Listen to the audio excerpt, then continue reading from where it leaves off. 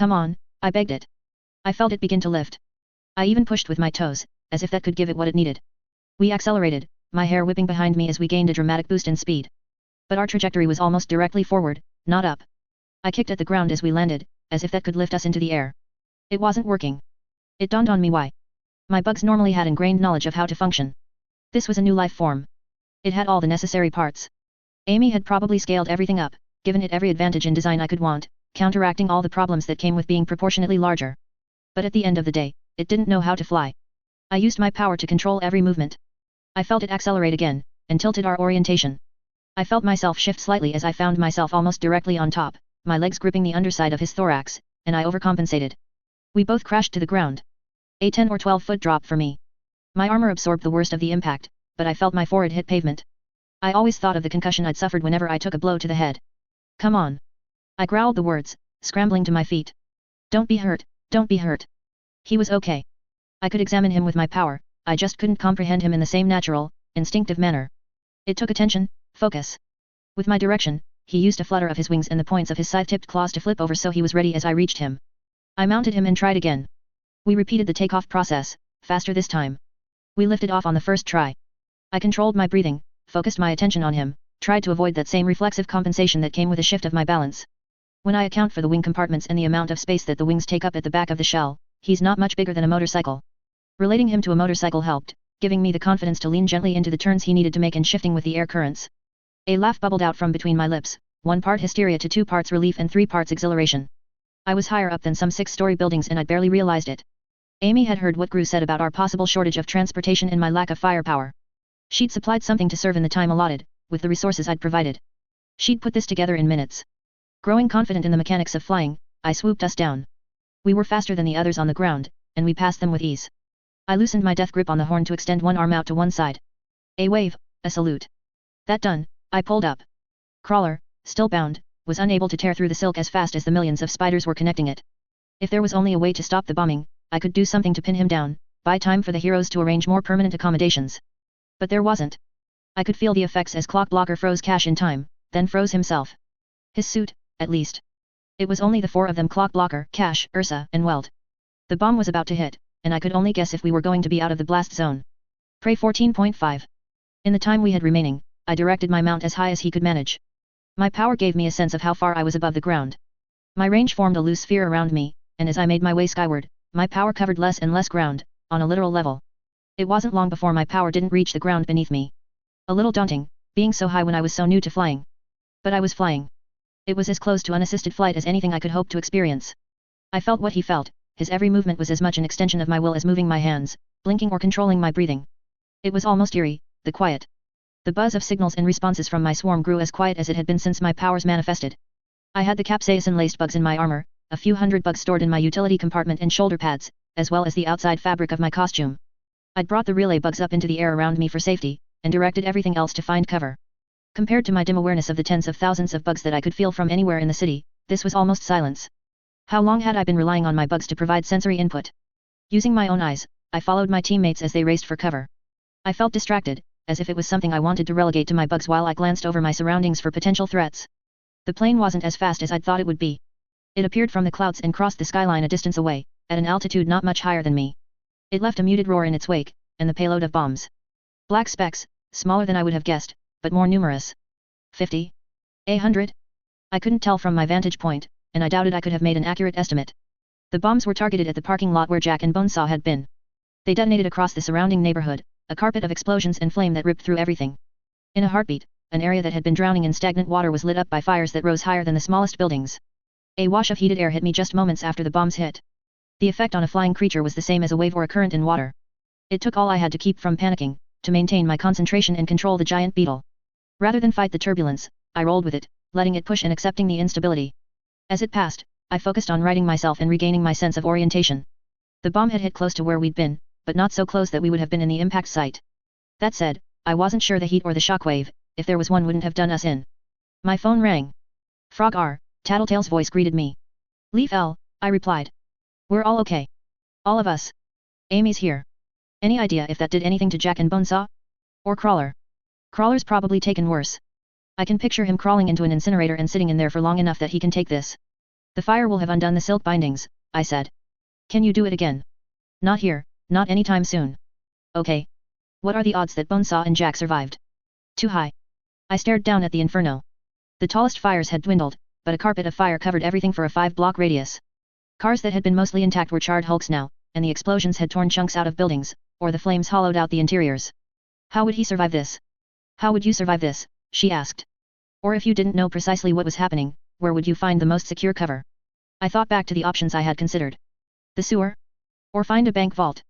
Not sure if the sewers or storm drains wouldn't collapse, and the bank vault could easily become an oven. Places to look, anyways. We can't get to them if they are there. And they can't get away, either. Jack's slippery, but he's pinned down for the time being. Just 1 second. I could hear other voices in the background. A few seconds later, Tattletale was back on the phone. Genesis is already making a body that can withstand the fire.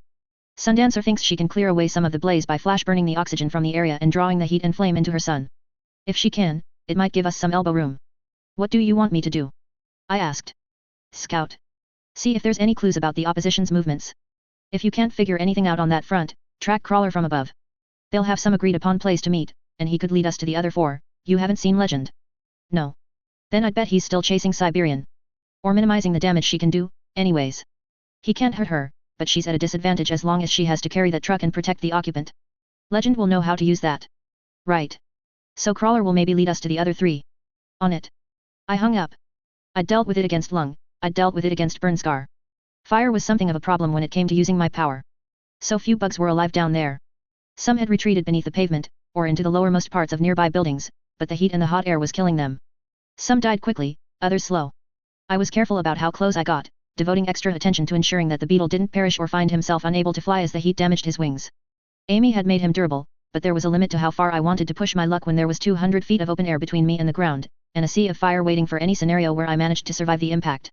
It was a bit of a task. To focus on flying there was no autopilot like there was with my other bugs and to track the remaining bugs on the ground.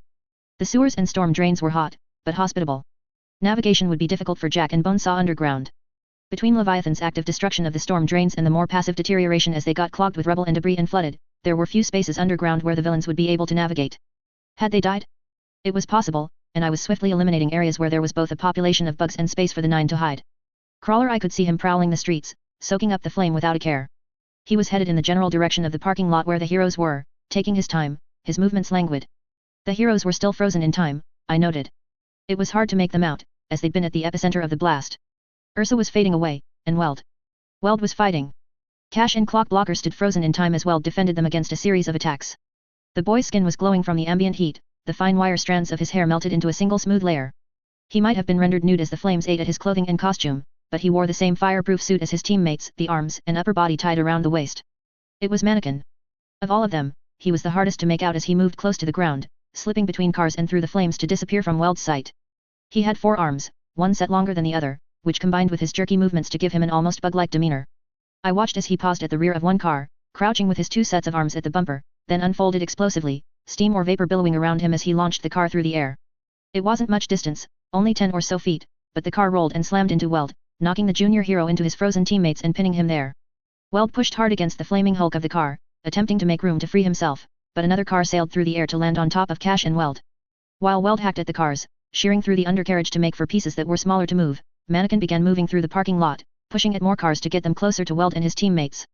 A minivan, a sedan, a pickup, pushed into Weld's immediate surroundings. There was no swagger, no monologue, nothing from Mannequin but the methodical execution of his simple plan. He approached the front of the pickup, tore off the hood and grabbed the engine block with all 4 arms. Again, the billowing vapor and that explosive strength, as he brought it over his head and down on top of the second car he'd thrown, stacking them too high. He crouched beneath the sedan and prepared to launch it as he had with the first 2 cars. Cash and Clock Blocker wouldn't be frozen forever. It could be as short a time as 30 seconds. If Cash or Clock Blocker emerged from the effects of Clock Blocker's power, and there were 2 cars piled on top of them, it would be grim. Worse, Cash was storing a number of the other heroes in his personal dimension. What would happen to them if he died? They had to have anticipated the possibility of Crawler interfering before they all recovered, but Mannequin? I was surprised he was able to function in the midst of this blaze. I had to remind myself he was a specialist in hostile environments, and they didn't get much more hostile than this. He was a genius, a problem solver, and a survivor. He was relentless, and as much as I'd managed to take the advantage in our previous confrontations, that was because he'd been out of his element, taking us on directly. This was Mannequin's specialty, attacking from the indirect angle, at the unexpected moment to target the weak. He favored tinkers both because they were often vulnerable if you caught them without their gear, and for his own neuroses. Weld managed to push the car that was pinning him from the side. Holding the stack of vehicles up over his head, he found a point where he could set his foot without the scorched frame collapsing and kicked the car away. As he tried to figure out how to manage the pile of flaming cars that sat atop him and his teammates, Mannequin struck. Like a piston, Mannequin slammed into him, thrusting him away, then danced back into the cover of the flames and smoke.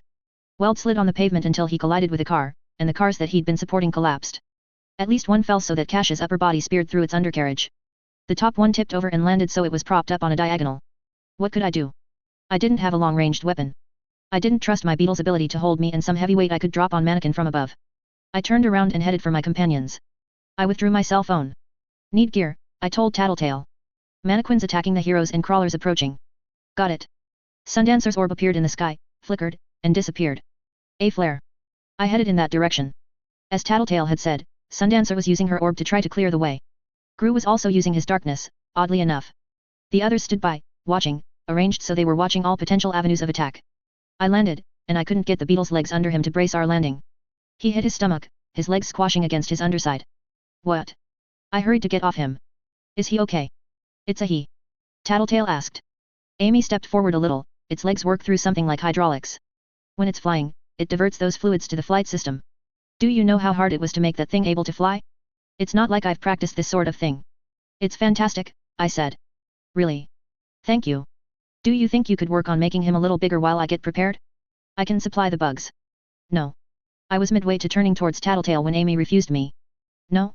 If it's the physical limitations of something that big, then maybe the nervous system, or if you could copy over some flight instincts so I don't need to devote so much focus. No, Skitter. It's not that I can't. I won't. I turned back to Amy. She shook her head, this isn't a luxury. It's not a present from me to you. You said you needed some help escaping, you needed some mobility. Fine. This is it. Right now, Mannequin and Crawler are attacking the wards. Your sister is with them. I could see her expression change at hearing that. She's tough, she'll be okay. Not in this case. She was stored away in some other dimension by Cash's power. If he dies before he gets her out. She paled. Idiot, I muttered. Can't waste any more time on you. Before she could reply, I turned to my teammates, I need bombs. Grenades, something I can drop from above and do some damage. Here, Ballistic said. He undid one of his belts and handed it to me. 6 grenades were placed around it. It was too wide for my waist, so I hung it around my neck instead. Amy stepped forward and put her hands on my bug. I went out of my way to ignore her. Take this, Trickster said. He drew a small handgun and handed it to me. He pointed as he explained. 10 rounds. Thumb safety. Grip safety. It's my spare. It was heavier than it looked. There was also a weight to it that had more to do with what the gun meant.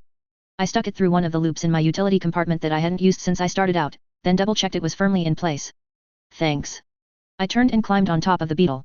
Can't make any promises, but flying should require less of your attention, Amy said. Okay, I said. So you focus on helping my sister. I'll help anyone that needs it, I said. With one false start, I managed to take off. I stayed low to the ground for as long as I could, to try to judge what Amy had done to the beetle. There was some underlying logic, but it wasn't the same sort of instinctual behavior I was used to. As far as I could tell, she had set him up to continue whatever I'd last instructed him to do, so I didn't need to maintain focus to keep him going. I frowned and suppressed that instinct. As it stood, it was dangerous. If he was flying and I got knocked out, he might keep flying. The same might apply if I was turning, or adjusting to compensate for my weight and got distracted partway through. No, after testing it I didn't like how slippery it made the navigation feel. I'd only use it on a case-by-case basis. Besides, it was something I could do with my power anyways, with greater effect and nuance. I'd been knocked out once, and my power had continued directing insects by my last given order. Irritating. I hurried back to the scene of the fight. Clock Blocker's power lasted anywhere from 30 seconds to 10 minutes. Weld had been on the defensive when I'd left, and the wards were relying on pure chance to determine if they'd make it out of this okay. I could hear the fight before I could make anything out through the smoke. The fires were still burning, but most seemed to have burned through whatever fuel sources they'd found. Beyond what was in the bombs themselves, anyways. It was probably dangerous to be taking in too much smoke, both for me and for the beetle, but I had to be close. There were crunching sounds and the noise of metal striking metal. I directed the beetle around one particularly thick cloud of black smoke and saw Weld hacking the cars to pieces, his arms a pair of oversized blades.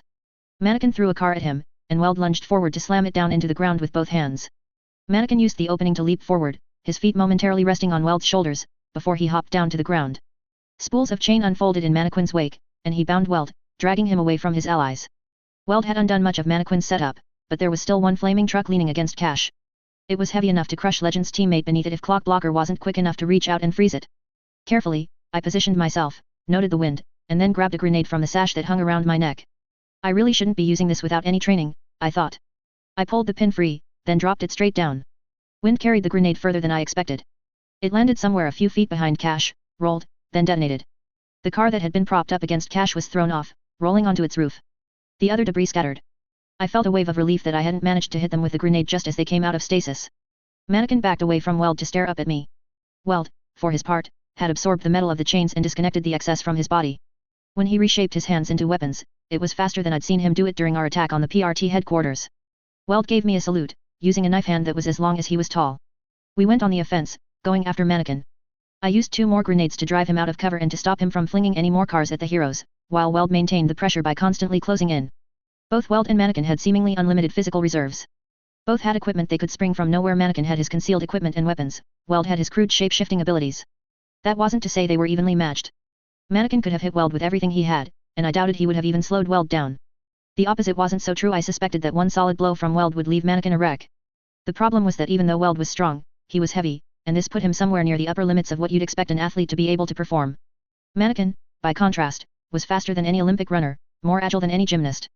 He could contort and slide through the space beneath a car, change directions on a dime, and that was without getting into the other advantages he brought to the table. I suspected he could see through the fire and smoke, and where Weld's shape-shifting was largely limited to hitting stuff, Mannequin could use his arms like grappling hooks to cover more ground and keep his distance. If we had any advantage, it was that we were buying time. Mannequin couldn't stop to throw vehicles at the frozen heroes. The counterpoint to that was that Crawler had heard the commotion and was approaching. He shifted from a walk to a head-on charge as he got a block away. Crawler. I shouted the words at full volume. Weld snapped his head up to look at me, and I extended one arm out to inform him on the direction. The problem was that Mannequin could hear too. He shifted positions and prepared to heave another car at the heroes. I pulled the pin on another grenade and lobbed it in Mannequin's direction. Call it chemistry, rhythm, or just the nuances one picked up after fighting alongside someone else, there was a flow to working with a member of your team, a way I could trust others to have my back and vice versa. Weld and I didn't have that. It was my understanding, my assumption, that the bruiser would take on the heaviest hitter on the opposing side, and the others in the team would focus their efforts on the secondary threats with using utility and technique. It was how the undersiders tended to handle matters. Weld.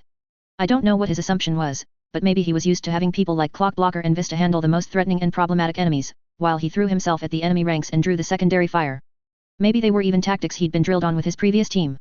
Maybe he was too focused on protecting his teammates from Mannequin and didn't trust me to handle it. I didn't know what his reasons were, but Weld turned toward Mannequin in the same moment the grenade left my hand.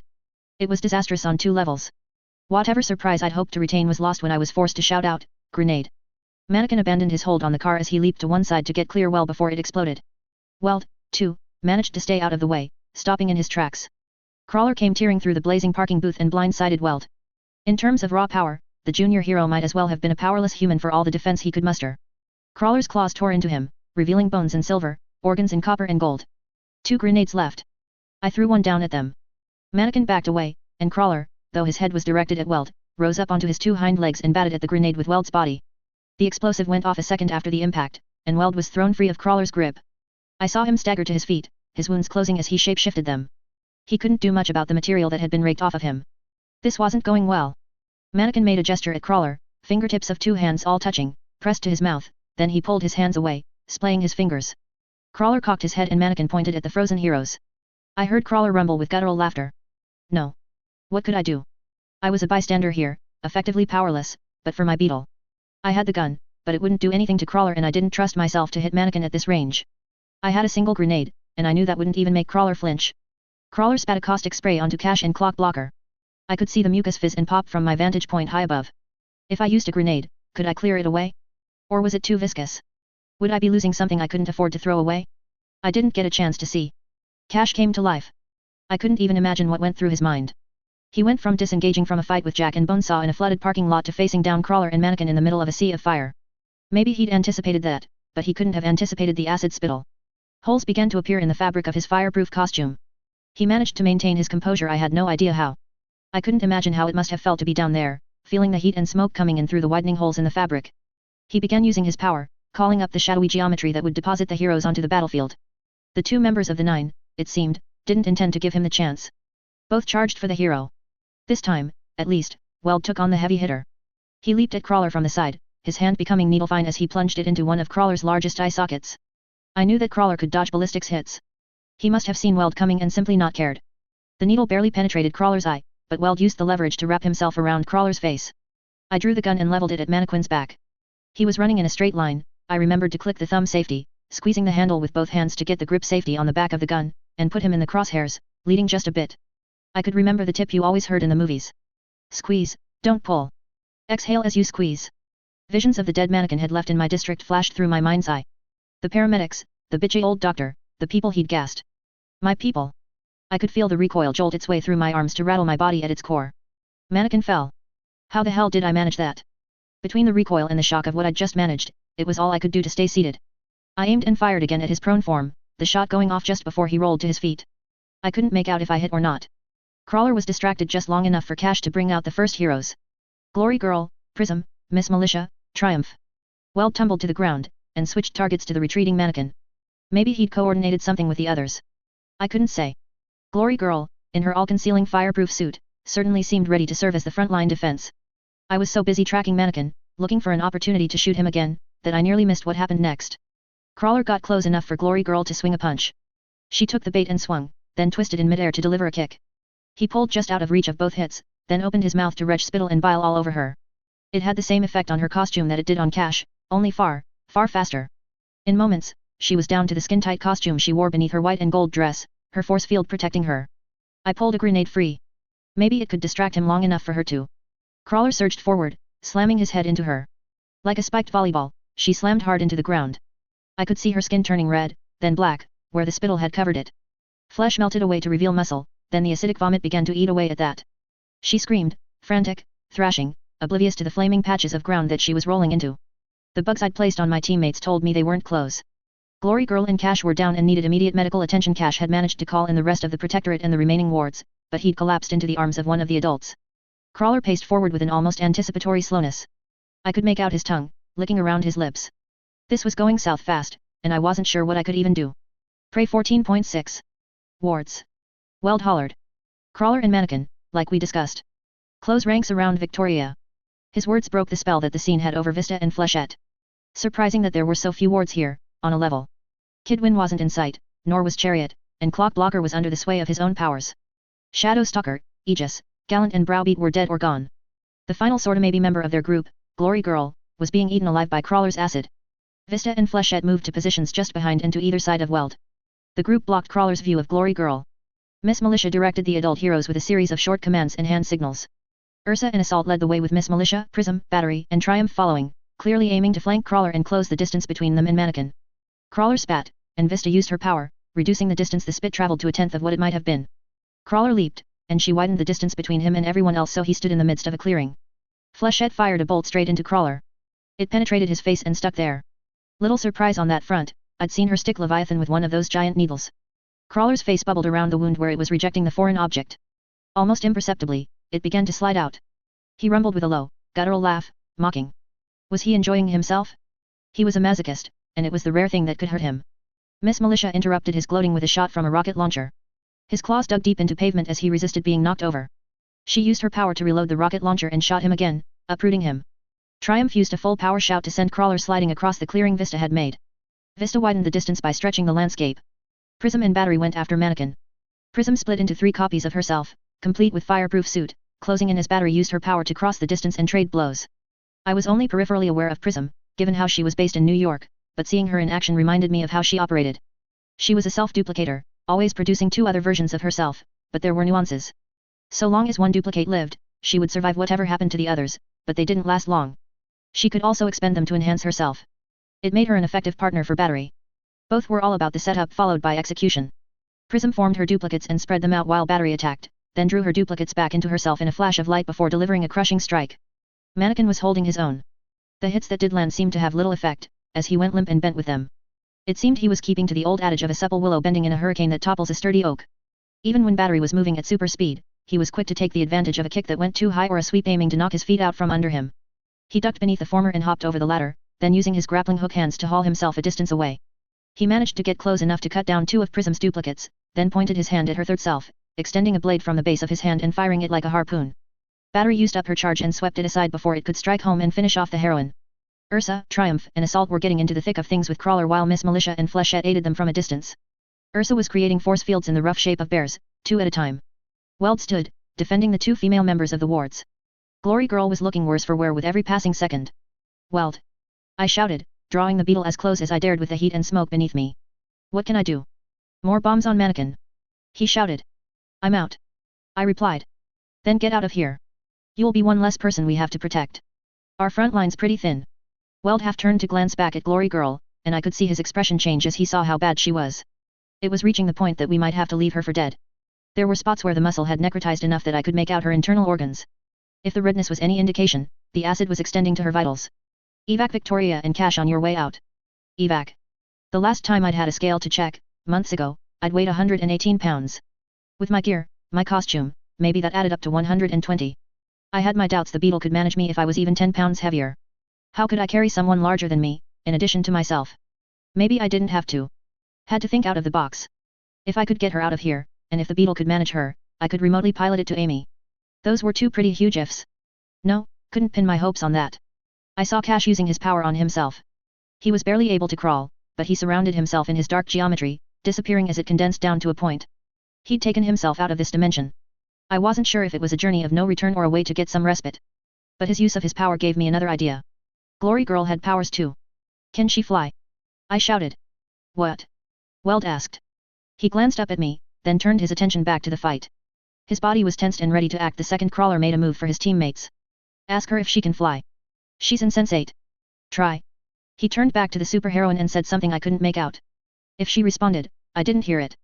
Weld extended his arms into 2 long poles. They extended 10 feet, then 15, then 30. Reaching back, he caught Glory Girl with the ends, bending the tips to encircle her body. Wait. I said. He glanced up at me, then over at Crawler. The villain was spitting at Assault, who slid on the ground to evade the spray. Crawler took advantage of the gap in the defensive wall to stampede toward Vista and Flechette. Vista increased the distance, but not as fast as Crawler crossed it. Under pressure, choosing the protection of his teammates as his top priority, Weld ignored my plea for a moment to think. He twisted his entire body to haul Glory Girl into the air, throwing her at me like a catapult might throw a boulder. I changed my orientation so I'd be ready to catch her. Rather than try to wrap my arms around her, I moved so we were racing alongside her as she arced through the air. It gave me only a second or 2 to make the call about grabbing her. I didn't want to get that acid on me. I grabbed at the 2 things that seemed safe, the intact portion of her lower costume and her hair. I pulled back, hauling on both, but the beetle wasn't able to offer the necessary lift. She was insensate with pain, and she struggled at what I was doing to her. I momentarily wondered if she'd hit me or the beetle with one of those punches that could crush stone. Worse, if she grabbed me and I couldn't break away, I'd plummet to the ground with her. Fly. I screamed the word. Lift up, Glory Girl. Her face was melting on one side, her eyes a ruin, her ear and the surrounding area of her head a bloody mess. I wondered if she could even hear me. I was getting dragged down. How long before I had to make the call about letting go? It would mean letting her fall back into the burning city street. Maybe her force field would protect her, but the acid would continue to eat into her, until it got at something especially vital. She would die, slowly and painfully. Burning to death would almost be a mercy. Rise. Fly. I shouted. She began to lift up. I took the opportunity to let go of her hair, grabbing at the one hand that wasn't covered in acid. I pulled on her hand, and she followed my lead. We moved as fast as my beetle was able.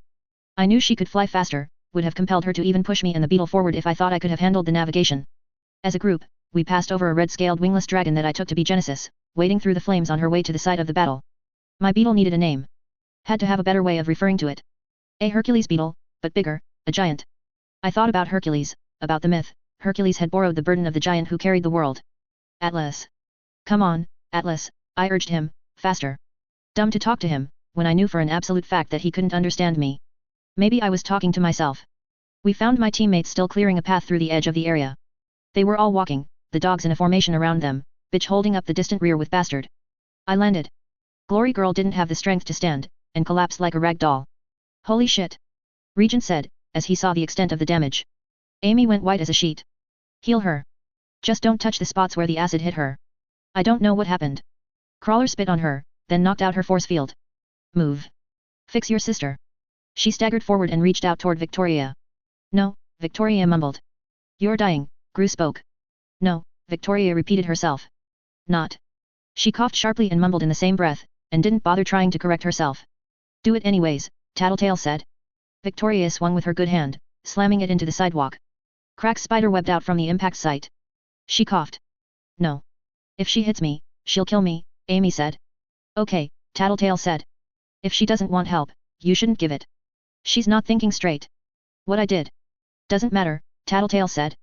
Amy shook her head, talking over her. She's always been emotional, passionate, unrestrained, and she's channeling all this new emotion into hate, because it's the closest equivalent. New emotion? Regent asked. You mean you mind-raped her? Amy looked like she'd been slapped across the face. I wasn't surprised, but hearing it said out loud was unsettling. Seriously? Imp voiced the incredulity that everyone else seemed to be feeling.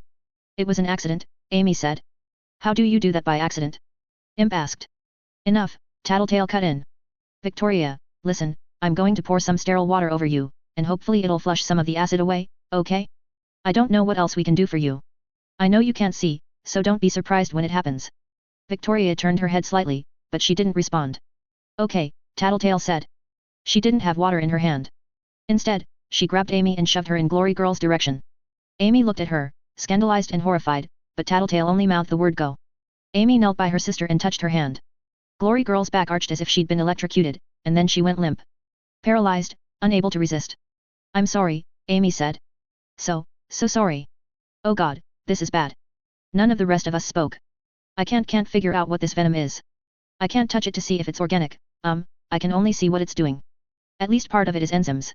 It's denaturing proteins in her cells and using the byproducts to build more enzymes, and it's breaking down lipids as a side effect, shit. Oh God, and there's more to it. The fluid the enzymes are swimming in is some kind of acid. Can you fix her? Tattletale asked. So much to do, Amy mumbled, have to counter the acid with some kind of physiological byproduct, have to stop the enzymes from liquefying her entire body, and repair the damage. Trying to make some kind of firebreak to stop the spread of the venom, withdraw the proteins the venom is using to propagate itself. There isn't enough tissue in her body for everything I need to do to fix her. Fixing her body and healing all the damage can come later, Tattletale said, as if she were reassuring Amy. For now, keep her alive and fix what you did to her head. I have enough to manage without worrying about that. There was a note of desperation in Amy's voice. It's as much a priority as anything else. I said it before, if you don't do it now. Shut up, Amy snapped. I need to focus. We watched her work. The dissolving began to slow, then fix. The wounds weren't closing, but the necrotized edges of the ruined flesh was turning from black to crimson. You going to go back? Tattletale asked me. I shook my head and glanced over to where the clouds was glowing orange with the reflected flames. Nothing I could do. Too much fire, it cancels out my power, and it's dangerous for Atlas. Atlas. I like that. I shrugged. I turned to Amy. Do you want me to bring bugs? Maggots eat only dead flesh, which might be helpful if... No. I can handle that. Or I could get some of the more useless bugs, like the ones you used to make Atlas, for raw material. Amy turned to give me an incredulous look. You said you didn't have enough tissue to patch everything together. If you wanted to put together a placeholder, I trailed off. Nice, Regent said. She could be a human spider hybrid. Add some insult to injury with the mind rape thing. I could see Amy tense. That's not what I'm saying, I told him. Amy was saying the enzymes were dissolving proteins and other stuff. The bugs would be a source of protein, vitamins, carbs. I'm a little surprised you know that, Gru commented. He didn't take his eyes off of Amy and Glory Girl. My power tells me some of it, I said, and I did some reading after we took over our territories, trying to research that stuff. It was an idle thought, but I was thinking that if we got into a food shortage, I could feed my people with bugs. Imp made a gagging noise. Wow, Regent said. See, you just started off by making me think you were warped and creepy because you were suggesting Panacea turn Glory Girl into some sort of bugborg, and now you're making me think you're creepy and weird because you wanted to feed bugs to people who aren't your enemy.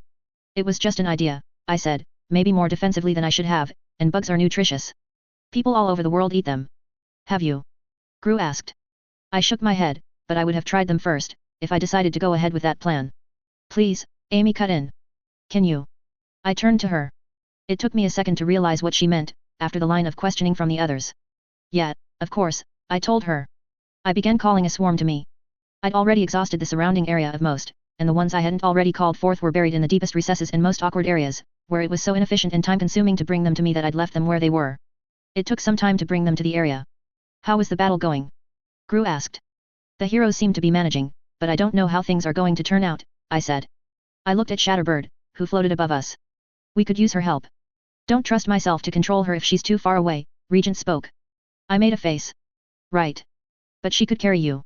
She almost dropped me once before. It's pretty hard to hold on to someone, especially without the leverage you have when you're on the ground. The first bugs were arriving in front of Amy. She began dissolving them into their constituent parts and pressing them into Glory Girl's abdomen. When she raised her hand, they were gone. She held her hand out for more to gather while keeping one hand on Glory Girl. Minutes passed before Amy stood and wiped her bloody hands on her pants. Done as much as I can. Glory Girl didn't look done. Scars crawled across her body, angry looking, surrounded by burns from the acid and flames. Her skin in areas where the flesh had melted away was so new and stretched so thin that it was translucent, and there was little to no body fat to pad the area between skin and muscle. Fix her, Tattletale said. You know what you did to her, you know it was wrong, undo it and walk away. Can't, Amy shook her head. I said I've done as much as I can, but there's so much more I need to fix. The parts I made with the bits I took from bugs will need to be replaced with real flesh. That's her choice. You saved her life, good on you, but you need to let her make the call. Why do you care so much? You're a bad guy. Oh yeah, Tattletale replied in a dry tone, I'm evil, right? Maybe that's all the more reason to listen if I'm saying that something's fucked up and wrong. Amy shook her head, she needs to eat, and I need to rest. I can speed up her digestion, like I did with breaking down the bugs inside her. But I need so much material that it's going to take a lot of food if I'm going to get everything she needs. One night, and I can make her normal. Tattletale shrugged, that's fine. Just undo what you did first. If she fights me and doesn't let me finish. That's her choice. Tattletale repeated herself. No. That's not her. That's the change I made doing the talking, or the aftermath of it. Even if I removed all the neural connections that have been made since, there's so much more in the emotional cocktails and hormonal balances. She's channeling it into anger instead of love. Love. The implications were so fucked up. It was the sort of thing Heartbreaker did. She hugged her arms against her body. There were tears in her eyes. You need to fix her mind now. For you, not for her. Maybe she'll forgive you at a later date, when she's thinking clearly again, Tattletale said. Maybe then she can approach you, you two can start interacting again, you rebuild that trust over months or years, and you can finish healing her body when she gives you her permission. Or I can fix her now, undo what I did and then walk away forever, because I don't deserve forgiveness and she shouldn't have to live like this because a wrong I committed fucked with her focus or made her too aggressive or... It wasn't like that, I said. She didn't have time to react. I was watching. These injuries Crawler inflicted were not your fault. Doesn't matter. She would have reacted sooner if she'd been getting enough sleep, if her emotions weren't off kilter. Amy, I started. She shook her head so violently that I stopped mid-sentence. I can almost feel right about this. I patch things up, and then I go. Amy bent down and touched her sister. Glory Girl stirred and sat up. With Amy's help she stood. You're lying to yourself, Tattletale said. And you're making things worse. I'm just keeping her complacent. I'm okay with it if she doesn't forgive me for it. Don't deserve it anyways. I do this, and then I'll go somewhere I can be useful. Only reason I haven't made more of myself and my power is because of the rules and regulations about exploiting minors with powers. Either go into government or don't work at all, and didn't want to go into government because they would have made me a weapon. And because I needed to be with my family. She smiled, but it wasn't a happy expression. Burned that bridge. But I'm 16 now, I can get a job somewhere, start making a real difference with my power. And the last thing you'll do for your family is this? Hypnotizing your sister when she's already mad at you for assaulting her and fucking with her head. Tattletale asked. The last thing I'm going to do is fix her. A means to an end. I stepped forward a little. Trust me when I say I've been down that road. I don't recommend it. You don't understand. Wasn't it only a little while ago that you admitted you couldn't figure out what you needed to do to put things right? You asked me to make the call. Because you had the experience in making calls on morality in dangerous situations, situations where I can't even think straight, Amy said. Her voice hardened a little, but I have the impression that you don't have that same expertise when it comes to family. I thought of my dad, and it sat heavily enough in my mind's eye that I couldn't formulate a response. Gru formulated one for me. You're one to talk. I'm trying to fix this. Amy raised her voice. Why are you making this a thing? Why do you even care? Tattletale shrugged. I talked about it with Gru, Bitch, and Regent. We were considering offering you a place on the team. I looked at Tattletale in surprise. I glanced at Bitch. Even her? Amy scowled, as if. You're such hypocrites. Regent mind controls people all the time. Regent mind controls the monsters, the bad guys, I said. Taking advantage of bad people for selfish ends. What you're doing is selfish, Tattletale cut in. You think you're doing it for her, but you're only doing it to soothe your own guilt. No, Amy said, as if that was that. She glanced at me. Thank you for bringing her to me so I could help her. I don't want it to be a nasty surprise, so you should know I didn't give the bugs I designed any proper digestive systems. They'll starve to death before the week's over, but the 9 will be gone by then. If they aren't, we're all fucked anyways, aren't we? I looked down at Atlas, then back to her. I clenched my fists. I'm using them to help people. For now, sure. In the future? I couldn't be sure. So I put a time limit on them. Let's go, Victoria. Hey! I shouted. My swarm stirred around me as the pair turned to walk away. No, Tattletale said, putting a hand on my shoulder. But she's not thinking straight. We've all been there. You don't want to start a fight. We've got other enemies to focus on without making more. I was pissed off enough that I wanted to hit someone. I couldn't even articulate the entirety of why I was so angry. I'd gone out of my way to be nice to her, to empathize, to save her sister, and save both of their lives. And this was how she repaid me? A slap in the face, a final gesture to make her distrust for me as blatant as possible? I could try, Gru said. I've seen her power, but I don't get the full picture. I might kill it. Or fuck it up somehow. Please, I said. He raised one hand and created a wave of darkness. It passed over the two girls. I brought Atlas to Gru, and he laid one hand on the shell. I could feel shifting in Atlas' mandibles, head, thorax, and abdomen.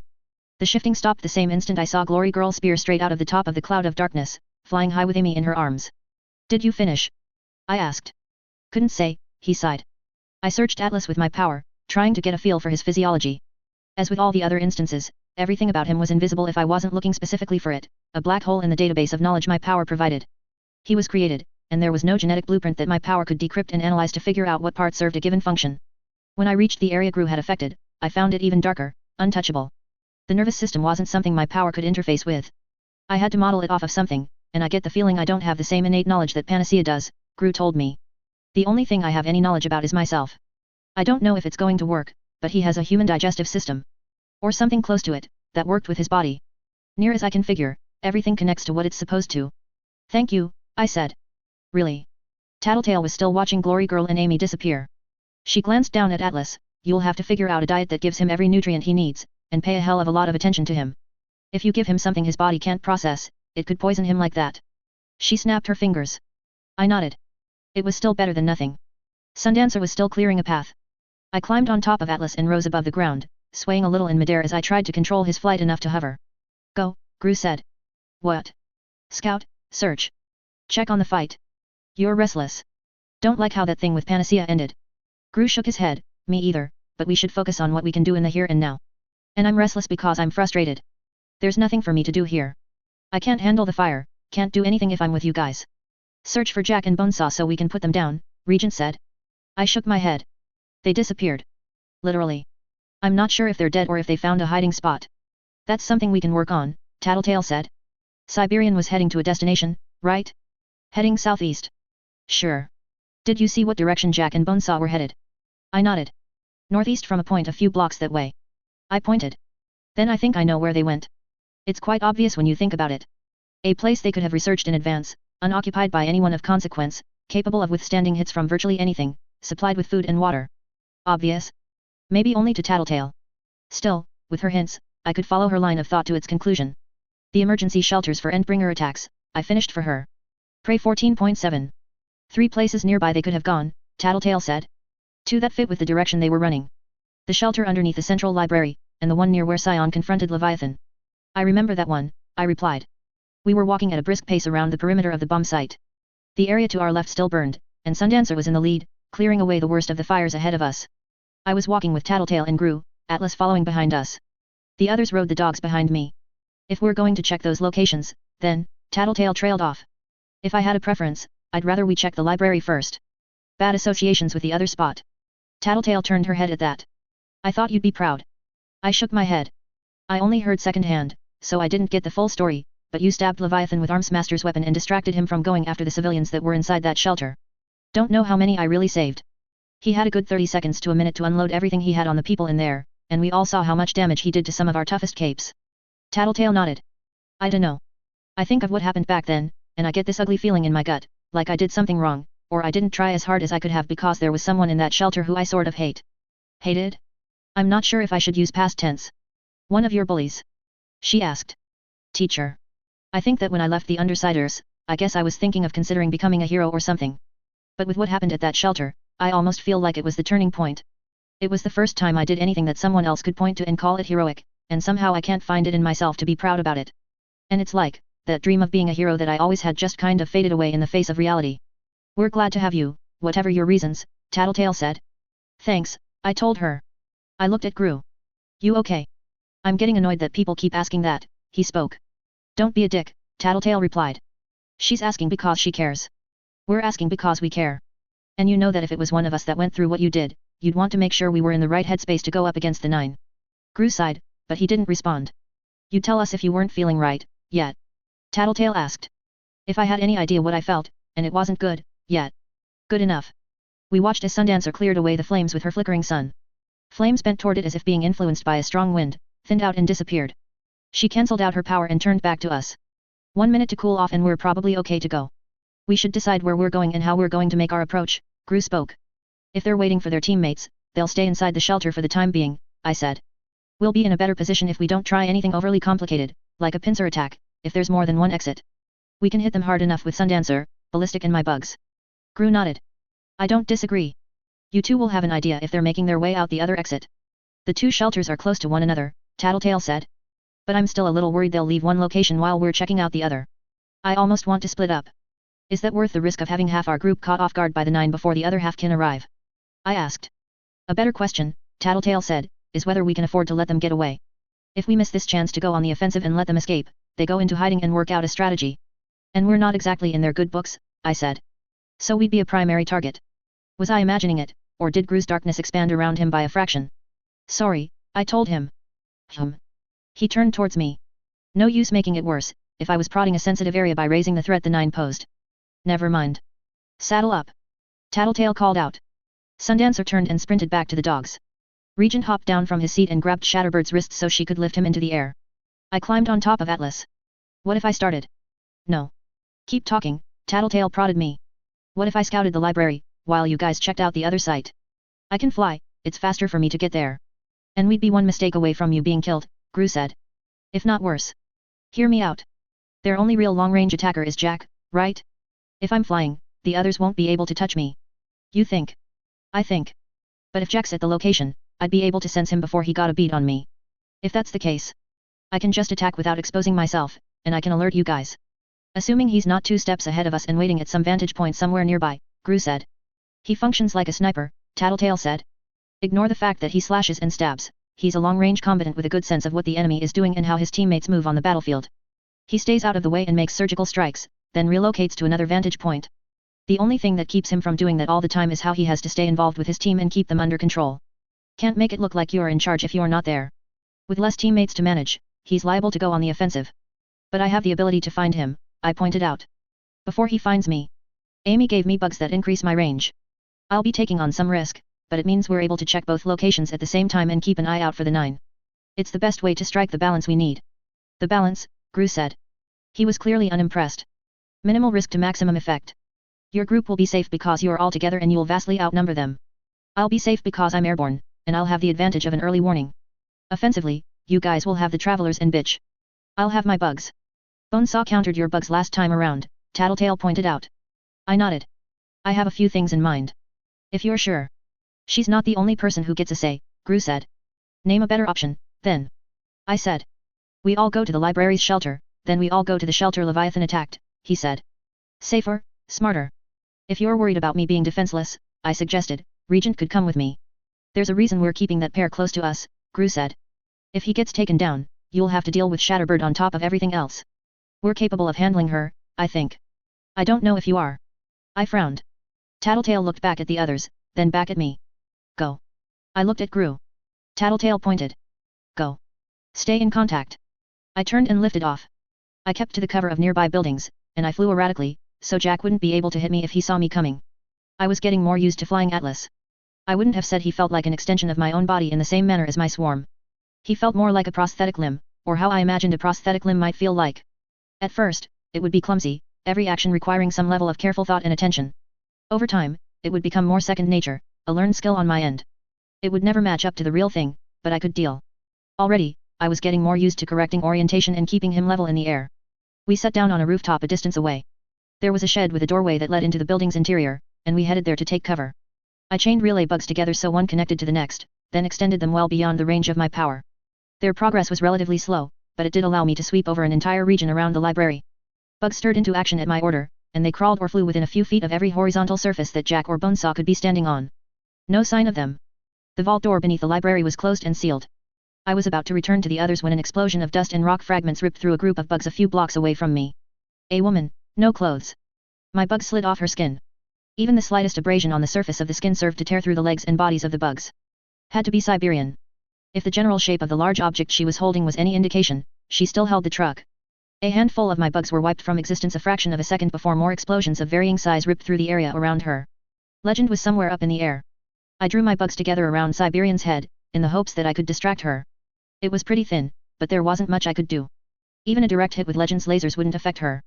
I shifted locations, flying half a block before landing again. I could just barely make out the pair of combatants with my swarm sense. Something about what Legend was doing seemed odd. He wasn't firing constantly. Rather, his shots seemed to be strategically placed. He ripped apart the side of a building a moment before Siberian landed there, then tore through the 5 or 6 floors beneath her so she had nowhere to go except straight down. The instant she stepped free of the building's ground floor, he tore into the ground with a series of laser blasts that expanded outward, thinning as they went. It created a bowl-shaped indent, with rubble covering the storm drains that had been exposed by the lasers. Carrying the truck, Siberian headed for the storm drains anyways, tearing through the piles of debris. Legend unloaded on the entire street, collapsing them around her. Some of my bugs descended with the pieces of the shattered street, and they could feel the warmth of the outside air mingling with the cold, stagnant air of the storm drains. He'd exposed her. I'd seen Legend go all out, and this wasn't it. Why was he holding back? Granted, there was little point in hitting Siberian with everything he had, and it was easily possible that trying to drill a hole in the ground around her could theoretically give her the chance to escape, if she found some underground cavern or tunnel, but it could just as easily drown her. So long as she had the truck, Siberian had to stay places where there was oxygen. She couldn't, I was assuming, dive beneath the water and make her escape from there. Legend seemed to be going out of his way to keep her above ground and exposed, attacking only when he had to. He was conserving his strength. As much as both he and Siberian were powerhouses with more offensive capability than 99% of people on the planet, this was a strategic battle. It was easily possible he was planning to keep this up for hours, harrying her, keeping her from getting her feet under her. And with Siberian's master or controller in that truck, she was forced to move more carefully. If Siberian's creator didn't have food and water, this could turn into a battle of attrition. One Legend might even win. He was fit, healthy, athletic. Siberian's master, according to Cherish, wasn't. Added to that, being in that truck as Siberian leaped around couldn't be fun. I felt like I was still missing something. Why was Legend fighting here, of all places? Whatever else was going on, they were causing pretty horrific property damage, and it had to be hard to fight Siberian in a place with this many high-rises. She could disappear into building interiors, and even if he lowered the height he was flying at, Legend was probably having to penetrate 3 or 4 stories of building to get to her. I kept my distance from the fight as I directed Atlas toward the library. With my bugs, I was able to more or less follow the fight. I couldn't touch Siberian directly, but I could sense where Legend was directing his attacks, and how he was positioning himself. I continued to do what I could to help Legend, sending bugs at Siberian in the hopes of distracting her or finding some way into that truck. They searched the windows but failed to find a gap. Some crawled into the exhaust, others into the undercarriage. She fell into a trench as Legend leveled another series of blasts at her, and the movement of the truck coupled with Siberian's power and its rough texture murdered a solid 90% of the bugs I'd used. The remainder made their way deeper inside. The bugs could sense something they registered as food. A heavy smell, fetid, like garbage. It was rank in there. They crawled through the air conditioning vents and into the truck's interior. The driver's seat was empty. I sent the bugs into the back. Nothing. The truck was empty. With my bugs, I drew out words in midair high above me, informing Legend, truck empty Siberian bluff. Had she assessed what Legend was doing, turned it around on him? If her real self was somewhere safe, somewhere with food and water, that meant Legend would lose any battle of attrition, if that's what he was aiming for. I couldn't think of another reason her creator would leave the safety of the truck. Hovering over the library, I got my phone out and dialed. Tattletale. Sup. Legend's fighting Siberian here, but the maker isn't in the truck. I think he's in the vault with Jack and Bonesaw. Someone sealed over this door with a heavy pad of metal, because Leviathan or someone tore it down. My gut's telling me the 9 didn't gather inside and weld it shut behind them, but I can't ignore the possibility that Bonesaw spiders did it. 1 in 20 chance, I'd guess? We'll know in about 30 seconds, after Sundancer burns through. Right. A few more things that are bugging me. Can I use your brain? Go ahead. Legend's fighting Siberian here. It feels wrong. He's working to pin her down, slow her movements as much as he can. I know he's probably buying time, trying to wear her other self out, but why not a place with flatter terrain? Why not a place where there'll be less cover for her and less collateral damage? I know Siberian goes where she wants, and if her other self is in the shelter, that's probably a big reason she came, but... Your gut is saying something's off. My gut is saying something's off. Okay. I'd guess the Protectorate have more of a plan than the one firebombing. They're going to do it again. No. The first one, going by what you've said and what I've picked up, hasn't done much for our side. It's going to be something else. And we don't know what. No clue. What else? Minor, but if her other self is in the shelter, where are Jack and Bonesaw? And if they're in the shelter, where's Siberian's real body? She's spent years with them, they have a rapport, and they're dependent on one another. Maybe he felt it was safe to approach them. Maybe. Nothing more specific. Don't have much to work with. What else is going on? Legend's holding back. Conserving his strength. I get that he's trying to win a fight of attrition, but as far as I can tell, He hasn't changed his tactics or the pacing of his attacks much since I informed him that the creator isn't in the truck. He's buying time for something? Someone? Maybe Scion is headed this way? No. Don't get that vibe. Tattletale mused. We just got inside. They aren't here. I looked down at the library. Vault door, how do I open it? Can't say until I see the control panel myself. The shelters are supposed to open with a command from the PHQ. Which was annihilated, I said. Right. Or the PRT headquarters, on the director's order. There's bound to be another code that can be used in case those places get knocked out of commission. How did they get in? They have a tinker, Tattletale said. She may work primarily with biology, but that's not going to be the full extent of Bonesaw's knowledge. Look at those spiders. Some basic hacking isn't out of the question. Anyways, I can figure it out when I get there. Unless you want to take the brute force route. I looked down at Atlas. I don't have enough brute force, and neither does Atlas. Legend does. We're on our way. See you in a few. Right. I hung up. I drew more words in the air with my bugs, near Legend. Found the 9. Underground shelter.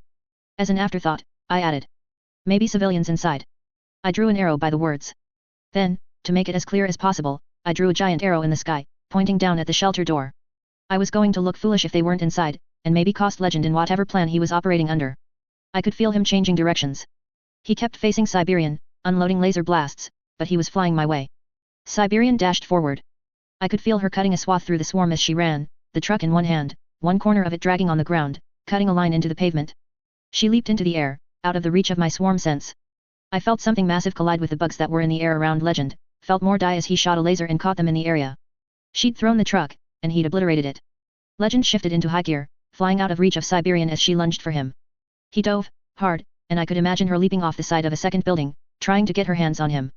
Legend turned my way and flew towards the library. I hurried out of the way, directing Atlas to higher altitude, just in case Legend decided to level the place. The leader of the Protectorate had arrived on the scene, and I could sense Siberian on the ground, hot on his heels. He raised one hand, and a laser beam shot forth, splitting into 8 smaller beams that bent in the air. They hit the outside edge of the vault door with precision, evenly spaced out, then drifted in a clockwise direction. The door toppled free. Legend spread his arms, and hundreds of individual beams radiated out from his body. 3/4 of them turned in sync to spear towards the library, stabbing through the architecture. Other beams split off to strike through doorways and windows and across rooftops. No less than 3 struck me. I flinched and nearly lost my seat on Atlas, but found it wasn't much hotter than steaming tap water, and it only lasted 2 or 3 seconds before cutting out. Siberian had approached close enough to demand Legend's attention, and he'd terminated whatever it was he'd been doing. I turned my mind away from whatever the beams had been intended to do and toward my own contributions to this fight. Had to strike before they got their bearings. I took advantage of the pause to send bugs flowing into the shelter. I could count a number of people, young and old. The mosquitoes in my swarm could scent blood. 20 or so people were inside the shelter, standing there.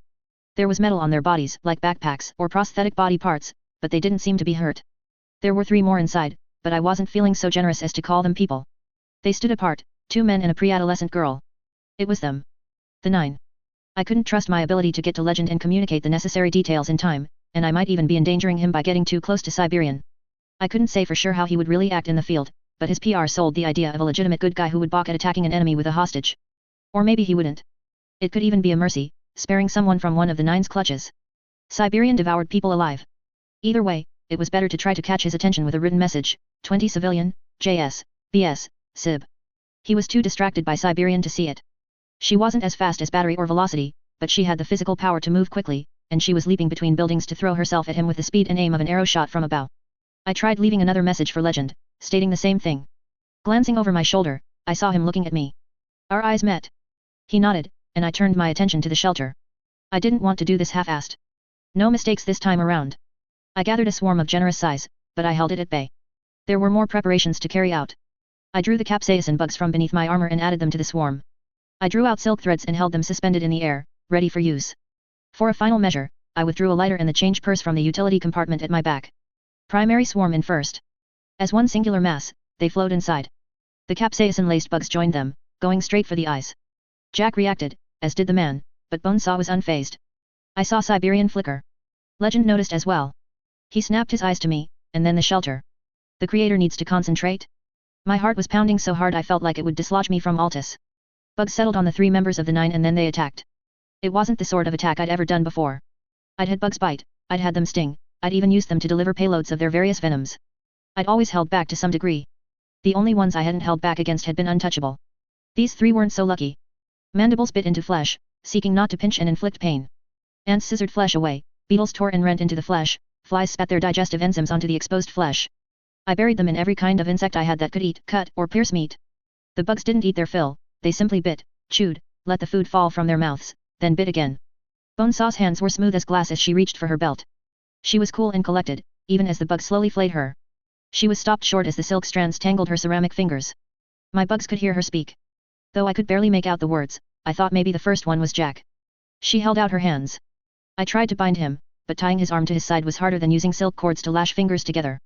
At least partially blinded by the capsaicin, he swiped his knife a few times in Bonesaw's direction.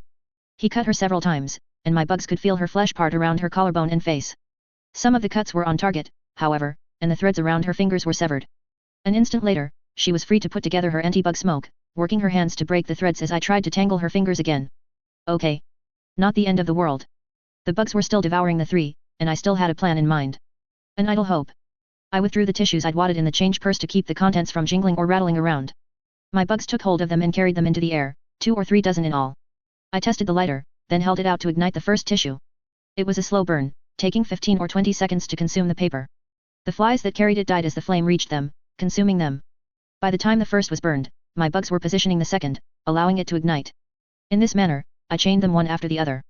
A slow-moving relay of flame. Bonesaw had her smoke going, despite my efforts to rebind her fingers, and I could feel it murdering my bugs en masse.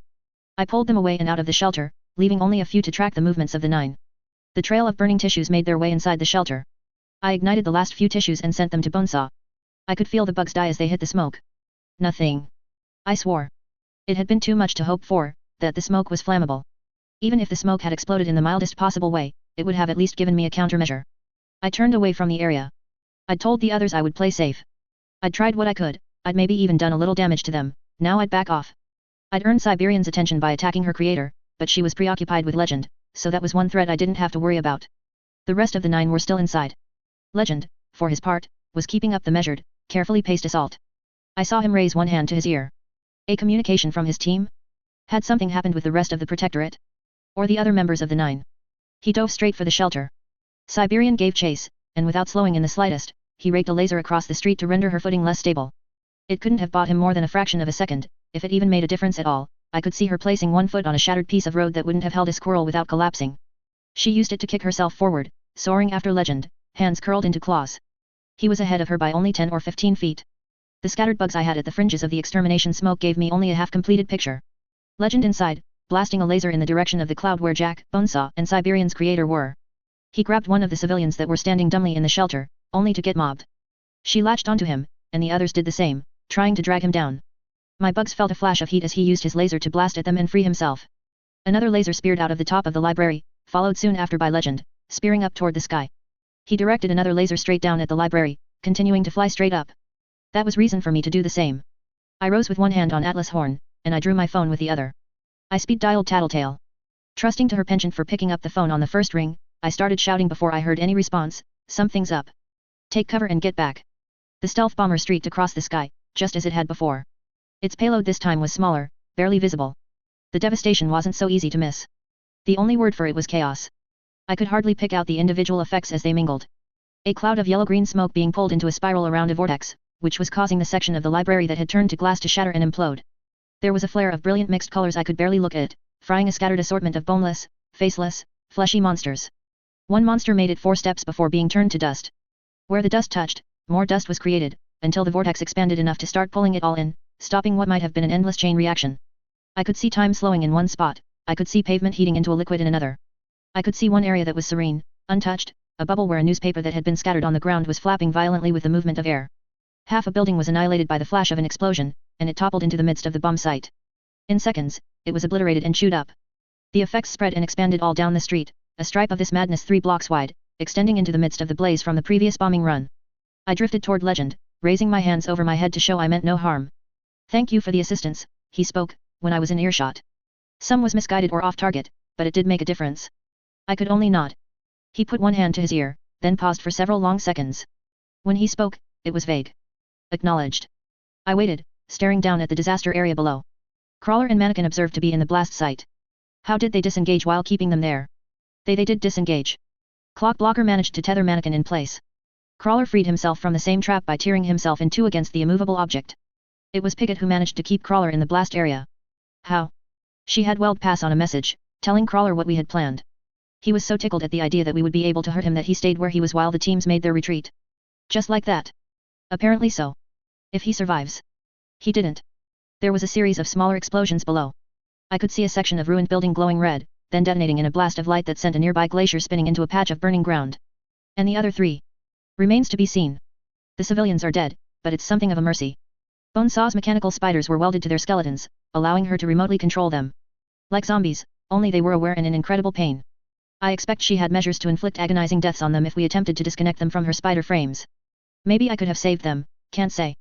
From the glimpses I saw of them, I don't know if they would have thanked me. We spent a minute staring down at the devastation. I ventured to ask him a question: can Brockton Bay take this? It feels like it was on the verge of collapse already. Add this mess, the firebombing, can we really come back from it? You know this city better than I do, I'm sure. I like to think people are stronger than they appear at first glance. Perhaps the same goes for cities as well. I'd like to think so. But if I'm being realistic. I stopped mid-sentence. My bugs had found a group of individuals on the edge of the blast radius. No fucking way. I pointed. Siberian flickered violently as she crouched beside Jack and Bonesaw, one hand on each. In between the three of them was a man, hunched over. Legend raised one hand, but he didn't shoot. Legend. They haven't seen us. I would like to take out Jack or Bonesaw while they're distracted and unguarded, I just need Siberian to step away or let go of them. The group shifted positions, so the man had an arm around Jack's chest and an arm around Bonesaw's shoulders, Siberian behind him. See that? Legend asked. What? I could barely make them out from our vantage point. I can't. My eyes are better than most. A minor benefit of my powers. The backs of his hands, perhaps you can make out the tattoos? A cauldron on the left hand, a swan on the right. I don't follow. No, he sighed a little. I suppose you wouldn't. It does mean we know who he is. Someone I'd know? An old costume. He shook his head. A scholar. Jack glanced up, and Legend fired in the same instant. With Siberian's strength, the group of the 9 lunged to one side, disappearing behind cover. I sent bugs after them. My swarm sensed other arrivals. The Undersiders and travelers came from the west, taking a circuitous route around the top end of the bomb site. Legend fired a series of blasts after Siberian and gave chase, but she was keeping a building between her group and Legend. He stopped where he was, one hand outstretched, and touched his ear. My teams are on their way, he said. That's good, I said. The Undersiders and travelers are too. I'm going to go fill them. We need them to back off, he interrupted. Another bombing? I asked. He shook his head. No. It seems we're facing the worst case scenario. We're winning, I said, incredulous. You guys took out 2 of them, we've got them on the defensive. Exactly, he interrupted me. We're winning. And we've broken enough of Jack's rules for his game. Now I fear we're about to see whatever punishment it was that Bonesaw prepared for us. Pray 14.8. How did it go? Tattletale called out to me before I'd even landed. I set Atlas down on the ground and hopped off. Whatever the fuck they just dropped on the city, it apparently took out Crawler and Mannequin. I'll believe it when I see it, Tattletale said. I think that was Bakuda's stuff they just used. What about the other members of the 9? They're on the run. Last I saw, Siberian's creator looked pretty rough. Not sure if the spider bites and stings will kill him or if Bonesaw will manage to counteract it. Depends on whether Legend and the other heroes can keep up the assault long enough to keep Bonesaw from getting to work. I could see Bitch react to the mention of Siberian's creator. She looked startled, then scowled. You found them? Tattletale asked. Siberian and Legend. Yeah. Legend told me to scram, in case Bonesaw deploys the threat she's been holding over our heads, and so I don't get in the way. I would have fought to stay, but he's an intimidating guy to argue with. Gru nodded. I wouldn't feel bad about it. It means we can serve as backup if the heroes lose. And this threat? Do we know what it is? Some zombie apocalypse? Regent asked. No, Tattletale shook her head. She sees herself as an artist. She's going to want to do something that catches us off guard, something that scares us in a way that simple horror movie monsters don't. I don't know about you guys, Sundancer spoke up, but monsters scare me enough. Says the girl who can vaporize buildings and give Leviathan pause for thought, Regent said, giving her a sidelong glance. Leviathan broke half the bones in my body. The only reason I'm standing here is Panacea, Sundancer said, a little defensively. You two do raise a point, though, Tattletale cut in. Capes are powerful. If she wanted to scare the locals, she's done that. I'd be willing to bet the ace she has up her sleeve is going to be more aimed at scaring people like us, like Legend. She wants to terrorize the strongest, target people who everyone looks up to and fears. Just us?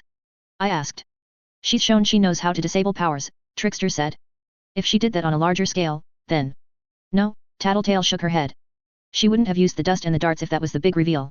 It doesn't make sense tactically, because we could have come up with a way to deal, and Skitter's partially immune anyways. And it doesn't make sense artistically, either. You have to think of her as less of a scientist or doctor and more of a performer.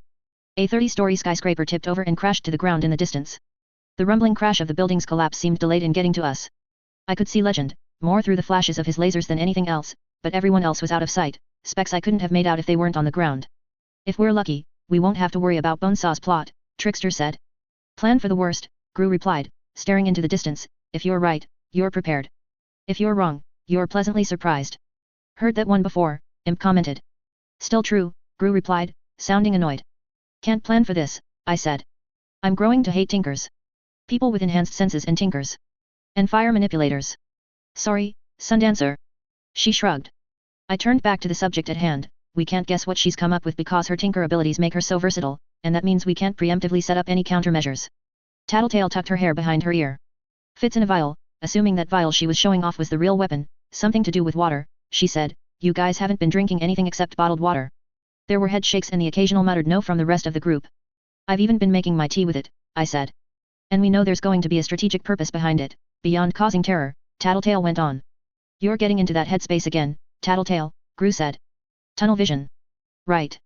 I'm done now, Tattletale replied. Is it such a problem? Trickster leaned forward. If you can give us answers about this thing, that's good, right? Tattletale shook her head. If I'm digging deep enough for answers that I'm losing sight of other things, it means I'm probably speculating, and that tends to mean I'm generating false positives, heading down the wrong path to the wrong conclusions. I told Gru to stop me if I'm doing it, and Skitter's right when she says we can't anticipate what Bonesaw's going to do, so it's pointless anyways. If we did want to take countermeasures, I said, we should maybe think about tracking down Amy. Or figuring out where she is. Panacea. Gru frowned. She didn't exactly leave us on good terms. I know. But she can counteract whatever Bonesaw does. Unless she falls victim to it, Tattletale said, sighing. After 2 bad incidents downtown, I'd lay odds she's heading up toward the docks. It gives her the best odds of finding a place that's empty, where she and Glory Girl can hide out for. Heads up. I wasn't sure who had shouted the warning, but I turned to look in the direction of the fighting, and I instantly knew it was Bonesaw's work. The water was turning crimson. Where it was only 1 or 2 inches deep above the pavement, it turned a dark red that resembled blood. That alone might have been spooky enough, but it was spreading over hundreds of feet in a matter of seconds, and there was a thin red mist rising in its wake. Run! Gru shouted. I was on top of Atlas in an instant, and in the air a second later. How is it spreading so fast? I asked, while the others seated themselves on the 2 dogs. She must have set it up beforehand. Tattletale called out. Just needed the catalyst. She checked to make sure Trickster and Sundancer were seated and had Bentley at an all-out run a heartbeat later. Sirius followed just 2 steps behind, carrying Gru, Imp, Bitch and Ballistic. Regent joined me in the air, hanging in a less than dignified way from Shatterbird's embrace. I needed only one glance to know they weren't running fast enough. Sundancer! I shouted. Cut it off. It took her 3 or 4 seconds to pull an orb together, no larger than a basketball. It grew to twice the size as it flew, raking across the street to turn the pooled water into clouds of steam. I rose higher in the air to avoid being caught by the plumes of hot water. The steam turned from a clean white to pink and eventually red as the effect reached it. Sundancer's miniature sun had slowed the progression down our flooded street, but it wasn't enough. From my perspective, I could see the water on adjacent streets undergoing the same transformation, moving forward until it was adjacent to the others, then extending forward. It was a matter of time before it reached far enough forward that it passed through the side alleys and cut them off. Get to high ground! I shouted. Bentley leaped for the side of a building in an alleyway, scrabbled for a hold, then leaped to the building face behind him, attempting the zigzag movement that the dogs had done so many times before. Except he wasn't as agile as the other dogs, and I suspected he wasn't as practiced at it as Brutus, Judas, and Angelica had been. Added to that, he was carrying a heavy burden. One of his paws went through a window, he slipped, dug his claws into the wall and shifted to climbing the wall instead. It was too slow. The water turned crimson beneath him, and then the vapor began to rise, faster than Bentley was climbing. Tattletale, I breathed. I massed thick clusters of bugs between them and the vapor, while Regent and Shatterbird followed Sirius and the others. It was enough to buy them time, but that meant precious little. No matter how much I pressed the bugs together into an airborne barrier, the vapor made its way through. Worse, the mist was rising to either side of them, approaching the top of the building. They reached the rooftop and Bentley heaved himself over the edge. They hopped off his back as they reached solid ground, and Tattletale stepped over to the corner of the roof to watch the rise of the red vapor. It was only a floor beneath them. Trickster pointed at the top of a building nearby, then looked up at me. I gathered my bugs there, again, pressing them together. Trickster looked increasingly impatient as the bugs massed, and the vapor reached the edges of the roof. I hurried over to the building, instead, then hopped off, sending Atlas over to the other rooftop. Trickster swapped me with Tattletale, and I hopped over to ferry myself to the roof again. Didn't trust my ability to use Atlas to carry someone else, when I had to struggle to process his sensory inputs. Add someone else's shifting weight and movements, and I wasn't sure I wouldn't drop them. I was on the building again when Trickster swapped me for Sundancer. It left him, myself, and Bentley standing on the rooftop. I was on top of Atlas a second later, flying. The red mist crept in from the outside edges of the rooftop. He got on top of Bentley, looking less than comfortable holding the reins, and Tattletale whistled. It wasn't as good as Bitch's whistles, but Bentley perked up and ran, leaping for the side of a nearby building. He and Trickster reached the second rooftop quickly enough. The mist was still rising, not just below us, but up around buildings nearly as far as the eye could see. Shit, Tattletale said. Not good. There's a taller building over there, I pointed. We should head there before the mist gets up here. I'd call it miasma, Tattletale said. And is there really any point? It might stop rising, I protested. It won't. Is that an educated guess or? It's not. I found myself at a loss for words. What does it do? I asked. Poison? Something else. Probably something else. Or it's poison, but it's designed to do something besides kill us. How are the others doing? I looked for Gru and Regent using my swarm sense. Gru, Bitch, Ballistic and Sirius were on a rooftop lower than us, Regent directly above them. Cursory exploration with my bugs revealed a glass dome extending around the rooftop. My bugs could fit through gaps in the glass, which meant the miasma would as well. I did what I could to block up the holes, and I knew it was useless. Brian. Rachel. I think they're caught, I said. I don't know what to do. You have a gun. You have your bugs. If the 9 are going to let their guards down, it's going to be now. All the ones who are still left are priority targets. Finish off Siberian and taking Jack and Bonesaw out of action will be doable. You're saying I should leave you? Yet. She looked down at the rising mist. No. That's ridiculous. Let's get you to higher ground. It's futile. You'd be buying us a little time, but this is looking pretty inevitable. Your time is better spent going after the 9. If you can't find them, or if it's too dangerous, find Panacea. This isn't negotiable. I can't do anything for Gru and Rachel and Ballistic, Regent tried and he failed. Let me do this for you. Tattletale frowned. Fine. But you'll have to hurry. That's a lot of distance to cover, and the miasma's nearly here. Trickster cut in, gather bugs together like you were doing, remember that they're not as dense as our bodies are, so we need more than you'd think if I'm going to swap them for one of us. I nodded and flew for the tallest building in the area. I turned around and waited for Trickster to swap me. He didn't. They stood at the roof's edge, looking my way, and the dark red miasma climbed up the sides of the building around them. It felt like my heart dropped out of my chest. Brian, Rachel, now Lisa? I couldn't afford to turn around and confront them, time was too short, so I focused on gathering my bugs. I clustered them together, pressing them into a largish human shape. How many was enough? I felt a jarring sensation as Trickster swapped my bugs to his location. Sundancer appeared beside me. Why? I asked. She shook her head, they didn't say anything. They were both really quiet while you flew off, and then Tattletale said it doesn't look like her plan will work out.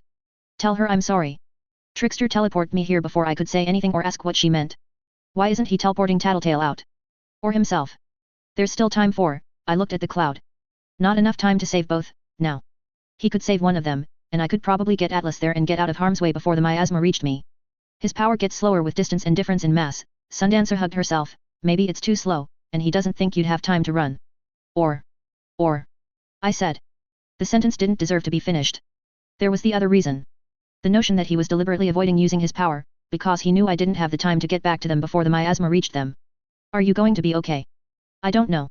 When you've left, I'll use my power, and I guess I'll wait here until she stopped. Until when? There was nothing saying this miasma of bonesaws would disappear or settle anytime soon. I hate being alone, Sundancer said. She settled into a sitting position. It's like, I can count on one hand the number of times I've actually been on my own. When I was little, I was always with my mom, or always in school, always in after-school activities. Ballet, violin, lyrical dance, voice lessons, acting lessons, never a moment to think for myself. Even after I stopped all that, I was with my friends. Always in a group. I stared at Tattletale and Trickster. I couldn't make out their faces, but my bugs could make out the shapes of sounds that had to be words. They were having a conversation, just like we were. I remember you said it was lonely, being in the Travelers. It was. It is. But I was still with them. Part of the group. The time I've spent in my territory is the longest I've spent on my own. Actually managing the territory, scaring off Hukulf's people, that was easy. Being all on my own was unfamiliar ground. Soul-crushing. I wound up going back to Coil's base and spending time with Noel and Oliver. But being alone, agonizing over everything that's been going on, no distractions. The miasma had reached the rooftop where Tattletale and Trickster stood. Trickster was pacing, while Tattletale stood with her back to me, her hand rubbing Bentley's blunted snout. It took only a few seconds for the mist to close in around them. There was no immediate reaction. The two teenagers and the dog simply stood, silhouettes in a stirring cloud of vapor that ranged from ruby red to crimson in shade. I swallowed past the growing lump in my throat. And now I'm alone, Sundancer said. You're going to go after the 9, and I'll wait here, all on my own, going crazy as I wait and watch and see just what happens to them. If I've picked up on anything over the last few months of wearing a costume, it's that humans are stronger than you'd expect, I said. It was as much to myself as to Sundancer. We can endure a hell of a lot of punishment before we break, and even after we're broken, we tend to keep on going. Could be physical punishment, getting stabbed, getting scarred, broken bones. Could be mental, losing a loved one, being tortured, even the way I feel like breaking down and crying over the fact that just about every other member of my team is probably fucked, but I'm holding myself together. Humans can put up with a hell of a lot. I don't think this is the right time for optimism, Sundancer said, bitter. Optimism. I shook my head. No. It's a double-edged sword. If we weren't so resilient, so tenacious as a species, I don't think we'd be having this much trouble with Jack. I don't think Mannequin or Siberian would even exist like they do now. I'd almost call it pessimistic. Almost. She didn't reply. Speaking of Jack and Siberian, I started. Go. I left, taking off and heading for the spot I'd left Legend. Looking over my shoulder, I could see Sundancer creating her orb and bringing it down on top of herself. As it had done back during our fight with Lung, it didn't burn the area directly around her. And Tattletale and Trickster were still standing in the midst of the miasma. They weren't reacting or doing anything, but they weren't signaling for me to come back either, and they weren't hopping on top of Bentley to rejoin the action. Something was up, I just had no idea what. I consoled myself with the bittersweet idea that Bonesaw would want to draw this out. It wouldn't be as simple as murdering my teammates. It wasn't exactly reassuring, especially when I thought back to what had happened to Brian, but it gave me hope that this wasn't the last time I'd see my teammates. My friends. I rose higher as I approached the epicenter of the miasma. It had continued to rise, and the place she'd used the catalyst was the place where the vapor had spread the most. I could see how it was threaded through the streets like veins, surrounding buildings in a crimson embrace, spilling out into the ocean. The water of the bay, I noticed, hadn't changed.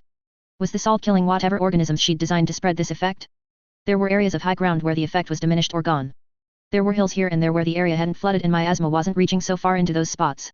Hopefully that meant the civilians wouldn't be so affected. The high ground where flooding wasn't an issue would also be the place where people congregated for shelter. A series of bright flashes caught my attention. Between the distance and the cloud of red vapor, I could only barely make him out, but the staccato lasers let me identify him as Legend. He was fighting. I sent my bugs down into the miasma, drawing them together into a swarm and placing them strategically, painting a mental picture of the area, the layout, and the positions of the combatants. Just to be safe, I drew closer to a rooftop.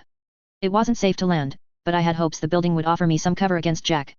I held the bulk of my swarm at bay, waiting for the moment I could assist Legend in fighting the 9.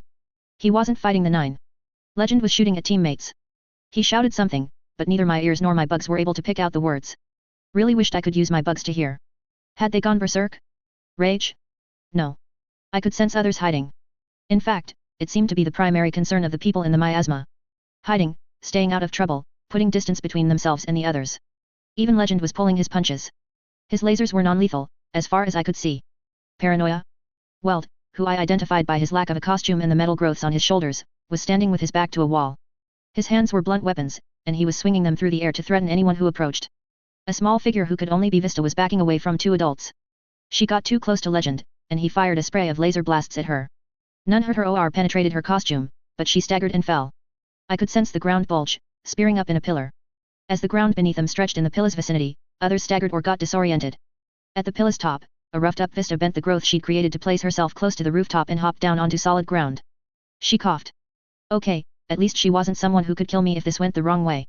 I called out, Vista. She whirled on the spot to look at me, then swiftly began backing away. I raised my hands to show her I meant no harm. Hold on. I'm safe. That's just what they would say. She retorted. They? Who? The 9? In what universe would I be a member of the 9? Shut up. Don't try to convince me. Just back off. Leave me alone until all this stops. She was breathing so hard I could see her shoulders rising and falling through the protective suit she wore. A thought struck me. It was working through the suit? The mask had to have filters for smoke, why hadn't it worked against this miasma? I just want to help.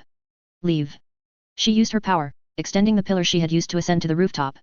It missed me by a wide margin, but the threat was clear enough. I regretted it the instant I did it, but I moved forward to avoid any further movements from the shaft of asphalt. If I was going to fall, I wanted to land on the roof, instead of the alleyway a dozen stories below. No. The word was as much a scream as anything else. She extended the shaft well over my head and then pinched it off so the top part fell. I'd seen her fight Leviathan, and she'd done the same thing then, if on a somewhat bigger scale. I had Atlas carry me out of the way and watched the teardrop-shaped piece of asphalt crash to the floor of the alley. That, apparently, was enough to get Legend's attention. He rose from the street level and surveyed the scene. He'd taken off the Hosmet-style mask and filter, and what little I could see of his expression was drawn. His eyes were narrowed, a vein stood out on his forehead, and he furtively looked from Vista to me and back again. Legend, I started. How was I supposed to address him when he was like this? When I didn't even know what was going on with them. Not that it mattered. He raised one hand in my direction, and I veered away, taking evasive maneuvers. It missed me by a foot, circled around and struck me off of Atlas before I could cancel out his momentum and change direction. Legend had clearly set his lasers to stun, but it still hurt. Hitting the rooftop hurt more. I could feel a piece of armor crack beneath my weight, hear my things spilling to the ground. I coughed out half a lungful of air and involuntarily sucked in another breath to cough again. It was humid, tasting slightly off, almost stagnant. When I opened my eyes, I was seeing red, and not in the metaphorical sense. I was in the midst of the miasma. Still coughing, I struggled to my feet. The back compartment of my armor had cracked as my weight had come down on the lip of the roof. My weapons, the EpiPens, the cell phone and the change purse lay on the ground. Stay down. The junior heroine screamed. If I hadn't still been reeling from my fall, I might have been able to avoid it. As it was, the section of rooftop behind me bulged up into a wall and then folded down over on top of me. It bent to accommodate my shape rather than crush me, leaving only my head and shoulders sticking out. If you try that trick on me, little girl, I'll shoot you, I heard the threat from the air above us. This was going south, fast. I'm going to turn my back and run, she responded. If you try shooting me in the back, I'll show you what I can really do. There was anger in the threat that caught me off guard. Was it this miasma that had pushed her to that level of anger? I wasn't feeling anything like that. Had something about the way he had talked provoked her? Or was that the norm for her? I tried to think back to my prior experiences with her and found nothing. What was her name? Was I suffering from brain damage? Another concussion? I did a series of multiplication, addition, and subtraction in my head and found no problems on that front. Not general brain damage, apparently. Amnesia? My name is Skitter, I thought, Taylor N. Bear. 16. Born in Brockton Bay. Student at Winslow High. Ex-student. Member of the Undersiders. No problems on that front. My line of thought continued absently, as if I wanted to reassure myself that I was mentally intact. My parents are Dan A. Bear and Annette Rose A. Bear. I struggled, wiggling to try and free myself from the hump of solid concrete. I could inch myself out. What would my mom think to see me now? I tried to picture her expression. Again, that gap, the chasm. Nothing. I could have been hit by 5 more of those laser blasts on stun and it wouldn't have hit me as hard as the realization that I couldn't remember my mother. Couldn't remember her face, the details, her mannerisms. Even the happy memories we'd shared, the little moments I'd clung to over the past 2 years, they were gone.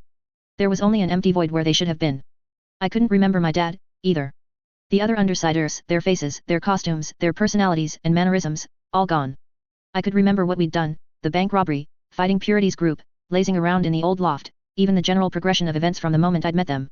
But the people were blanks waiting to be filled in, and I couldn't go from thinking about one name to thinking about the events that were related to it. I felt a rising panic as I struggled to work myself free.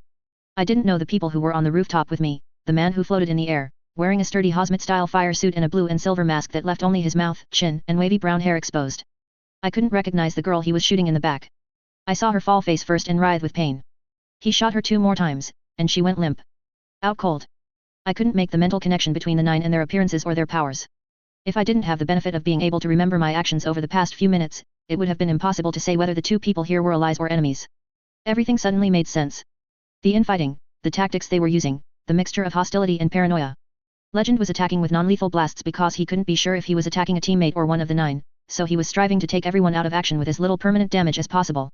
Sundancer's worries about being alone struck me. We were all alone, now. Every single one of us. From teams to individuals, everyone was fending for themselves because they couldn't afford to trust the others.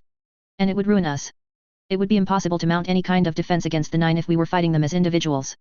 The man with the blue and silver mask floated over to where I was, ready to dispatch me, to knock me out, just in case I was a threat. Help! I called out. It was a spur-of-the-moment response. My mind raced as I tried to form a plan. Even a bad one would serve. I lied, I'm stuck. Break me out. I stared up at him. His face was riddled with conflicting emotions, his body language tense. There was a nervousness there that belied simple amnesia.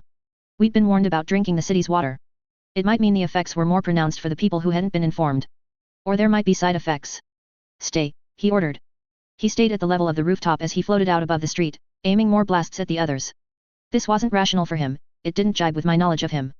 That could mean there was something about the miasma that was making him irrational. I waited for long minutes as he continued firing down on the others. He cast me one sidelong glance, then flew off in pursuit of someone I couldn't see. Even after I was able to start wiggling myself free, it was slow. I measured my progress in half inches. My chest, small as it was, proved an issue. Coupled with the armor at my front and the remains of the armor at my back, it made getting free an issue. Several times, I stopped breathing for a good minute before I forced myself back under the concrete sheet to be able to breathe again, then I did it again. As much through the wear and tear on my armor as anything else, I managed to slide my upper body out on the 5th attempt. I took a second to breathe and rest, and then began the slow process of getting my midsection and hips past the mouth of the concrete shelf. I directed every curse word I knew at the belt and armor panels I'd placed around my hips as I tried to work myself free. My hips and rear end were proving as difficult as my chest had been, and with my upper body being further away, I couldn't get the same leverage push myself out with my arms. Minutes passed as I grunted and struggled. I could hear inarticulate screams, shouted threats, screamed warnings and the noise of destruction on the street below as paranoia gave way to violence. I brought Atlas to my side, but even with his strength and his horn, he wasn't strong enough to affect the concrete. I used his help to squeeze myself out, bracing his horn against the lip of the concrete sheet and pulling. When I was free, I gathered my knife, baton, and gun from where they had fallen and fit them into the few remaining elastic loops in my ruined utility compartment. Cell phone was a yes, but I didn't have a spot for it, so I tucked it in the chest compartment of my armor. Similarly, I stuck the EpiPens and change purse through the space between my hip and the belt, wedging them in next to the straps. I double-checked that Atlas hadn't been hurt by Legends lasers and then climbed on top of him. There was destruction below, and signs of the mad fighting between capes. Sheets of paper frozen in time, a mailbox destroyed, a light post toppled, all still in the midst of the red water. Everyone had fled or been knocked out of commission. The fighting had migrated to several scattered spots nearby. I didn't know exactly what to do, so I focused on helping the wounded, making sure they were okay. I turned an unconscious girl over into the recovery position, and started to drag a wounded man out of the middle of the road.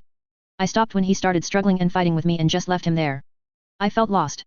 Was I helping the enemy when I was propping someone up to make sure they didn't choke on their own vomit or drown in a puddle? If I used the plastic cuffs I had in the change purse, would I be tying someone up, leaving them helpless against one of the 9? I checked my cell phone. No service. I was alone here. Everyone in the world was a stranger. Vibrations rocked the street. I saw the wounded man stir in response. A monster.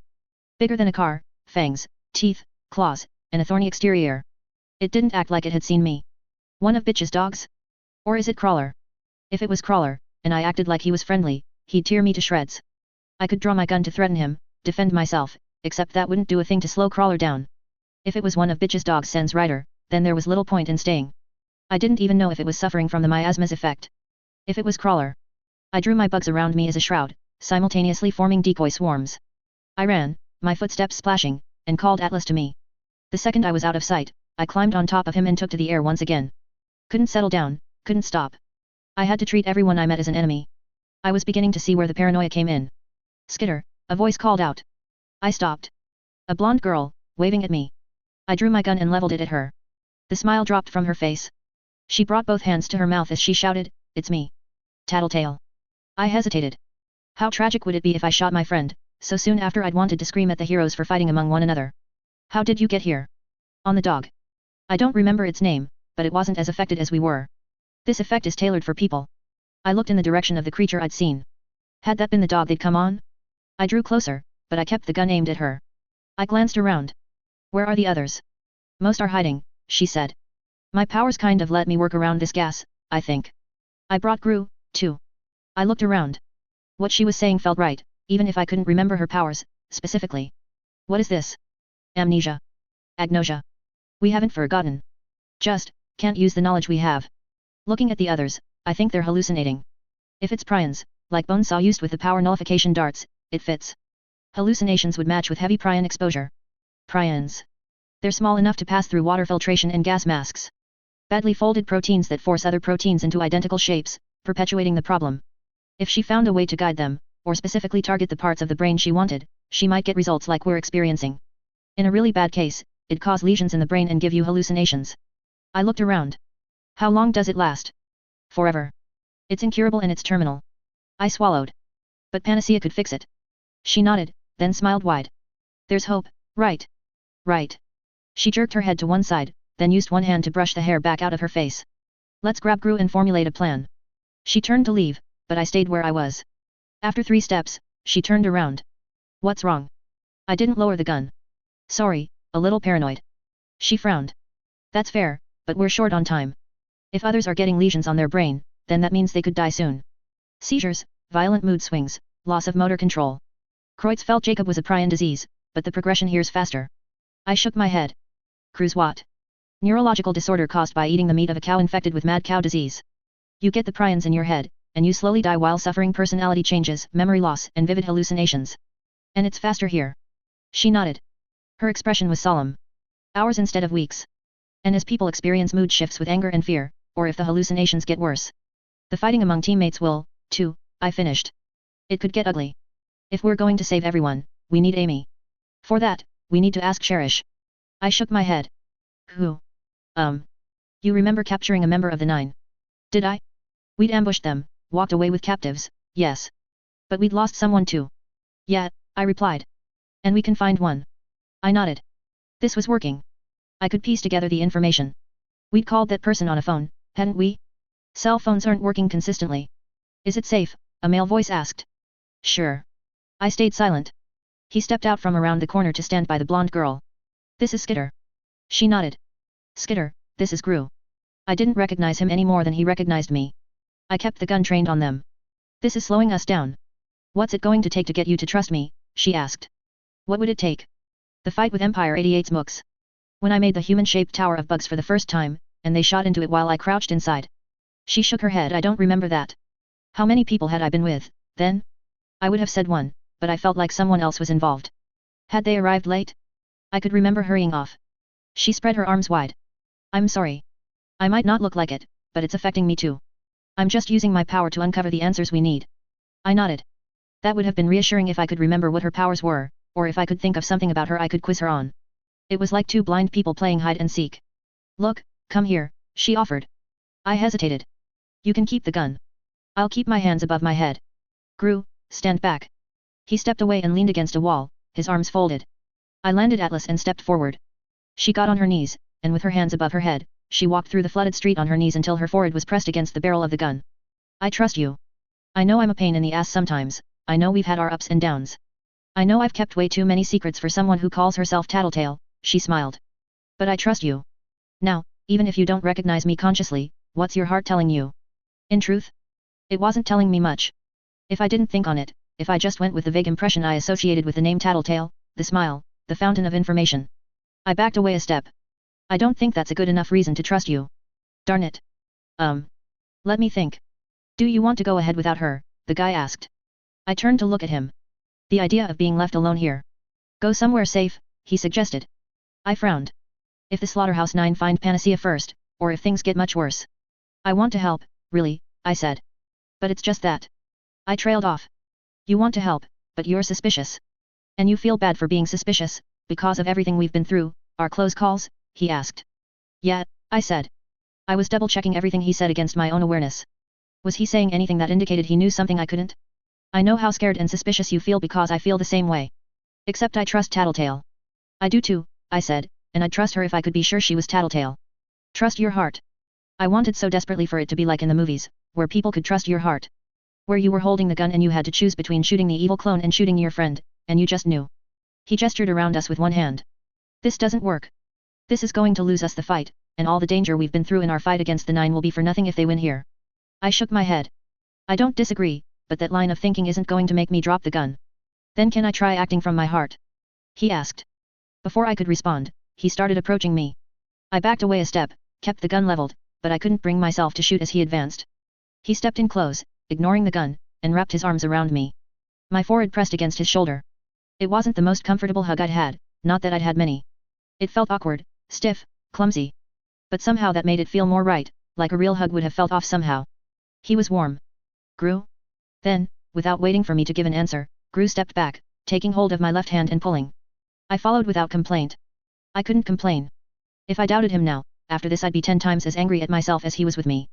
Priority number 1, we get in contact with Cherish, Tattletale said, grinning. From there, we can decide whether we want to track down Panacea or go after the Slaughterhouse 9. Right, I said. Keep checking your cell phone. The second we have service, call Coil. Coil is our boss, and since he's hidden away, he won't be affected, so he'll be able to place the name and fill us in on the details the Agnosia has blocked from us. Okay. It's not the end of the world after all, Tattletale smiled. I nodded. I was acutely aware of the gun in my right hand. I felt like I should put it away, but with the way we were moving and my general sense of unease, I couldn't stop and do it. Hated this. It reminded me of school.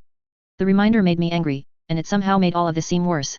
I muttered, sooner we're fucking cured of this miasma, the better. Hey. Tattletale paused, pointing at me with a stern expression on her face. Don't swear. Pray 14.9. Your powers are working all right? Tattletale asked. I nodded. Bug powers, was it? Don't want to get it wrong. Control them, see through their eyes. No. I can't see through their eyes or hear what they do. It's mainly touch. Just wanted to check. She paused. If I asked you what my power was? I shook my head. Okay. And if I said I was born in Mexico, could you tell me where I was born? Didn't you just say? Yeah. Repeat it back to me. You were born in Mexico. Your short-term recollection is still good, at least. That would be why you can retain the information Gru and I have shared over the past few minutes. That big beetle of yours, you named it. I glanced at Atlas, who was crawling a short distance away. Atlas. Tattletale nodded. That would be the short-term memory, again. Your power probably gives you enough contact with it that you don't lose track of who and what it is. Right. So long as that keeps working, we don't need to worry about you and Gru forgetting who we are in the middle of a conversation. But for us, we might lose track of each other if we split up, so let's stay close, okay? Okay. She reached out and took my hand. Can you use the bugs to scout our surroundings? This will go more smoothly if we don't need to worry about running into people. It made sense. I sent my bugs out to cover the surrounding area. The red mist was everywhere. Color was strained out, leaving everything a monochrome red. I could still make out the surroundings, but just enough light was filtered out that the area had settled into an oppressive gloom, with many existing shadows made nearly opaque as a result. The drifting movements of the mist and the subtle shifts in color and shadow made me feel like things were prowling in every corner and in the edges of my field of vision. That deep, primal prey animal part of my psyche kept telling me something was wrong, that I was in danger. I tried to tell myself that it was just my fear working itself up, my brain playing tricks on me. There was nothing out there. The weight of the gun in my hand was both a reassurance and a burden. It would be so easy to do something I would regret for the rest of my life. Hate this, I muttered. Me too, Gru answered. He put his hand on my shoulder to offer some reassurance. But we manage, we cope because we're a team. We belong together. My awareness snagged on someone who was walking a distance behind us, measuring their pace with ours. We may need to stand together as a team sooner than later, I said. We're being followed. By who? Tattletale asked. She paused, then laughed. Silly question, I guess. Tie them up. She suggested. Right. My bugs gathered in out-of-the-way spots, and the spiders began drawing outlines of silk in preparation. I didn't want to inform this person that I was onto their tail. Then, just in case they decided to drop the tail and attack us, I began to gather bugs together into decoys. Human-shaped lumps and clusters of bugs gathered in alleys and at the edges of rooftops. Still more gathered in the street, standing in alcoves and in other hiding spots. I invested less bugs in the ones that were further away from our pursuer, trusting that the shadows the miasma cast would help round them out. There were no decoys our pursuer would see from where they stood, but there were now enough to give them pause. Gru drifted away from our group to approach one of the decoys. He extended one hand and traced his fingers through the massed bugs. You're versatile. I felt a little uncomfortable at the compliment. We should keep moving. You're not tying them up. I shook my head. A miscommunication on that front. Hadn't I recently been thinking about chemistry and intuitively understanding how your teammates operated? The miasma might be throwing us off in that department. Sorry. Need to prep for it first, I'll make my move in a minute. For now, we should act normal. Fine. He dropped his hand to his side and rejoined us. We kept walking. I had to admire them, the way they were confident enough to avoid looking over their shoulders. I had my bugs to track our pursuer with, and I was still feeling nervous having them behind me. Is paranoia a side effect of this mist? Tattletale nodded. Could be. As the symptoms progress, you could have fits of anger, paranoia, hallucinations. I swallowed. Or it could progress in another direction. A broader agnosia, with the inability to recognize anything, not just people.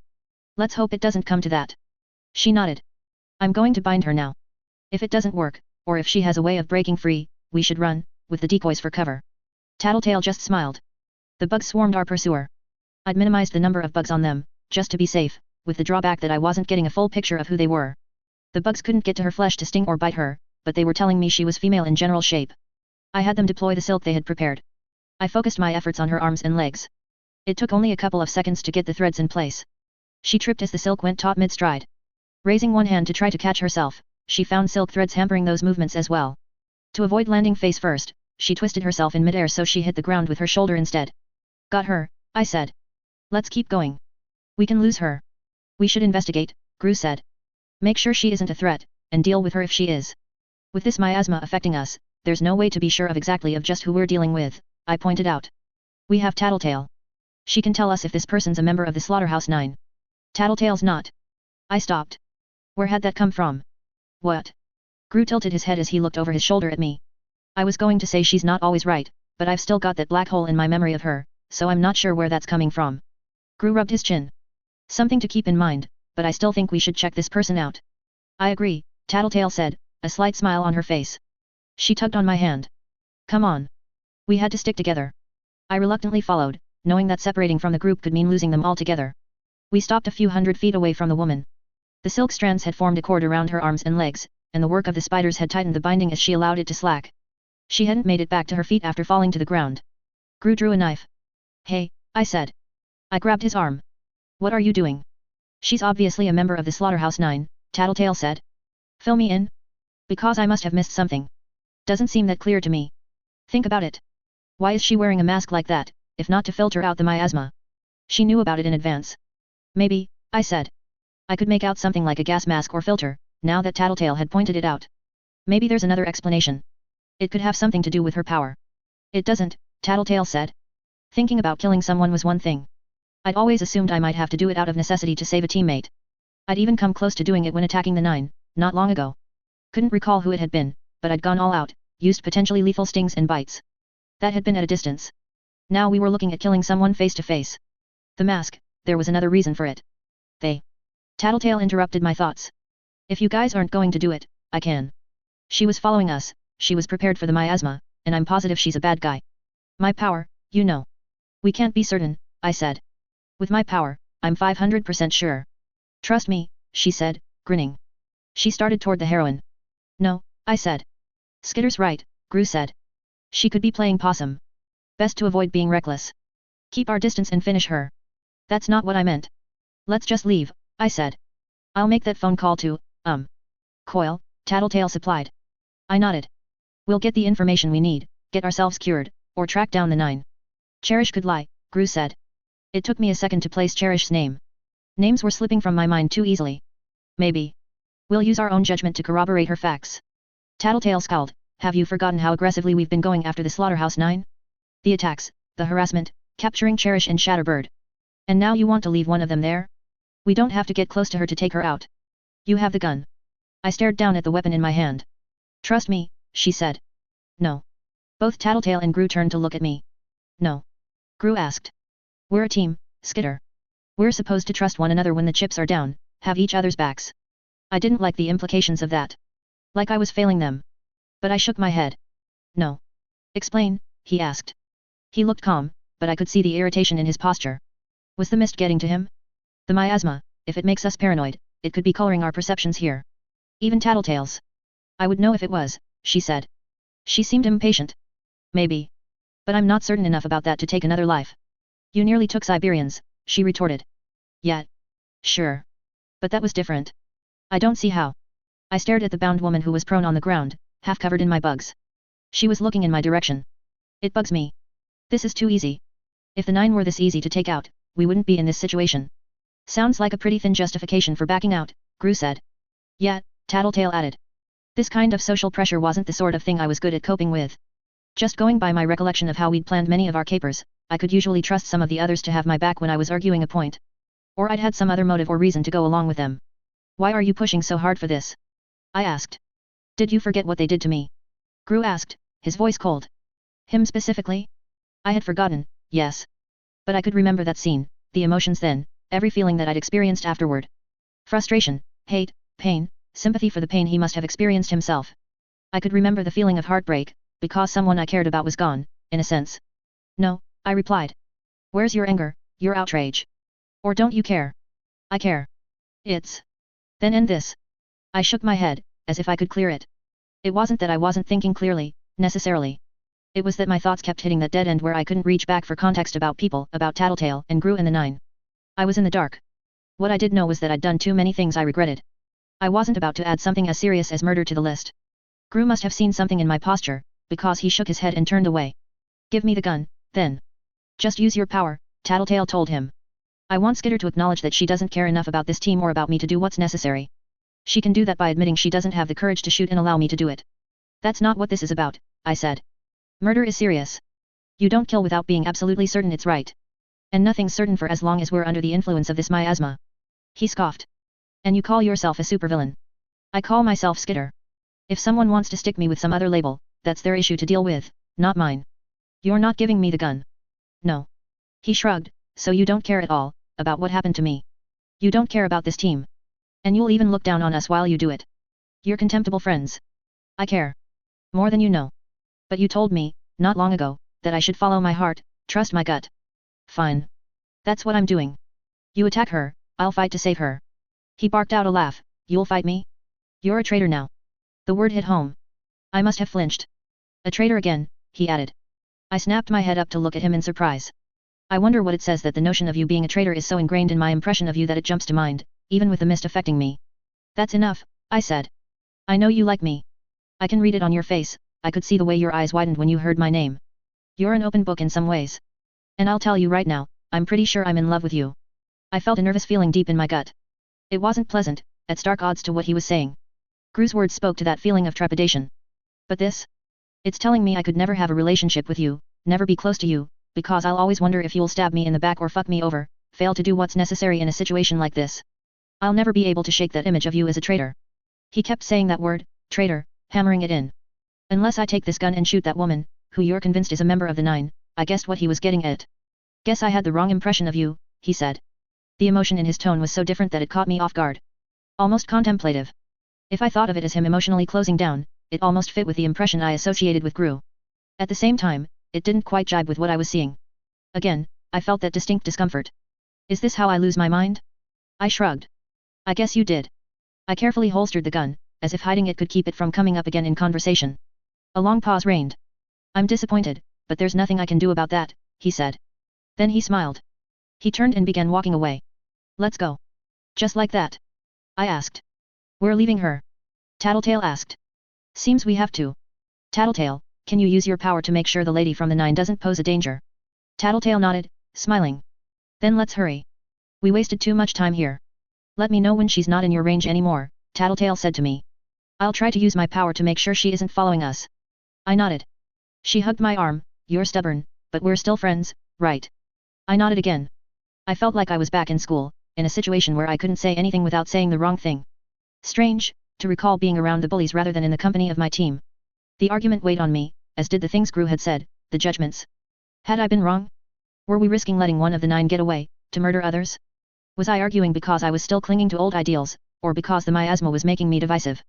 Even if the miasma was to blame, I hated the idea of failing the others yet again. This situation was fucking with my head. I still felt like I was in the middle of a fight, that heart-pounding mode where I was ready for bullets or laser blasts to start flying, for me or a friend to be in mortal danger, where a split-second response meant the difference between life or death. Except there was no danger here. The only people nearby were the woman we were leaving behind, Gru and Tattletale. I glanced at Tattletale as we ran. Could I trust them? They had been in the miasma for a little longer than I had, and I was already experiencing what I could only label as paranoia. With only a difference of minutes, Legend had been thrust into a paranoid state where he was taking a reckless, offensive course of action, eliminating everyone from the battlefield, regardless of whether they might be friend or enemy. How much was it affecting these two? How would it influence their actions? More to the point, what was my best course of action here? If I worked on the assumption that I could trust them, would they drag me into a situation that was just as bad as what we'd gone through with the bound woman? Or if I didn't trust them, if I allowed myself to become suspicious and take countermeasures, would that be a slippery slope that led to me trying to kill them, in fear for my own life? We'd come close to fighting just now. You're awfully quiet, Tattletale said. Leave her be, Gru told her, his voice low. What was I supposed to do? I didn't trust myself to handle this alone, not with the speed at which this general unease was building up. But I wasn't sure I trusted them either. Something about the argument, it felt off. Wrong. She's out of my range, I said. Tattletale. I'll keep an eye out. She grinned. Traitor. I could almost hear the accusation. I'd lied. The woman was still in my range. Is there service? Gru asked. I must have looked confused, because he clarified by saying, the phone. I pulled my phone out of the space between my breasts and the armor at my front and checked the display. Yeah, I said. Why does that bug me? Call Coil, Tattletale reminded me. We need to know where Cherish is. I found him in the contact list and made the call. Speakerphone. Gru suggested. I nodded, selected the option and hit the button. As the first ring sounded out, my swarm sense alerted me to the bound woman breaking free of the silk strands, as if it was effortless.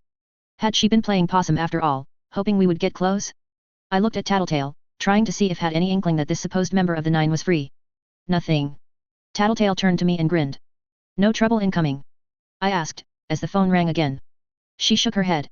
All good. Was her power not working as well as she'd thought? I couldn't even recollect what it was, but she'd said she would keep an eye out, and there was something alarming occurring this very moment. Skitter, Coil answered the phone. I've been made aware that Bonesaw has deployed the ace she had up her sleeve. Yet. Agnostia. Agnosia-inducing mist. Permanent, according to Tattletale. I see. I could hear the sounds of typing on a keyboard. Agnosia. Panacea can't reverse the effects. She's not here. We're trying to find her. And you need Cherish for that, I suppose. I was grateful that he was supplying the names, because it meant I didn't have to bog down the conversation by remembering or asking. Gru, Tattletale, and I had brought them up recently enough that it wasn't a huge leap to remember their names. The woman who had tied up with the spider silk was walking towards us. Her progress was hampered by the decoys. I kept my mouth shut. It wasn't an imminent problem, and I was more interested in gauging just how far gone Tattletale's power was. Except that with the Agnosia, we can't remember where she is and go meet her. Meeting Cherish would be a grave error, Coil spoke. Just put us in contact with her, then. Tattletale informed me of your code. You remember how it's put together? Yet. My memory's fine, it's just my ability to identify people and remember stuff about them that's fucked up. Tattletale glared at me. Right. She didn't like swearing. Then, using a name we're both familiar with, Degangrene. I can't remember names. I don't think I can use the code. Troubling. You must understand my predicament. For all I know, you're a third party using Skitter's voice to make the request. With shapeshifters, empaths and other methods of coercion, I have to be very careful about the dissemination of information. I know. The woman was still approaching. Tattletale and Gru weren't talking. Something was wrong. What if we kept you on the line? I suggested. That will suffice. There was a pause, then the sound of background noise. A ring sounded, different from the one before. It was interrupted as Cherish picked up. I have never been so sorry to miss out, Cherish said. She sounded a bit hoarse. We're requesting your help, Coil spoke. Oh, you need my help in more ways than you're aware of.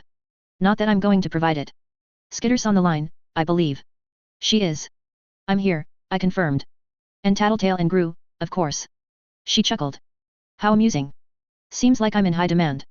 They're looking for Panacea, Coil said. Identifying her for us would be one way to achieve revenge on the Slaughterhouse 9 for turning on you. Revenge? Not my interest in the slightest. I've learned my lesson and I've become the poster child for team loyalty. Coil paused, then said, I'm prepared to offer you some enticements. I imagine your current quarters can't be too comfortable. Don't suppose these enticements will be hand-delivered. They will be provided by remote control, as your food has been. Some headphones and music would be nice, she said. The sound of the waves banging on the hull is driving me crazy. Such could be arranged. Nat, I'm totally fucking with you. Music, as if. There were too many things that seemed off. Cherish's tone among them. I glanced around. The woman was still following us, throwing herself after decoys, verifying they were false, then retracing her steps. She was slowly closing in. I positioned Atlas so he would be ready to distract her if it came down to it. You're stalling? Coil asked. I don't see the point. Just trying to see if I can provoke a reaction from you. There's only so many times I can read the labels of the shipping containers before I lose my mind. Have to amuse myself somehow. What will it take for you to tell us where Panacea is? Coil asked. Oh, I'm feeling generous, and I want to see what happens. I'll tell you that as a freebie. They're at Arcadia. Somewhere in the top floor. A freebie. Something was going on, and I wasn't aware what. I had to piece it together, but I had so little information. And maybe I could offer you something, in exchange for some goodwill. Maybe you'll even want to let me go free, no obligations. The feeling of dread that had been following me wasn't getting worse as the woman approached. It was staying steady, like someone had a gun pointed at me, and they'd had it aimed my way for some time now.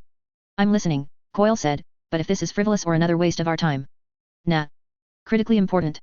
I'll trust that you'll take it for what it's worth and repay me in kind. What is it? I asked. Oh, it's simple. Going by what I've been able to observe around the city, there seems to be a major concern. Si Jac effugit civitatem, mundus termina bitter. I'm not versed in Latin, Coil spoke, sounding annoyed. For shame, Coil, for shame, Cherish said. Her voice was too cheerful. You can't sell the cultured supervillain image without the ability to make quips in an ancient language. I had the benefit of my power. Languages are easier to learn when you can get a sense of what the other person's feeling. That was something about Jack. I asked, repeat that in English. Doesn't matter anymore, she replied. The message was delivered. I'll leave you to think about it. If only I could have blamed the miasma for my idiocy. Everything clicked into place. I kept my voice level. I don't think you'll get much goodwill if we don't understand what the fuck you're talking about. Coil? We're moving out now. Report back when you've found the healer, Coil told me. I hung up before Cherish could speak, then I glanced at the others. Let's go? Arcadia High. They nodded. My heart pounded with such force that my vision wavered. I turned to head toward Arcadia High, joined by the 2 members of the 9. Stay calm, don't let on that you know. If I could direct the woman to us. The miasma's effects had almost made me lose track of her. She was fighting, grappling with mechanical spiders. She went from fighting like an ordinary individual to moving at high speeds and throwing crushing punches, then back again. I couldn't think of how to help her, and she was obviously unable to help me. Cherish had been engaging in doublespeak, saying one thing to us, while addressing the two people with me the entire time. She'd told them about where she was being held captive, and she'd offered the most valuable information she had to avoid getting tortured to death after they'd freed her. From the way she'd talked about the message being received, one of the people with me had to be Jack. Jack was slated to bring about the end of the world if he left Brockton Bay, and now he knew. Couldn't meet their eyes, didn't want to speak, in case I let on that I knew. I could barely breathe, I was so afraid of letting my emotions show. My gun was in the compartment at my back. I'd put it away at the conclusion of our argument, and with the compartment broken in my fall from Atlas's back, I'd been forced to put it in a place where it wasn't easy to draw. I couldn't be sure I would be able to draw it and fire. I was still handicapped, unaware of their powers. I was fighting blind. If Jack or the girl killed Amy, just about everyone in the city would die violently from the miasma's effects. But I couldn't stop them without letting on that I knew. Fighting them put me at a clear disadvantage, and... Skitter, Jack spoke. I didn't waste time turning to face him. I gripped the hair of the blonde girl beside me and virtually hauled her off her feet as I dragged her around to a position between Jack and myself. Jack was already swinging his knife. The knife cut the girl more than it cut me. I could feel it raking across the exterior of my costume, failing to penetrate, but he was swinging it underhand, and it caught me in the chin, slicing through the side of my cheek and up to my temple. I tried to keep a hold on the girl for the sake of using her as a human shield, but I saw her reach into her dress and withdraw some vials. I shoved her toward Jack, then stepped forward to kick her square between the shoulder blades. She collided with him, interrupting his follow-up swing. For good measure, I drew the bugs from beneath my costume and sent them chasing after her. Some capsaicin-laced bugs, just the few I had remaining. Jack caught her shoulders and spun her around so she faced me. The vials were already billowing with a chemical reaction. She threw them at me. I backed away, and they hit the ground between our two groups, black smoke joining the crimson mist around us. You've outlived your usefulness, Skitter, Jack spoke. If I'd just had a minute or two more to decide on a course of action. It was fun. I almost wish I'd nominated you for the 9. You're versatile, and there's so many weak points I could have exploited if I'd had more time. If Cherish's information on you wasn't so misleading, I think I could have made you shoot the heroine. To corrupt you like that, it would have been amusing. I fumbled for the gun, using my bugs to get a sense for where it was. In the same motion that I pointed it, Jack slapped it out of my hand with 2 slashes of his knife. He was a dozen feet away, but the knife nonetheless connected with my weapon. My bugs began to gather like a dark cloud, their mass casting a shadow on the already gloomy surroundings. So I end the world? Interesting. The source is a little unreliable, I lied. Still, I would love to see how that comes about. You won't live to, I told him. I'll make sure he does, the girl informed me. My swarm could feel others approach from the heroine's direction. They were the size of dogs, and they skipped forward on mechanical legs. The mechanical spiders. Dozens of them, coming straight for me. If I was judging right, they were running faster than I could. I sent the swarm after Jack and the girl, massed into thousands of bugs. Some groups clustered so tight together that they looked like massive, amorphous black entities, amoebas floating through a cityscape painted in shades of red and black. Atlas heard my call and headed my way from the place I'd positioned him, too far away to join the fight for a minute or two. The girl was already mixing something else together. Plumes of white smoke billowed around her, almost luminescent after so long spent in the crimson mist. My bugs died on contact with the gas. Everything I'd learned about my enemies had been blocked. I had no information on them, no sense of what to expect. They weren't so handicapped. She tipped half the vial's contents into an empty container and handed it to Jack. Both protected from my power, they started backing away. I moved to edge around the cloud of black smoke, but Jack struck me with the knife. I had to use my forearms to cover my unprotected face. I just had my glasses, some bugs, and a layer of cloth protecting it. Nothing that would guard against Jack's cuts. When I'd lowered my arms, they had already turned a corner, running in the general direction of Arcadia High. Running around the cloud of black smoke cost me a precious minute. I made my way around the same corner they'd rounded, and stopped short as I came face to face with another black cloud. Couldn't match their speed, not with these noxious clouds slowing me down. With the heroine lying unconscious in the street, several blocks in the wrong direction, I had no allies to turn to. Worse, anyone I came across was as likely as not to be a threat. It was down to Atlas and me, and Atlas was especially vulnerable to both of my opponents. I couldn't even fly after them without risking being cut down in midair. I had minimal information on my opponents, while they knew enough about me to completely counter my powers. Topping it all off, the mechanical spiders were steadily, inexorably closing in on me. I'd lost my last fight with the things, and there were dozens more this time around.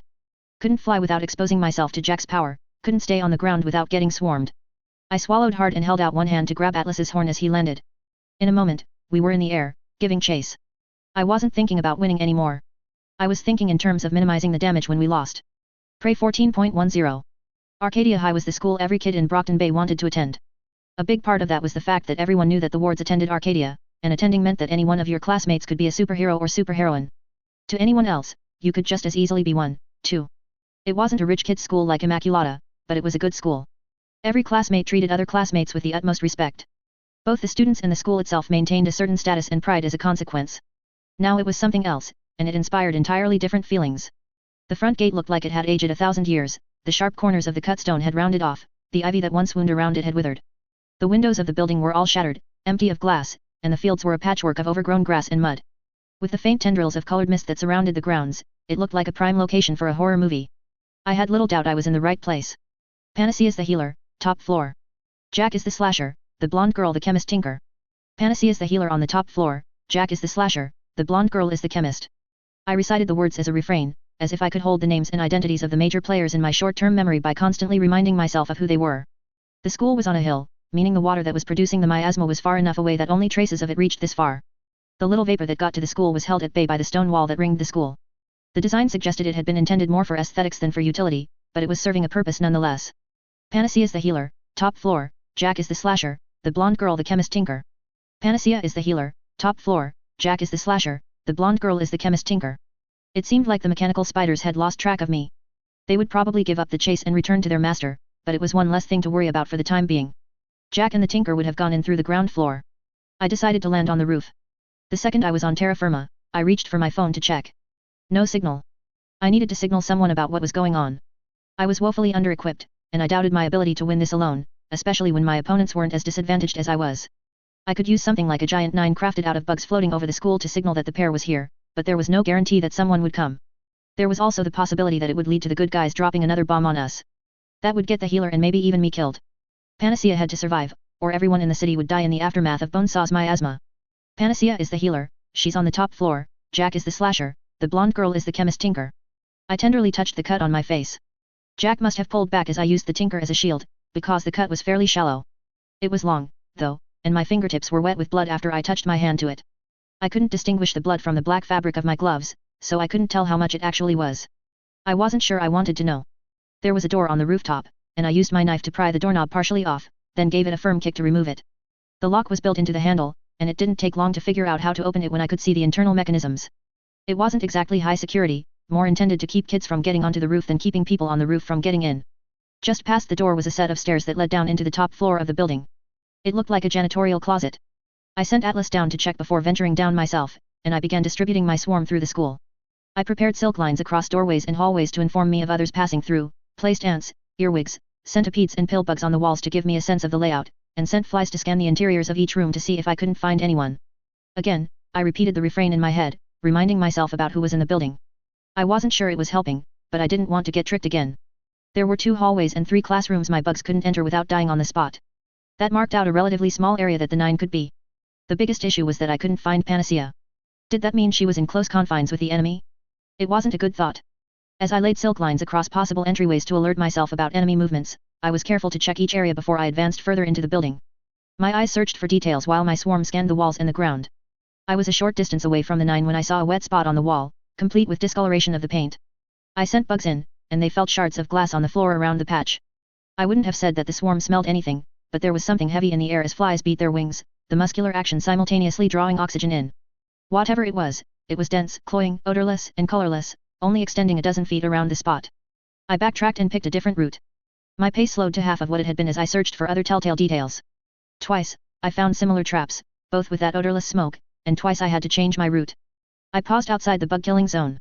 Flies had ferried spiders to me, and I started organizing them to produce lengths of silk cord. I left them behind while I creeped closer and listened in. Minds do think alike. I did something very similar for Siberian. A girl's voice. Shut up. We're nothing alike. Another girl. We could be. Haven't you ever wanted to start over? I could make you younger. We'd be the same age. And wear matching outfits. Oh. I could do plastic surgery, we could be twins. Did you do that to yourself? Make yourself young. No, a male voice. Rest assured, Bonesaw's immaturity is genuine. Both an asset in how it makes her that much more creative, free in her ways. A detriment in other ways. Doesn't that bother you? Him saying that about you. Jack knows what he's doing. I do. I know a lot of things, Jack spoke, his voice smooth, almost seductive. Don't. I know you've got a silver tongue. I don't want to hear it. You prefer the alternative? Jack asked, his voice cool. I could picture him holding that knife of his, the threat all too clear. There was a long pause. He spoke, I suppose not. So let's dialogue. Go ahead, Panacea's voice was small, almost defeated. What's holding you back? You're capable of so much, of changing the world, of destroying it, but you're so very small, Amelia Claire Lavere. His voice was almost mocking as he said her name. That's not my name. It's the name you were born with. Imagine my surprise when I found out your relation to Marquis. In my last visit to Brockton Bay, I crossed paths with each of the major players. I met the man. I must tell you, Amelia, he was a very interesting character. I don't really want to know. I'm going to tell you. And I have another motive, but I'll get to that in a moment. Marquis was a man of honor. He decided on the rules he would play by and he stuck to them. He put his life and limb at risk to try to keep me from killing women and children, and I decided to see if I could use that to break him. I admit I failed. He killed Alfither's daughter. No, Amelia, he didn't. There was a pause. Did you kill her? No. What I'm saying is that Marquis would not have killed the girl, even under duress. That was one of the rules he set for himself. If he was going to violate that rule, he would have done it when I tried to break him. Alfither put a contract on my head before he died, because of what Marquis did. Because it's how I found out he was my dad. A letter from Dragon to Carol. Carol. Ah yes, Brandish. Well, I suspect either Dragon was manipulating you, or your father was manipulating Dragon in an effort to get a message to you. A message. That he's there, that he exists. Perhaps he sought to ensure he wasn't forgotten by his child. He was an old-fashioned individual, so it makes sense that he'd seek immortality through his progeny. Bonesaw piped up. That's stupid. Why do something like that when someone like me could make you immortal for real? Shush, now. Finish sewing yourself up while Amelia and I talk. Okay, Bonesaw said. Her voice overlapped with Panacea saying, stop saying that. It's not my name. Isn't it? There was another silence. You're your father's daughter. Both of you are bound up in rules you've imposed on yourselves. His rules defined his demeanor, the boundaries he worked within, the goals he sought to achieve and how he achieved them. They were his armor as much as his power was. I would guess your rules are your weakness.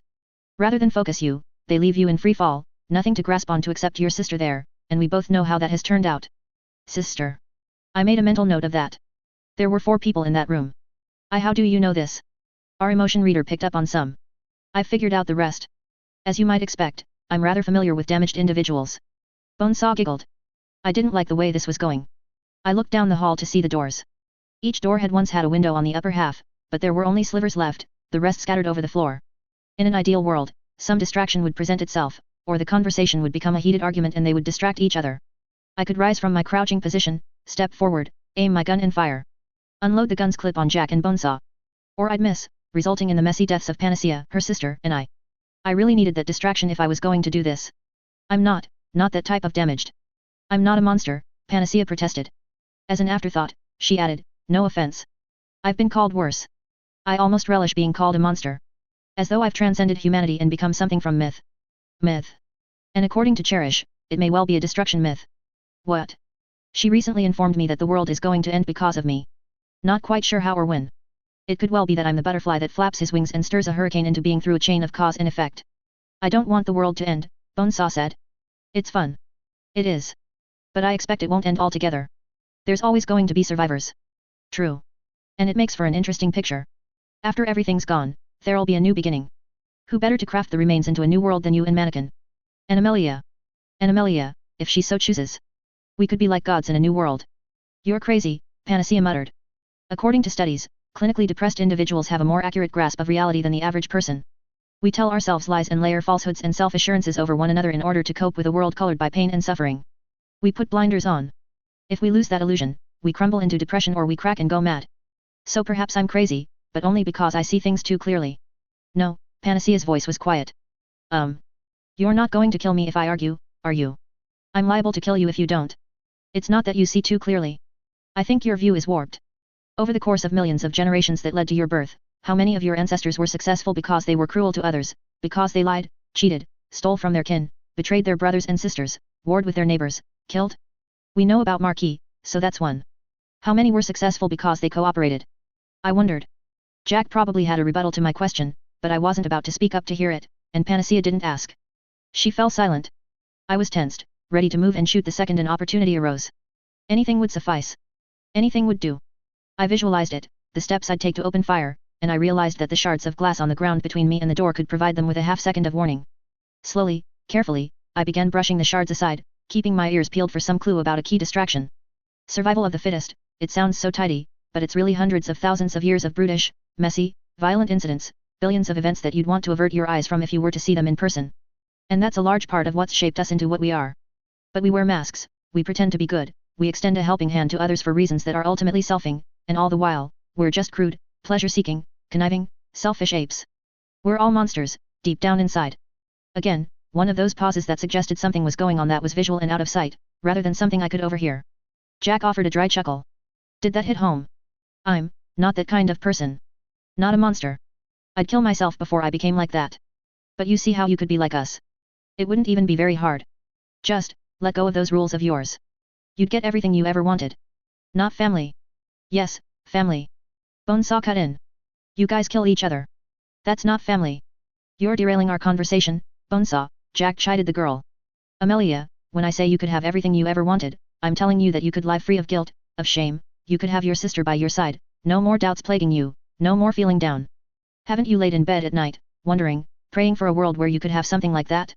I'm telling you that you can have those things, and I promise you that the transition from being who you are now to being who you could be would be much quicker than you suspect. No, the defiance was half-hearted. Amelia, you could let yourself cut loose and love life for the first time since you were young. And just like that, her resistance crumbled. I've never felt like that. Never felt carefree. Not since I could remember. Not even when I was a kid. I see. From your earliest memory, what was that? In Marquis's home? No? Being taken home by the heroes and heroines that would become your false family? Ah, I saw that change in expression.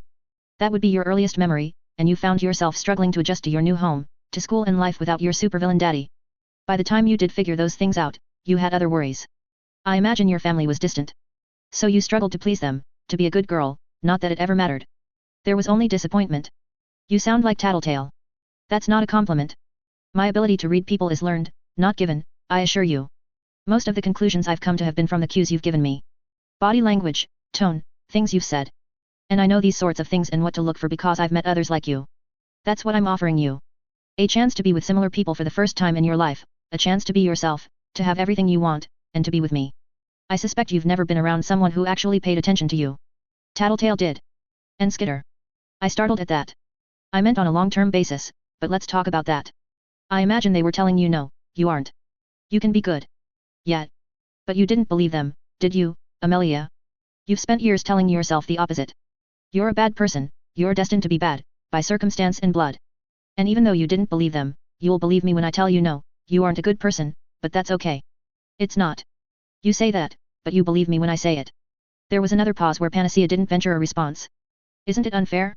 Through no fault of your own, the blood in your veins is the blood of a criminal, and that's affected how your family looks at you. You've been saddled with feelings that aren't your fault, and doomed to a life without color, enjoyment, or pleasure. Don't you deserve to follow your passions? A decade and a half of doing what others want you to do, doing what society wants you to do, haven't you earned the right to do what you really desire, just this once? That's not really that convincing, Panacea spoke, but she didn't sound assertive. I know. So I'll offer you a deal. If you indulge yourself, we'll surrender. What? I won't even make you do it now. Just look me in the eye, and honestly tell me you'll do it. Drop all of the rules you've set yourself. I don't care what you do after, you can wipe your sister's memories, you can kill yourself, you can run away or come with us. And your side wins. Aren't we winning anyways? Up for debate. I'm really quite thrilled with the current situation. Very enjoyable, and we've certainly made an impact. This deal is a trap. You'll make me do it and then you'll kill me. I could, but I won't. Do you really have anything to lose by trying? If I'm going to kill you, I'm going to kill you regardless of what you say or do. 3.5 words, I'll do it, and we leave the city. I almost stood right then, to open fire before she made a decision one way or another. I had to convince myself to wait, that no matter what they were saying, they wouldn't leave right this instant. Then I heard the sound of glass crunching in time with someone's footsteps. With the length of time I'd waited for an opportunity, I was going to take what I could get. My heart pounded, my hands shook even as I gripped the gun as hard as I could, but I let out a slow breath as I drew myself smoothly to a standing position and stepped into the doorway, pointing the gun through the window frame in the door. They hadn't heard me move. It left me a second to take in the scene and make sure I was shooting the right people. They were in a music room that had been arranged with seats on a series of ascending platforms, backed by windows that had exploded inward, scattering the area with glass shards. At the bottom floor, there was a podium waiting for the teacher. Jack was walking up the steps to approach a girl. I knew he was Jack because he was the only male present. He was wreathed in thin white smoke, wore a light grey t-shirt marked with bloodstains and black jeans tucked into cowboy boots. A thick leather belt had a variety of knives, including a butcher's cleaver, a stiletto, and a serrated blade. His teammate Bonesaw was standing in the corner of the room just to my right. I could see the edge of a dress, an apron with tools and vials in the pocket, long blonde hair curled into ringlets, and that same shroud of smoke around her, moving out to fill the room. The rest of her was obscured by the wall to my right and the shelves that stood behind the podium. It put her in an awkward spot for me to shoot. If I'd known she was there, I would have crawled over to the door at that end, gunned her down at point blank. Panacea stood at the far end of the room, at the highest point. She had brown hair that was blowing slightly with the breeze that flowed in through the glassless windows behind her, topped with a flat top cap. Freckles covered her face, and she was dressed in a tank top and cargo pants. More than anything else, she wore a look of fear on her face that marked her as the victim, not the threat. And process of elimination meant the thing beside her was her sister. I would have called it a coffin, but it was clearly made of something living. It resembled a massive growth of flesh that had been shaped into a vague diamond shape, gnarled with horny callus and toenail-like growths that protected it and reinforced it at the edges. On the side closest to me, a girl's face was etched into an oversized growth of bone. It was unmoving, decorative, with locks of long wavy hair that wrapped around the sides of the diamond. The sister floated a foot over the floor. It was so startling to see that I nearly forgot what I was doing. I drew in a short breath, then let slow breath out as I aimed the gun at Jack and squeezed the trigger.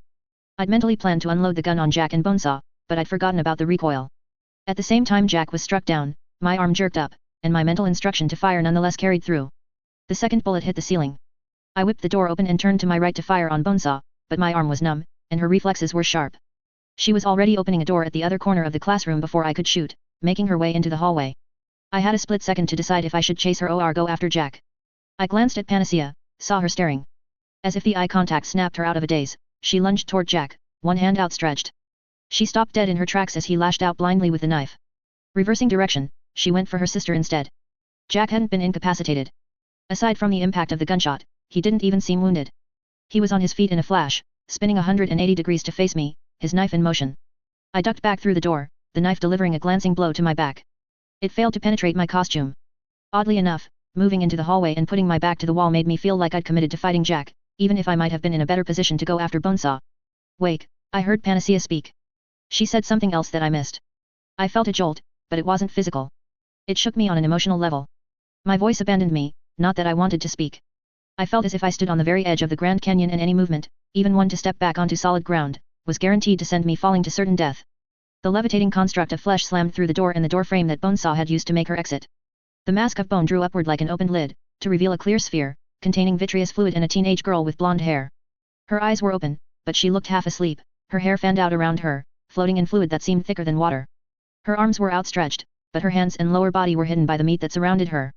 The edges of the shell that were unfolding around her were curved forward like the horns of a bull. If the sister had come after me, I wouldn't have been able to fight back. Like a deer in the headlights, I stood there, unable to think or compel my body to move. She rotated in midair slowly, as if getting her bearings. As ponderously as she had moved one moment, she went tearing after Bonesaw in the next, slamming through walls as momentum carried her too far and as she turned a corner too tight and sheared through the dry wall, tile and window frames. I could hear Bonesaw laughing with childlike glee as she fled. Not smart, either of you," Jack chastised us. "See, with Victoria gone, you've left me here with a hostage." I stood with my back to the wall, gun in hand. 10 bullets in here, 4 spent, if I'd counted right.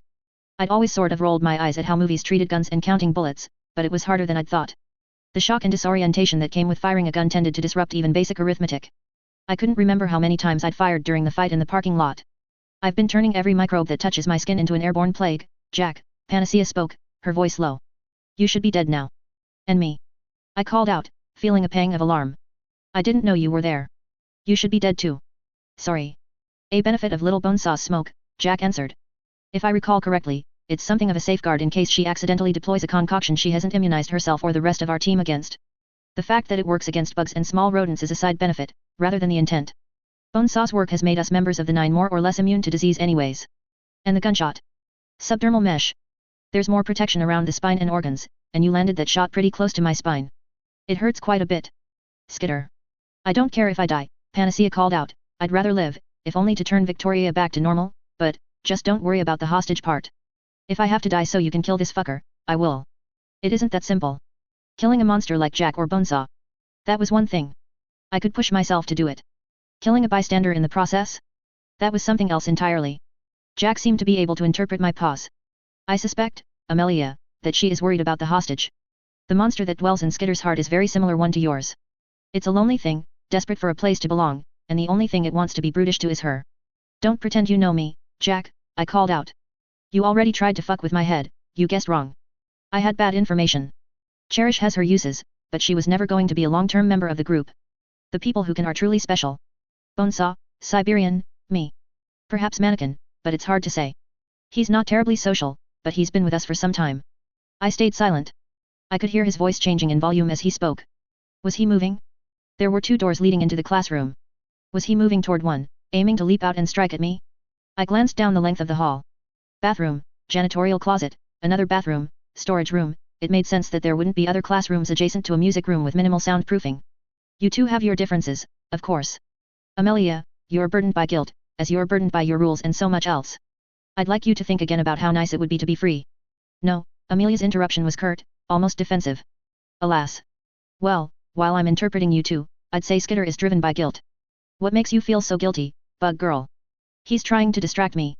I scampered along the length of the hallway, keeping low enough that I wouldn't be visible from the window while I moved to the point just beyond the effects of the bug-killing cloud.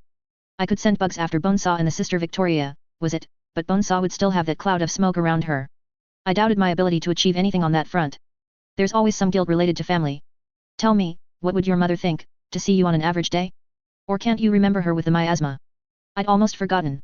Even if I couldn't remember her face, who she was, or even where she was, I could feel a pang of regret that knotted in my gut. I grit my teeth to remind myself to keep from opening my mouth and grasped the cords that my bugs had threaded together. I looped them around Atlas Horn, and then I ran down the hallway, still keeping low. Just to check, I tried bringing bugs into the hallway. The smoke was still present, if thin. They still died, just a little slower than before. I returned them to their previous location. No use wasting them for nothing. Skitter, he called out in a sing-song voice. With the acoustics of the hallway, I couldn't pinpoint his location. Aren't you going to reply? Just as I was trying to locate him, he was attempting to do the same for me. I decided to give him what he wanted. You're pathetic, Jack. I'd intended to provoke him, and I'd succeeded. I'd also intended to pull the silk cord taut as he stepped into the hallway, tripping him. Instead of opening the door, he leaped through the open window in the upper half of the door, tucking his knees against his chest. He landed with a short roll, spotted me, and slashed. I brought my arms up around my face to protect it. The feeling of the silk cord's weight dropped to virtually nothing as the slash cut it. I'd been given tips on fighting, even if I couldn't remember by who or by whom. Catch them off guard.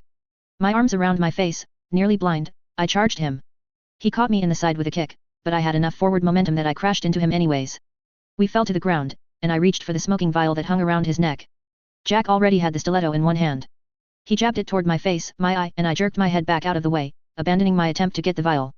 Using one elbow, he shoved me to one side, then flipped over, simultaneously reversing his grip on the knife in his other hand and driving it down toward the side of my head. I rolled with the momentum he'd given me to escape before it could pierce my ear or my temple. He was already following up, slashing both knives at me, one after the other. He knew how to fight, of course. He'd said he'd been at this for a while. Hated this. Hated fighting without knowing enough about my opponents. I tried to get my feet under me, but it was slow and awkward as I was unable to use my hands. I had to wrap my arms around my head to shield my face against the continued flurry of slashes. Jack had a knife in each hand now, and he wasn't giving me a half second between cuts, if that. My forearms and hands didn't cover enough of my head. I could feel the cuts nicking my ears, slashing through my hair by my temple. A few slashes made their way through gaps between my arms and fingers. Blindly, I rushed for the classroom. Needed a second to breathe, to think, before I was whittled down to a bleeding ruin. I could hear footsteps behind me. I felt a hand seize my shoulder. I whirled and knocked it away, felt another knife slash crossing the back of my head. I had blood in my eyes, my ears were a bloody ruin, and cuts burned like fire around my scalp and neck. A shout. Not Jack's. I heard it again, the same words, but I couldn't make them out. There was blood in my ears. I stumbled into the classroom, and Panacea was at my side in a moment. Fix me, I gasped. I couldn't tell where Jack was, and I was hurting enough that I couldn't think to strategize. He hadn't followed. Fast. She touched my forehead, and I could feel the cuts knitting together. But there was another injury that wasn't mending. The red miasma took away my ability to recognize people. I don't know anything about the people I'm fighting. Fix my brain. I can't. If you don't fix me, Jack could win, and billions could die. If you don't cure whatever it is that Bonesaw's done with this miasma, I and tens of thousands of others could die of a degenerative brain disease. You don't understand. I can't cure brain damage. My heart fell. The last time I did it, the last time I broke my rules, everything fell apart. You're asking me to do the exact same thing Jack was. To break my rules again.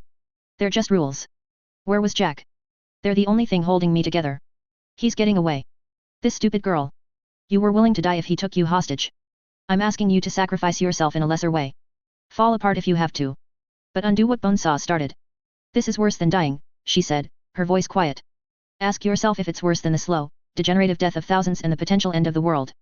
She stared at me. Even as she looked at me, aghast, I felt something awaken in my mind, barriers crumbling. This is bad. Every second is time you're suffering more permanent damage. That's not a huge priority. I'm more worried about Jack, and all the others who got hit harder by this stuff than I did. It's a parasite that's producing the improperly folded proteins. I can stop it, and I think I can make them create a counteragent that counteracts the proteins and promotes healing in the brain. Can't make them fix the lesions, but I can promote plasticity in the brain and new connections to old information. Her voice was so quiet I barely heard it. But I could remember the others. I remembered Tattletale and Brian. Rachel.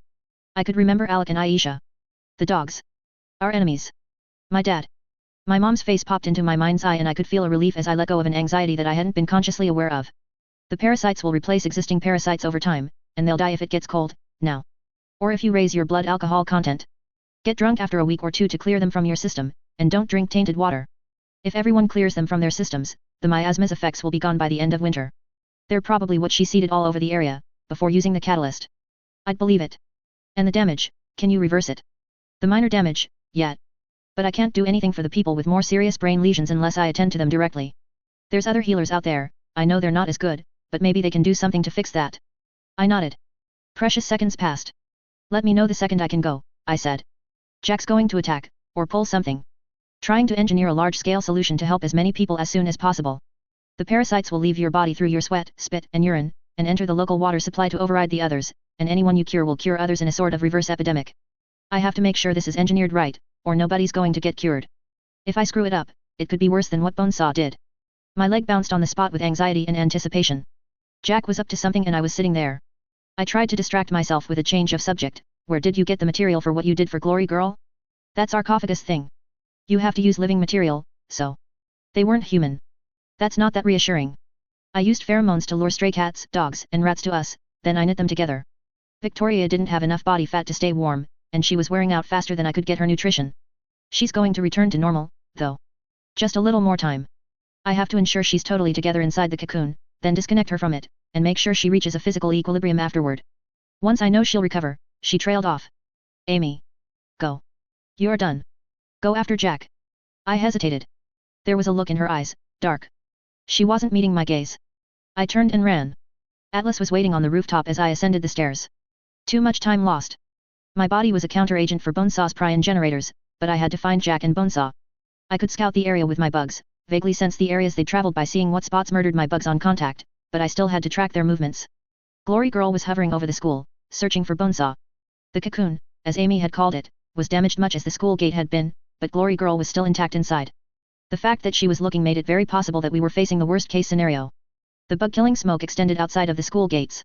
It was hard to verify if they'd gone that way and corked the flow of the smoke or if it was traces from before. My only resource and means of detecting it was my bugs, but testing it meant killing them by the dozens, if not hundreds. If they stayed on the grounds and I left, it could mean something ugly for Amy and Glory Girl. Conversely, if they'd left and I stayed, it could mean disaster for everyone else. I left, flying Atlas in an ever-expanding circle, reaching out with my bugs to scan the surroundings. With a mixture of relief and fear, I realized that Bonesaw's extermination smoke was stronger a half-mile away. I'd been lucky enough to guess right. They'd split up. 2 trails, extending down different streets. My bugs felt around to see where the death zone was, a few dropping dead each time, their numbers whittling down. It was like a game of battleship, with constantly moving ships and limited ammunition. 3 trails. I stopped in midair. 3. I gave chase to the nearest one, abandoning Atlas to pursue the subject into an alley, through a hole in the wall and into a derelict building, past a pile of rubble. This wasn't right. It was too nimble, moving through spaces too small for even Bonesaw. And before I even returned to Atlas, there were a half-dozen trails in total that were branching out around us. In another few minutes, there were a dozen. Our group had used this method some time ago, using Gru's power to slip away from the bank robbery. But how were they doing it? It wasn't just the wind carrying the gas down misleading alleys. Were there living creatures carrying vials of the stuff? Mechanical spiders. They'd found their maker, and Bonesaw was using them to distribute the vapor and cut off my swarm sense. They'd escaped. Prey 14.11. I continued my search for the pair, but my tentative explorations of the trails of extermination mist made a sweeping search all but hopeless. It felt like I was facing a series of decisions where every answer had some merit, but picking the wrong one would spell disaster. I'd had to make the call between staying at the school in case Jack and Bonesaw were preparing a trap for Amy and Glory Girl, or leaving in case they'd made a run for it. I'd left, and I'd been lucky enough to be right. Except the 9 were now covering their tracks with a dozen decoys, mechanical spiders leaving trails of bug-killing smoke, leaving me to guess which direction they'd gone. 2 solid possibilities dwelled with me. The first was that they'd headed back downtown to rendezvous with Siberian. If I was drawing the right conclusions from what I'd overheard, Bonesaw had drawn together a cocoon for Siberian similar to the one that Amy had created for Glory Girl. They could be recovering her real body, maybe doing something to recover Mannequin or Crawler. It hadn't even crossed my mind while I was under the miasma's influence, but I also had to wonder whether Regent would have maintained his control over Shatterbird. The second possibility was that they'd gone after Cherish. My conversation with Coil had clued them in. I checked my phone. No service. Damn the director. Damn her for making this so hard, and for complicating matters. We'd been playing by Jack's rules, more or less, and she'd given him an excuse to pull out all the stops. He probably would have anyways, but she gave him an excuse. If I headed away from the downtown area, toward the water, I could put myself in a position to track down Cherish, or to get to another point where the satellite phone would work and make a call to Coil. If they were checking the harbor for Cherish, going by what she'd revealed on the phone, then I could get there first. Lay a trap, or get in position to shoot them again. I figured out how to remove the magazine from the gun and checked the number of rounds remaining. 6. The problem was that the whole reason I'd let Panacea keep using her power on me instead of giving chase to Jack was that I was supposed to cure the others. I could kill and replace the parasites that were carrying the prions. The sooner I did it, the less damage they'd do in the meantime. Some of the damage would be permanent, and the potential victims included Brian and Lisa. I wanted to head back downtown, to help my teammates and friends, but I couldn't shake the nagging doubt in the back of my mind. The difference between Jack and Bonesaw going downtown and their going to the coastline was that the former was almost kind, taking care of a teammate. The latter case allowed them to inflict some terrible torture on an ex-teammate of theirs. It was the most inconvenient possibility, but my gut told me they'd go after Cherish. If I had to put numbers on it, I'd have said there was a 60% chance they'd go that route, a 35% chance they'd headed downtown. And there was always the possibility I was wrong, that they had something else in mind, so I was leaving room for that extra 5%. But if I was wrong, if I went to the harbor to try to get ahead of them and Jack didn't go that way, then my friends would suffer for it. Brian had been through enough, and while Lisa had seemed to deal okay after she'd been scarred, I was willing to bet she valued her mind more than she valued her face. I headed downtown. No matter which way I chose to go, I'd have that awful feeling of regret in my chest. I tried to quiet it by telling myself that with Tattletale and the others, I'd actually be able to do something against the 9. A gun and knife didn't cut it, no matter how scattered or few in number they were. I couldn't quite manage to convince myself. As it didn't cost me anything significant in terms of forward momentum, I let Atlas carry me higher. I was getting more comfortable flying him, and there was little difference in being 150 feet above the ground and being 500 stories up. I wanted to assess the situation. Was my dad one of the people who was depending on this cure? The topography of the city had impacted where the miasma was spreading. As far as I could tell, it wasn't really advancing into the north end of the city. The Kuda's bombing campaign and the militarization of the ABB had predominantly focused on the docks. Leviathan had arrived in the docks, and his destruction of the city's water infrastructure and power had hit that part of the city hardest. I wondered if this would be the first real instance where the docks weren't hit as hard by the ongoing series of disasters and attacks in Brockton Bay. I descended back to a safer distance, where falling wouldn't be terminal, and tried to plan. Finding Tattletale was number 1. With her assistance, everything else would be easier. As much as I wanted to make Gru my second priority, I knew that there were other things that took precedence. Siberian was a big one. Finding a way to distribute the cure was another. Once I started, it would set up a chain reaction, but I had to decide how to start it off. Tattletale first. She could help me find Siberian and figure out how to distribute the antidote. I tracked the trails of extermination smoke as I flew. I was faster than they were, but they were elusive, staying out of sight and moving through awkward positions. I spotted one mechanical spider moving through a trash-littered alleyway and changed my route to close in on another trail. My second confirmation of a mechanical spider left me with the feeling that I'd made the wrong call. But it was too late to turn back. It would be faster to go help Tattletale and get her assistance than to turn around and fumble along on my own. They were traveling on foot, I hoped, and they still had to find Cherish. She was bound to be in a remote spot, and they didn't have many clues to work with. It would take time. Things hadn't exactly been quiet while I'd been gone. Calm down. If we all just stop fighting, then this doesn't end in tragedy. Why should I believe you? I'll tell you as soon as I can think of a convincing reason. Tattletale was on the street, alone, facing down Bitch, 2 dogs and 1 wolf on full tilt mutation mode. They advanced with measured steps, keeping close to their master. I landed beside Tattletale, and the two of us made eye contact. Elle missed. A Carnelian, she answered. You understand if I don't trust you implicitly, here. I do. Listen, I've got a cure. Who the fuck are you? Rachel shouted. I shut my mouth and turned to face her. I was secretly glad the dogs hadn't turned on her, as that probably would have meant the death of a teammate, but I was getting a first-hand look at what our enemies had to deal with. The dogs were big and vicious enough that if they attacked, there wasn't a whole lot I could have done. Heck, Tattletale and I together couldn't have managed much of a defense against one of the creatures, let alone 3. We're teammates, I told her. I was just fighting the 9, I've got a cure for this thing. Or you're going to kill me the second I let my guard down. I'd been conned by the 9. Tricked into letting them get access to certain information. Bitch wouldn't have fallen for that, but that came with the caveat that she was that much harder for us to reassure. I can put my weapons away. Or give them to you. I'm not that stupid, she growled the words. Don't treat me like I'm retarded. I'm not. I know you have powers. That wasn't what I wanted to say, I said. I kept my voice low, my tone as calm as I could manage. I was just saying I'd disarm myself if it would reassure you. The only thing that's going to make me feel any better is getting the fuck away from here. But she wouldn't get out of my way. If you leave, Tattletale told her, you'll go straight to the train yard, to your other dogs, and you'll get worse. You'll wind up isolated from the rest of us. And I think the 9 want that. They wanted people for their group, and doesn't this set their candidates up for easy recruiting? Separate them from their previous attachments, leave them vulnerable and lost, then give them the hard sell. Not that you're wrong, I said, glancing at Tattletale while trying to keep the dogs in sight. I saw Jack trying that with Panacea. But bitch tends to see it as slimy or conniving when someone talks a lot. I see. You want to try, then? Bentley growled. It didn't sound like a dog growl. What worried me, though, was Bastard. He was untrained enough that he wouldn't necessarily listen to bitch, and big enough to feel confident about attacking. Not that I was positive she would stop him if he attacked. As much as she felt like she'd feel more secure on her own, bitch might well decide she could resolve this situation by killing anyone who threatened her. It wasn't that she was the murdering type, but she didn't have the innate sympathy for her fellow humans. She cared as little about murdering us as I might feel about killing 2 dogs if I felt like my life was on the line. I'd been in a similar headspace, trying to figure out who was friendly and who wasn't. Jack had been more on the ball than I, and I'd fallen for his ploy. I'd deal with the guilt over what that might mean at a later point. A little while ago, we spent some time in one of your shelters. I'm guessing you don't remember who, but you remember chilling out and eating Greek food with someone. You could have found that out through someone else. I know. That's not what I'm saying. I'm just wanting you to think about that feeling. I'd like to think we got along, as far as people like you and people like me can get along with others. Doesn't mean anything to me now. Okay. I let my arms drop to my sides. That's it. That's your argument. I don't really have much better. I know that if I tried to convince you using logic and a well-worded argument, you'd feel like I was being manipulative. All I can say is that we had a good time then, we were friendly. I know we parted ways sometime after that, but I'd really like to get back to that point. So I'm appealing to that emotional attachment, I guess. You think I'm attached to you? This again. This situation seemed to be highlighting the worst parts of people and twisting others. Amy's paranoia, Legend's battle instincts, bitch's antisocial tendencies, and my, whatever it was, that led to me trusting Jack. Yet. I'm making that assumption, I told her. Fuck you. She advanced, and I stayed put. Sirius growled. I'm not your enemy, I said. We'll attack you. If you do, maybe the cure will get transmitted to your dog, and then to you. You're not that stupid. I shook my head. Not really. But I don't think you'll attack me, either. She advanced closer. Sirius growled again, and she held one hand out to stop him. So glad they still listened to her. This would be a disaster if the dogs were on a rampage.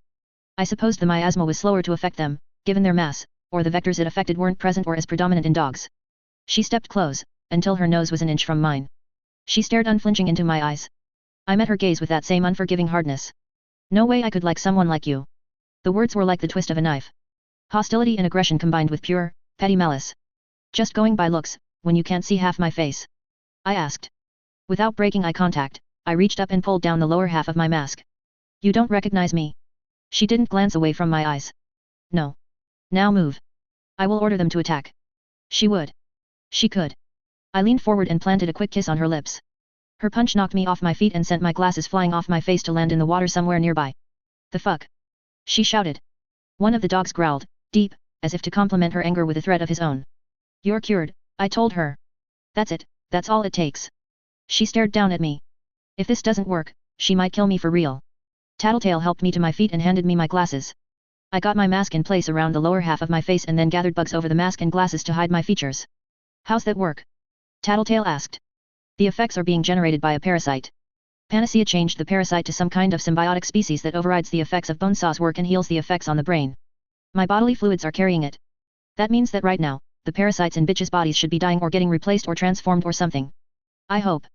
I dusted myself off, wiped at my costume where I'd landed in the water, and made sure none of my belongings had dropped from their positions in my armor or my belt. I didn't hurry to meet bitch's eyes, because I knew that when I did, I'd have to maintain that gaze. Only when I was done did I meet her eyes. She took her time responding. I was going to have Bentley break you. It worked. Glad you didn't. Why? Why had I done it? I'd tried to explain it to her so many times. I couldn't bring myself to do it again. Doesn't matter. Tattletale pointed down at the water just behind me. I turned around and looked. Where I'd landed on my back, the water was changing from red to a relatively clear state. Relatively only because the water hadn't been that clear to begin with. Guess it's working. Good, I said. The last swirls of red disappeared from around my feet, and the water around me began to change back to normal. With increasing speed, the water around us began to transition back to normal at nearly the speed the effect had spread in the first place. It extended out in every direction, promising to revert most or all of the affected bodies of water. You couldn't have waited until after you'd cured me before you put the bugs on your face. Tattletale asked. She was smiling as she asked it. Unless you want me to drink that water. Sorry. No, I'll help you out. She gave me a stern look, pointed at me, and said, no tongue. I rolled my eyes, scattered the bugs, pulled my mask down and leaned over to give her a quick peck on the lips. Now fill me in. I'll fill in the blanks as you explain, and hopefully it'll work fast enough that I can catch up. Jack and Bonesaw tricked me and Coil to figure out where both Cherish and Amy were. I gave chase, and Jack left before he accomplished anything more than head games. State she's in, head games are pretty serious. Maybe. But at least she didn't cave on his demands. Sure. The bad thing is, Jack knows about Dinah's prophecy. Tattletale looked as though I'd slapped her. Shit. I mean, her numbers weren't that good as far as our mortality rate going up against the 9, so maybe she's wrong about. I stopped as Tattletale shook her head. Depends how you interpret it, she said. The kid sounded pretty certain. Anyways, keep going. Siberian's somewhere downtown, her real body in some kind of case, maybe. I think we might have run into her, Tattletale said. I wasn't paying a lot of attention to details, mostly just trying to avoid trouble. But I'm pretty sure she was hauling around something big. Fuck, I think she might have had a friend. A friend. Hook Wolf. I nodded slowly. Where was she headed? North. Where did Coil stick Cherish? Tattletale made a face. North. If there had been a wall in reach, I would have punched it. Wonderful. Explain. Bitch asked. They're heading over to Cherish's location, I'm almost 100% positive, Tattletale explained. If Siberian's heading there to rendezvous with them, then any further encounters with them are going to be ugly. Doubly so if they have new blood on their team. Hook Wolf's under the influence of Bonesaw's miasma, I added. Don't know what his reasons were for staying here, but the miasma seems to have eliminated that. He's with the 9. Maybe permanently. Bonesaw will keep it from killing him, I guess. So they got their candidate. And, I addressed Bitch as I spoke, they might be looking for more candidates to round out their group. If they left Siberian behind to try to recruit Hook Wolf, and they tried a pretty aggressive strategy against Panacea, then they might make another stab at recruiting you. Or Regent. Or Noel, Tattletale added. Why did that give me such a bad feeling? I sighed. Let's hope it doesn't come to that. I think we should give chase. Head to where Cherish is. I nodded. It hasn't been too long, so they won't have much time to prepare any counterattack. It does still leave the problem of finding the others and curing them before something bad happens. If the cure is contagious. Bitch, you think you could work on finding and curing the others? How? I spoke up, cure your dogs. Spit in their mouths, whatever. Then see about tracking down the others, ambushing them, and having the dogs lick their faces. She scowled. I haven't trained them to do that. You've got 10 minutes to teach them, Tattletale grinned. Whatever. You'll see about curing the others. Yet. Bitch pointed, but it won't work with my dogs. They kill any parasites while my power's working. Right. I could remember curing Sirius of heartworm. I shrugged. Another way? Maybe if you dose some fresh water with the new parasites, spit in it, then splash people? People are going to start getting better fast, with the water changing, but let's make sure our side is okay. Bitch nodded once, Kurt. And can you loan me Bentley? Tattletale asked. I'm starting to wonder why I'm on this team, Bitch grumbled. You have to ask. Tattletale grinned as she approached Bentley. I know it's just words, I told Bitch, but I'm glad you're back. She stared at me like I was speaking Klingon. Let's go, Tattletale said, as she climbed onto Bentley. He growled, but she didn't seem to mind. Maybe his bark was worse than his bite and she knew it. Either way, I decided to trust her and took off. I'd done my part, and I'd have to trust Bitch to complete the task. I was making more forward progress than Tattletale, though I could feel Atlas fatiguing. It wasn't the same as the fatigue I experienced, but he was slowing down fractionally in his wing beats per second. It stood to reason. He was big, and he hadn't eaten since he was created. That was compounded by the fact that he'd been going full bore with minimal chance to rest. Still, we had the advantage of being able to fly over obstacles, which was something I was gaining a greater appreciation of since I'd gotten the hang of flying him. With Atlas being tired, not wanting to lose track of Tattletale, I kept our flight close to the ground. Where is she? I called out, as I met her pace. Boat graveyard. Beached ship, she's in the hold. Coil told you this? No, but he'll forgive me for figuring it out, given circumstances. If you're sure. It wasn't a short trip. Our destination was north of the market, and the market was a distance from my house. We were making our way from downtown to the boat graveyard. When the local industry had collapsed, the boat graveyard had been something of a staging ground for the irate dock workers. Shipping companies based in Brockton Bay saw the signs of what was coming and trapped other boats in the harbor as a form of protest, to ensure they weren't walking away empty-handed. Police had made arrests, but actually moving the ships out of the way required sailors, and the move had mobilized enough of them that clearing the upper areas of the docks of the ships became all but impossible. Things capped off with fights, gunfire and a deliberate sinking of a container ship by one of the protesters. Opinions varied on whether the incident had been a symptom or a cause of the collapse. Either way, the result was the boat graveyard, an entire section of the coastline where boats had sat for so long that they'd rusted or taken on water. We paused at the top of a hill overlooking the scene, 40 or 50 derelict ships, some bigger in sheer mass than the skyscrapers downtown. Leviathan's waves had slammed them all into the coastline, smashing them against one another and turning more than a few into something unrecognizable. Even with Tattletale's hint, I wasn't sure I could have found where Cherish was lurking. How do we find her before she finds us? I asked. We don't. She knows where we are. I scanned the wreckage with my eyes. Would Siberian pop out? Hook Wolf? They aren't attacking. Tattletale shook her head, but she didn't speak. My bugs began searching for signs of life. You outrange her, Tattletale spoke. You detect them, you attack before she can whammy us. Yet. Fat lot of good it'll do with Siberian there. I was getting a sense of why there wasn't any foot traffic here. Even on land, the force of Leviathan's tidal wave had sent age-worn sheets of metal flying over the landscape. Ragged edges of rusty sheet metal waited under every step I took, scraping and stabbing against the solace of my costumed feet. Tattletale was relying on Bentley's weight and durability to handle anything that weighted underfoot. He was still panting hard from the run. My swarm sense alerted me to life in the hold of a ship. The space was half filled with sand, and water had leaked in through a hole in the side of the ship. If supplies were delivered by way of remote control, that was a likely route. 7 people. 3 male, 4 females, one of whom was young. A child, long-haired. That would be Bonesaw. There. I pointed at the location. It was barely visible from where we stood. 2 ships had been slammed against one another, nose to nose, and they formed a precarious arch over the ship in question. Yet. I found them, I think. I think Siberian's there. There's a lot of people, anyways. 7. How much damage do you think you can do? Not enough. We paused. Cherish should be alerting them, Tattletale spoke. I'm surprised they aren't mounting a counterattack. Maybe they can't? If they split up, Siberian won't be able to protect everyone, I said. Well, getting closer is a pretty bad idea. Do we have a choice? We hang back, we follow them, we strike if we spot an opportunity. Between Bentley and Atlas, we can keep at a distance. I shook my head. Bentley's tired, and I don't know how long Atlas is going to be able to keep flying. They'll manage. You sure? Pretty sure. Pretty sure. So she wasn't positive. There's another possibility, she ventured. Do tell. Cherish might not be saying anything because she wants us to attack the others. Or, I pointed out, the 9 are giving us that impression because they want us to think that so they can turn the tables. That line of thinking leads to madness. Call me crazy, but I'd rather not gamble. So? What's the plan? We wait? At least a little while. Sure. She gave the bulldog a pat on the head. Give Bentley a chance to rest. You can feed Atlas. Pretty narrow window of time, I added. Bitch's effects on the dogs don't last that long. Figure 20 minutes, and we took at least 15 to get here. But she gave them more juice than usual. I'd say roughly 10 minutes before he's too small to carry me, Tattletale said. 10 minutes. We settled into a position behind cover, and I began drawing bugs to me to feed Atlas. I wasn't positive about his diet, and Gru had said that he'd given Atlas a more human digestive system, which left me uncertain.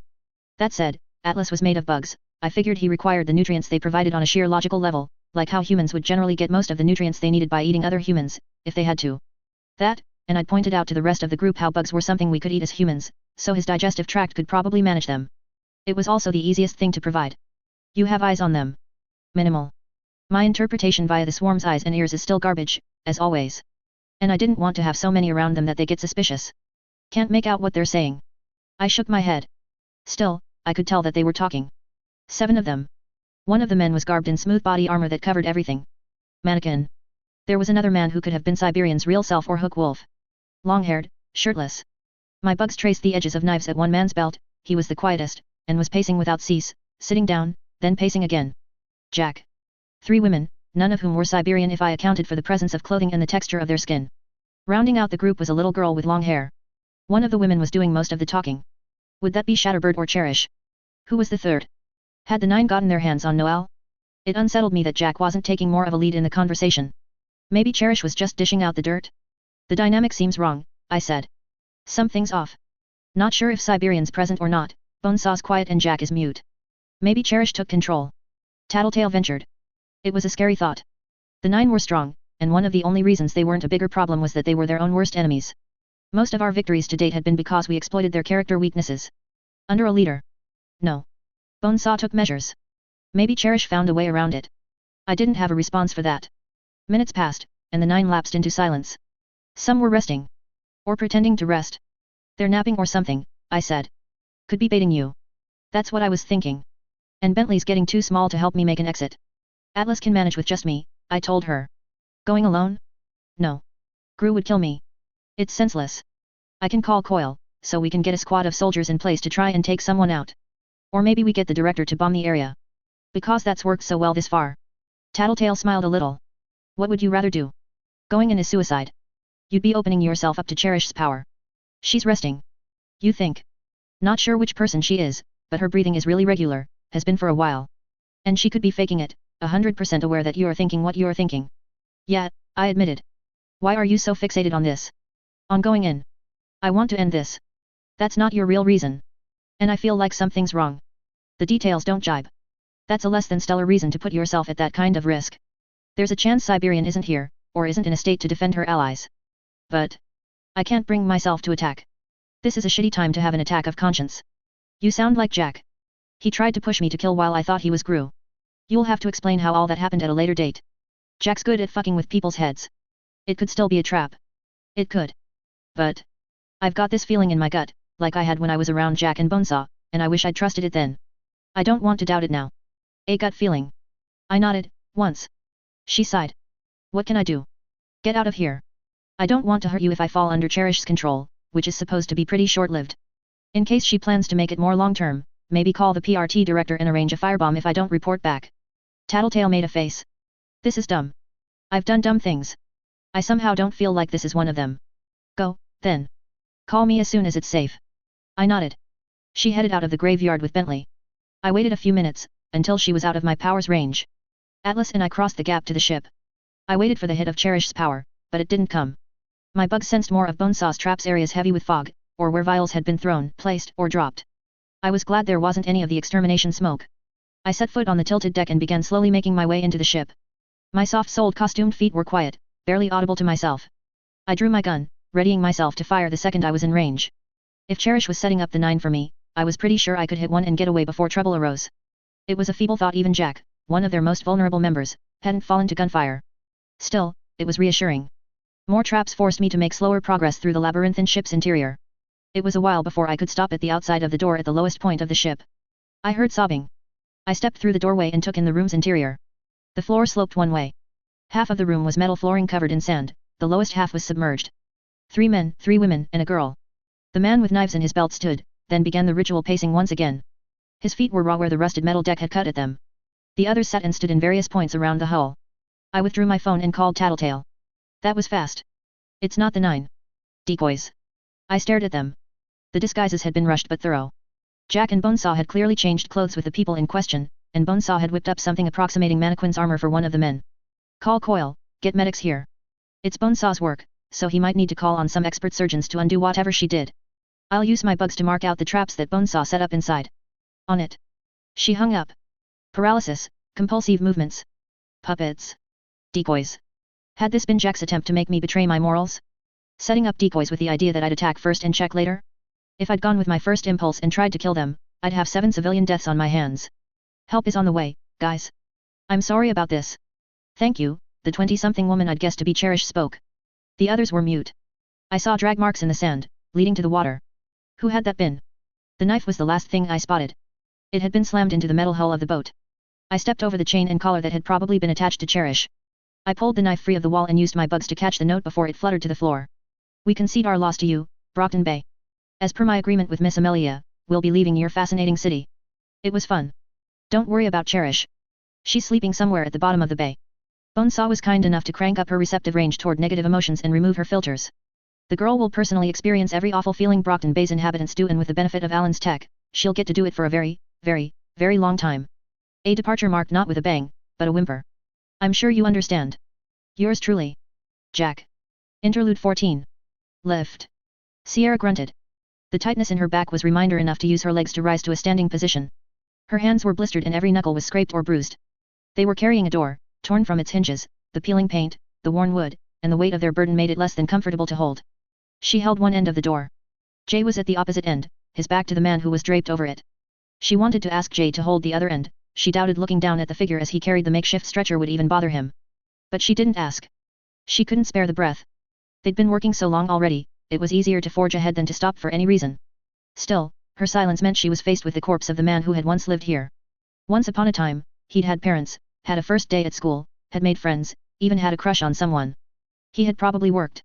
He'd had things he loved about life, no doubt, and if he was living here, he probably had more than enough things about life that he'd hated.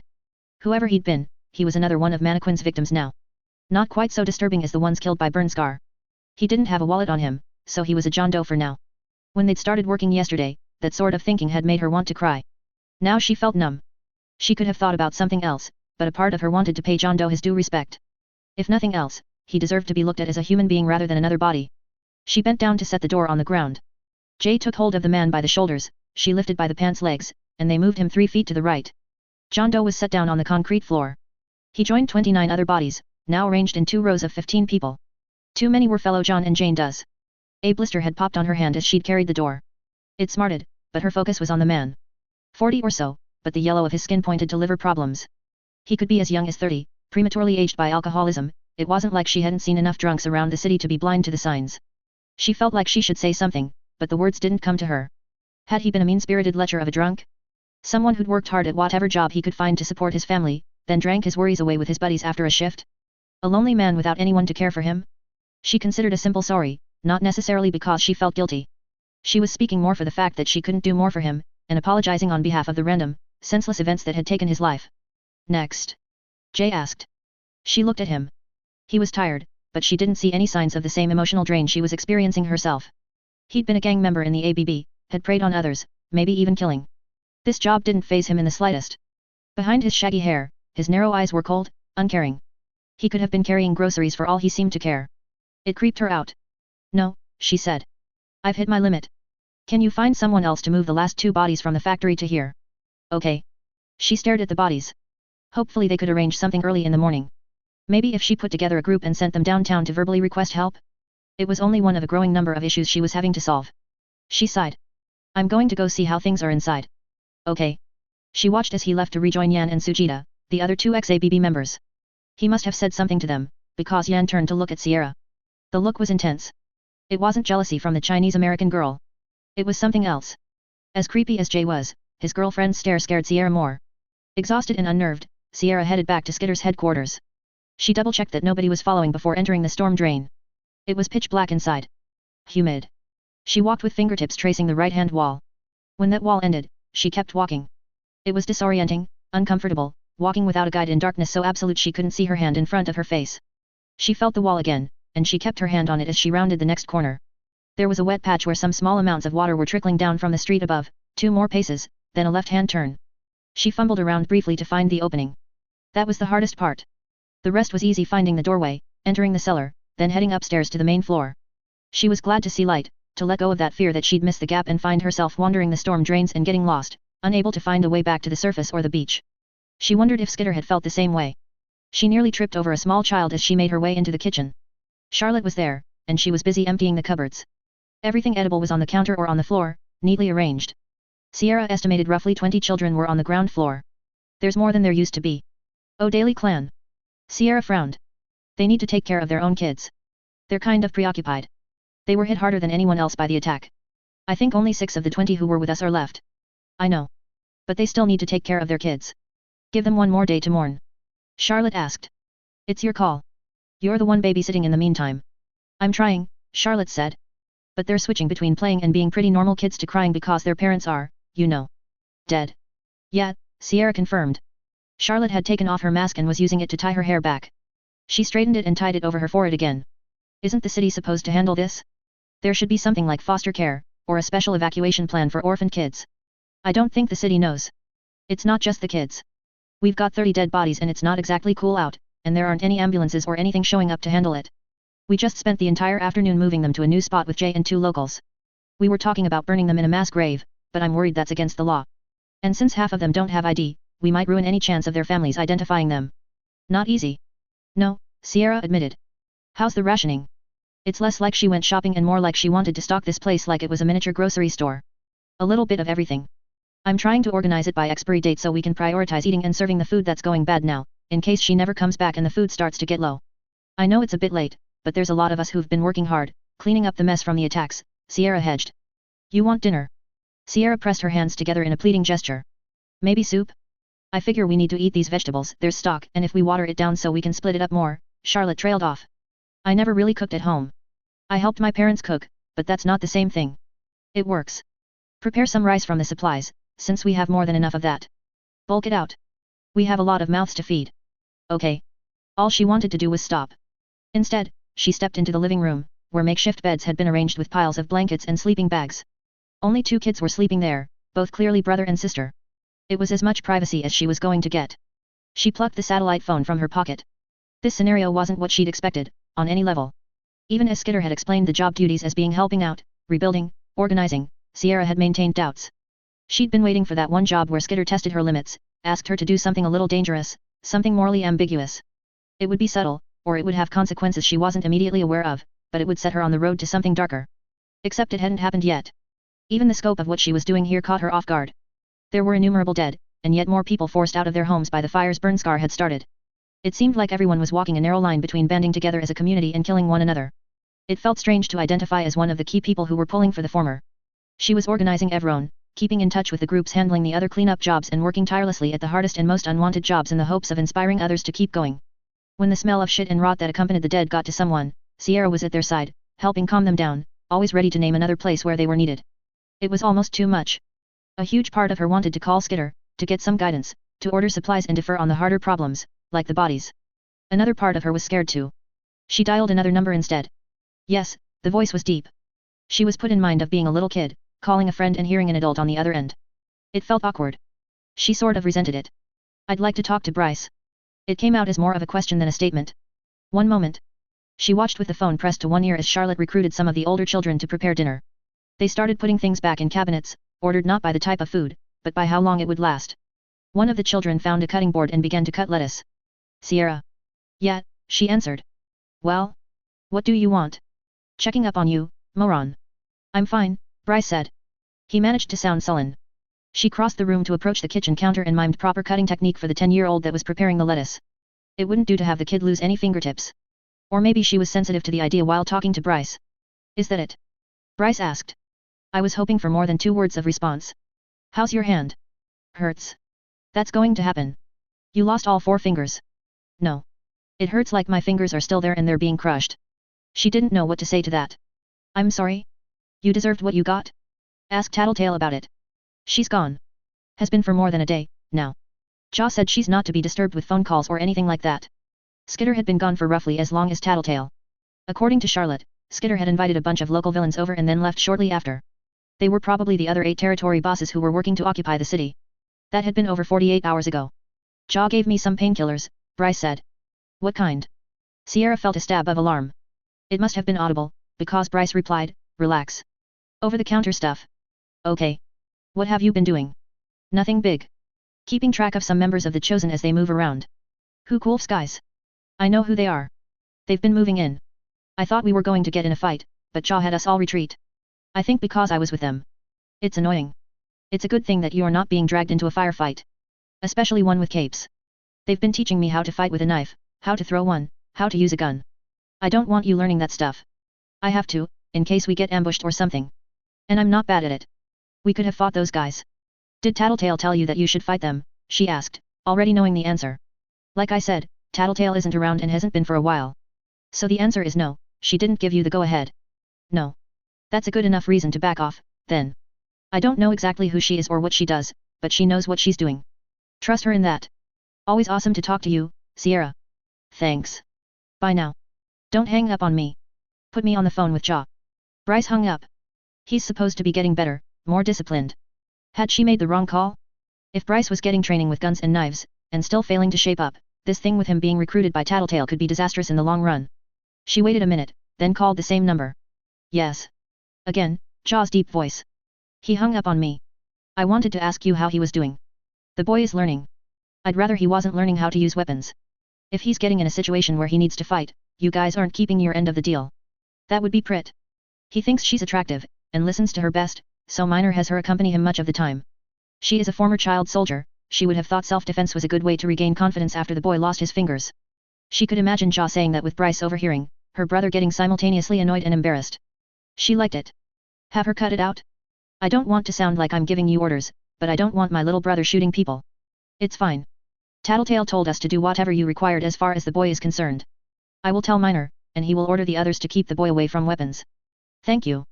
I will also decide on a punishment for the boy for being rude and hanging up on his sister. I think we would all like him to learn some respect for his betters. She could imagine him looking at Bryce as he said it. Nothing too serious.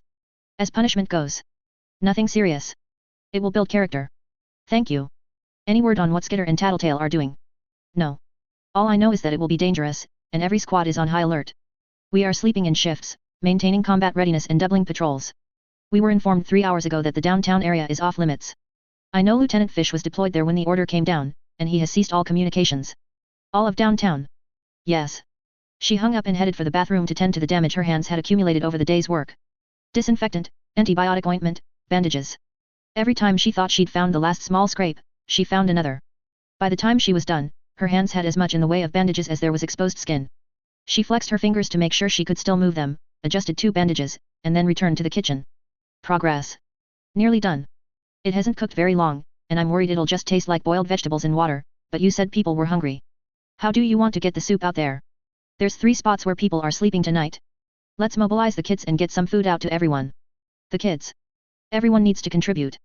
Maybe if they see 7-year-olds doing their part, the O'Daly clan will get the message. Sierra, Charlotte made a pained expression as she spoke, they've been through a lot. They're using our sleeping space, they're eating our food supplies. We can't hold their hands and baby them. Everyone's having a hard time these days. That's cold. Maybe, but I've been working from sunrise to well after dark, here, and they were just sitting around, getting in the way, complaining and crying. Most of their family died just a few days ago. Sierra didn't have a response to that. They were still eating far too much and taking up too much room for people who hadn't lifted a finger to help. Anyways, think I can use the kids. Don't push them. Some are pretty emotionally sensitive. But yet. Sierra turned around, hey, munchkins. Got a job for you. Help out and we'll give you first dibs on the after-dinner treats.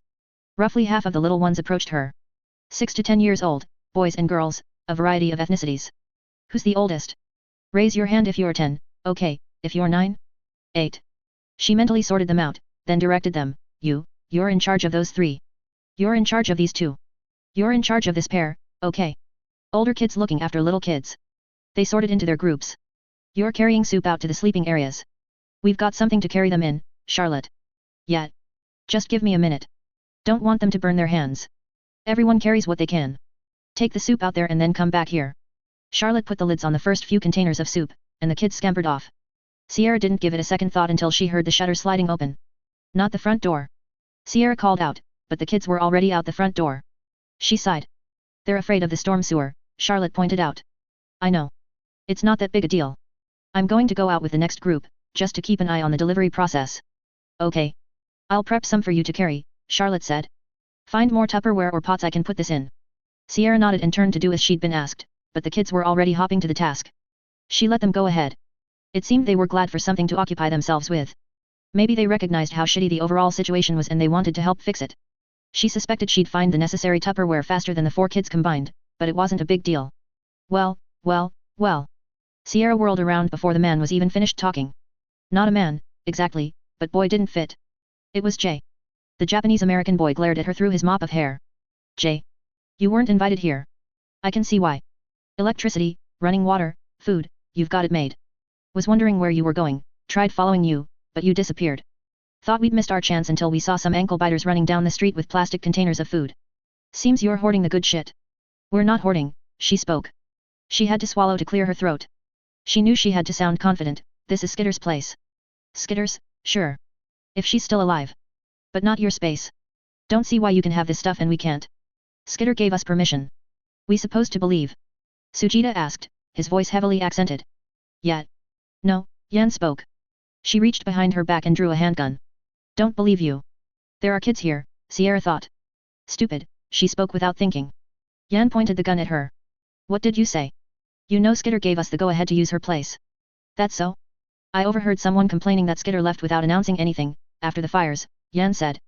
Her tone was mocking. You assholes. Least you can do is drop the bullshit and admit you just want to take our stuff. Was thinking about it, sure, Jay said, doesn't look like Skitter's coming back. 2 days, situation like this? But you're dreaming if you think we're going to just walk away with some food. I think we're going to evict you. Evict us? Move out of the way, Yan ordered Sierra, twitching the gun to her left. Why? Sierra asked. Because I'll shoot you if you don't, Yan said. I can't believe you're not listening. You're either stubborn or stupid. I'm tired, Sierra replied. And what you're doing here isn't exactly brilliant. Think about it. Where did this food come from? The equipment. Skitter bought it. From who? From where? It's pretty obvious this place was set up after Leviathan came, but where'd she get it? She had it delivered. And the same people who make deliveries like this to a supervillain are going to be pretty ticked off if they find out someone's messed with one of their customers. The argument was feeble, and she knew it. If these people exist, they won't show up tonight. We'll spend the night. I figure we're overdue for a party. Leaving us to clean up the mess. Sierra, Charlotte spoke, her voice quiet, not worth it. Yan gestured with the gun, and Sierra listened this time, stepping out of the way. Sujita and Jay headed past the counter and into the kitchen, while Yan stood where she could block the front door. Sierra could see Charlotte shrinking away. Like a shark that smelled blood, Sujita turned his attention to her. He stepped close, invading her personal space. Don't show fear, Sierra prayed. But Charlotte did. In an instant, it was as though she was a different person than she'd been 5 minutes ago. Weak-kneed, cringing, not even resisting as Sujita grabbed at her wrist. There was something at play there that Sierra hadn't been told about. Leave her alone. Shut up, bitch, Yan stepped closer, waggling the gun, you want to get shot. Just let us go. Do whatever the fuck you want here, it's on your head, but let us go. Don't think so. I hate arrogant bitches. Going to spoil my mood if I don't do anything about it. Your choice.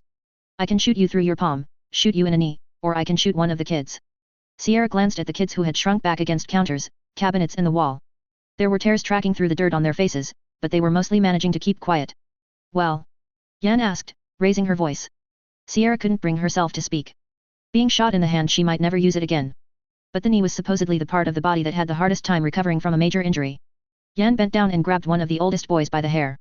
10 years old, blonde hair in bad need of a cut and a pugnacious nose. He squealed and writhed in pain at the grip on his scalp, until he wrenched himself out of Yan's grip, falling flat on his back. The girl jammed the gun in his mouth before he could recover, and he froze. Choose. My hand. Yan smirked, taking the gun out of the boy's mouth. Put it flat against the wall. Sierra started raising her hand, then stopped. A figure stood behind Yan. Her costume was barely recognizable. She wore a short cape of tattered black cloth over her body armor, a skin-tight black suit beneath that, and there were folds of black cloth draped around her legs like a dress or a robe. The entire fabric seemed to ripple and move. It took Sierra a second to realize it was crawling with a carpet of insects. The disconcerting part was the girl's face, or lack thereof. Her expression was masked behind a shifting mass of bugs that moved in and out of her hairline. Sierra couldn't even tell where the bugs ended and the scalp began, as the small black bodies crawled into and onto the black curls. There was a hint of something like glass where Skitter's eyes were, but the bugs ventured far enough over her eyelids and around the frames that nothing was visible in the way of goggles, glasses, or skin. Skitter hadn't made a sound as she entered. She hadn't spoken, and her footsteps had been quiet. Yan pointed the gun at Skitter. You're back, hey. The villainess didn't speak. She pointed to her right instead. Advancing toward the group was a beetle the size of a small pony. It didn't use its forelimbs to walk, but held them up so the razor edge was both visible and ready to strike. Call it off or I shoot. Shoot and you die. Skitter's voice was distorted, not really resembling a sound from human lips. The beetle seemed to offer a deep buzz to accompany the oh-oh sounds. It won't be pretty. Brown recluse venom makes your muscles necrotize. That means it decays while you're still alive. It takes days, but the only real cure is taking a knife to the area around the bite. That might be okay if you have one bite, carve out a half-pound of flesh, let the wound drain, stitch it up. But what if you have 3 or 4 bites? Or 10? You're bullshitting me, Yan spat the words. Skitter ignored her. It's excruciatingly painful. Nothing you experienced during your initiation into the ABB even compares, I can guarantee it. You're rotting alive, your flesh turning black as it liquefies. So maybe you shoot me. Maybe you even kill me, though I doubt it. Either way, whether I walk away from here alive or not, you get bitten. They're already on you. All 3 of you. Yan glanced down at her body. In that same instant, the beetle took flight. It crossed the room in the span of a heartbeat and slammed into her. Its blade-like forelimbs caught around Yan and pulled her to the ground. Sierra turned her attention to the other 2, saw Sujita lunging to one side. She practically threw herself between him and the countertop where the knife still lay on top of the cutting board. Jay drew his knife, but dropped it in the same motion. His other hand clutched his forearm as his eyes went wide. That's one bite, Shaggy, Skitter said. Giving you 2 seconds to kick the knife under the stove before I give you another. 1. Jay kicked the knife across the kitchen floor. It slid out of sight. And you, I think you were the one with the bad accent? You can step away from Charlotte now. Sujita scowled, but he did as he was asked. He backed away from Charlotte until he stood beside Jay. Charlotte let one sob escape before she hurried across the kitchen and moved to stand behind Skitter. She's been through something, Sierra thought. She knew Charlotte was staying in town only because of her family, that she'd been captured by the merchants and held for at least a short while, and there was some reason she couldn't explain that to her family and just leave the city. I hope the rest of you are okay. Skitter asked. Where were you? Sierra returned the question with one of her own. Dealing with the 9. They're not a concern anymore, at least for now. It was surreal, hearing the girl talk about dealing with the Slaughterhouse 9. They weren't in the same category as your average villain. They were like monsters from horror films, the killer who always got up at the end of the film, the monster who never died. You mean they won't attack anytime soon, or? They're dealt with. Burn Scar's dead. Crawler's dead. Mannequin's probably dead. Cherish and Shatterbird wish they were dead. Found Siberian's weak point, and it'll be international news soon, if it isn't already. Jack and Bonesaw ran. Tried to pursue, couldn't track them. It'll be a while before they bounce back. You took on the 9 and 1. Skitter ventured toward Yan, then used one foot to hold the girl's arm down against the ground. The beetle pinned it there, pressing the point of one forelimb into her palm with enough pressure that a bead of blood appeared. Skitter stepped around the girl so the beetle could do the same. When Yan clenched her fist, Skitter stepped on her fist, crushing it underfoot. She took her time responding. When she did speak, all she said was, "I didn't say we won." She lifted her foot, Yan unclenched it, and the beetle stabbed down with another pointed forelimb to pin it to the ground. "What are you doing?" Yan asked, a note of desperation in her voice. Skitter didn't respond. "Sierra?" "Charlotte." Charlotte didn't venture a reply, but Sierra managed one. Yet. Were it not for the accompanying buzz of the bugs, Sierra suspected she wouldn't have heard Skitter speak. "You've been working hard." "Thank you. I didn't expect to have anything to come back to." "It's okay," Sierra said. The words were a bit of a non sequitur, but Skitter seemed to accept them. "Thought you would have left," Skitter said. "Anyone that's still in the city probably has some reason they can't go. But things here aren't good." "We can fix that," Skitter said. It sounded more like she was talking to herself than to anyone in the room. It would have been reassuring if she hadn't been staring down at Yan. "What are you going to do?" Yan repeated herself. "Charlotte, would you take the children into another room?" Charlotte seemed relieved to have the chance to escape. Every child that was present flocked to her and she hurried into the bedroom. Yan raised her voice, "You left. You abandoned us." They were as insecure as the rest of us, Sierra thought. Not that it excuses their behavior. "Hand or knee?" Skitter asked. "Fuck you." Yan shouted. Then she convulsed. She thrashed, dragging her hands against the pointed forelimbs with such violence that she opened ragged cuts in her palms. She stopped as quickly as she'd started, her eyes going wide. She'd been bitten, more than once. "Shaggy hair, hand or knee?" Jay's eyes went wide, but he very calmly stated, "Hand." His eyes went wide as a spider crawled down the length of his arm to the back of his hand. He jumped like he'd been electrocuted. "And Mr. Accent? Hand or knee?" Sujita glanced around, then lunged for Sierra. Going for the knife on the counter yet again. She blocked him for the second time, he tried to shove her aside, and she used the distraction to drive her knee into his stomach. He grunted and folded over. "Both, then," Skitter said. Sujita was too busy reeling from the knee to the gut to respond or react. "Attacking my people? That was dumb. Attacking a little kid? Dumber. Consider my territory to be a very bad place to be from now on. My bugs can see you, they can hear you, and I'll know if you slow down even a little as you leave, give you a few more bites." The beetle climbed off Yan, using its forelimbs to pick up the gun by driving the points through the trigger guard. It moved to Skitter's side. Yan, Sujita, and Jay all took that as their leave to climb to their feet and head toward the door. None of them even looked at Skitter, but they stopped when she pushed the door closed. "There's no safe haven for you in Brockton Bay. My allies have control of every district, every territory. No shelter will host you, and our individual forces will be searching every other place you might want to sleep. Before you get far enough to find a doctor and get those bites treated, my contacts will have spread the word. The doctors may have to treat you, but we can have our people sitting in the waiting rooms, or working as assistants to the doctors. If you show your face, you'll get attacked. Maybe it'll be a direct attack, maybe it won't. Trust me when I say you won't be in any shape to defend yourselves. So you're condemning us to die." Any bravado Yan might have had before had been excised and replaced by wide-eyed fear. "No. Leave the city as fast as you can, and you can get help somewhere else. I don't really care, so long as you're out of my city. You'll have some ugly scars if you don't hurry." Skitter gestured to the door, and the three were quick to leave. "Sierra, the shutter." She hurried to obey, stepping into the open door frame and reaching up to bring it down to the ground. It latched at the door's base. She shut the door after it. "There are kids still on an errand, I think. I'll let you know when to open the shutter again." "Okay." Skitter scattered the bugs around her face and ran her gloved fingers through her hair to straighten it. "I'm sorry." "It's okay," Sierra replied, not quite sure what the apology was for. "Couldn't focus on this place and the 9 at the same time, and I thought this place was a lost cause." That stung, but Sierra didn't voice the thought. "Might be. We've got bodies to get rid of. I'll handle that tonight. The Chosen have been moving into the edges of your area, here and elsewhere, according to Tattletale's soldier." Skitter let herself drop into a chair. "Anything serious?" "Ongoing attacks. Just occupying the territory, I think. Maybe making trouble for minorities nearby, but nothing so serious that I've heard about it. Then I'll deal with them after an afternoon's rest. Maybe open a discussion before I try anything more serious." Skitter's voice buzzed as she spoke. She pulled off the mask that covered the lower half of her face. "Your voice. You're still doing the thing where your bugs talk with you. Sorry, Skitter said, the swarm suddenly quiet. I don't even think about it anymore. Your gang's a lot smaller. A lot of people died. Skitter put her elbows on her knees, removed her glasses and buried her face in her hands. Crying? Sierra hesitated. What was she supposed to do here? She ventured forward and reached out to put a hand on the girl's shoulder. She stopped when she saw the carpet of ants, cockroaches, and wasps. I'm okay, Skitter said, without looking up. She removed her hands from her face and leaned back. There was no sign of tears, her eyes were dry. Just tired. Could I bother you to make me a cup of tea? Milk, drop of honey. Sierra nodded, I remember. Silence reigned as she filled the kettle and set it down on the stove. Still have to deliver the soup. Sierra tried to surreptitiously examine Skitter. The girl was removing all of the bugs from the surface of her costume and the gaps in the armor. The swarm flowed up the stairs as a single mass. Those three, are they going to die? No. The bites weren't from a brown recluse.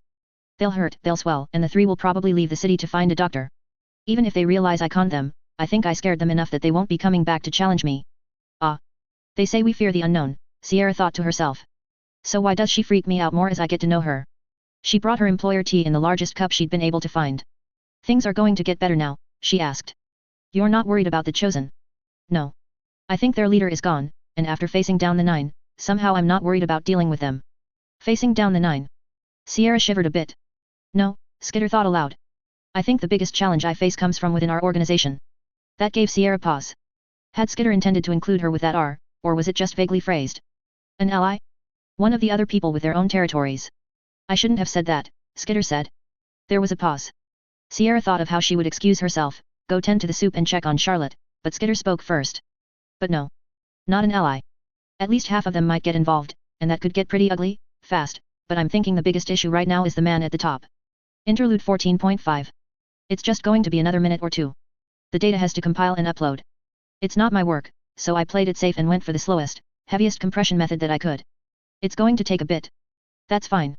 Thank you. Kidwin shifted position uncomfortably, falling silent. You don't have to be intimidated. I'm just a man. Legend stared out the window. He wouldn't miss this city.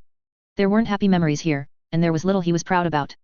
Most of the time, he was able to feel that he'd made an impact, that the world was a better place for his being there. That wasn't the case here. How long have you been in the wards? He asked, to make conversation. 2 years. I've seen your records. Kidwin cringed. No, don't act like I'm going to say something bad. The deputy director in charge of the wards, I can't quite remember his name, he had some glowing praise for your ability to engage with the public. Engage with the public? I don't remember doing much of that. Something about speeches to other youths at school. Oh. That wasn't a big deal. The guy who's rating your performance seems to think it was. Can't quite place his name, the suits sort of start to blur in with one another. Deputy Director Rennick, Kidwin supplied. Yes. Thank you. He seemed to think you connected with the crowd, and you did it better than any of your teammates. You were frank, open, honest, and you stood out because of how you handled yourself when the students started getting rambunctious and heckling you. Director Piggott yelled at me for drawing the gun. It was something that could have backfired very easily, but you struck the right tone and you defused the situation with humor. I think that's a good thing, and so did the staff at the school. The teachers sent emails a few days after the event, commenting on the overall positive impact you had on the students, the hecklers included. And when I say you, I mean you specifically. Kidwin shrugged, tapping a few keys on the laptop to rotate through a series of progress bars and graphs. Nobody told me about that. That's a shame, Legend said, turning his gaze to the window to relieve some of the pressure his very presence seemed to put on Kidwin. The ability to manage yourself with the public is crucial if you intend to go on to make a career out of working with the Protectorate. It's kind of weird, that someone as important as you are is making such a big deal out of an event I barely remember. I study the records of everyone I intend to work with, and I studied yours. I try to make a note of individual strengths. That event stuck in my mind when I was reading through your files. It was a very easy mental picture to put together, especially the part with the gun. Kidwin smiled a little. You remind me of Hero. The smile fell from Kidwin's face. He looked startled. Really? I imagine he was very much like you when he was younger. Kidwin looked uncomfortable. You can talk about it, Legend assured him. It's okay. It was a long time ago that he passed. I sort of modeled myself after him. Legend studied the boy. Red and gold body armor and a red-tinted visor. There were additions that seemed to be more recent, judging by the lack of wear and tear, but if he looked past those, if he imagined the boy with a helmet covering that brown wavy hair, replaced the red with blue chain mesh, he could see the resemblance. I can see that. I didn't mean to copy him, or to write off his fame or anything. I was younger when I started, I totally meant it to be respectful. Kidwin stopped as Legend raised a hand. It's okay. I think he would be flattered. Kidwin nodded, a little too quickly. He was the first real tinker, you know. Before we knew tinkers have specializations, Kidwin added. I've thought about it. The disintegration gun, the jetpack, the sonic weapons, the power sources and explosives that were surprisingly effective for their size. I suspect his specialty tied into manipulating and enhancing wavelengths and frequencies. Kidwin's eyes went wide. He glanced at the laptop. I know enough other tinkers to know that look. You just had a stroke of inspiration. Sort of. More like a bunch of half-assed ideas all at once. Don't let me distract you. If you want to take a minute to make some notes on whatever came to mind, I won't be offended in the slightest. It's okay. You sure? Yet. Kidwin paused. I guess I'd rather keep talking to you than write down ideas that probably won't work out. Thank you. I'd say you shouldn't worry too much about trying to emulate Hero. It's hardening, if I had to put a word to the feeling, that you look up to him and carry on his legacy. But you have your own specialization and your own strengths. Kidwin nodded. I'm figuring that out. I spent a long time trying to be like other tinkers and struggling. 90% of my projects just stopped before I finished it. The stuff I finished it because it was simple. Guns, the floating hoverboard, well, I used to have a floating hoverboard. I sort of copied Hero's approach. Board instead of jetpack, but I made the guns, tried a few disintegration rays. Maybe part of the reason I finished that stuff was because I felt like I'd be insulting Hero by trying to copy his style and making a mess of it. Makes sense, Legend spoke, primarily to show he was listening. But lately I've started to relax about that. Maybe it helps that we've been working as hard as we have. I've been too tired to keep to the rules I thought I was supposed to follow. Still have to spend time in the workshop. I think I'd go crazy if I didn't, but I'm winging it more. I'm trusting my instincts and spending less time using the computers to get the exact numbers and measurements. To help compensate for your dyscalculia. I didn't know you knew about that. I didn't know the PRT knew about that. Dragon's talents make for very comprehensive records, sorry. Kidwin frowned, his expression changing fractionally as he stared down at the keyboard in front of him. He seemed to come to terms with the idea, because he moved on. Anyways, I think it's working for me. I'm getting the feeling that I do have a specialization, but it's more of an approach than a particular field. Equipment with multiple settings and uses, modular weapons, gear that's adaptable to different situations, I guess. That's fantastic. The fact that you've struggled and then found your strengths the hard way could be an asset. An asset. If you wind up leading the wards or a team in the Protectorate, it means you'll be better equipped to help out teammates who are having their own problems. I'd be horrible in a leadership position. Hero said the same thing, and I think we'll both agree that he was wrong. That seemed to give Kidwin pause.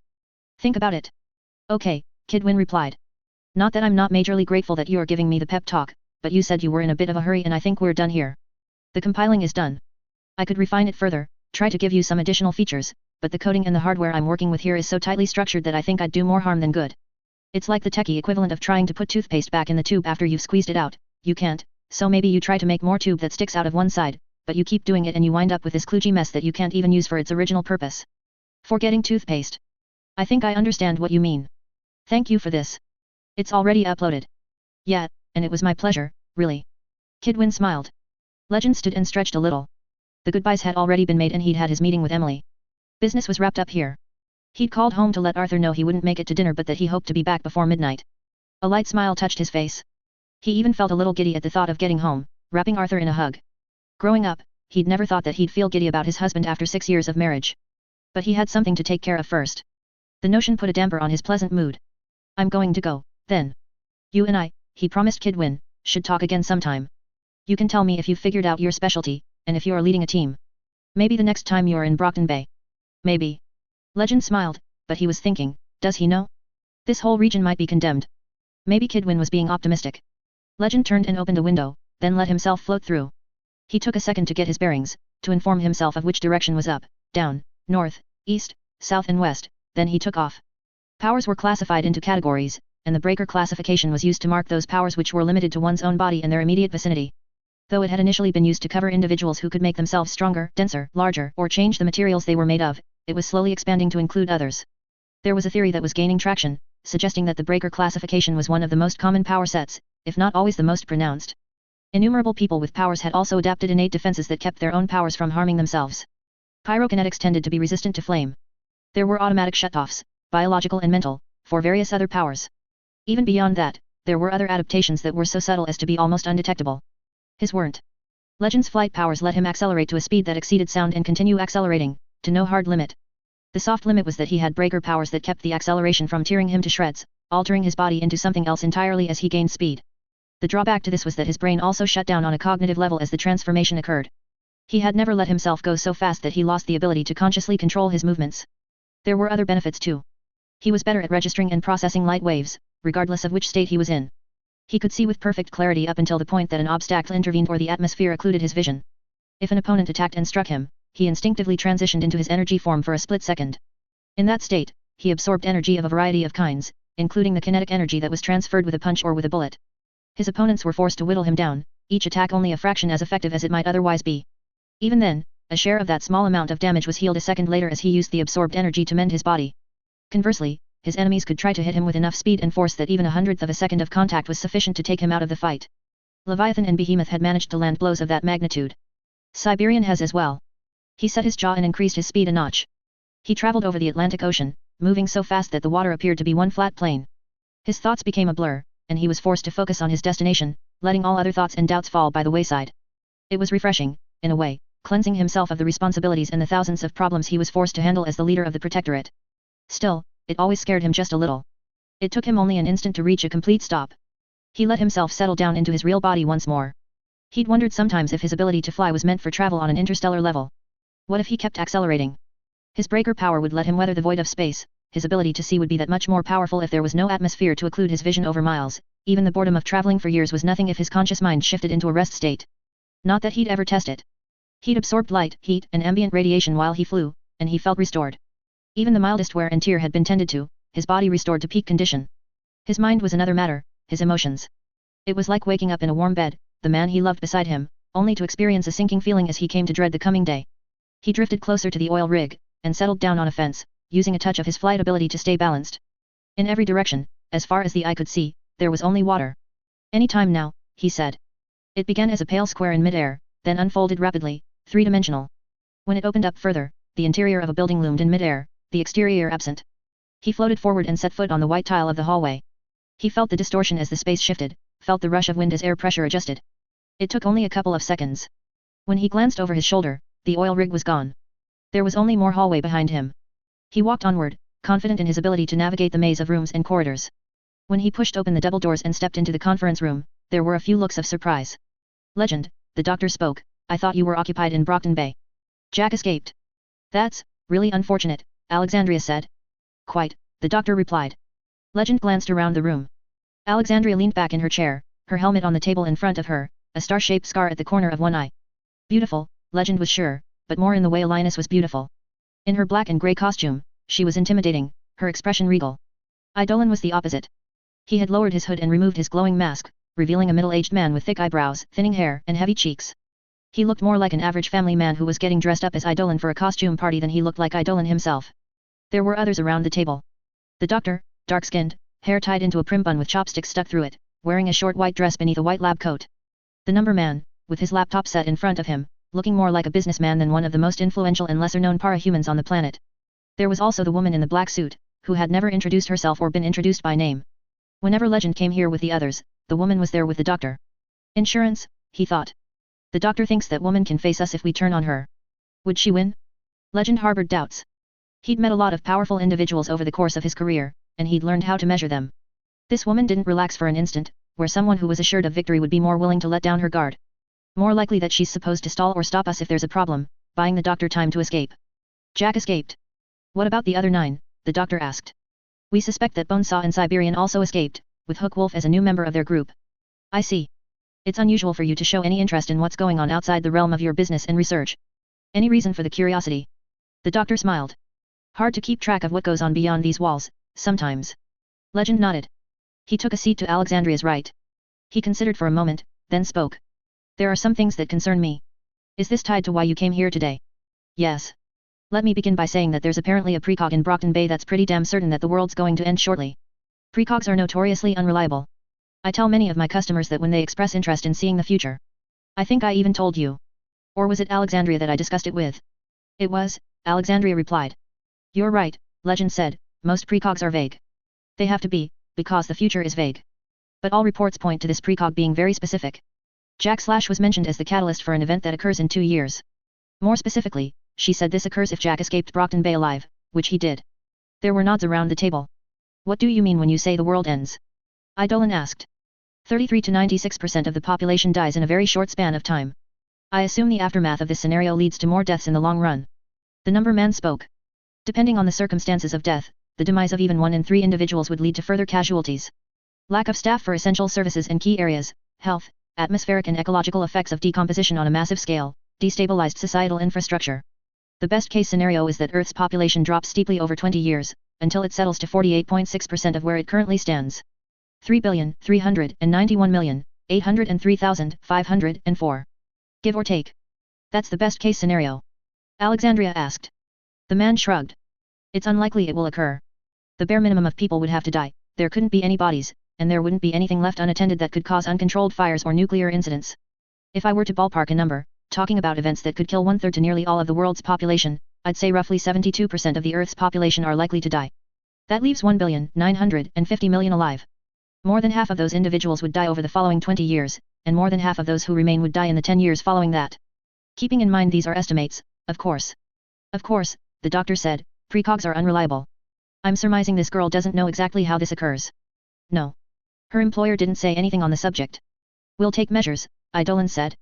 Evacuation. We'll also push for automatic shutdown controls on power grids and nuclear facilities. With the endbringers out there, it would be sensible to do it anyways. We can reduce the potential damage.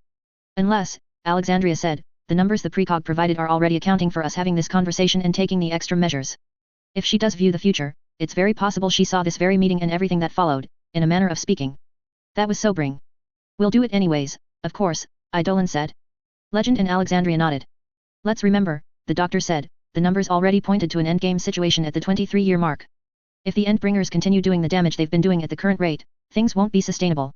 We'll be forced to withdraw from damaged and dangerous areas, populations will condense, the endbringers attack those pockets. And that's without considering the possibility that they achieve something big in the interim.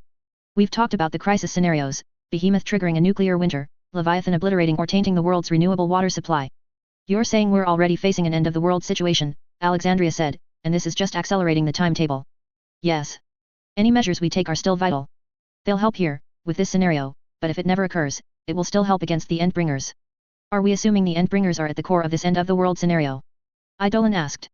Likely, Alexandria said, but let's not rule anything out. Provided this is really occurring, the doctor spoke. We can't afford to say it's not, Legend said.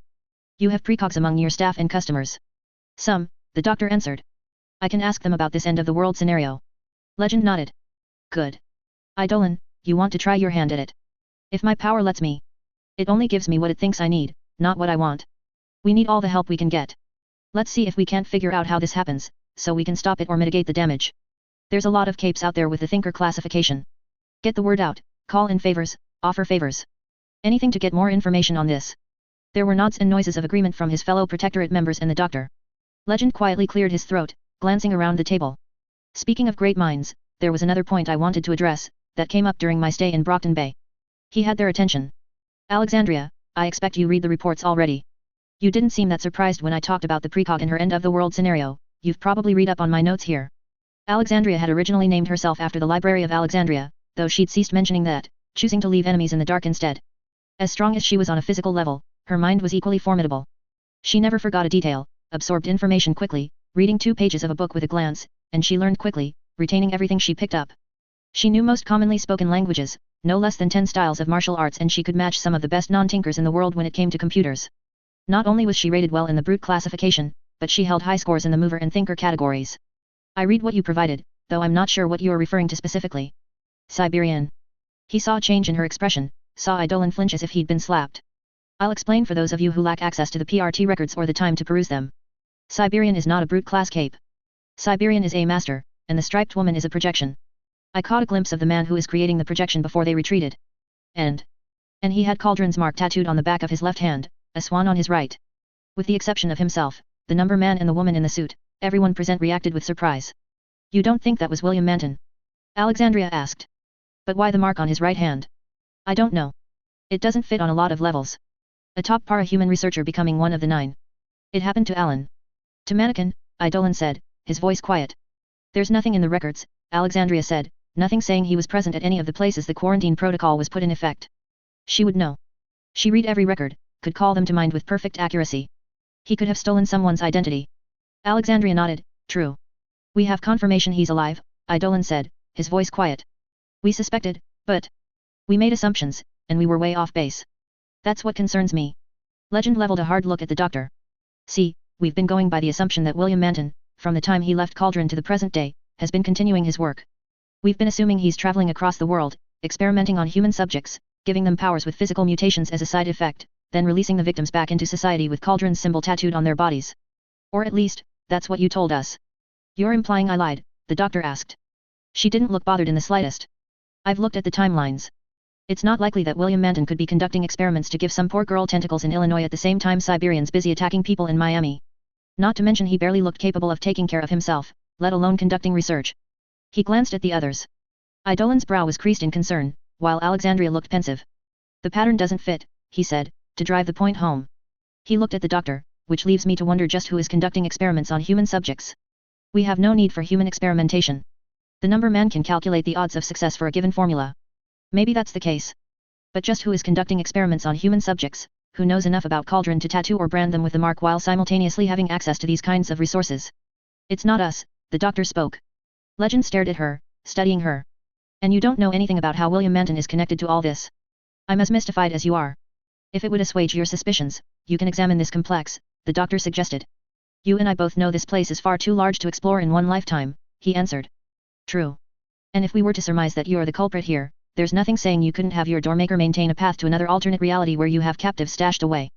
It would even explain why there haven't been any real missing persons cases that we can link to the case 53s, if you're simply snatching them from another reality and depositing them in our reality when you're done. She spread her arms wide. I don't know what I can say to convince you. You trust me, don't you? Alexandria asked. Yes, Legend said. I've trained myself in kinesics. I can look at a person's face and body language and know if they're lying. And I can tell you the doctor is telling the truth. Legend sighed. Right. We're okay, then, the doctor asked. Legend nodded. I'm sorry to accuse you. It's understandable. This situation doesn't make a lot of sense. I can't add anything here, and my power's not volunteering anything that could help to solve this particular mystery, Idolin spoke. I guess we have yet another unanswered question on our hands. Legend sighed, more than one. William Manton and his link to Siberian, the tattoo on his right hand, our end-of-the-world scenario and the role Jack plays as the catalyst. Too many to count. None of this has to be addressed today, Alexandria said. Why don't you go home? We'll consider the situation and come up with a plan and some likely explanations. Legend nodded. The thought of holding Arthur and Keith in his arms energized him. The doctor turned to Idolin. You want another booster shot? Probably another Endbringer attack coming up, it's best if I'm in top form. While the others talked and planned, Legend stood and left without a farewell. An opening between realities unfolded before he was half of the way down the alabaster white hallway. He stepped through the opening to the oil rig, and then began his flight back to New York City. But he didn't go home. Instead, Legend descended on the rooftop of the NYC Protectorate offices. A Tinker-made scanner verified who he was and opened the doors for him in time for him to walk through. He nodded a greeting to everyone he passed. When people asked him how things had gone, he offered them a response that was polite but short enough that it was clear he wasn't looking for further conversation. He reached his office and closed the door. He was careful to start up a virtual operating system preloaded with the standard PRT databases and software. Nothing that would leave a trace on his regular OS. He unplugged the fiber optic cables and disabled the wireless. The precautions were little use if he was already being watched, but it made him feel better. Once his computer was isolated from outside influences, he withdrew a USB cable from one drawer, plugging one end into the keyboard. He reached up to one ear and withdrew an earbud. The other end of the USB cable connected to it. ASCII art of Kidwin's face popped up as the earbud connected to the computer, along with the text, "Thank you." He couldn't bring himself to smile. Problems of self-confidence aside, Kidwin had produced an interface that was easy to use. Legend clicked on the yellow button and waited. Voices played from the computer's speakers. He adjusted the volume and listened. We suspect that Bonesaw and Siberian also escaped, with Hook Wolf as a new member of their group. I see. Any reason for the curiosity? Hard to keep track of what goes on beyond these walls, sometimes. Text appeared, transcribing what was being said. The program paused, the image of the yellow button popping back out. A red word appeared below the last statement, lie. A vague lie, but not a damning one. His pulse was pounding as he hit the waiting yellow button to resume the record. We have no need for human experimentation. The number man can calculate the odds of success for a given formula. Lie. He clicked again. Who knows enough about Cauldron to tattoo or brand them with the mark while simultaneously having access to these kinds of resources? His own voice was the one playing from the speakers. It's not us, the doctor's voice answered his. Lie. He sat staring at the screen, horrified. Cauldron had given him his powers, had given him what he needed to be at the very top, to lead the largest collection of superheroes in the world. They hadn't wanted much in exchange. He kept an eye out to make sure nobody got too curious about Cauldron, diverted them if they did. He'd greased the wheels for some of Cauldron's top customers. He was also ready to defend Cauldron if and when it became public knowledge. It was for the greater good, he told himself. There was no way for Cauldron to operate otherwise, lest the world's governments fight over the ability to create whole armies of people with powers and interfere with the organization's ability to operate. It would operate, he knew. It obviously wasn't in a location where it could be raided or seized by military forces, but it wouldn't be able to reach nearly as many people, and capes would come under scrutiny with the possibility that they'd purchase their powers. He'd committed to this because Cauldron was essential. With the rise of the Endbringers and threats like the Slaughterhouse 9, the world was in need of heroes. Cauldron produced more heroes than villains, because there was none of the trauma of a trigger event to throw them off. Even for those individuals who turned to crime, Cauldron was able to leverage the favors that were part of the contract in order to guide their path. More superheroes meant better chances for everyone when it came to fighting the Endbringers and dealing with the big threats. It struck him that this wasn't necessarily true. If the doctor had lied about human experimentation, she could have lied about those details as well, too. Human experimentation on a large scale. Unwitting, or perhaps unwilling to connect the dots, he'd helped it happen in a way. His hand shook as he reached for the mouse. He clicked the button once more, hoping there would be something he could use to convince himself that this was a mistake. A false positive, a clue that Cauldron was really a force for good after all. Hadn't Arms Master said that his lie detection system was imperfect? Or maybe Kidwin had generated errors in the code. The alterations had been minor but comprehensive. Legend hadn't wanted to be informed in real time about the lies, lest he give something away. And you don't know anything about how William Manton is connected to all this. I'm as mystified as you are. Lie. He knew what came next, with the conversation fresh in his memory. He didn't want to press the button again, but there was little choice. I've trained myself in kinesics. I can look at a person's face and body language and know if they're lying. And I can tell you the doctor is telling the truth. The red text popped up as the last 4.5 words appeared. Lie. Alexandria knew. Of course she had. Her ability to read people, her vast troves of knowledge, her ability to see patterns. And she was the most willing of their group to take the hard, ugly road. Had been since Siberian had hospitalized her. Click. His own voice. I'm sorry to accuse you. Lie. Had he been lying? He supposed he had. He didn't like the doctor, and he hadn't truly felt sorry for his suspicions. Ever since he'd seen William Manton with the Slaughterhouse 9, he'd harbored doubts about what was going on. Those doubts had become quiet conviction after he'd gone to see Battery in the hospital. One of Bonesaw's mechanical spiders had cut her suit. He knew exactly the kind of disorientation, hallucination, and waves of paranoia she would have experienced as the gas took hold. While she reeled and tried to get a grip on reality, she'd likely left herself open for further attacks. Whatever the case, one of the spiders had injected her with a poison Bonesaw had devised. Her death had been slow, painful, and inevitable. It had been engineered to strike those notes in a way that millions of years of evolution had yet to refine a plant's toxin or an animal's venom. Lying in the hospital bed, still delirious, Battery had used halting sentences to tell him about Cauldron, about buying her powers, and about Cauldron asking her to help Siberian and Shatterbird escape. She'd planned to pursue the 9, to offer assistance and then kill one or both of the villains. Battery had begged him for affirmation that she'd tried to do the right thing, that he would find the answers she didn't.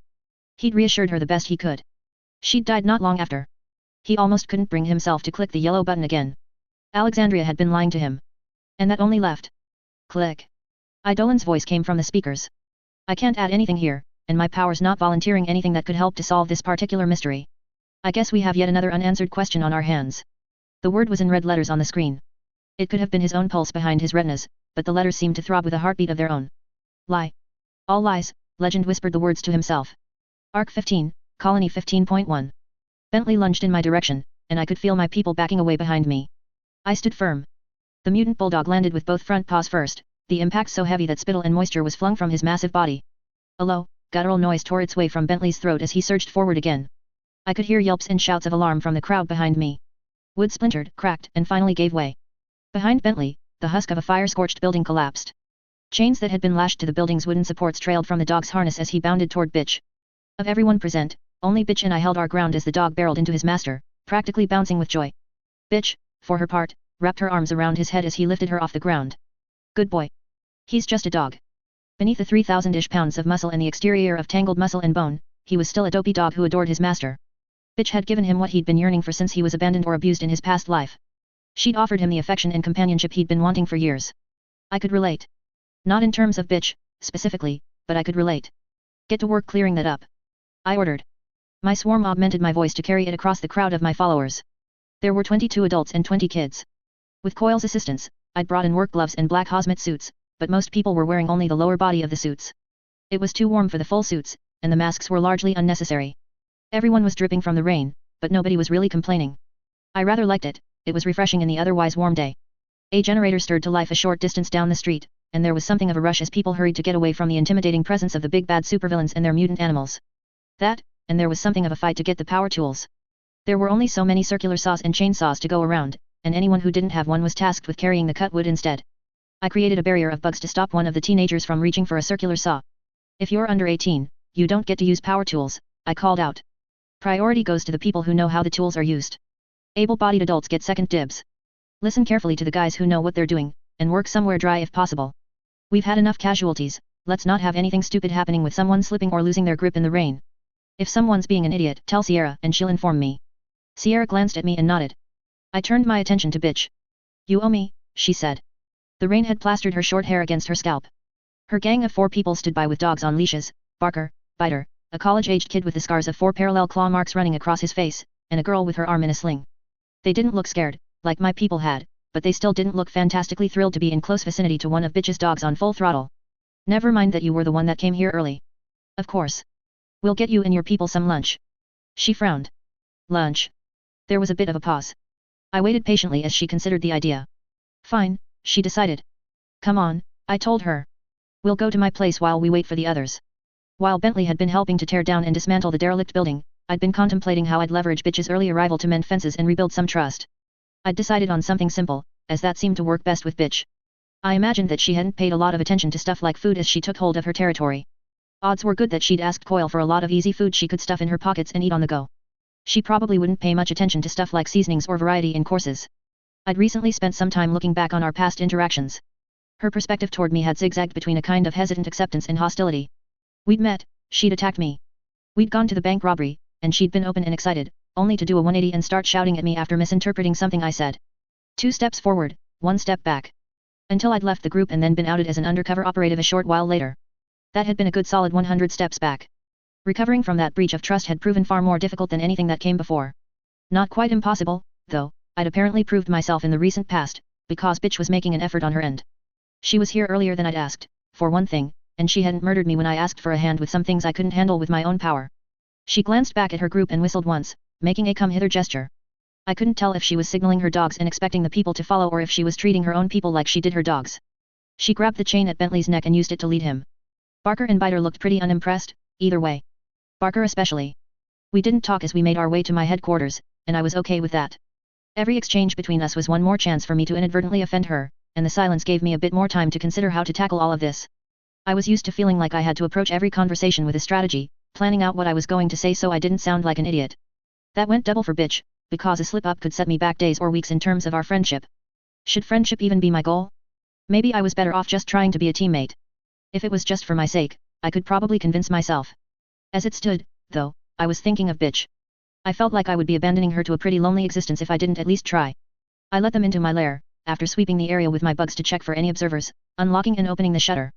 Charlotte had experienced a few sleepless nights since the scare 3 nights ago, so I'd given her permission to take it easy here, with the warning that I'd have guests and would want her assistance.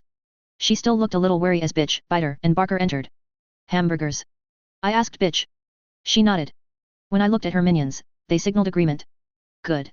Easy and simple. Charlotte, would you mind? Maybe fries, too, if you know how to make them on the stove. I don't, but there's some in the freezer that I can do. They aren't bad, she replied. Good. When you have a second, some towels for the dogs, too. Okay. I led the others into the sitting area on the ground floor. With the shutter up, some dim light filtered through the rain-streaked windows. Bitch was outside, tending to Bentley, who had yet to shrink to a more normal size. I stepped outside to give her directions to where she could stow Bentley until he'd returned to a more normal size, pointing the way to the beach. She marched off with the 1-ton monstrous dog, not offering a response. Which left me to deal with her people in the meantime. Barker and Biter gave me something of a George and Lenny vibe, with the smaller guy as the brains of the outfit, the larger one as the big oaf. While I didn't have any major clues to Barker's powers, Biter was clearly a physical powerhouse. He stood over 6 feet in height with a severe underbite exaggerated by a metal bear trap-style band of metal around his lower jaw. His teeth, I saw, were filed into points. His costume featured spiked knuckle dusters and a number of leather straps and belts over his clothes. Each length of leather was studded with sharp spikes. Barker was an inch or two shorter than me, his hair and beard cut short enough that there was more skin than hair showing. His eyes seemed overly large for his face, with heavy lids and folds around them that made him look older than he probably was. His costume consisted of a black sleeveless t-shirt, jeans, and tattooing around his mouth. I'd seen him in something more conventional when Coil had introduced him to us, but now the only sign of his para-human nature was the faint smoke that curled out of his mouth. Just going by his lack of bulk and short stature, I thought I might be able to take him in a no-powers fist fight. I'd nearly forgotten about Bitch's hench people in the chaos of dealing with the 9 and all of the fallout that had ensued. I realized I knew very little about them. To my surprise, it was Biter who did the talking. He had a low voice, and his words were muddled by some combination of the mouth gear and the underbite. You get along. I folded my arms. He spread his hands. How? How do bitch and I get along? I asked. He nodded. I'm not sure I'm comfortable talking behind her back. The girl with her arm in a sling spoke up. She acts like she's frustrated with us. And I think we're frustrated with her. I don't want to be rude, but that's really her business with you. They're her property, her territory. If I screwed around with her minions or started something, it would effectively be stepping on her toes. You can't offer us any tips, she asked. She looked so hopeful. Damn it. I can, but it's going to sound pretty damn basic. Be honest, be absolutely clear in what you're saying. Be obedient, but be assertive. Don't let her walk all over you or she will walk all over you. At the same time, if you think there's something worth arguing over, be prepared to fight tooth and nail for it, because you'll be in a weaker position if you fight over it and lose. Respect her space and her things, and remember that she's your boss above all else. She doesn't act like a boss, Barker said, and he made it sound almost insulting. Puffs of the dark smoke spilled from his mouth with each word, but they seemed to carry further than cigarette smoke would. It seemed to be tied to the stress or emphasis on the sounds that drove it forward. She does her own thing and she leaves us to clean up shit. Adapt, I told him. That's all I can say. If you've proven yourself reliable, showed that you're willing to clean up after the dogs and take care of them without complaining, she'll test you in other ways. That'll be your chance to prove you're useful. He sneered, looking at the girl and the boy with the scars on his face. She's cutting them more slack than she's cutting Biter and me. We shouldn't have to prove anything. What do you do? Your powers. He looked up at me. You want to see? I shrugged. Whore. The puff of smoke that accompanied the word detonated like a small thunderclap, mere inches from my face. I flinched, but it hadn't been intended to harm. Only to alarm. He sniggered. I'd never met anyone who really sniggered before. I could see how Coyle thought Barker and Bitch would be a match. I could also see where there would be some friction between the two. I sighed a little, watching as Barker looked to the others, then over at Charlotte, as if they'd be joining him in his amusement. None did. Biter earned a brownie point in my book by staying quiet and simply watching. I caught my baton from behind my back and swung it underhand, still folded up, into Barker's chin. His teeth clacked shut with percussive force, and I stepped closer to push at his upper body while hooking at the chair leg with my foot to pull it in my direction. He toppled backwards, his head hitting the wall behind him. I didn't have a full measure of his ability, but I did know his mouth was his weapon. It made me look weaker, but I stepped back so his legs and the chair seat gave me cover in the event that he decided to attack me. For extra measure, I drew the bugs out of my costume and sent them straight for his nose and mouth. He went bug-eyed as he sat up, coughing and sputtering in an attempt to clear the bugs from his airway. After one rolling cough, he created another detonation in and around his mouth, obliterating a majority of the bugs I'd tried to gag him with. I glanced at Biter. He was still seated. Good. I'd somehow thought that the guy would be stepping up to defend his partner, making this a 2-versus-1 fight. Barker was climbing to his feet. I saw him falter, then start coughing again, gagging. The capsaicin had kicked in. That's the sort of thing you have to watch out for, I told him, as he fell to the ground, writhing and coughing, tears welling in his eyes. I kept my voice level. You're in my house, my territory, and you fuck with me? That's the sort of thing that would get you in your boss's bad books if you did it to her. He has, the boy with the scars on his face spoke. Barker only gagged in response. Guess that's why he deserves shit duty, I commented. I leaned against the wall, folding my arms, my telescoped baton still in one hand. Bitch had chosen that moment to return. She stared at the scene. Me standing idly by as Barker was curled up on the floor, wheezing and making pathetic noises, a few stray bugs crawling across his face. She looked at me, glaring. He started it, I finished it, I told her. She looked at Biter, who shrugged and nodded agreement with my statement. Bitch seemed to accept that as answer enough. She picked up his chair, moved it a few feet so it wouldn't be in Barker's way as he kicked and spasmed, and sat down. I'm surprised there's no objections about me attacking your partner, I told Biter. Your house, your rules, you said. What do you do? No demonstrations, please. I make parts of myself bigger. He pointed to his mouth, then to the fist with the spike-studded knuckle duster. Open wide, swing with bigger hands. Nothing that would have been that great against the 9. I couldn't blame Bitch for leaving them behind. Fair enough. I addressed the 2 unpowered individuals from Bitch's group. And you two? Why were you picked for her team? I was just starting my first year as a vet before everything went to hell, the girl said. Needed money to pay my boyfriend's hospital bill, was offered more than enough. He got better a week ago, then broke up with me. Not even a thank you. Guess I'm still here because I don't have anywhere else to go, and I like taking care of the dogs. I saw an opportunity. Did you have a dog growing up? Greyhounds. Eclair and Blitzen. Blitzen? Like the reindeer. No. Like German for lightning. And Eclair is French. I could see Bitch was tense. Something about this line of conversation? I guessed what it might be and continued the questioning. Why greyhounds? Don't they need a lot of exercise? She shook her head. No. They're running dogs, but they only need about a half hour of walking a day. They work really well living in an apartment, which we were. They howl, Bitch said. Only if they're unhappy, the girl protested. She glanced down as Barker thumped on the ground with one fist, then looked up at Bitch and smiled a little, and ours were happy. Bitch seemed to accept that. Do you have a dog now? I asked. She shook her head. I don't have the money. Or I didn't have money, before Leviathan came. Student loans and living expenses kind of ate up whatever I made. I'm hoping to save up enough with the work I'm doing now. You buying the dog? Bitch asked. She seemed interested, now, but there was still a tension, as if she was waiting for the other shoe to drop. One wrong answer, and this could turn ugly. I could only hope the girl had the right answers. I kind of want another greyhound, because it's what I grew up with, and you'll get greyhounds from an animal rescue 90% of the time. There's one I'm pretty fond of that's in one of your shelters, but he's yours, of course. She'd taken my advice about respecting Bitch's ownership. Good. Greyhound? Chase or ink? Bitch asked. Ink. Bitch frowned. I tensed, ready to jump in and distract with some mention of food. Grudgingly, Bitch said, rather they have a proper home than stay with me. I could see the girl's eyes widen in surprise. I didn't Thank you. If I see him in some cage in a shelter after you've taken him home, I'm going to track you down and dismember you, Bitch growled. I could see from the expression on the girl's face that she believed Bitch. Still, I saw her steel herself as she replied, if I fuck up, I deserve it. There wasn't much more I could do to help that conversation. I had hoped that this would set Bitch's underlings in the right direction. While they continued talking, I stepped away to check on the hamburgers that Charlotte was cooking on the stove. Is he going to be okay? She asked me. It took me a second to realize who she meant. I looked back at Barker. Yet. I mean, is he going to attack us? I dosed him with pepper spray, basically, as well as a few stings and bites to add to the hurt. That'll generally put someone down for half an hour, so I don't think he's a threat. I don't think he's stupid enough to attack with Bitch and I here. She nodded, but she didn't look relieved. I would have asked what was up, tried to pry for more clarification on just why she hadn't slept well, or why she was so easily spooked, but I was interrupted by the vibration of my phone. I stepped up into my lair to take the call. We're a few minutes away, Lisa told me, the second I picked up.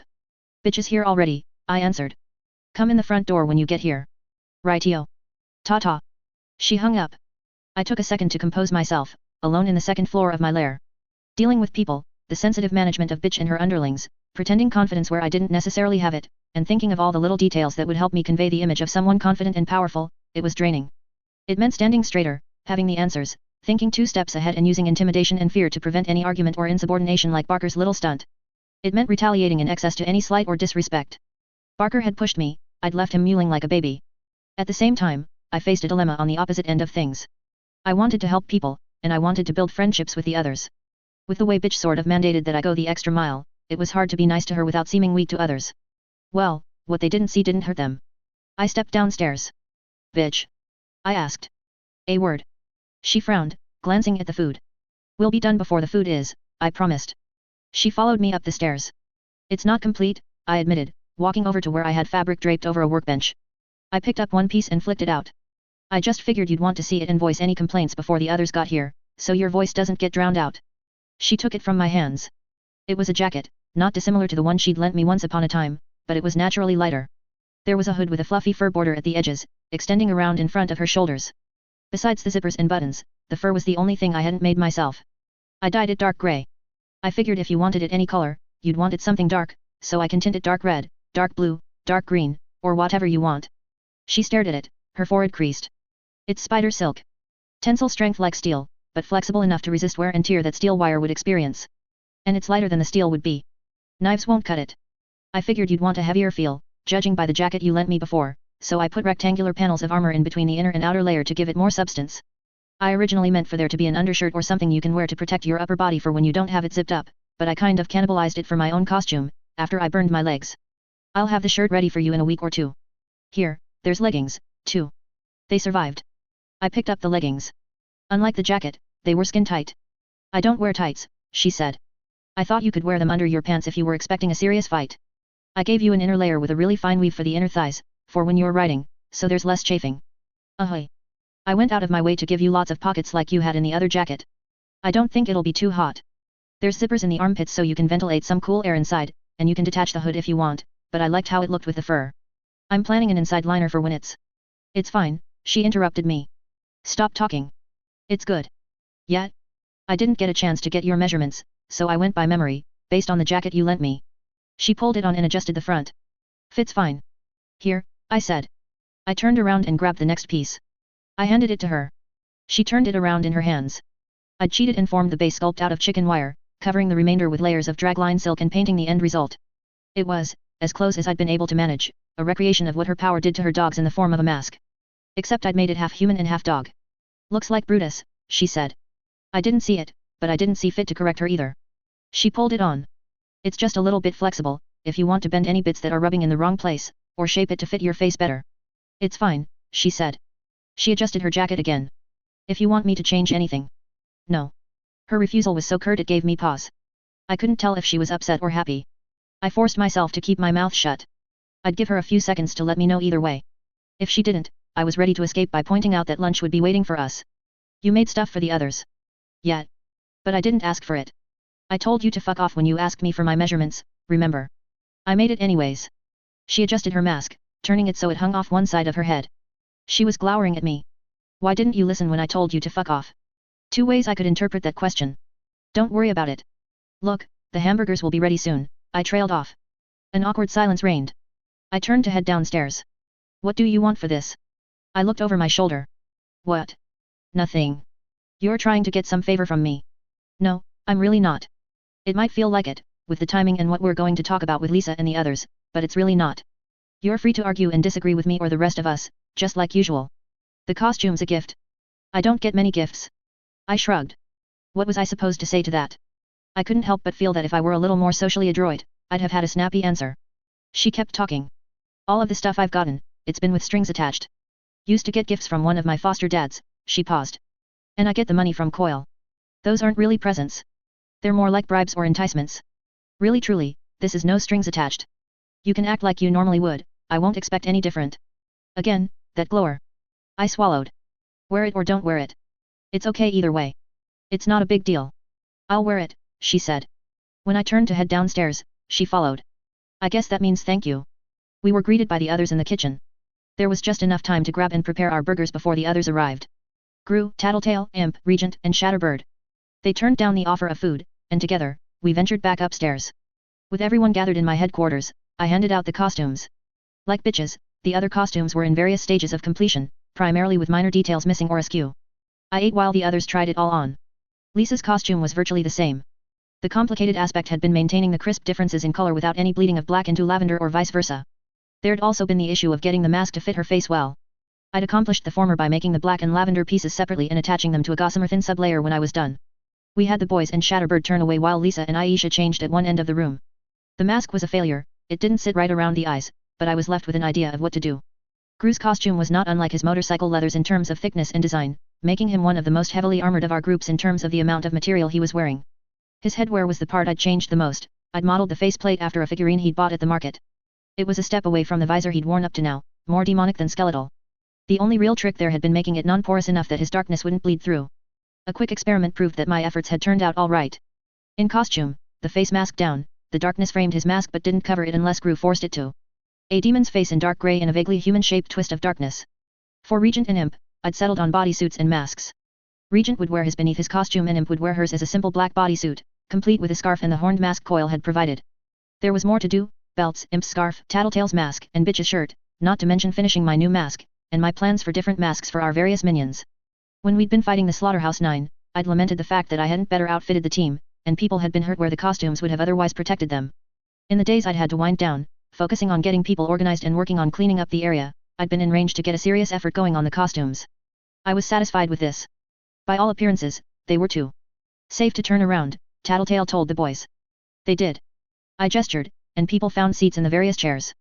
Feels like we're different people than we were an hour ago, Imp said, looking around. I considered her words. I appreciate the sentiment, but I think it's more accurate to say we're different people than we were a week ago. There were some nods. I glanced at the scar on Tattletale's cheek, at Shatterbird, who stood obediently behind Regent, and at Gru, who had transformed more than any of us.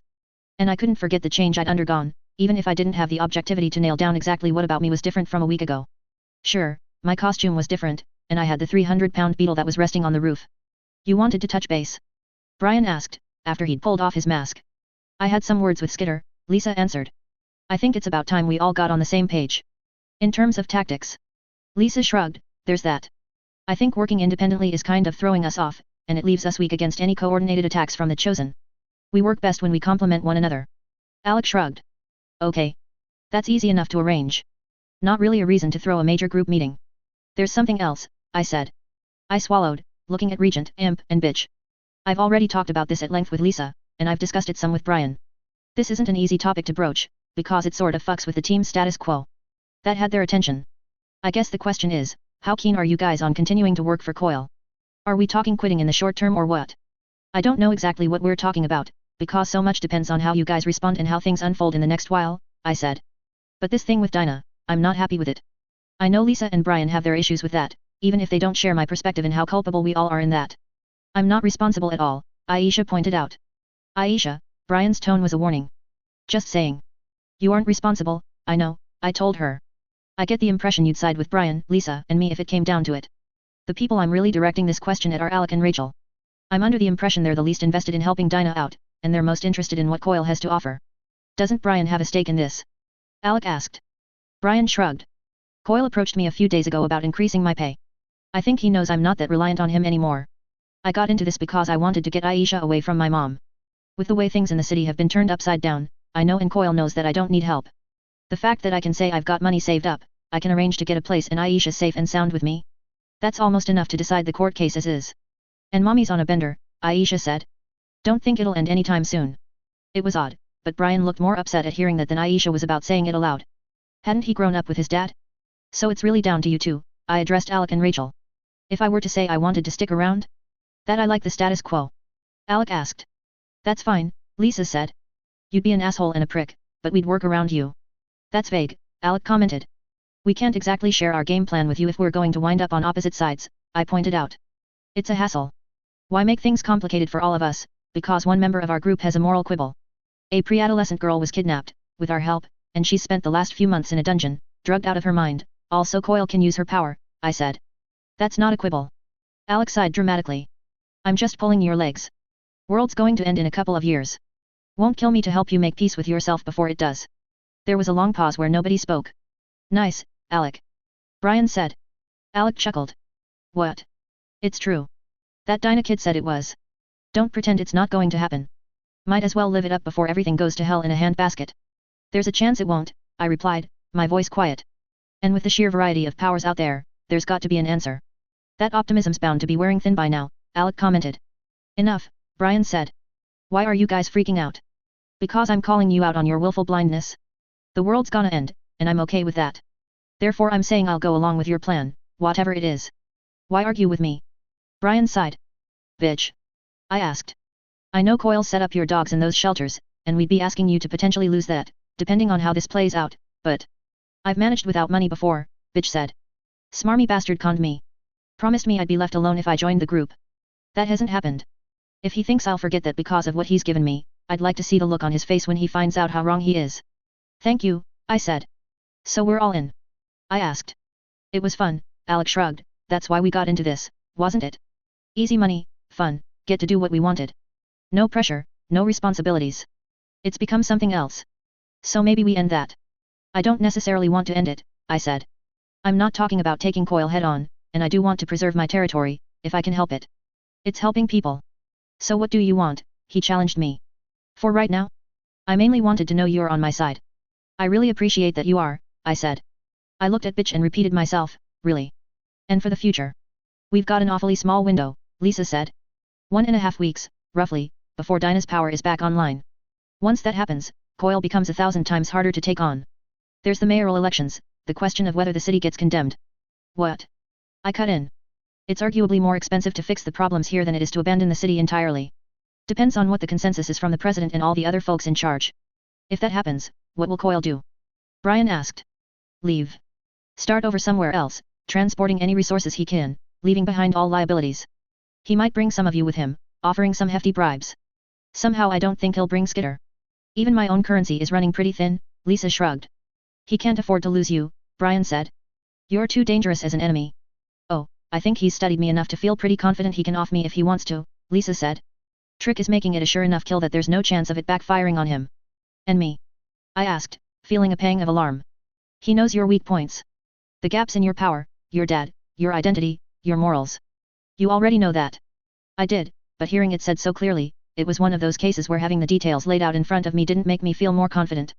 So this is going to be a different kind of fight, Brian mused. It's about control and subterfuge. If he figures out what we're doing, if we clue him in, he's probably better equipped than any of our past opponents when it comes to knowing how to deal with us. If the city gets condemned, we're boned. And if Dinah gets her powers back, he'll be impossible to beat. That's the gist of it. Even I don't know what he has planned for his endgame, here. It's looking pretty ugly, to be honest. Lisa counted off the points on her fingers. The Chosen will be gunning for us. Coyle's got a small army of pretty excellent, well-equipped soldiers at his disposal. He's got some pretty fucking heavy hitters with the Travelers. The heroes are going to be going into overdrive to establish some sort of control, and last but not least, he's Coyle. Well, Alex said, chuckling a little, at least we'll have something to help pass the time while we wait for the world to end. Interlude 15. Darkness. Almost a physical presence, bearing down on her as though she were deep underwater, and the weight of all of the water above her was pressing against her head and shoulders.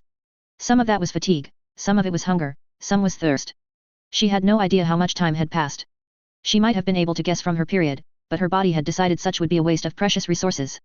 It hadn't come, and she had no idea how many weeks or months it had been. Darkness, so absolute she couldn't tell if her eyes were open or closed. As she breathed, it almost felt like the dark was pressing down on her, making exhaling harder with every breath. It didn't help that the room smelled like an open sewer mingled with body odor. Reaching out, she fumbled, felt the dim warmth of skin. An arm so thin she could wrap her hand around it, middle finger and thumb touching. Her hand slid down the arm and her fingers twined with those of a hand smaller than hers. The physical contact seemed to put the physical sensations of air on her skin into a kind of context. The sense of pressure faded. I'm hungry, the girl beside her spoke. I am too. I want to go home. I know. There was the sound of a key in the lock, and her heart leapt. The light felt like knives being driven into her eye sockets, but she stared anyways. A man, tall, tan and long-haired, entered the room, a lantern in one hand and a plate of food in the other. He set down the food and then turned to leave. Thank you, she called after him. She saw him hesitate. The door slammed shut after him. You thanked him? The words were accusatory. She couldn't justify it. Her heart was pounding. She stared at the plate. Soup and bread, enough food for one person, barely enough for two. She could have said she did it in the hopes that he would feed them more often, but she wasn't sure she would be telling the truth. Let's just eat, she spoke. I knew you were here when I was a block away, Alan spoke. The number of lights on in these offices is asking for troublemakers to notice and come by. And the doors were unlocked. Carol looked up in surprise. Composing herself, she answered, I'm not concerned. The man laughed, no, I imagine you aren't. You're back. For a little while, at least. The partners asked if I could come by in case we had to close up shop in a hurry. In case the city is condemned. That's it. What are you doing? Are those the files from downstairs? Carol nodded, glancing at the crate of paperwork marked 1972. We've been saying we would copy them over to digital format the next time business got slow. It won't get much slower than it is now. The idea was that everyone in the office would pitch in, Alan answered. Everyone in the office is pitching in. Except you're the only one here, Alan said. His brow creased in worry. What's going on? Are you okay? She shook her head. Talk to me. Carol sighed. He sat down on the corner of her desk, reached over and turned off the scanner. Talk. When I agreed to join New Wave, Sarah and I both agreed that I'd keep my job, and I'd strike a balance between work and life in costume. He nodded. I felt like I had to keep coming, even after Leviathan destroyed the city. Keep that promise to myself, keep myself sane. This filing helps, too. It's almost meditative. I can't imagine what it would have been like to stay in the city, with everything that's gone on. I heard things in the news, but it really didn't hit home until I came back. Carol smiled a little. Oh, it hasn't been pretty. Addicts and thugs thinking they can band together to take over the city. The Slaughterhouse 9. Alan shook his head in amazement. My husband was gravely injured in the attack, you might have heard. Richard mentioned it. Head injury. Could barely feed himself, could barely walk or speak. Amy's a healer, isn't she? Amy has always insisted she couldn't heal brain injuries. Alan winced. I see. The worst sort of luck. Carol smiled, but it wasn't a happy expression. So imagine my surprise when, after weeks of taking care of my husband, wiping food from his face, giving him baths, supporting him as he walked from the bedroom to the bathroom, Amy decides she'll heal him after all. I don't understand. Neither do I. But we can't ask Amy, because she ran away from home while Mark called to let me know he was okay. Something else happened. Oh, quite a bit happened. But if I got into the details of the Slaughterhouse 9 visiting my home, the ensuing fight destroying the ground floor, Bonesaw forcing Amy to kill one of her Frankenstein mutants and inviting her to join the 9, I think that would derail the conversation. Alan opened his mouth to ask a question, then shut it. This is strictly confidential, yes. Carol stated. Between friends. Always, he replied automatically. After a moment's consideration, he said, Amy must have been terrified. Oh, I imagine she was. Victoria went looking for her after she ran away, returned home empty-handed. I think she was even more upset than I was, with Amy taking so long to heal Mark. She was almost inarticulate, she was so angry. Your daughters are close. The sense of betrayal would be that much stronger. Carol nodded, then sighed. Quite a lot to deal with. I can understand why you'd need some quiet and routine to distract yourself. Carol fidgeted. Oh, that wasn't even the worst of it. Victoria's been flirting with the notion of joining the wards, and she went out to fight the 9 just a few days ago. Apparently she was critically injured. She was carried off for medical care and nobody's seen her since. Carried off by who? Or whom? The Undersiders. Who have dropped off the face of the map, in large part. I've tried finding them on my patrols, but all reports suggest they've spread over the city in an attempt to seize large tracts of territory. It's a big city with a lot of stones to overturn and dark corners to investigate. So Victoria's missing, now. Or dead, Carol said. She blinked a few times in rapid succession, fighting the need to cry. I don't know. I was patrolling, searching, and I felt my composure start to slip. I feel like shit for doing it, but I came here. I thought maybe if I took 15 minutes or half an hour to center myself, I could be ready to start searching again. I wouldn't beat yourself up over it. She's my daughter, Alan. Something's happened to her, and I don't know what. I'm sorry. Is there anything I can do? She shook her head. I could call some people, if we organized a search party. Too dangerous when you are talking supervillains and the numbers of armed thugs on the streets. Even civilians are likely to attack first and ask questions later, if confronted. Besides, she picked up her cell phone from the corner of her desk. She showed him the screen. Cell towers are down. No service. He frowned. I don't know what to say. Welcome back to Brockton Bay, Mr. Barnes. Carol, wake up. Carol stirred. She was sleeping so much of the time now. There was a man in the doorway. Her heart leapt in her chest. Then he moved the lantern. A stranger. Time's up, he spoke, his voice heavily accented. Don't understand, Sarah spoke, her voice thin. Where's the other man? Carol asked. She felt almost ashamed she didn't have a better name for him. Quiet, the man snapped. He moved the hand that wasn't burdened with the lantern, and Carol could see a knife. She gasped, or maybe moaned. It was hard to tell what it was supposed to be, because it was involuntary and her voice caught, making the sound come out more like a yelp or a reedy shriek. She shrank back. No, no, no, Sarah squeaked, shaking her head. Time's up. Sarah had to know what he meant, now. They'd spent so long in the darkness, in their own filth. They'd eaten so little, grown so weak, and now they'd die. And the thing that upset Carol most was that they would never understand why. No. Sarah shrieked, her voice raw. The light was so bright it momentarily blinded Carol. She covered her face with her arms. When she looked up again, the man was on his hands and knees. And her sister. Sarah was standing. Except standing was the wrong word. Sarah was upright, and her legs were moving, but her toes were barely touching the ground. She wasn't supporting her own weight. She advanced on the man, raising one hand. Again, that blinding light. It didn't burn the man, nor did it cut him. He reacted like he'd been punched instead, stumbling backward through the doorway. She hit him again, over and over, wordless cries accompanying each attack. Carol saw only glimpses of the man's bloodied body in the split seconds the light hung in the air. He was being beaten, pulverized. She couldn't bring herself to protest. For the first time in long weeks or months, she felt a flicker of hope. Darkness reigned over them for a few seconds as Sarah stopped to catch her breath. Carol tried to stand and found her legs were like spaghetti noodles. She was so busy trying to maintain her balance that she almost didn't see the man who'd brought them the food. He stepped into the doorway and raised one hand. A gun. The report of the handgun was deafening after such a long time in the quiet room. But they weren't hurt. Sarah had raised her hands, and a glowing, see-through wall stood between them and the man. He'd tried to attack them? Carol couldn't understand it. He was the one who'd taken care of them. When he'd appeared, she'd been happy. And now it felt like that had been ruined, spoiled. She felt betrayed and she couldn't understand why. Again, the gun fired. She flinched, and not because of the noise. It was like she'd been slapped. Then silence. Silence, no hunger, no pain, no sense of betrayal. Even Sarah and the wall of light she'd put together were gone. A flat plain stretched out around her, but she had no body. She could see in every direction. A crack split the ground. Once the dust had settled, nothing happened for a long time. More cracks. It's an egg, she realized, just in time to see it hatch. The egg's occupant tore free from the crack, unfolding from a condensed point to grow larger with every moment and movement. Others were hatching from the same egg, spreading out like sparks from the shell of a firework. Each unfolding into something vast and incomprehensible within seconds of its birth. But her attention was on the first. She felt it reach out and connect with another that shared a similar trajectory. Still more were doing the same, pairing off. Forming into trios, in some cases, but most chose to form pairs. A mate? A partner? Each settled into a position around the ruined egg, embracing their chosen companions, rubbing against, into and through one another as they continued to grow. The egg vibrated. Or did it? No, it was an illusion. There were multiple copies of the egg, multiple versions, and they each stirred, deviating from one another until subtle double images appeared. Then, one by one, they crumbled into a single point. The egg at the center of the formation of these creatures was the last, and for the briefest of moments, it roiled with the pressure and energy of all of the others.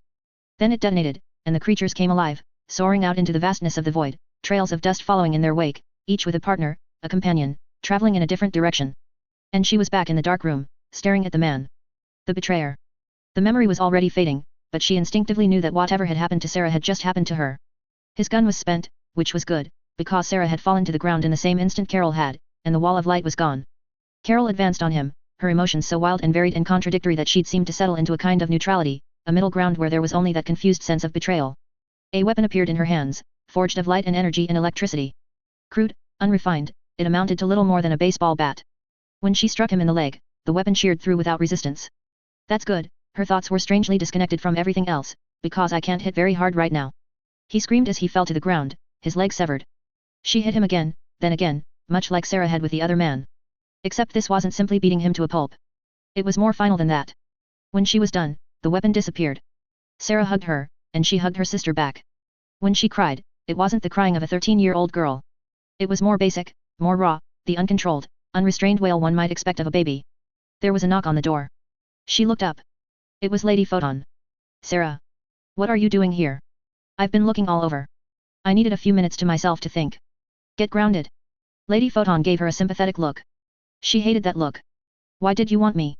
We found Tattletale. In a fashion. We made contact with her and struck a deal. Carol didn't like the sound of that, but she wouldn't say that out loud. It would bother her sister, start something. What was she asking and what was she offering? She wanted a 2-week ceasefire. The Undersiders won't give any heroes or civilians any trouble, and we ignore them in exchange. That gives them time to consolidate, get a firmer hold on the city. Maybe. I talked to Miss Militia about it, and she doesn't think they'll accomplish anything meaningful in that span of time. The Undersiders have their hands full with white supremacists and some leftover merchants. The Protectorate and wards aren't part of the ceasefire and they'll be putting pressure on the Undersiders as well. I'm not so optimistic, Carol commented. She sighed again. I would have liked to be part of that negotiation. We didn't know where you were. But let's not fight again. The important thing is that Tattletale pointed us in the right direction. We think we know where your daughters are. Daughters? Plural? Carol couldn't put a name to the feeling that had just sucker-punched her. Give me 30 seconds to change, she said, standing from her chair. Stand down, Brandish ordered. Now why would I want to do that? Marquis asked. I've won every time your team has challenged me, this situation isn't so different. You have nowhere to run. We've got you where you live, Manpower spoke. I have plenty of places to run, Marquis replied, shrugging. It's just a house, I won't lose any sleep over leaving it behind. It's an expensive house, I'll admit, but that little detail loses much of its meaning when you're as ridiculously wealthy as I am. The Brockton Bay Brigade closed in on the man who stood by his leather armchair, wearing a black silk bathrobe. He held his ground. If you'll allow me to finish my wine, he started, bending down to reach for the wine glass that sat beside the armchair. Manpower and Brandish charged. They didn't get 2 steps before Marquis turned himself into a sea urchin, bone spears no thicker than a needle extending out of every pore, some extending 12 or 15 feet. Brandish planted her heel on the ground to arrest her forward movement and activated her power. In an instant, her body was condensed into a point, surrounded by a layered, spherical force field. It meant she didn't fall on her rear end, and she could pick a more appropriate posture as she snapped back into her human shape. Manpower wasn't so adroit. He managed to stop himself, slamming one foot through the mahogany floor to give himself something to brace against, but it was too late to keep him from running into the spears of bone. Shards snapped against his skin and went flying. Lady Photon opened her mouth to shout a warning, but it was too late. Flashbang fell to one knee as a shard bounced off the ground near him, reshaping into a form that could slash across the top of his foot. Brandish caught only a glimpse of the wound, primarily blood. She didn't see anything resembling bone, but Marquis apparently did. There was a sound like firecrackers going off, and Flashbang screamed. The needles retracted. Marquis rolled his shoulders, as if loosening his muscles. Broke your foot? How clumsy. Lightstar was the next to go down, as one splinter that had embedded in a bookshelf branched out to pierce his shoulder. Fleur caught him before he could land on top of more of the bone needles. Brandish shifted her footing, and the slivers of bone that scattered the ground around her shifted, some reshaping into starbursts of ultra-fine needle points, waiting for her to step on them. She knew from experience that they would penetrate the solace of her boots. Lady Photon fired a spray of laser blasts in Marquis' general direction, tearing into bookshelves, antique furniture, and the rack of wine bottles. Marquis created a shield of bone to protect himself, expanding its dimensions until it was taller and wider than he was. He's going to burrow, Brandish thought. He'd done it often enough in the past, disappearing underground the second he'd dropped out of sight, then attacking through the ground, floor, or rooftop. Careful, she shouted. Lady Photon spent the rest of the energy she'd gathered in her hands, spraying another spray of lasers at Marquis' shield. Then, as they'd practiced, she prepared to use her force field to shield Flashbang, Fleur, and Lightstar. Brandish and Manpower could defend themselves. A barrier of bone plates erupted around one corner of the room, rising just in time to keep some of Lady Photon's salvo from striking a closet door. Marquis emerged from the floor a short distance away, driving a spike of bone up through the ground and then deconstructing it to reveal himself. What are you protecting? Lady Photon asked. I'd tell you, but you wouldn't believe me. He glanced around. I don't suppose we could change venues? I'll be good if you are. Seems like we should take every advantage we can, Manpower said. If you're talking purely about increasing your odds of victory, yes. But should you? No, you really shouldn't. This isn't his usual behavior, Brandish thought. His power let him manipulate bone. If it was his own, he could make it grow or shrink, reshape it and multiply it. It made him, in many respects, a competent shapeshifter. His abilities with the bones of others were limited to a simple reshaping, and there was a nuance in that the longer his own bone was separated from his body, the less able he was to manipulate it. Every second he was wasting talking was a second that the bone splinters he'd spread over the area would be less useful to him. He was putting himself at a disadvantage. Well, only in a sense. They still hadn't touched him, and 2 of their members were out of commission. 3, if she counted Fleur being occupied with a wounded light star in her arms. But the fact remained that Marquis wasn't pushing his advantage. The way his power worked and his very personality meant he was exceptional when it came to turning one advantage into another. Or turning one advantage into 3. It was in his very nature to trounce his enemies, to grind them into the ground without an iota of mercy or fair play. Was he distracted? If he was, it was barely slowing him down. She felt something clutch her from behind, covering her eyes. When she tried to tear it free, she found it hard, unyielding. She dropped into her ball form and then back into her human form, taking only a second to break free of the binding. She caught the offending article in one hand before it could hit the ground. It was a blindfold of solid bone, but it had been a skull of some sort beforehand. Probably something that had sat on a bookshelf behind her. Stupid to overlook it. In the seconds it had taken her to deal with the blindfold, Marquis had trapped Lady Photon, binding her in a column of dense bone that had likely sprung around her from the floor or ceiling.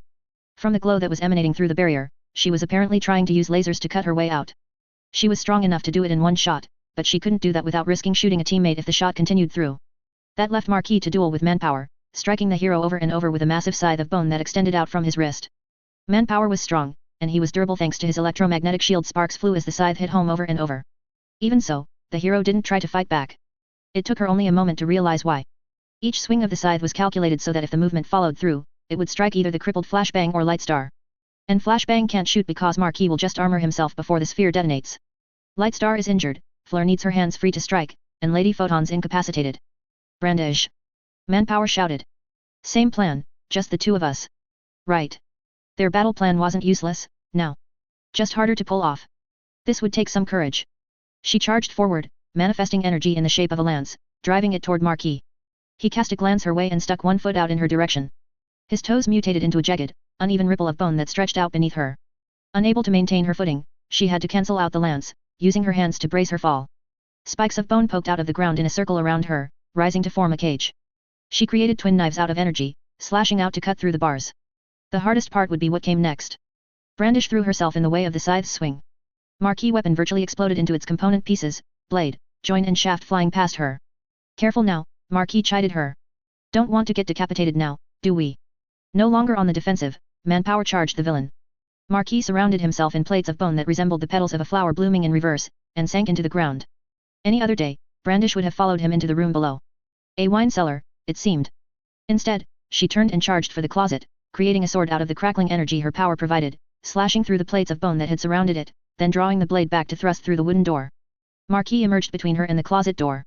She plunged the sword into his shoulder without hesitation. She could smell his flesh burn, the wound cauterized by the same energy that formed the blade.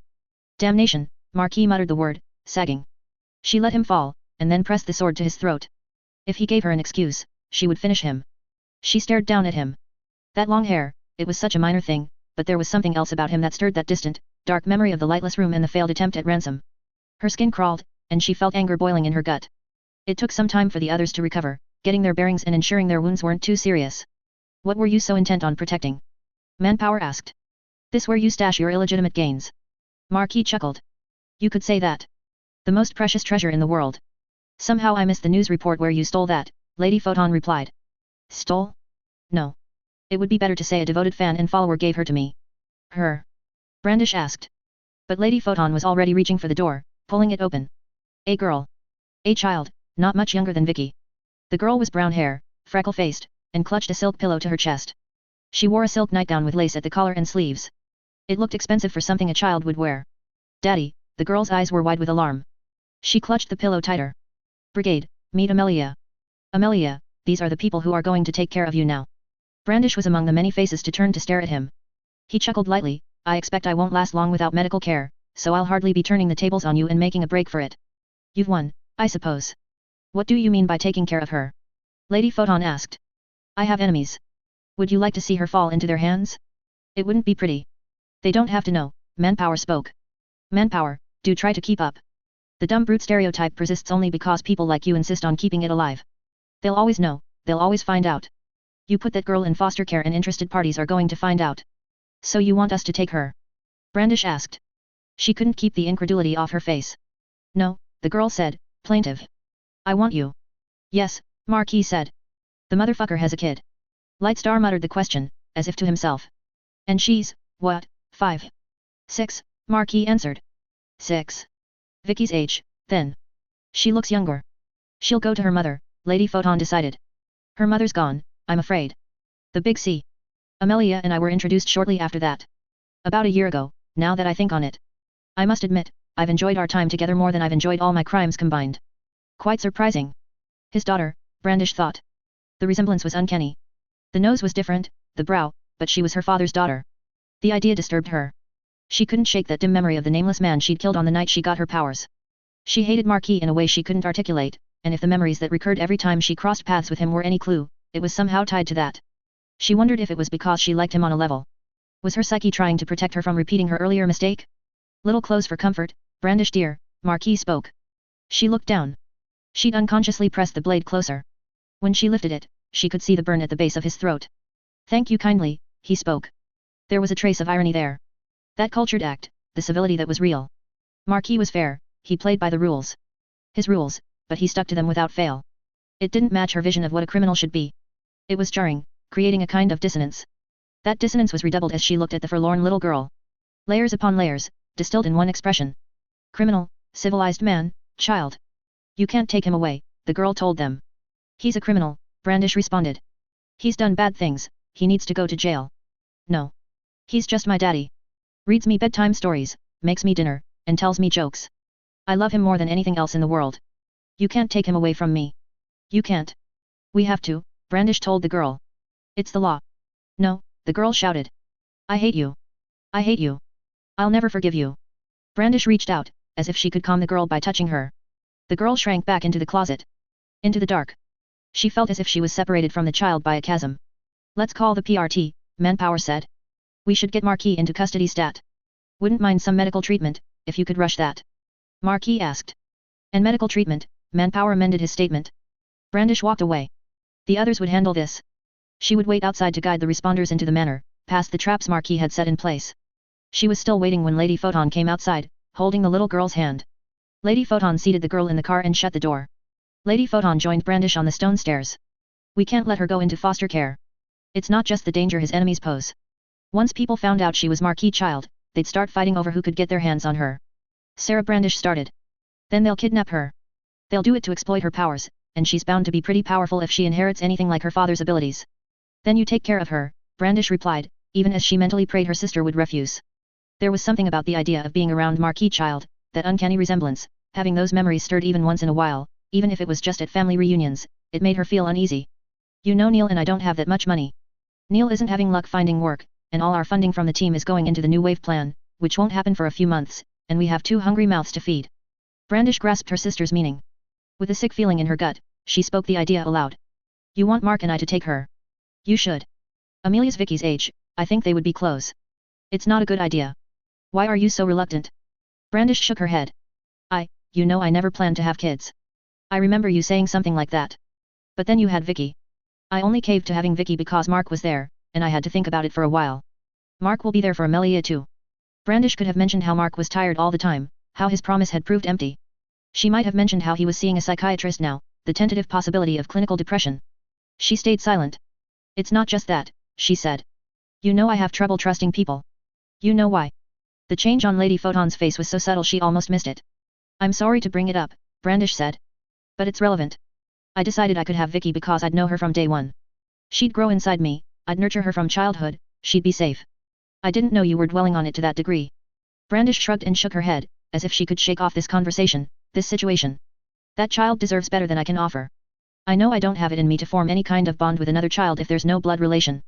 Especially if she's Marquis. She needs you. You're her only option. I can't, and Fleur and Lightstar aren't old enough or in the right place in their lives for kids, and if she goes anywhere else, it'll be disastrous. Brandish decided on the most direct, clear line of argument she could muster. I don't want her. I can't take her. Brandish glanced at the kid that they'd stowed in the team's car. The child was standing on the car seat, hands pressed against the window. Her stare bored into Brandish as the little girl had laser vision. The window was open a crack, Brandish noted. The girl could probably hear everything they'd been saying. Brandish looked away. Lady Photon did as she'd so often done, ignoring reason in favor of the emotional appeal. You grew to love and trust Mark. You could grow to love and trust that little girl, too. Liar. Brandish stared at the teenaged girl. Amy couldn't even look her in the eye. Tears were streaming down the girl's face. Where's Victoria? Brandish made the question a demand. I'm so sorry, Amy responded, her voice hoarse. She'd been crying long before anyone had showed up. Brandish felt choked up as well, but she suppressed the emotion. Is my daughter dead? No. Explain. I don't know, Amy stuttered. She could have slapped the girl. What happened to my daughter? Amy flinched as though she'd been struck. Carol, Lady Photon spoke, her voice gentle. Take it easy. They stood in the midst of a ruined neighborhood. Amy had stepped outside within a minute of their arrival, blocking the door with her body. There was no resistance in the girl, though. It was more like the obstruction was a way of running, of forestalling the inevitable. The girl hugged her arms against her body, her hands trembling even as they clutched her upper arms. Her teeth chattered, as if she were cold, but it was a warm evening. Was the girl in shock? Carol couldn't muster any sympathy. Amy was stopping her from getting to Victoria. Victoria, who she'd almost believed was dead. Amy, Lady Photon spoke, what's going on? You won't let us inside, but you won't explain. Just talk. Amy shivered. She wouldn't let me help her, she was so angry, so I calmed her down with my power. She'd been hurt badly, so I wrapped her up. A cocoon, so she could heal. That's good. So Victoria's okay. Lady Photon coaxed responses from Amy. Of course she's not okay, Brandish thought. What about this situation makes you think she could be okay? I had to wait a while before I could let her out, so I could be sure she had healed completely. Amy stopped as her voice cracked. Keep going, Lady Photon urged. Amy glanced at Brandish, who stood with her arms folded, stone-faced. If I change my expression now, if I say or do anything, I'll lose it, I'll break, Brandish thought. Her heart thudded in her chest. I didn't want her to fight. And I didn't want her to follow, or to hate me because I used my power on her again. Again? So I thought I'd put her in a trance, and make it so she'd forget everything that happened. Everything that I did, and the things that the Slaughterhouse Nine said, and everything that I said to try to make them go away. Empty promises end. Her voice hitched. What happened? Brandish asked, for the nth time. She was lying there, and I wanted to say goodbye. Something in Amy's voice, her tone, her posture, it provided the final piece, clicking into place, making so many things suddenly come together. Brandish marched forward, fully intending to walk right past Amy. Amelia. His daughter. She could never be my daughter because she'd never stopped being his. A cornered rat will bite. Amy realized what Brandish intended and reached out, a reflex. A weapon sprung into Brandish's hand. Not so dissimilar from the first weapon she'd made, an unrefined bludgeon of raw light stuff.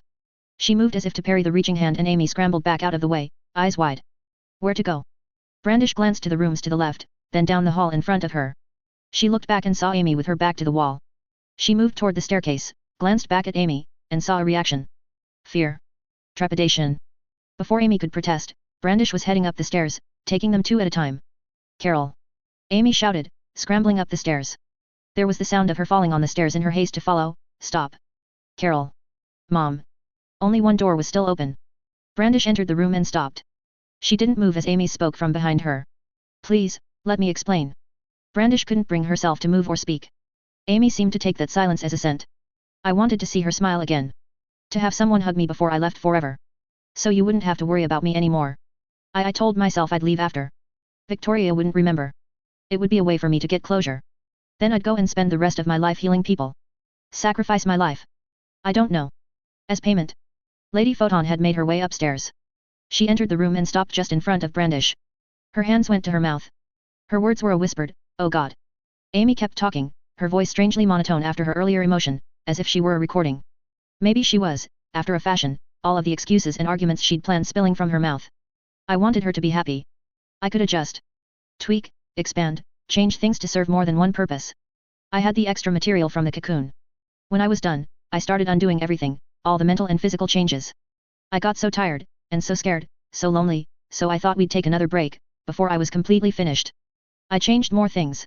More stuff I had to fix. And days passed. Brandish clenched her fists. I lost track. I forgot how to change her back. A caricature. A twisted reflection of how Amy saw Victoria, the swan curve of the nape of the neck, the delicate hands, and countless other features, repeated over and over again throughout. It might even have been something objectively beautiful, had it not been warped by desperation and loneliness and panic. As overwhelming as the image and the situation had been in Amy's mind, Victoria was now equally imposing, in a sense. No longer able to move under her own power, her flesh spilled over from the edge of the mattress and onto the floor. I don't know what to do. Betrayal. Brandish had known this would happen the moment Sarah had talked about her taking the girl. Not this, but something like it. Brandish felt a weapon form in her hand. Please tell me what to do, Amy pleaded. Brandish turned, arm drawn back to strike, to retaliate. She stopped. The girl was so weak, so powerless, a victim. A victim of herself, her own nature, but a victim nonetheless. A person sundered. And with everything laid bare, there was not a single resemblance to Marquis. There was no faint reminder of Brandish's time in the dark cell, nor of her captor. If anything, Amy looked how Sarah had, as they'd stumbled from the house where they'd been kept, lost, helpless and scared. She looked like Carol had, all those years ago. The weapon dissipated, and Brandish's arms dropped limp to her sides. I'm sorry, the digitized voice spoke. Carol watched Amy through the window. Amy seemed to have changed, transformed. Could Carol interpret that as a burden being lifted? Relief? Even if it was only because the very worst had come to pass, and there was nothing left for Amy to agonize over? There was shame, of course, horrific guilt. That much was obvious. The girl couldn't meet anyone's gaze. Everyone's sorry, Carol spoke, her voice hollow. You were saying something about that before, Dragon said. Are you? She left the question unfinished, and the fragment of it on its own was a hard thing to hear. Carol stared as Amy shuffled forward. The cuffs weren't necessary, really. A formality. Amy wasn't about to run. It's your last chance, Dragon prodded. Carol nodded. She pushed the door open and stepped into the parking lot. Amy turned to face her as she approached. For a long minute, neither of them spoke. Prisoner 612, please board for transport to the Bauman Para-Human Containment Center, the announcement came from within the truck. The armed escort would be waiting. No court Amy had volunteered, asked. To go to the birdcage. Carol couldn't bring herself to speak. So she stepped forward to close the distance between herself and Amy. Hesitant at first, she reached out. As if she could convey everything she wanted to say in a single gesture, she folded her daughter into the tightest of hugs. She couldn't forgive Amy, not ever, not in the slightest. But she was sorry. Amy swallowed hard and stepped back, then stepped up into the truck. Carol watched in silence as the doors automatically shut and locked, and remained rooted in place as the truck pulled out of the parking lot and disappeared down the road. Numb, she returned to the office that looked out on the lot. Dragon's face displayed on a computer screen to the left of the door. The computer chair was unoccupied. That's it? Carol asked. She'll be transported there and confined for the remainder of her life, barring exceptional circumstance. Carol nodded. 2 daughters gone in the blink of an eye. Your husband decided not to come. He exchanged words with her in her cell this morning. He decided it was more important to accompany Victoria to Pennsylvania. I didn't realize that was today. If you'd asked, I could have rescheduled Amy Dallin's departure. No. It's fine. I prefer it this way. You didn't want to see Victoria off to the Para-Human Asylum. Victoria is gone. There's nothing of her left but that mockery. Mark and I fought over it and this was what we decided. I see. If it's no trouble, could I watch? What are you wanting to watch, specifically? Her arrival? I know the prison is segregated, but she's still. It isn't. There's a bridge between the male and female sections of the Bauman Center. Carol nodded. Then I have to see. Please. It's going to be the better part of a day before she arrives. I'll wait. If I fall asleep, will you please wake me? Of course. Dragon didn't venture a goodbye, or any further condolences. Her face disappeared from the screen, replaced by a spinning logo, showing the Guild's emblem on one side and the Protectorate's shield on the other. Carol waited patiently for hours, her mind a blank. She couldn't dwell on the past, or she'd lose her mind. There was nothing in the present, and the future, she couldn't imagine one. She couldn't envision being with Mark without Victoria. Couldn't imagine carrying on life as Brandish. Perhaps she would continue filing. Something simpler than criminal law, something lower stress. At least for a little while. For an hour or so, she occupied herself by reading the pamphlets and the back covers of books. Reading a novel was too much. Somewhere along the line, she nodded off. She was glad for the sunlight that streamed in through the window, the glare of the fluorescent bulbs overhead. Recent events had stirred her old fears of the dark. It didn't feel like hours had passed when she was woken by Dragon's voice. Carol. She walked over to the screen. It was a surveillance camera image. The camera zoomed in on a door. An elevator door, perhaps. It whisked open. Would you like sound? It doesn't really matter. Yes. A second later, the sound cut in. An announcement across the prison PA system. 1-2, Amy Dallin, aka Amelia Lavere, aka Panacea. Cell block E. Carol watched as the girl stepped out of the elevator. She pulled off a gas mask and let it drop to the floor. A small crowd was gathering around her, others from her cell block checking out the new resident. How long would it take? She would have asked Dragon, but her breath was caught in her throat. He appeared 2 minutes later, as a woman who must have been the self-imposed leader of cell block E was talking to Amy. He looks older. Somehow Carol had imagined Marquis had stayed as young and powerful as the day they'd last fought. The day she'd met Amy. But there were lines in his face. He looked more distinguished, even, but he looked older. Not the bogeyman that had haunted her. And that's Lung behind him. Was Lung an enforcer for Marquis? It was hard to imagine. Or were they friends? That was simultaneously easier and harder to picture. But it was somehow jarring, as if it instilled a sort of realism in an otherwise surreal picture. Lung and Marquis moved forward, and the women of the cell block moved to block Lung's advance, letting Marquis through. Marquis stopped a few feet away from his daughter. Their hair was the same, as were their eyes. The day I see seeing her as his daughter and see how she could be mine, he takes her back, she thought. I've been waiting, he spoke. That was enough. She had the answer she'd wanted, even if she hadn't consciously asked the question. She left the office, stepping outside into the too bright outdoors, leaving the reunion to play on the screen. Colony 15.2. One thing at a time. As much as I wanted to make it a focus, taking care of my territory was something I had to handle in my downtime. I felt guilty. I'd left my people to handle things on their own. I'd failed to arrange the cleanup of the bodies Mannequin and Burnscar had left behind. I hadn't made arrangements for food, fresh water, or accommodations. I wanted to make it up to the people who had stuck by me, or at least the people who hadn't left, but this wasn't one of the instances where I could let my emotions dictate my priorities. We had a mess of things to do and a limited amount of time to work with. After departing from our meeting, we'd taken the afternoon and evening to handle our personal affairs, agreeing to start on the major stuff in the morning. Bitch had to take care of her dogs, Regent was toying with gangs in his territory by puppeteering their leaders, and Tattletale had her various spies and scouts to keep in contact with. Things were a little less busy for myself. Gru and Imp, I'd tended to my territory, ensuring that the cleanup was going well and that the major concerns were being addressed. Gru and Imp had taken the afternoon and evening to try to catch up on sleep. Except we hadn't been able to break away from planning, and just going by his participation in our exchange of texts and calls, Gru hadn't managed to rest much. We'd arranged plans, discussed priorities, sent messages to Coil, tracked down information from our various underlings, and in the doing, we'd managed to hash out a general game plan. With 100 problems we needed to handle, we'd agreed the most important thing was to deal with the most inevitable ones. There was no point in working out a complicated and involved attack plan against Coil if we didn't wind up fighting him. There was a point in dealing with the Chosen, they were bound to attack us at some point, regardless of how future events unfolded. Better to take the fight to them. Whatcha thinking, dork? You're still calling me that? Regent chuckled. He was walking down the center of the street with Imp. I was keeping to the sidewalk out of habit, and because the raised concrete path was fractionally higher, so I wasn't wading in quite so much water. Just thinking about priorities, I told him. Yet, Tattletale kept trying to rope me into the planning phase last night. Not my thing. I wouldn't have minded, Imp said. I wouldn't have anything to contribute, but I'd like to follow along. And I can't figure out my niche in the group with the trio being so, trio-ish. Trio-ish? I asked. Tattletale, you and my brother. Making all the plans, you've got the nemesis, Imp paused. Is nemesis a word? Yeah, I said. And you three have the brains, of course, she stabbed a finger in my direction, as if it was an accusation, which leaves Regent, me and Bitch, following along, expected to obediently do as we're told. Let's quit and start our own group. Regent said, throwing one arm across Imp's shoulders and gesturing dramatically with the other as he continued, Regent, Imp, and Bitch, the other siders, a spin-off team. And we'll stick with Coil while the others turn traitor, and we'll have this epic fight. Imp took his cue, and Brian and I will go head to head, and it'll end in this dramatic moment where he says something pretentious. ET2, sis. And then I'll say yeah, it's me and finish him. No mercy. They were playing off one another, joking. And he calls me the dork? I ignored them up until we met up with Tattletale. No Gru, she asked. He's tired, Imp said, shrugging free of Regent's arm, which had stayed in place since they began their play acting. Not sleeping these days. We should address that soon, Tattletale said. We've seen how mistakes happen when some of us get too fatigued.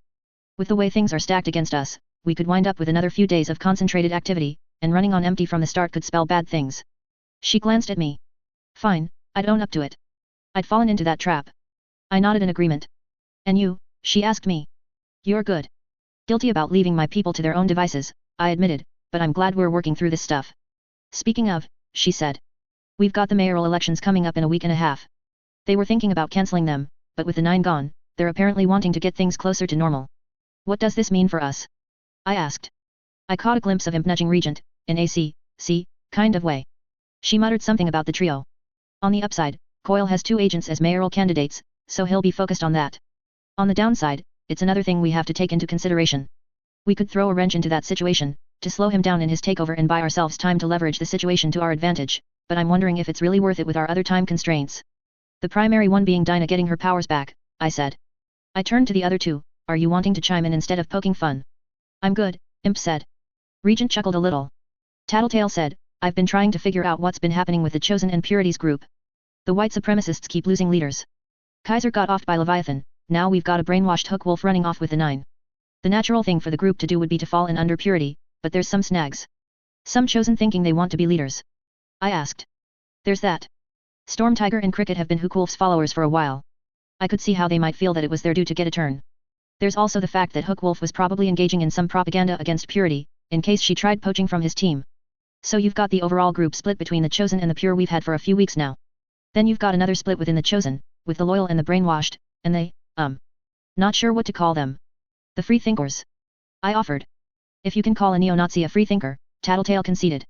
So it's a prime opportunity to strike, then, I concluded. Maybe. Or maybe they're in the same straits as us. They could be feeling the same kind of pressure from multiple directions. Something to keep in mind, I said.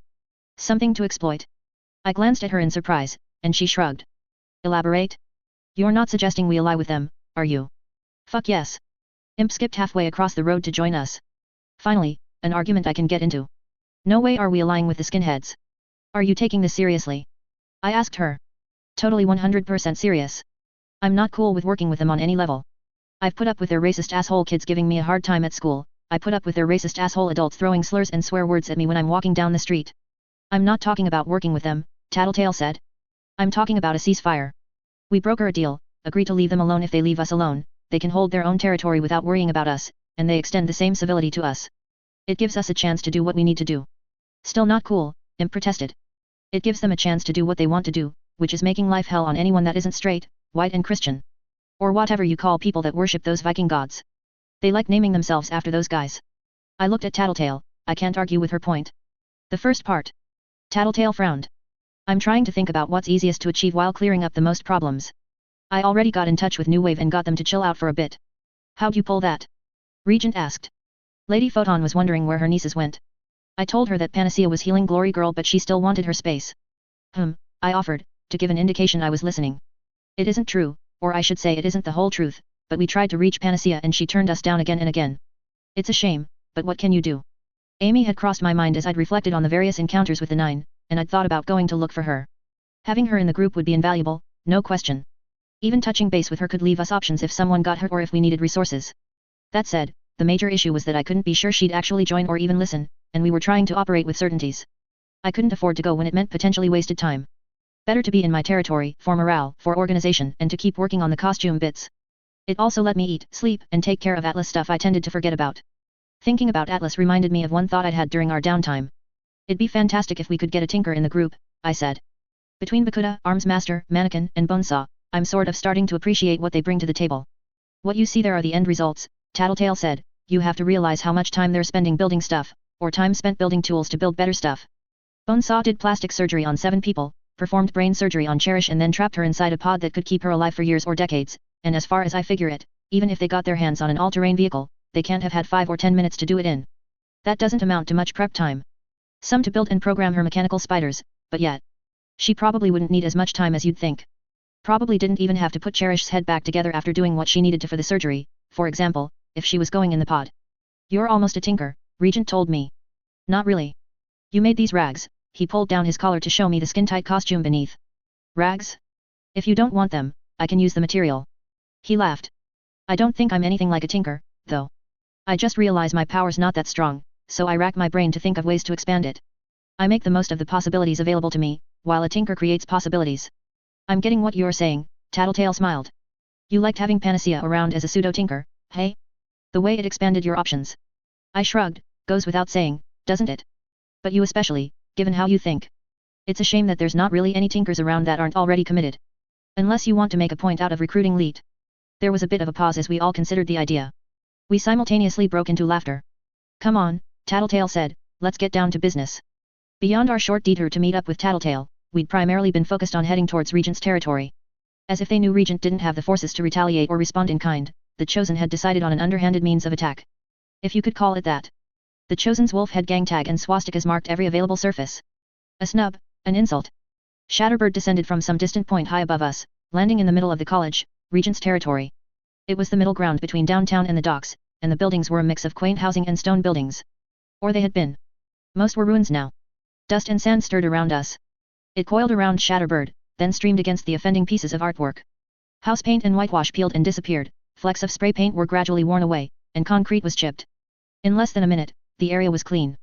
Not only was it free of the spray paint, but walls were left looking cleaner and newer than they had in years, maybe decades. Nifty, Imp commented. Why spend a few $100 on a sandblaster when you have a Shatterbird? Who's a good little power tool? Regent gave Shatterbird a pat on the cheek. You are. Yes you are. Stop that, I said. What? That's uncalled for. It's totally called for. Are you bothered I'm calling her a tool, or are you bothered I'm mocking her? Because she is a tool, you know. In more than one sense. You don't have to mock her. Why? Because we should be respectful of the poor widow mass murderer's feelings. He snapped his fingers, and Shatterbird covered her ears, shutting her eyes. There's a reason I'm doing this, believe it or not. You aren't the only one who can have ideas about finding some special angle in your power. Her best bet at breaking free is if she has a strong enough emotional reaction while being far enough away from me.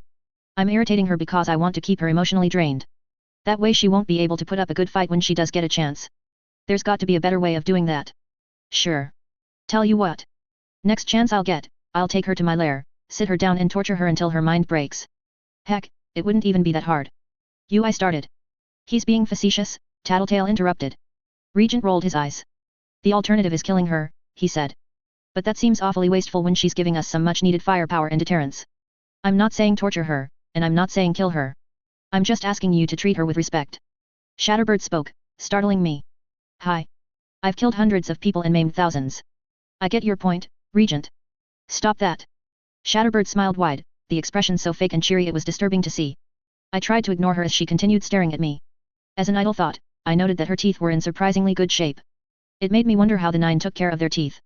Did they threaten some dentist and force him to do fillings and whitenings? Or did Bonesaw handle that? It was odd to think about. Okay, we've got Shatterbird for some firepower, you've got a swarm, Skitter. My bugs weren't condensed into a swarm, but I had a good number. I'm set. Can you find them? My bugs searched our surroundings. There's people, I'm just not sure they're chosen. Where? I pointed. 6 there, below ground. 8 there, on the far side of the building where it isn't caved in. 5 there, front room, drinking alcohol, I think. That group, she gestured to the first one I'd indicated, where people were gathered in a basement or cellar. Some stone building with sandbags around it to keep the floodwater at bay. Ages, genders. I can't say about ages, but 2 are below average in height, smaller across the shoulders. So probably younger. 2 female, 1 male. Are they agitated, busy? They're annoyed because of the houseflies and mosquitoes buzzing around them, but I don't think they've realized it's me. Just trying to figure it out. The quality of the lodgings here is pretty miserable compared to some areas close by, then if I go by the graffiti and the placement thereof, yeah, it's them. All of them or just some of them. Everyone present is a member of the Chosen. You're sure? Yeah. Nobody's going to hang out here otherwise. Doesn't fit. Even if I discount some of the evidence that's leading my power to the conclusions it's finding, yeah. I'm sure. Then cover up, Regent alerted us. I pulled the short cape over my head to cover my hair. I could see Imp wrapping her scarf around her head with the same idea in mind. Tattletale, for her part, pulled on the spider silk balaclava I'd made as a trial run at something for my minions, then donned a pair of goggles. Go, Skitter, Tattletale spoke. We attacked. My bugs flowed into the spaces where I'd found the people. In one moment, they were simply crawling on them, the next moment they were under attack, being bitten, stung, scratched and smothered. As usual, I kept the wasps and bees from contracting their abdomens to force the venom out. It would hurt, but the risk of anaphylactic shock would be minimal. They fled, running for the outdoors. I gave them a second of reprieve. A few seconds where they could catch their breath and think they'd escaped. Your turn, I told Regent. Shatterbird attacked, calling forth a light flurry of glass shards. There weren't many, far less than I had in the way of bugs, but our enemies couldn't defend against them. My mosquitoes could smell blood as the shards sliced thin paper cuts into their skin, impaled their cheeks and hands. Don't hit any vital organs, I said, or arteries. Keep it confined to the outer edge of their body. You're so finicky, Regent commented. If you kill them, this situation becomes something totally different. They'll have a vendetta against us, and any friction within their group is going to take second seat to getting revenge. I'm not saying I won't be careful, Regent sighed. I'm saying you're being picky. A section of building floated across the street to land at the midway point between Shatterbird and our targets. There were nearly 20 of them, and one of them was Rune. Okay. Shatterbird extended her arms out to either side. The pelting hail of glass shards split in two, each half arcing well to the left and right, circumventing the obstacle entirely. He stepped up the intensity a notch. Feels like we're going easy on them, he said. Just weeding out the foot soldiers. If we can eliminate anyone with powers, so much the better. I nodded. We'd made our point with the glass shards. I set my bugs on them once again. No point in playing fair, really. One by one, they collapsed, losing their balance and falling, or simply giving way under the pain. The second one of them went limp on the ground, curling up in the fetal position or trying to cover themselves in their clothes. I let up. For everyone else, I made the bugs a little more aggressive with every passing moment. They're going to retaliate soon, Tattletale informed us. A cloud of mist erupted and began to expand, squashing my bugs. That meant Fog was here. And if he was here, Night would be too. Night and Fog, knacked und Nebel. I could sense someone who could have been her, running away from the collection of people. Rune, Night, and Fog so far, I said. That's two different groups. Rune could be looking to join the Pure, Tattletale spoke. Purity's not here or she would have responded already. You're not sensing anything that could be Crusader? Your bugs wouldn't be able to pass through his astral clones. No Crusader. I sensed someone my bugs were unable to hurt. He ran forward through the swarm, the hail of glass in Fog's cloud. Incoming. Not Night. Victor. He was a talent vampire, stealing people's trained skills, keeping them if he held on to them long enough, and leaving that person temporarily bereft of whatever skill they'd spent their lives learning. People like him had a tendency to pick up martial arts, parkour, weapons training, and other combat skills. He tended to pair up with Ursula, the girl who could grant powers, meaning Victor also had super speed, super strength, or invincibility. If he was wounded, she could give him regeneration instead. But her power demanded that she touch whoever she was using it on, and it limited her to granting one power at a time. If he had invincibility, it meant he didn't have super strength, pyrokinesis, or any of that. I started tying him up in silk, drawing the lines out with my spiders and carrying them with flying insects. He didn't make it halfway to us before stumbling. A minute later he was caught. I began layering it on him, thicker. Victor down. Uthal is somewhere, only big problems are Night and Fog. Okay. How confident you feeling? Tattletale glanced at me. I could try my hand at dealing with Night. Not sure about Fog. Regent. That's cool. Going to see if I can bait them, I responded. You guys get back some. Play safe. Our last run-in with Night and Fog had been ugly. That had been months ago, and we'd basically lost. I wasn't content to simply lose, though. I'd replayed the scene over and over in my head since it had happened, doubly so since I'd found out Coil's power. If he could create alternate timelines and choose the results, and if he'd used his power to save us, what had happened in that other timeline?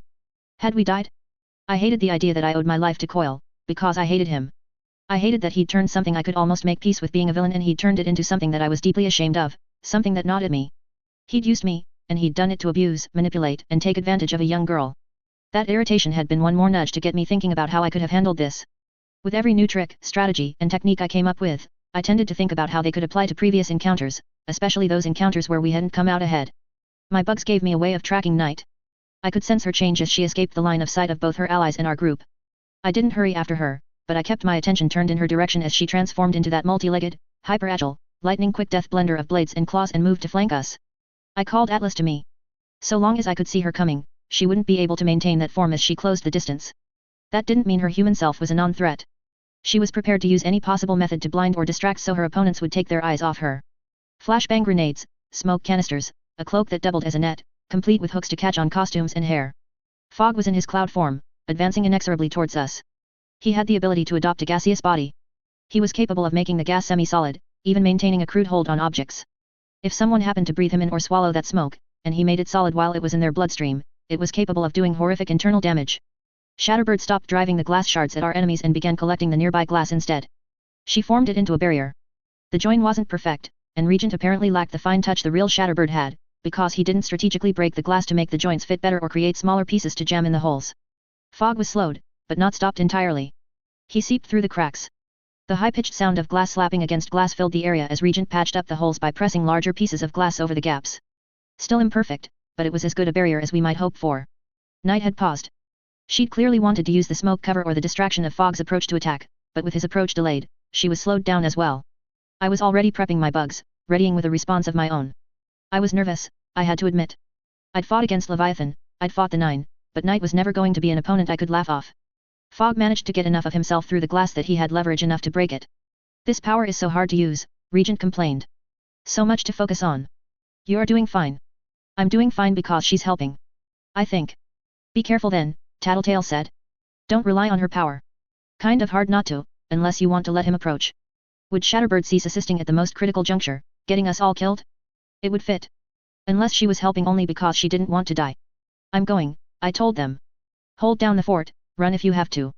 We've basically scored a victory here, it's just a question of driving it home. I climbed on top of Atlas and flew away from my companions. If my plan failed, I could fly, but Tattletale and Regent couldn't. Better that she chase me with the others having a chance to escape than a scenario where I led her straight to them. My swarm swamped Night, catching her alien, angular legs with strands of silk. Lots of legs, only so much silk. It wasn't really working. It might have been doable if I had a sense of how her body moved, or how the legs bent, but any time I looped silk around what I might consider a knee joint, it turned inside out, the silk dropping to the ground. Irritating. My bugs weren't finding anything I could identify as a sensory organ, no eyes, or anything of the like. Nothing that pepper spray would have an effect on. Okay. Something else. I held back with the bugs that had the silk lines, rearranging them as I closed the distance. The second I rounded the corner to spot Night, she was human again. She pulled her cloak around herself, glancing around until she spotted me. I swallowed, backing away slowly while keeping her in plain view. My bugs gathered, but not to the extent that they blocked my view of her. In one fluid motion, she wrapped her cloak around herself and then cast it out so it billowed. She had a canister in her hand, whipping it in my direction. I caught it in a net of silk strands buoyed by nearly 2,000 flying dragonflies, beetles, wasps, hornets and cockroaches. Night watched as the canister floated off into the air a distance away. I readied 2 more nets, placing them in the air to the right and left. I knew what she would do next, but that was mainly because I hadn't been able to come up with a good way to deal with it. I could trust Gru to handle it, but he wasn't here. I could use my bugs, with some luck, but even then I wasn't sure it would have an effect. She used a flashbang. Close my eyes or stare dead on into the flash, I'd be momentarily blind either way. I opted for the former, covering my eyes and flying both up and away. With my swarm sense, I could feel her creating some distance, breaking away and heading for the general direction of the others, moving faster than any car, with far more raw mobility, turning on a dime and easily navigating obstacles. Even before the flashbang went off, I was turning to follow. I could tell the others were distracted by fog. Even some of the other members of the Chosen were slowly pulling themselves together. I stepped up the assault with my bugs to make up for the fact that Regent and Shatterbird were otherwise occupied. That left me to catch Night. She was taking the long way, favoring alleys and going through the ground floor of buildings, which simultaneously let her maintain her monstrous form while forcing her to take just long enough that I could keep up. The fastest path between 2 points was a straight line, so I had that advantage at least. So long as I had eyes on her, I could slow her down, keep her from assaulting my teammates.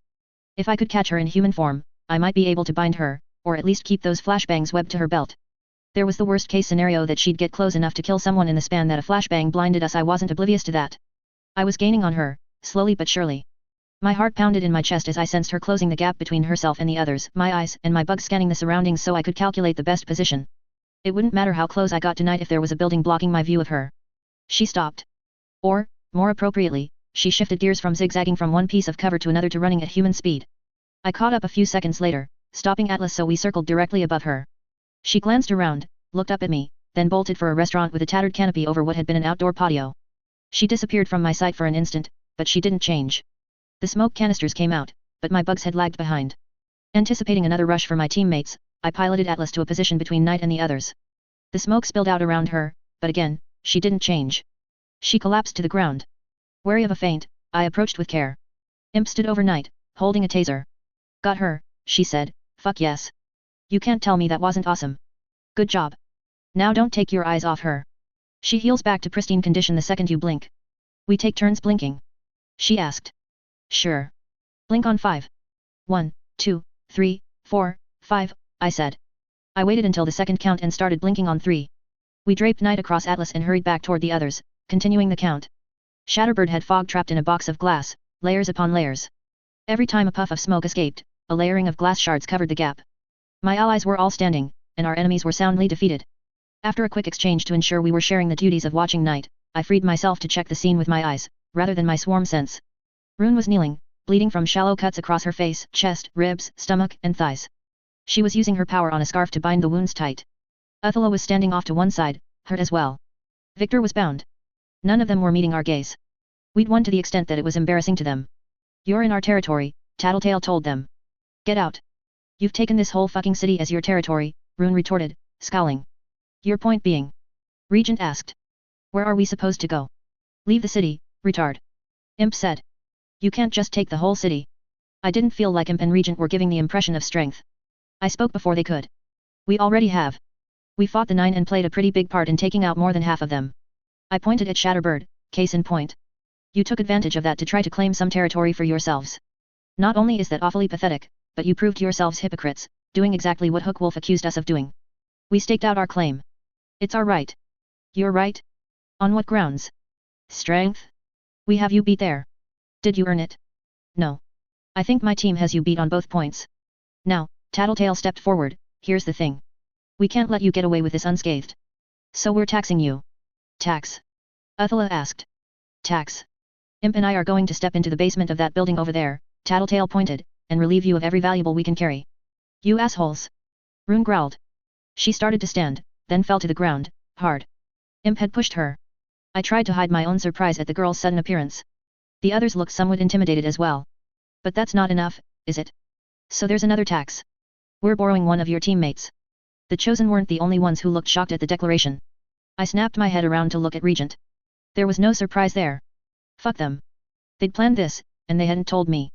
Colony 15.3. To use a cliché, you can do this the easy way or the hard way, Tattletale said, a light smile on her face. Fuck you, Uthula snarled. Tattletale hadn't told me.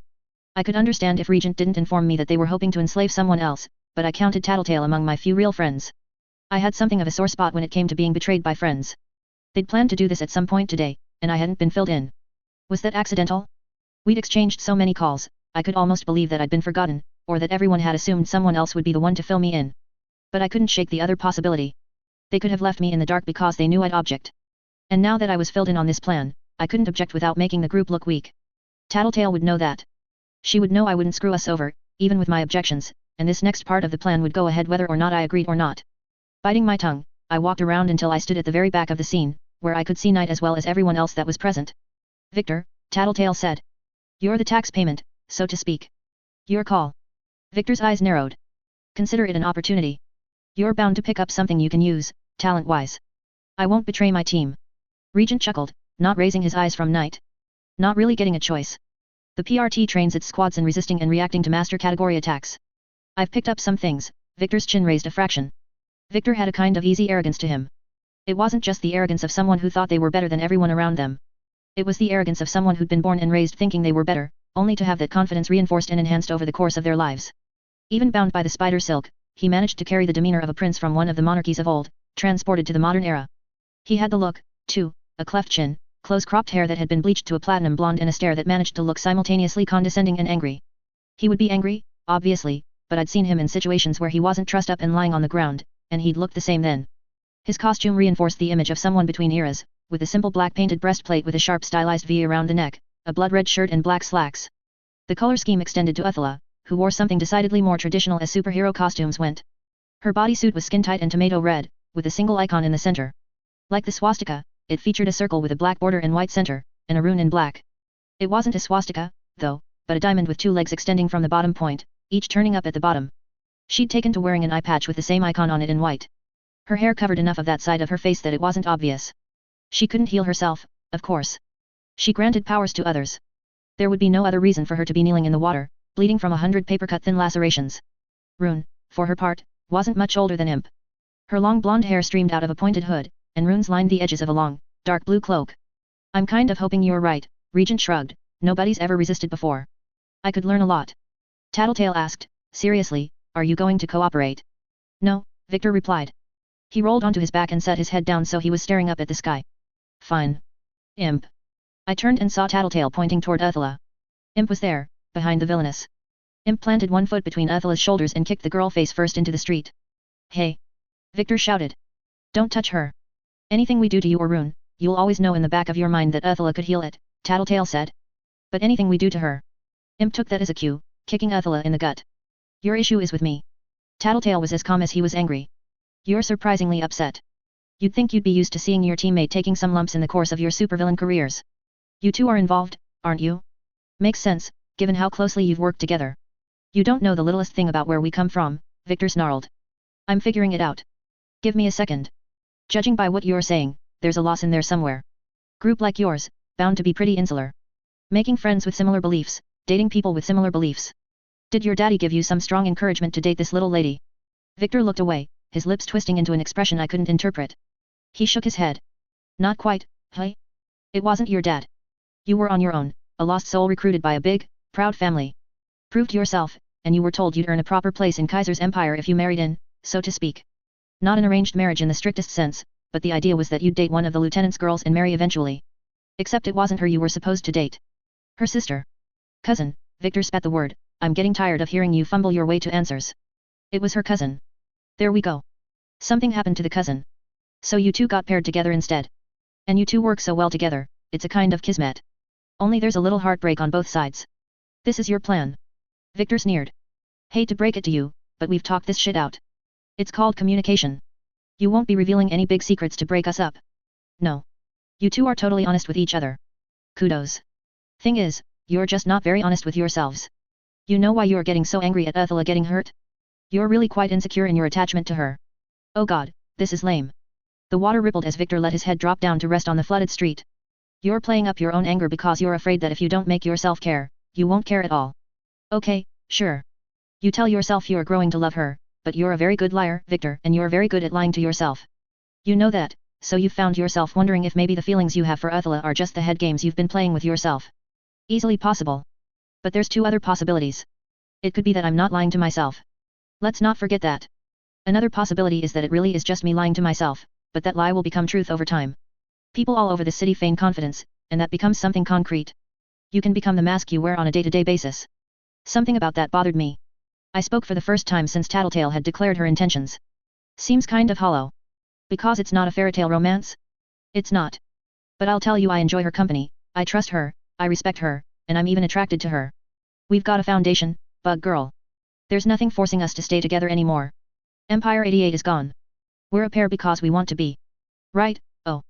Right, Ursula's voice was quiet. She'd pulled herself up onto her hands and knees. She glared up at Imp, then looked down. Tattletale stepped forward, or because your names and faces are known to the public, and instead of being part of your group by choice, you're part of the group because nobody else will have you. Victor laughed a little. Somehow I expected better from you, Tattletale. This is pretty feeble. Attacking our relationship? We're strong enough, and no matter what you try to pull, you won't change the fact that we have what it takes. Sure. But I don't have to. Your relationship is doomed. You don't have that same lovesick, infatuated feeling for Ursula that you had for her cousin. The chance for that moment has passed. And it'll eat away at you. You'll crave that kind of feeling, and feel like you missed out on something by throwing yourself into a relationship out of duty rather than love. You'll cheat because you're searching for that and because it's easy for you to get women. You're good looking, and you have access to all the little tricks, how to approach them, how to win them over. And Ursula over there, she's still head over heels for you. It'll kill her when you betray her. The smile slipped from Victor's face. You're not saying all this to fuck with me. You're fucking with her. I glanced at Ursula, who was staring down at the ground. Why? He asked. Why do this? What other options do we have, if we want to pressure you? You're invincible for at least a little while longer, but even without that, if we beat and tortured you, I think we'd come out behind, just by virtue of how far we'd have to go before we got past whatever interrogation resistance techniques you've stolen. Wouldn't be much different if we beat and tortured Ursula. We'd piss you off, but I don't think we'd break you. So at the very least, this is a more civilized route of attack. You don't need my agreement, and I'm not about to give it. Not betraying my teammates. Your agreement would make all of this a lot easier. Don't play dumb and say we don't need it. You and I both know you're a master of martial arts that you could use if we cut your legs free. Capoeira, I imagine. There's certainly others you could draw on, and I'd bet you've blended all those styles together. You'd kick our faces in, maybe distract us long enough for Knight to bounce back. Victor smirked. Regent and Skitter would stop you without a problem, but that's a lose-lose situation. You and your buddies end up dead or seriously injured, and we don't get to borrow your talents. But you'd do it, to deny us what we want and because you hate it when someone else comes out on top. And what makes you think you're going to change my mind? The fact that that was just a sampler. I'm just getting started. We're not in any particular rush, so we can sit here until I've completely fucked up your group. I'll find every little chink and weak link there is and leverage them until you break, Tattletale shrugged. You think on that while we go take our pick of your stuff. There's bound to be some juicy clues in your living space. Imp, come on. Tattletale and Imp headed off to collect the spoils. I settled down, silently fuming, keeping one eye on Knight. Silence lingered for a good minute. You can cheat, Ursula said. Not now, oh. We open up the relationship. You do what you need to, just promise that if you don't find what you're looking for, you come back. I spoke up, not sure if it's really true, given who you're associating with, but don't you deserve better than that? Shut your mouth hole, Hebe, Ursula snarled. Butt out. I felt my heart skip a beat at the Hebe. She knew my last name? No. Hebe was short for Hebrew, not a bear. I'm not Jewish, I thought. How had she come to that conclusion? I could believe someone would make an assumption like that if they'd seen my skin tone and hair, but my costume covered my skin. I'd spent some time wearing a mask that did show some skin, after Bonesaw had cut up my good mask, but Uthula hadn't been there for any of those incidents. I had ideas about what that could mean, but I kept my mouth shut. Don't stress about it, Victor said. She's trying to get to you. No shit, Regent muttered. I'm just thinking if we can find a solution to this, then I can be more confident we'll find solutions to the other stuff. Victor shook his head. Just relax. There's no rush. Any problem Tattletale brings up, every issue, it's something we can work through. If you get panicked, if she starts making you think that whatever she's talking about is suddenly a crisis and it has to be addressed right now, you're playing into her hands. She'll use that to make you say or do something you'll regret. So take. Regent, keep an eye on Knight. I spoke, interrupting. Sure. Victor stared at me as I approached. I held out one hand and let a spider drop from each fingertip, dangling from threads. The hell? He squirmed in an attempt to get away, but his arms and legs didn't afford him much room to move. I slowed their descent enough that he could see the spiders clearly. Black, orb-like abdomens, stamped with a red hourglass marking. If it wasn't for my wanting to do this to make it clear what spiders they were, I would have just used the spiders I'd employed to wrap him in silk. I wanted the drama and to make it absolutely clear what I was doing. I moved my hand and let the spiders swing a little to the left to make sure they were in place and let them settle on his face. Hush, I told him. Now close your eyes. You don't want to startle them or they'll bite. One of his eyes fluttered in a reflexive action as the spider touched his eyelash. He growled, "You psycho," scowling, before shutting his eyes. I moved more spiders into positions on his lips. Careful, I said. I'm focusing on watching Knight, so I'm not really bothering to suppress their instincts. Don't move. I looked at Rune and Uthula. You two be quiet, too. I can handle you the same way. Uthula only stared, while Rune offered a slow nod. It took 5 more minutes for Imp and Tattletale to come back, each loaded down with bags. Given the variety of labels, I guess the bags contain things looted from stores downtown. Imp put down a spray can, and set to spraying the glass cube Shatterbird had imprisoned Fog in. Filling in the gaps, cementing it together. I'd step back, Skitter, Tattletale said. His power works by proximity, among other things. Physical contact, eye contact, and active use of a skill lets him leech them off you. The stronger the contact with each transfer point, the more transfer points he's maintaining, the faster the drain. He could suck away something essential, or make you just a little bit worse at everything you do. I stepped away, silent. So, have you made a decision? Tattletale asked Victor. Because I'm all geared up to carry on with the discussion here. Victor didn't respond. Couldn't. Tattletale turned to look my way, and I met her eyes. I left the bugs in place. Could you please move the spiders? She asked. Of course. I dismissed them, but I didn't break eye contact. She was the first to look away, turning her attention to Victor. Well, Victor. He looked over at Uthula, then stared up at Tattletale. He managed to look confident despite being bound and lying in the floodwater. After a long moment, he said, I'm undecided. That's a step forward, she said. Maybe you could provide me some incentive. He needs to win on some level if he's going to make a concession, I thought. Regent shrugged. I could keep you for 72 hours, if you don't cooperate, or 36 if you do. Victor turned to look at Regent. That'll do. Can you cut him free? I had my spiders start severing the threads. You leave the others alone, Victor said. Skitter will keep an eye on them until we're a safe distance away, and then she'll give them the signal that it's okay to move, Tattletale said. I nodded. I didn't agree, but I would play along for the sake of the group's image, and because I wasn't willing to sabotage a plan in progress, even if I didn't agree with it. I brought Atlas to me and was in the air a few seconds later. Between him and I, there was a pretty slim chance that we'd both blink at the same time and leave Knight free to use her power. When Tattletale and Regent were out of my range, I turned to leave. Knight didn't turn into a monster, but I took that to be a result of her being unconscious. Or maybe the taser's effects. Either way, I wasn't complaining. It gave me more of a head start. When the Chosen were at the limits of my power's range, I drew words in the air to let them know it was safe to move. I caught up with the others a short distance away from Regent's headquarters. Victor was being loaded into a van, hooded and heavily shackled. Another truck was parked a short distance away. The moment the door was shut, I stabbed one finger in Tattletale's direction. What the fuck was that? Whoa, Regent said, relax. I'm not going to relax. You two deliberately left me in the dark, there. Or it was an exceedingly stupid oversight to forget to mention it, and I know Tattletale isn't stupid. It was only sort of deliberate. Regent didn't have any part in that. Explain, I told her. I didn't realize you had such an issue with Regent using his power until you brought it up before.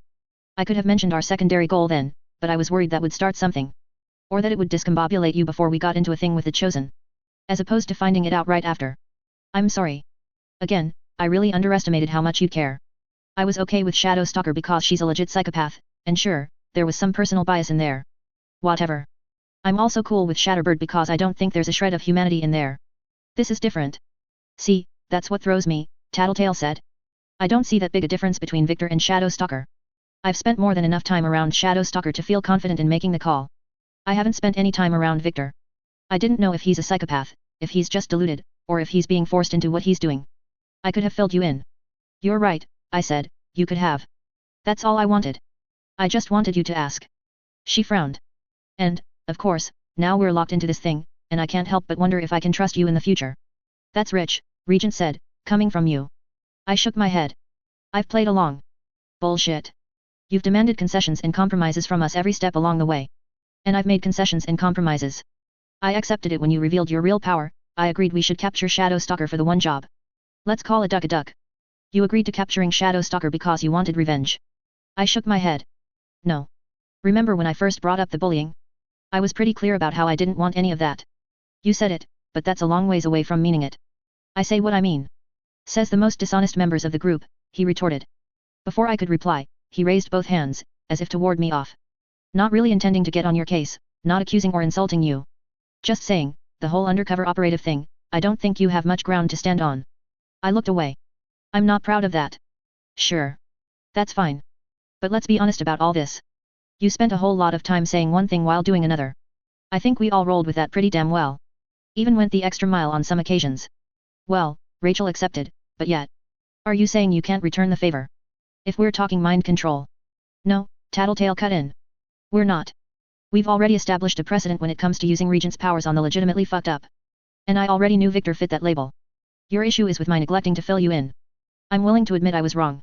It was a bad call on my part, to leave you in the dark. It's your call if you want to accept that apology and move on. And how often can this happen before I can say we're taking it too far? Regent's power is going to get us in trouble, one way or another. If our enemies decide that the threat of being mind-controlled is too big, and band together against us, it might be creating more of a disadvantage than an advantage. It's body control, not mind control, Regent said. I don't touch the grey matter. Semantics. My point stands. Then let me raise my own point, he said.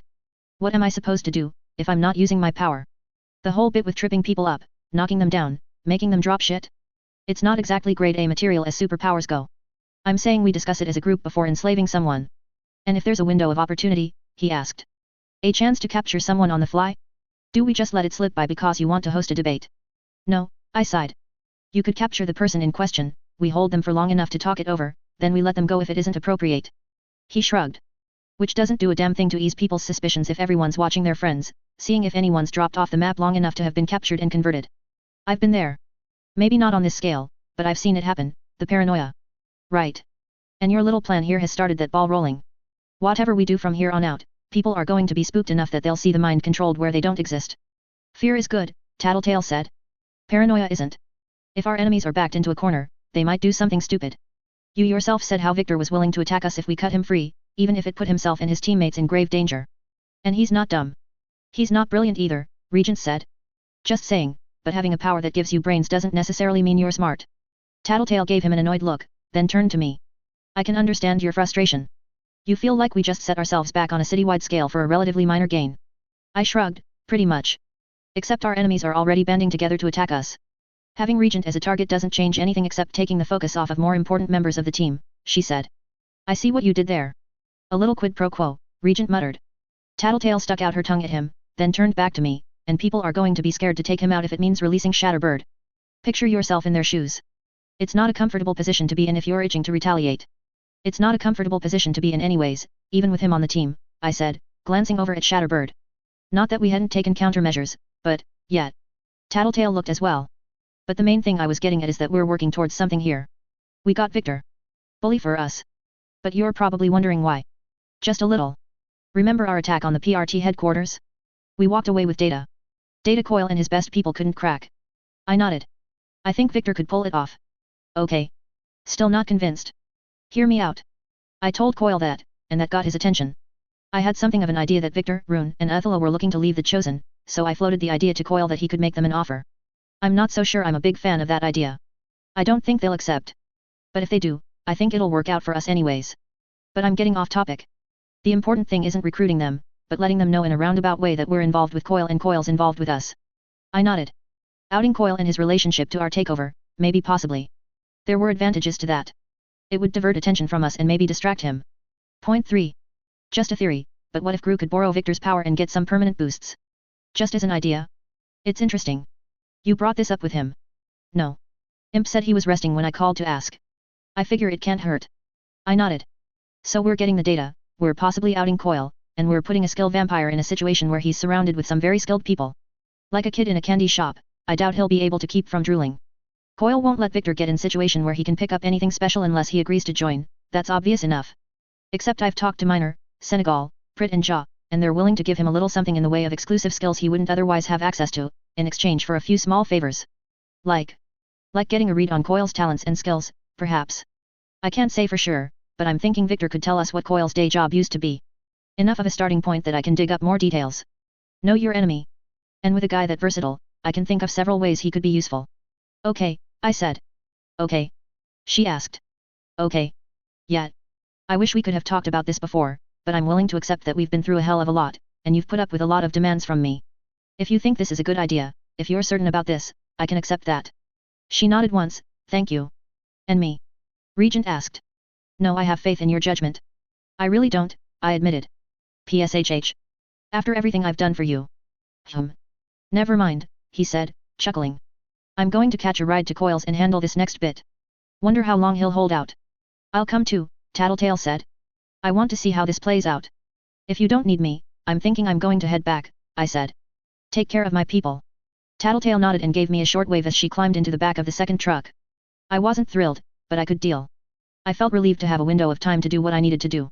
It wouldn't be relaxation, but more moving on to the next point on my priority list, handling the stuff that absolutely positively needed to be handled. Making sure my dad was protected from Coil was a big one, making sure my people were both protected and equipped to protect themselves from the Chosen was another.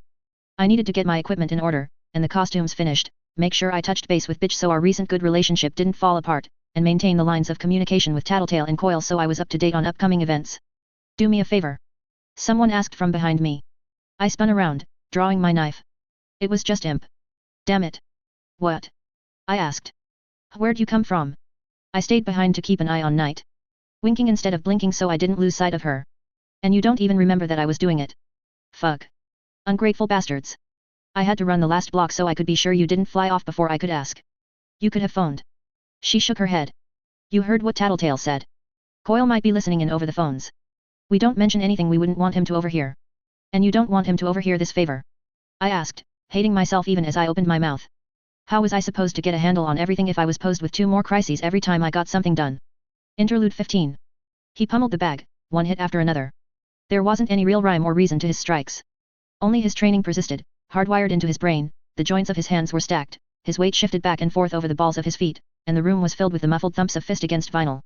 His dad would be yelling at him right about now, shouting at him about how he was risking injury. Didn't matter. Just needed to hit something. Needed to release.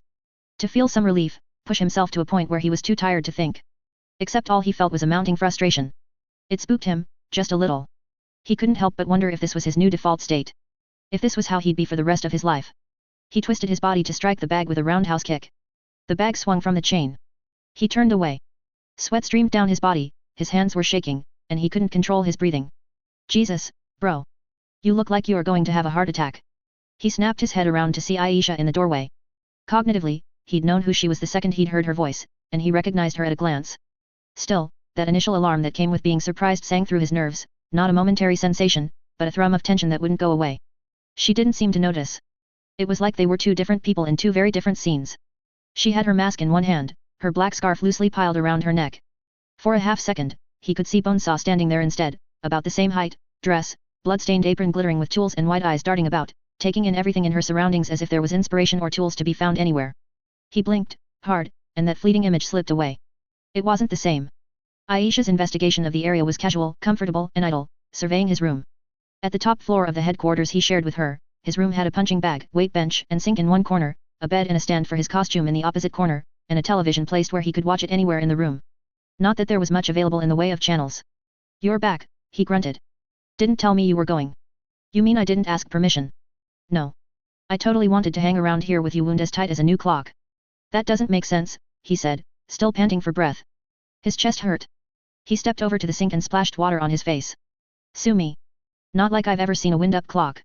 Not like you've ever seen one either. Don't pretend you're so much more civilized. Grandpa had one. Really? He only nodded, still trying to get his breathing under control. This isn't just the exercise. Something else. Can't let her see it. Still good to see, he had to pause to catch a breath. You're okay. Of course I'm okay, dumbass. Nobody knows I'm there. Not good enough. He began peeling off his gloves. I've got the costume Skitter made me. I had no idea she was wearing something like this. Aisha pulled at the fabric between her fingers, stretching it. It's so smooth and so light, I thought she was bullshitting about the fact that you couldn't cut it. But I tried and she was right. It's crazy. But yet, I'm as safe as any of you. Safer. That's not saying that much. He examined his hands, where the skin was torn. Blood had welled out from the open wound and been pressed into the creases and pores. He turned on the tap again and put his hands under, washing where his skin was raw and bleeding at the knuckles. Jesus fuck, she gasped, looking past him to his hands. Any time I've spent in the gyms, it's cause Dad dragged me there, so I wasn't paying attention so much as I was looking for the nearest exit. But I'm pretty sure you're not supposed to be bleeding like that. What was he supposed to say to that? Why did you do that to yourself? Just trying to tire myself out. You're already tired, you dumbass. This isn't going to improve the situation. How long were you fucking hitting that thing? The entire time I was gone. I've handled worse, he thought. He'd meant it as a joke, a moment of personal humor, but the amusement didn't come. Incision here, saw through the breastbone, there we go. You're cooperating so nicely. Not that you have much of a choice. Oh, here. This part is always cool. See, the ribs are flexible, and with the sternum separated, a little bit of help from Spider 33 here, they unfold like a bird slowly spreading its wings. He leaned over the sink, gripping the edges. That pressure in his chest was getting worse. Her tone changed. Hey, seriously, are you okay? You've been breathing really hard for a bit now, and now you've gone really quiet for, like, a minute. I didn't use my power, either, so I know it's not you ignoring me because of that. He bit back the harsh retort, telling her to shut up, to stop being annoying and go away, that he wanted to be alone. If he did, she would. She'd run away from home 6 times in 4 years, had gone from their mother's house to their father's, back to their mother's and then to foster care. Every time, there was a reason, some argument or incident that had pushed her. Any excuse would do, even a criticism at the wrong moment. The child services workers would put her somewhere else, praying for some stability that she would never have. She was flighty, like a wild animal that would bolt at a loud noise. That might forever be the case. If he lashed out like he had with Taylor, he doubted Aisha would forgive him so readily. I'm okay, he lied. Tired. He couldn't scare her away like that, but he was afraid he would, anyways. Couldn't trust himself like this, feeling like he was on the verge of snapping. The fact that he was spooked over the idea only contributed to the problem, compounded that restless anxiety that seemed to have nestled deep in the core of his body, which gave him more reason to worry. An endless cycle. If he were more rested, he knew, more rational, he could break the cycle, deliberately focus on something else. He'd hoped the exercise would help there. It hadn't. He flinched as a hand settled on his arm. Hey, Aisha said. Zoning out again. I was going to go out on a patrol near the school. Tattletale said there's some leftover members of the merchants hanging around over here, thought I'd scare them off. Maybe see if I can drive them into ballistics territory, if I can't push them out of the city. Don't antagonize him, Brian said. Just saying, he's better suited for a straight-up fight, and these guys are low-level mooks. We want them to panic, to see there's no place to go. No place to go. I'll come, he decided. No. She said, with a little too much emphasis. No you won't. I'm perfectly capable of handling this. I'd stay to keep an eye on you, if I didn't think it would do more harm than good. All right, he conceded. All right. Some quiet sounds good.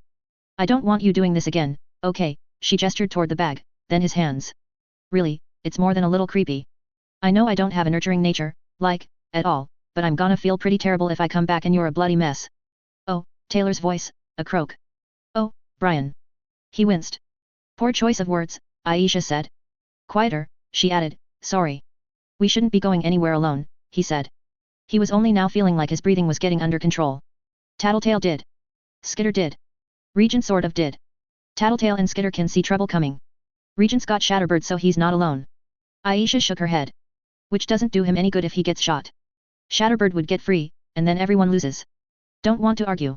Don't want to get too deep into this. There's already too many things to keep track of, too many variables to consider.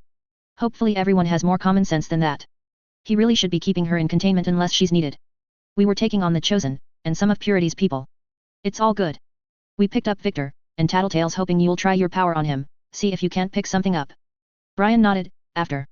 So I'm gonna go now. He grimaced. I don't want you going alone. I'm going with Regent. Relax. Not sure that makes me feel better. Not sure that's the company I want you to keep. He was well familiar with the annoyed look that flashed over her face before she forced it away. She said, it's fine. He's your buddy, and our powers actually work well together.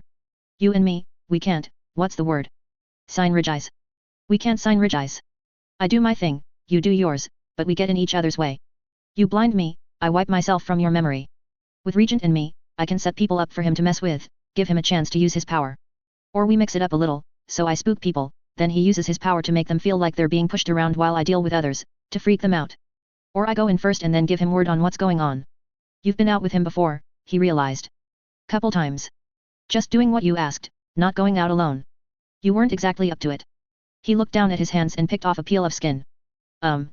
So yeah. You stay right here, try to take it easy. She sounded a little tense. Yeah, he replied. Maybe we could go for a walk later? Check on one of the rents. It sounded so unlike her. He could count on one hand the number of times she'd been this conciliatory and gentle. He couldn't remember a single case where she'd acted like that when she hadn't wanted something. Brian forced a smile. Maybe. You go. Be safe. He was both relieved and terrified when the door shut behind Aisha. So many things were like that, now. Bad with the good, or just plain bad. Didn't realize she'd been out with Regent. Need to catch up on things. He flexed his hands, feeling the pain where he'd damaged himself, and made his way into what he liked to call the war room. The war room sat opposite Aisha's room, on the same floor as his. It wasn't large, but it didn't really have to be.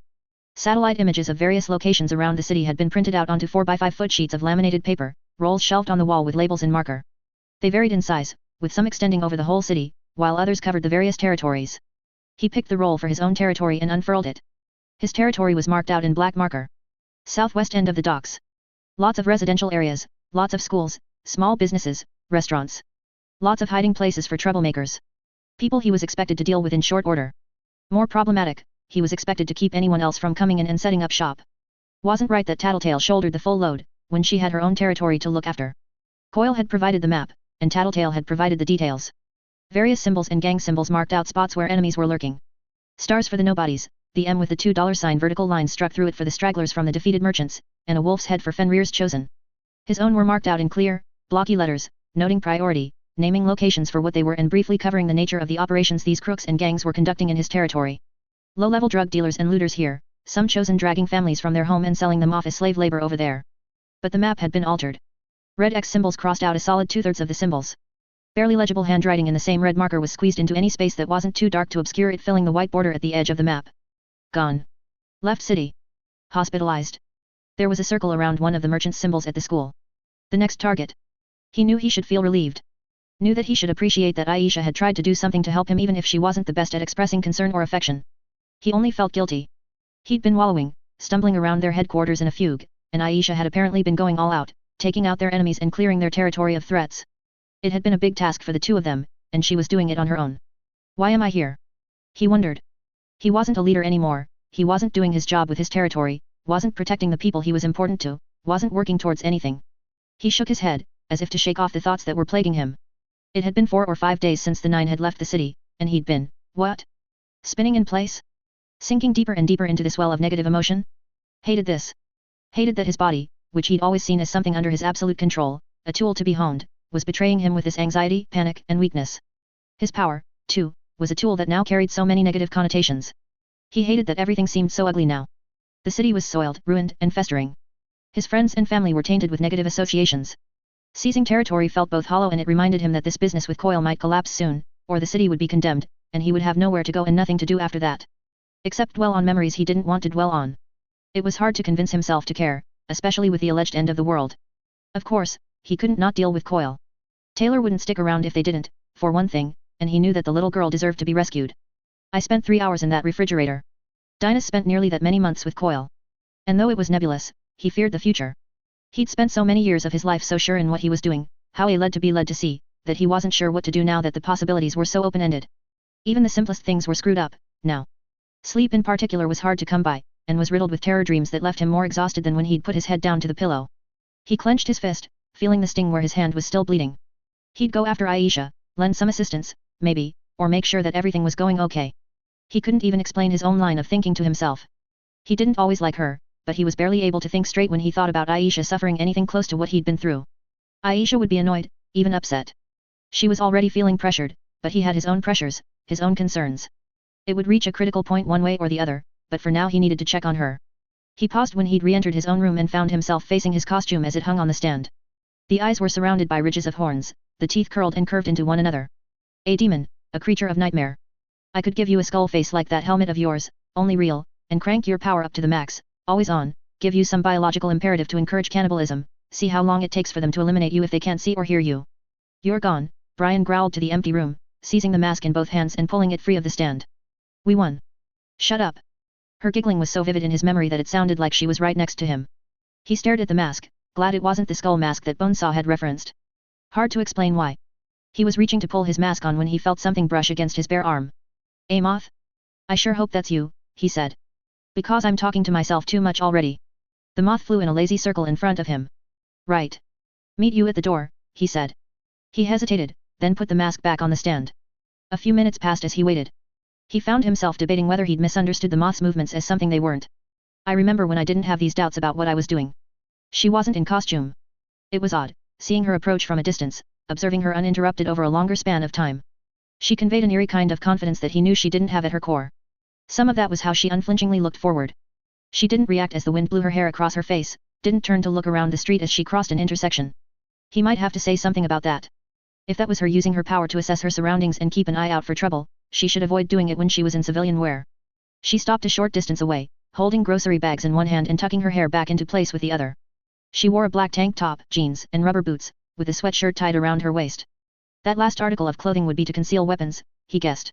Her glasses caught the light from the sun to the west, turning almost opaque in the glare as she looked his way. "Decided to check in on me. Imp asked me to," she said. Her stare was uncomfortable, analyzing him. He nodded. Imp's earlier behavior made some more sense in light of that fact. She'd wanted to keep him here so he wouldn't miss Taylor's arrival. He felt self-conscious of the wounds on his hands. She'd seen them, but she hadn't commented. "But I wanted to anyways," she added. Again, he nodded. What could he say to that? He changed the focus, asking, "The bag. I thought I'd make dinner for the two of us, if you wanted. You can say no." "Okay. Sure." He moved out of the way to let her inside, then shut and locked the door. Not that a lock would do anything against the kinds of people who haunted his nightmares. It was the uglier side of dealing with capes, knowing that there was no measure of security that would ever stand up to all of the bad guys. There would always be people like the Nine, like Leviathan and Behemoth. Forces as inevitable and unstoppable as a natural disaster. The best analogy he could come up with was the Cold War, the sense that bombs could start dropping at a moment's notice, and there would be nothing anyone could do about it. Unlike the major players in the Cold War, the monsters he was thinking about weren't so rational that they'd stand down with Scion in the picture. "Hey," Taylor spoke up, "you okay?" "You're sort of staring off into space. Come on, sit down and talk to me." Brian nodded and followed her into the kitchen. He opted to stand instead of taking the stool. "Chicken breasts okay?" "Sure." She reached into the grocery bag and retrieved a Ziploc baggie with chicken in marinade. "Was going to bring pork chops, but I just served this huge pork shoulder roast for everyone in my territory the other night, and then we had leftovers so I've had it for lunch a few times. Kind of sick of it." "Ah. We've got lots of kids running around. It's kind of nice, but hard. It's like they're totally unrestrained, so when they're happy, they're ecstatic, and when they're unhappy they're miserable, you know. I haven't spent a lot of time around kids. Only Aisha, when I was younger, and I think she might have been a special case. She's really coming into her own, getting comfortable with her powers, figuring out where she needs to be and when. Can't be easy, when the rest of us don't know where she is half the time. Did she put herself in any danger?" Taylor started frying up the chicken. "Yes and no. She took down Knight, but Knight wasn't able to use her power, had no idea she was there. She was safe. Took down Knight. Aisha? That bothered him, and he couldn't say why.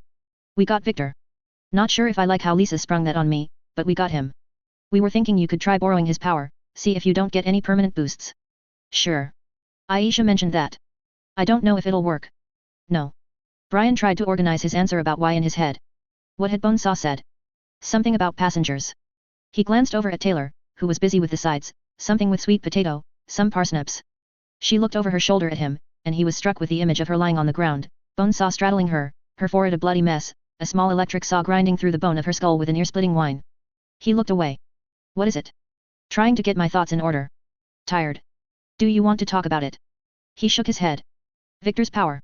If we supposedly have these passengers in our heads, guiding our power use, giving us the brain structures we need to manage the powers, I don't think I have that with any powers I borrow. They're weaker, but I don't have that knowledge about what's going on, or that extra measure of control. Want to try on me? I know I wasn't okay with it before, but I think I can handle it if I know it's coming." He considered for a moment. "Okay." He reached out and let the darkness stream from his fingertips. It wove in and out of itself, coiled at things that weren't there, alternately creeping and lunging forward. Heavy, it drifted to the ground to spill out there. It didn't obscure his sight, but he could tell where it was, almost as if he were seeing in strict black and white when he looked through the darkness, but the color was still there. Bad analogy. The difference was stark. but he couldn't pinpoint what separated it from anything else. The contact with Taylor was like having his eyes shut and then opening them as a firecracker burst spectacularly, seeing the sparks scattered over half a mile. Only the sparks were alive, moving. Unsure about how to use the ability, he pushed out. There was no control, no sense of what he was controlling. He was the gust of wind, and Taylor's bugs were the leaves that blew in that wind. She pushed back, and won with little effort. He could feel her moving the individual bugs, the casual hand with which she picked out the ones she wanted. It's sort of calming, when you think about it, she said. You realize how small you are in the grand scheme of things. We're not really the rulers of this planet, we're just tenants, and it's the small stuff, the bacteria and insects and the plant matter that really runs it all. Even the big stuff, the nasty, scary stuff, it's all pretty small in the grand scheme of things, isn't it? Is that a good thing? I know I sound a little crazy when I say that, but really, you get a glimpse of these bugs as they go about their lives, almost mechanical in how they follow their instincts. You see them breeding, eating, building nests, and dying, and you see how they just saturate every aspect of our existence, in the air, the dark corners, the insides of the walls, they eat our dead. I can't sense them, but there are skin mites all over our bodies and in our eyelashes. I guess it takes me out of myself when I think about it, reminds me that we're only one part of this vast system, we're cogs in the universe, in our own way. Seeing the little details makes me feel like the big problems aren't so personal, they aren't as overwhelming. Rambling aside, she looked more at ease than he'd ever seen someone in his darkness. She was blind, deaf, and she leaned against the counter, staring off into space as she talked. Even the talking, it caught him off guard. Being blind, unable to see the reactions of the person you were talking to, not getting any feedback, most people would struggle more, much for the same reasons they found it awkward to speak to an answering machine. I don't know if that makes sense, but I usually try reaching out to these guys when things get bad. In retrospect, it kind of centers me. I wish I could find the same comfort in my power, Brian murmured. Did you say something? I think I just felt some vibrations in the air, but it's hard to tell with your power out there. He didn't reply. Instead, he looked at Taylor. She wasn't conventionally attractive, he had to admit. Her mouth was wide for her face, her ears large enough that they stuck out of the mess of black curls that draped over her shoulders. And her shoulders, narrow, bony, deceptively delicate in appearance. She somehow managed to be self-conscious and yet unaware of the way she held herself. The seeming fragility of her body was accented by the angles she seemed to settle into when she rested, her wrist bent at a right angle as she picked at one of her cuticles with her thumbnail, her leg raised so her right foot could rest flat against the cabinet, her shoulders tilted forward a fraction. It was as if her skin didn't fit and she couldn't stretch both arms or both legs out to their full lengths at the same time. It wasn't so dramatic that he'd notice if he wasn't already paying attention, but it was a quirk he could note as he studied her. It made him think of a bird, or one of her insects, but he didn't feel he was being unflattering by thinking it. In fact, as he looked, he could note how long her arms and legs were, the length of her neck and torso. She was still growing, she had grown even in the months they'd known each other. Somehow, he could see how the groundwork was being laid for the finished product, a body that wouldn't be skinny, but slender, long-legged. If she was still growing, and if her dad was any indication, she'd be tall. Would she be a trophy wife, or turn heads? Probably not. But he could see how someone might come to look past the quirks, even come to like them, and they'd find nothing to complain about in her. How someone might want to hold her in their arms. She spoke, interrupting his train of thought, okay. You probably have some reason for keeping the darkness up this long. I won't complain, since you're probably working things out in your own way, like I was talking about with my bugs, but maybe keep an eye on the chicken. She offered a small laugh. I could use my bugs to check on it, maybe, but I don't think either of us want that. He glanced at the stove, prodding the chicken. No problems. He turned down the heat to be safe. Look, Brian, I don't want to stir up any unhappy thoughts, but I don't want to ignore the subject either. I did some reading, and there's a pretty scary number of people who have their second trigger events and then have a bad ending shortly after. I think it has to do with the toll it takes on you, the event. I'm not good at this. At the people stuff. But I have been through some dark spots. My mom died not too long ago, I can't remember if we really talked about that. And there was the bullying. I sometimes wonder how much that influences what I do and why. I don't really know where I'm going with this, but I guess I'm saying I'm here for whatever you need.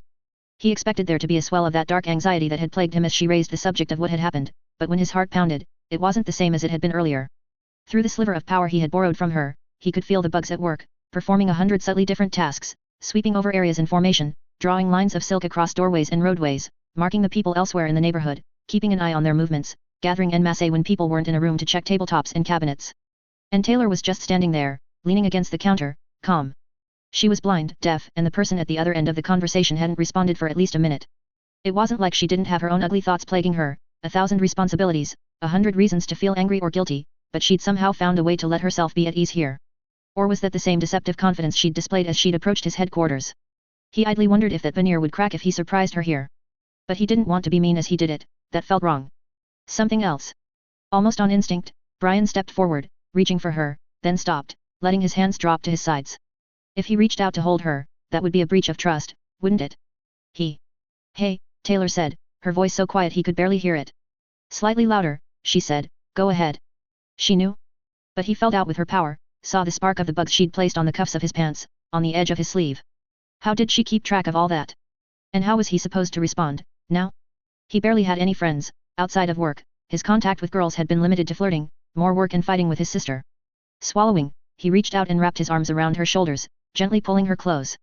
He couldn't shake the idea that she'd break if he squeezed too hard, so his touch was light.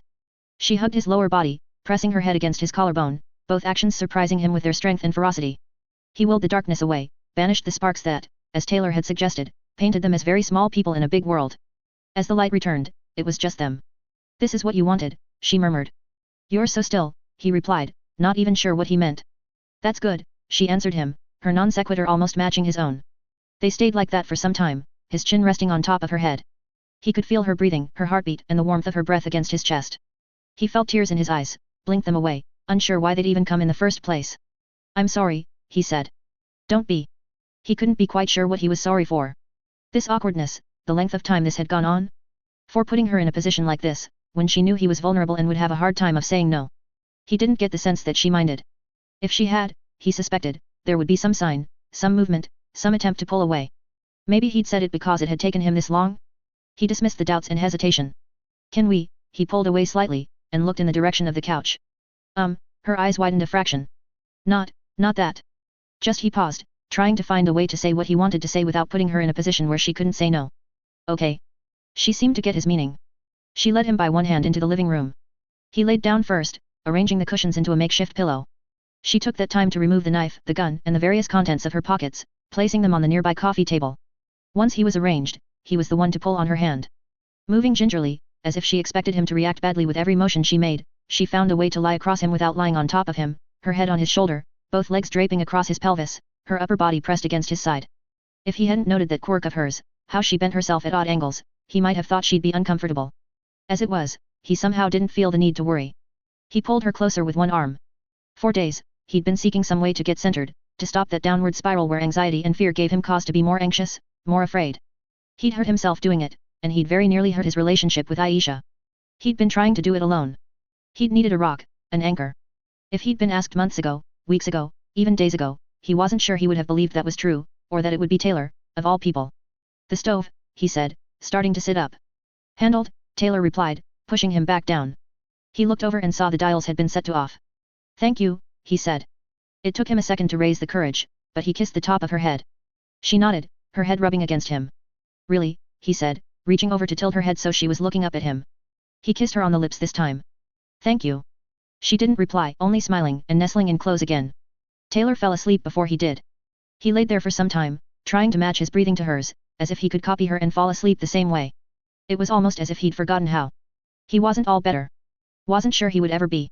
He just had to think about it, and he could almost see Bonesaw in the kitchen, waiting, watching. Whatever barriers he'd erected between reality and the uglier possibilities, they'd taken a beating. But he could breathe, now. His eyes closed. Colony 15.4. Sundancer had once described her life in costume as intense, violent, and lonely. I'd had a hard time understanding the last point. That had been about the same time that I had been riding the high of having friends for the first time, after a couple of years spent in almost total solitude. Maybe, if the subject had come up again in recent weeks, I might have understood, nodding my head in sympathy. Powers raised us above the common people. It was maybe arrogant to think that way, to say I was better than the likes of Sierra, Charlotte, or my father, but I sort of was. I had all the potential they did and then more. Even if I looked at how Powers elevated us, though, I had to admit we weren't raised to the same level.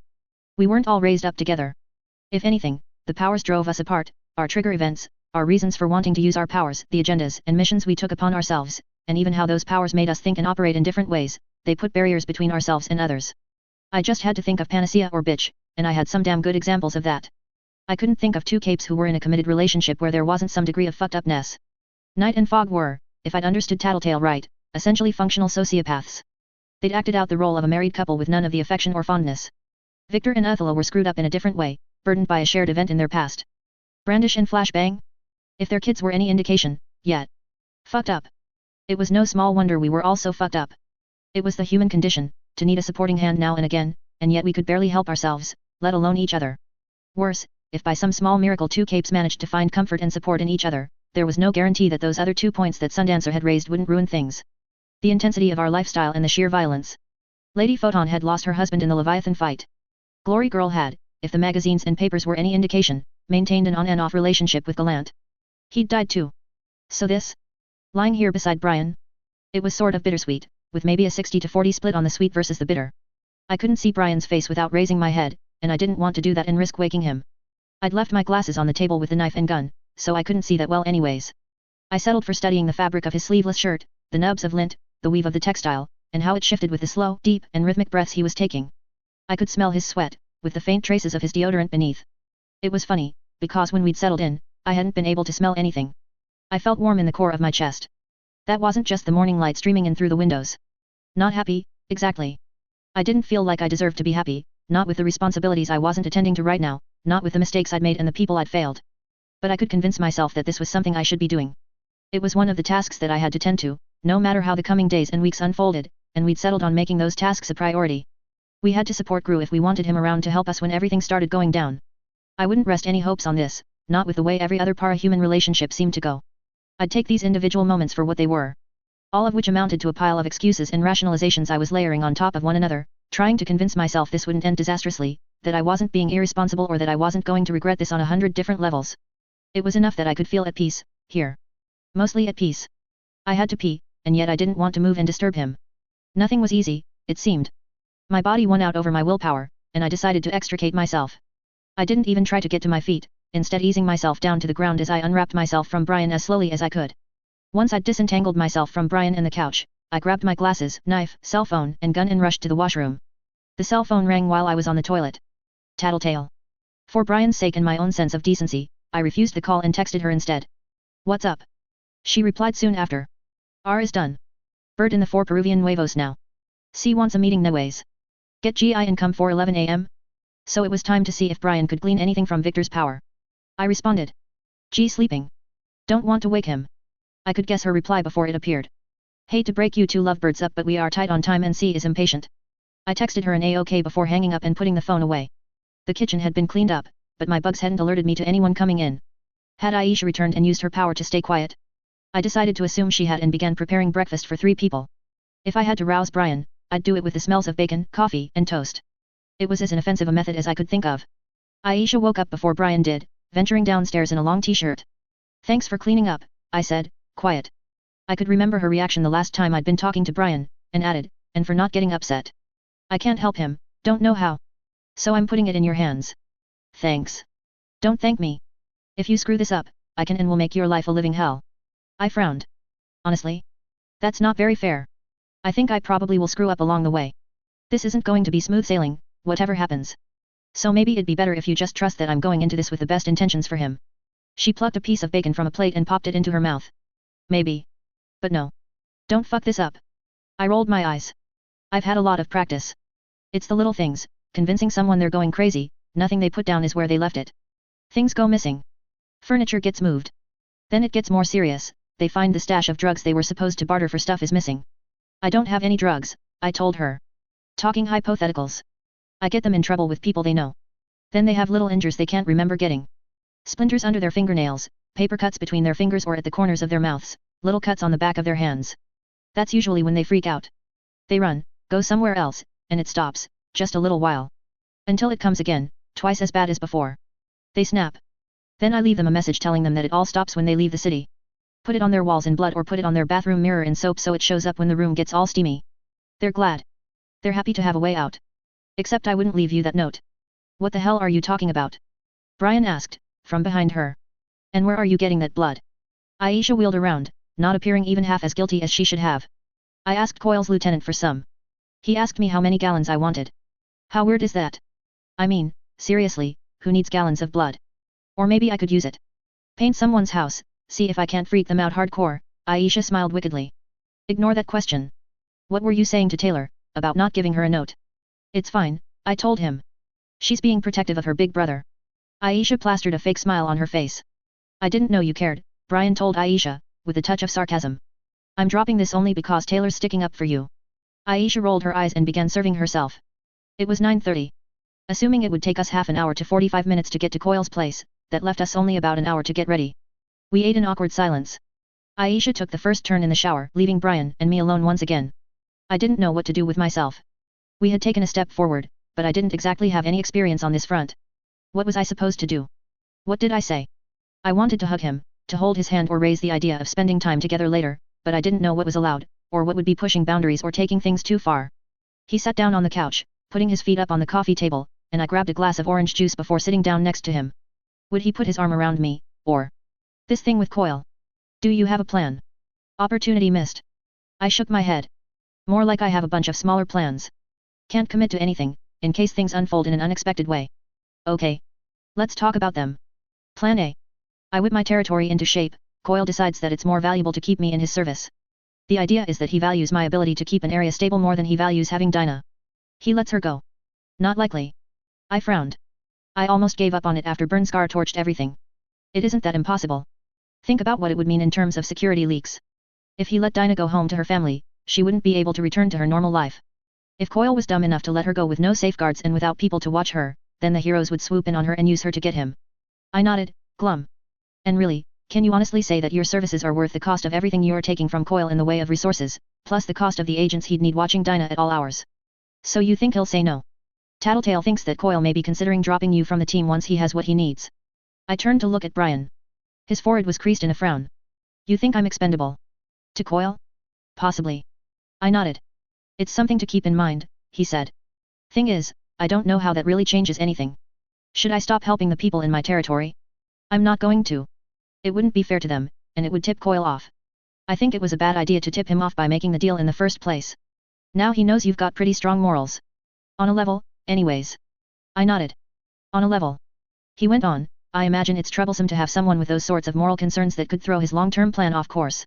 He might be looking to replace you. And with his power, that might make for a bit of a pinch. His power.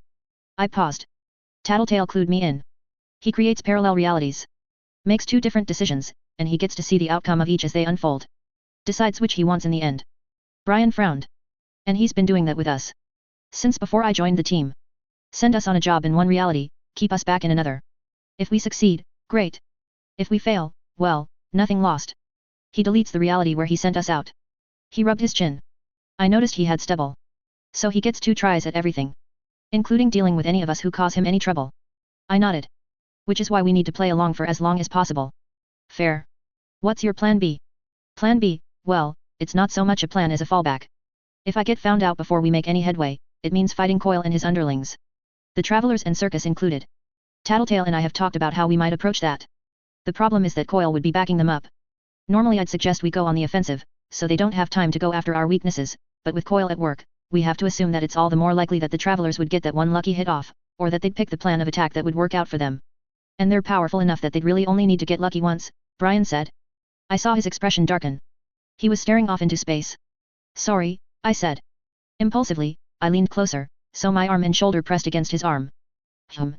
If you want to talk about something else. I want to make sure we come out of this alive. But it's stressing you out.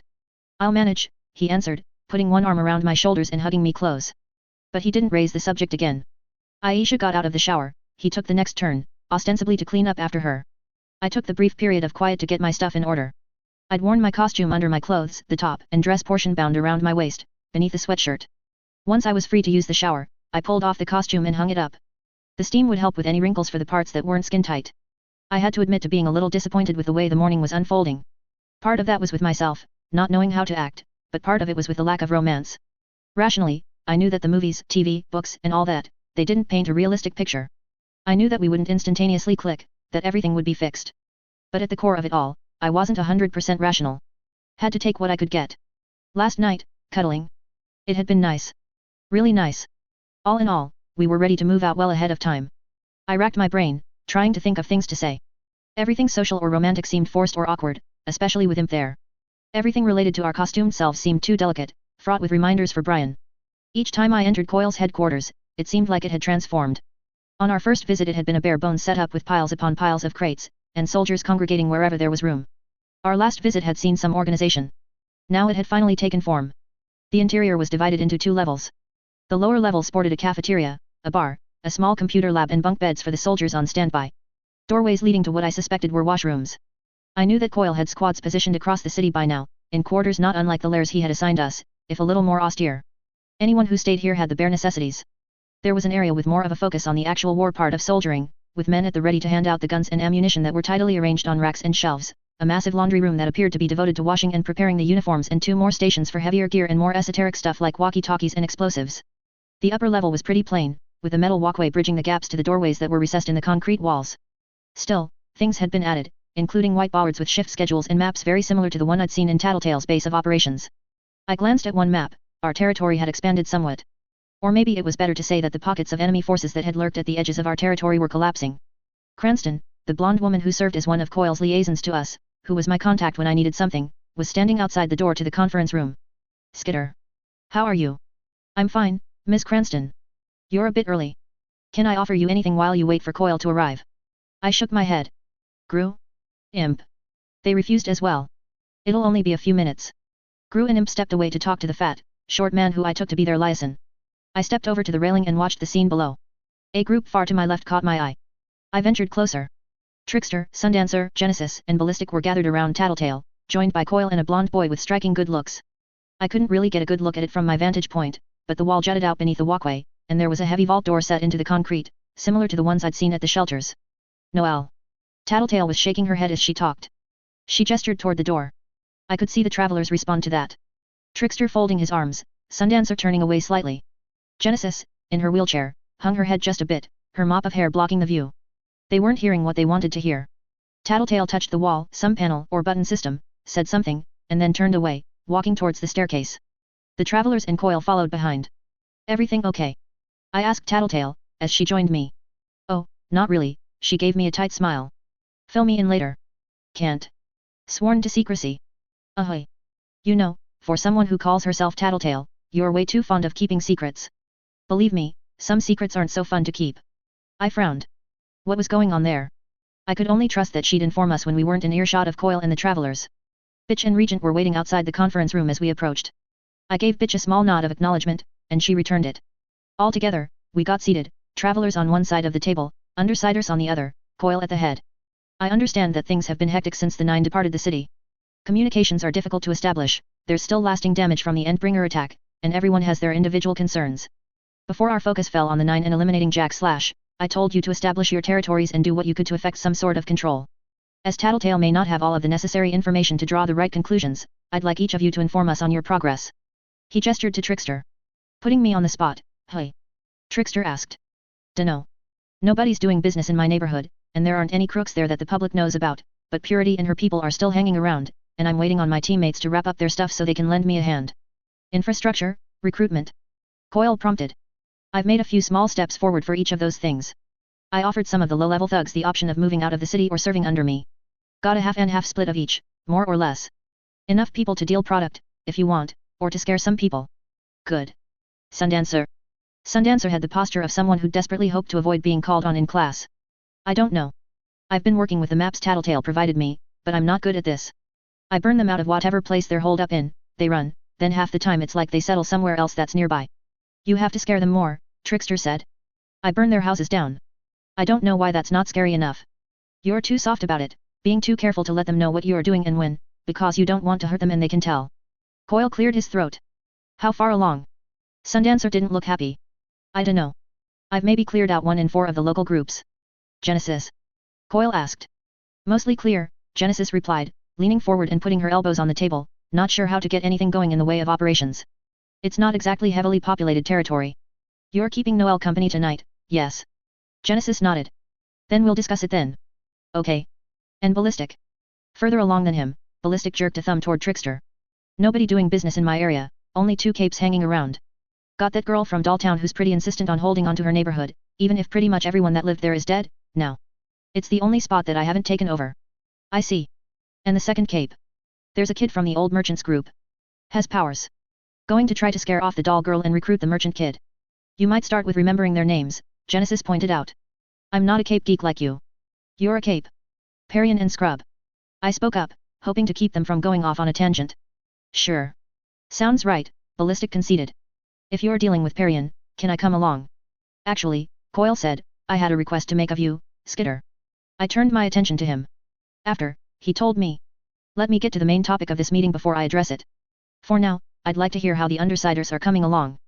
Been busy helping everyone else out, Tattletale admitted. Like Trickster, I guess, I'm waiting for others to finish what they're doing. I'm pretty solid for business, though. Bringing in more cash than I'm spending. What's the business? Trickster asked. The big one is reclaiming items and homes. I offer goodies to any people from the shelter willing to band together and scare them off. Anything too difficult, I use the mercenaries you provided. Coils hooked me up with some banking services so we can actually make the transactions. People don't have a lot of use for money with the way things are right now, and they do have stuff that they value. Figure a few $100 to $1,000 per job, 3 or 4 jobs a day, and they're sort of doing my work for us, dealing with the gang members. With the idea that your teammates will claim the areas at a later date, Coil said, his voice firm. Right. Gru and Imp. I saw Gru hesitate. 75% clear, Imp said. The chosen and leftover merchants mainly moved into our territory and regions. Maybe we're not 100% done, but when we scare people off, they stay gone. Good. Can you drive out the remaining threats in the next 2 days? Got this far in 3, don't see why not. Excellent. Regent. About the same. Nobody wants to cross Shatterbird, but lots of people keep popping up, moving in because they're oblivious that she's there. With no radio or TV, they're clueless. Make it more obvious, then. Regent nodded. Bitch. Nobody left in my territory. No threats. Nobody. Coil sighed, I did tell you that you could run your territory as you wished. Still, that's not ideal. Would you object to a rearrangement of territory? I would grant you more overall area to control, but it would be limited to the outskirts of the city. So long as it's mine. Good. And Skitter. I shrugged. No threats, nobody's daring to pop their heads in. Then consider working on rooting out the individuals too afraid to show themselves, before they cause a problem. They're dealt with, I said. Explain. I'm doing 2 sweeps through my territory every day. Only one yesterday, but we were busy dealing with the chosen. I'm checking every building for trouble. If I find contraband, drugs or weapons, I confront the individuals in question. Past 2 days, I haven't had to confront anyone. The only people with weapons are your people, then. I nodded. I've got 60 people working under me, and maybe 100 more who are working for me in an indirect way, joining the community that started on the cleanup projects. Filling, moving, and placing sandbags to control and reroute the flooding, clearing the area Burnscar burnt down, and setting up accommodations. Impressive, Coil said. I nodded. I feel like I'm cheating, though. My power's suited to this. It remains impressive. Let me explain just why I find this of interest, Undersiders, travelers. The mayoral elections are in 1 week. Before this occurs, I would like to have this city firmly in my control. It will shift the tone and the aim of the election, which would be to my advantage. Our advantage?